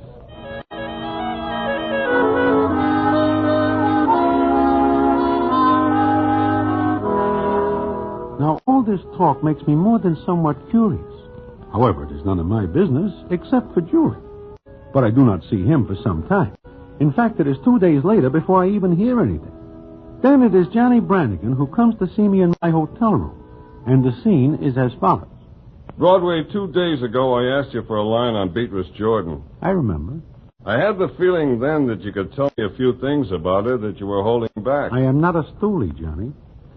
Anyhow, I tell you all I know, which adds up to 0. Sure. Broadway, I have worries. Lots of them. What brings them on? Where's Julie? Julie? I do not see him for 2 days. Uh-huh. Broadway, I gotta find him and ask him a few questions. I do not think he will talk, Johnny. I gotta ask him anyway. Know where he is? What if I tell you? I told you. Just a few questions. That all? What else? You, look for him where he lives? Uh-huh. Landlady said he didn't come home at all last night. Oh. Now, I know he comes here to see you. So I figured you might know where he is now. At the cemetery. What? He goes there to see Slats. What? That's what he tells me. I see. Well, how'd you like to go along with me? What for? Maybe he'd rather talk to you than to a cop. About what, Johnny? About B. She was killed last night.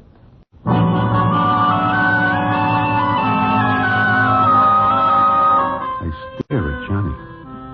He just looks back at me. There is a big hole that is once my stomach. And I feel like a first-class heel to tell him where Julie might be. But I can do nothing. Johnny is very gentle when he insists I go with him, so I do. And what happens when we get to the cemetery, I will not forget if I live long enough to see Harry the horse shake hands with the police commissioner. And I will tell you about it in a minute.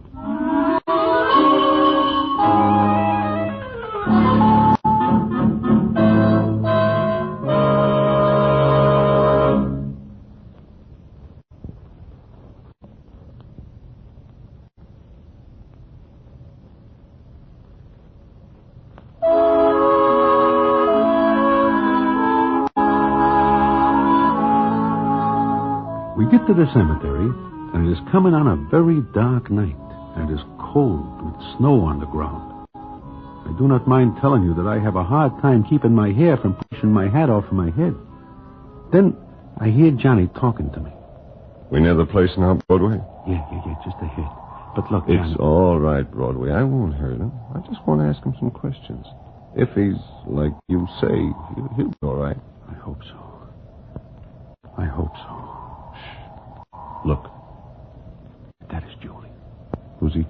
to? Slats. Cut it out. Who was that? Answer him, Broadway. Me? Go on. Who is that? Julie, it is Broadway. Oh, swell. If Slats is here, Broadway, he will be glad to see you. Julie, it is very cold out here. Maybe you better come back to town with me? Oh, come on and say hello to Slats. Then I will go with you. Go ahead. Okay, Julie. There is somebody with you. Huh? I see somebody's shadow. That's right, Julie. It's me, Johnny Brett. Johnny. A cop. A cop, Broadway. You bring a cop. It's all right, Julie. We're coming over to talk with you. Please do not do that, Johnny. Broadway, ask him please not to. Johnny, do not go over there. I've got to. I want to talk to Slats, too, Julie. Please do not come closer, Johnny. I know what you are here for. Just ask a few questions. No. Julie, please, take it easy. Everything is all right. Stay away. Julie, drop that gun. Drop it. No, I do what is right. I do what Slats tells me to. Julie, drop that gun. Broadway, drop that gun. I will hit you the next time, Johnny. Julie, please. I'll forget you fired at me if you'll only drop that gun. No. Johnny, you hit? Julie, even though I won't say anything about the gun, please. Julie, everything is all right. I know. I make it all right. But I'm not going with you. Johnny, what happens? I think I winged him. Come on.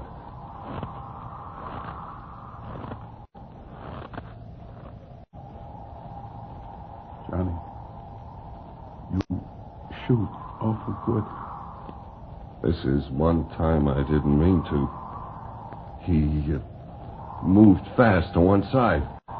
Sure. I know, Johnny. I'd better put in a call and find him. Broadway. Look. Huh? Like what? What's that? Spread over Slat's grave. It looks like something to keep Slats warm. I think they call it blonde mink.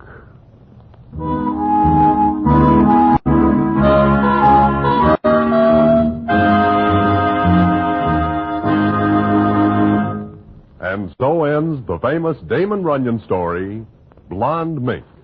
Listen in again next week for the Damon Runyon Theatre.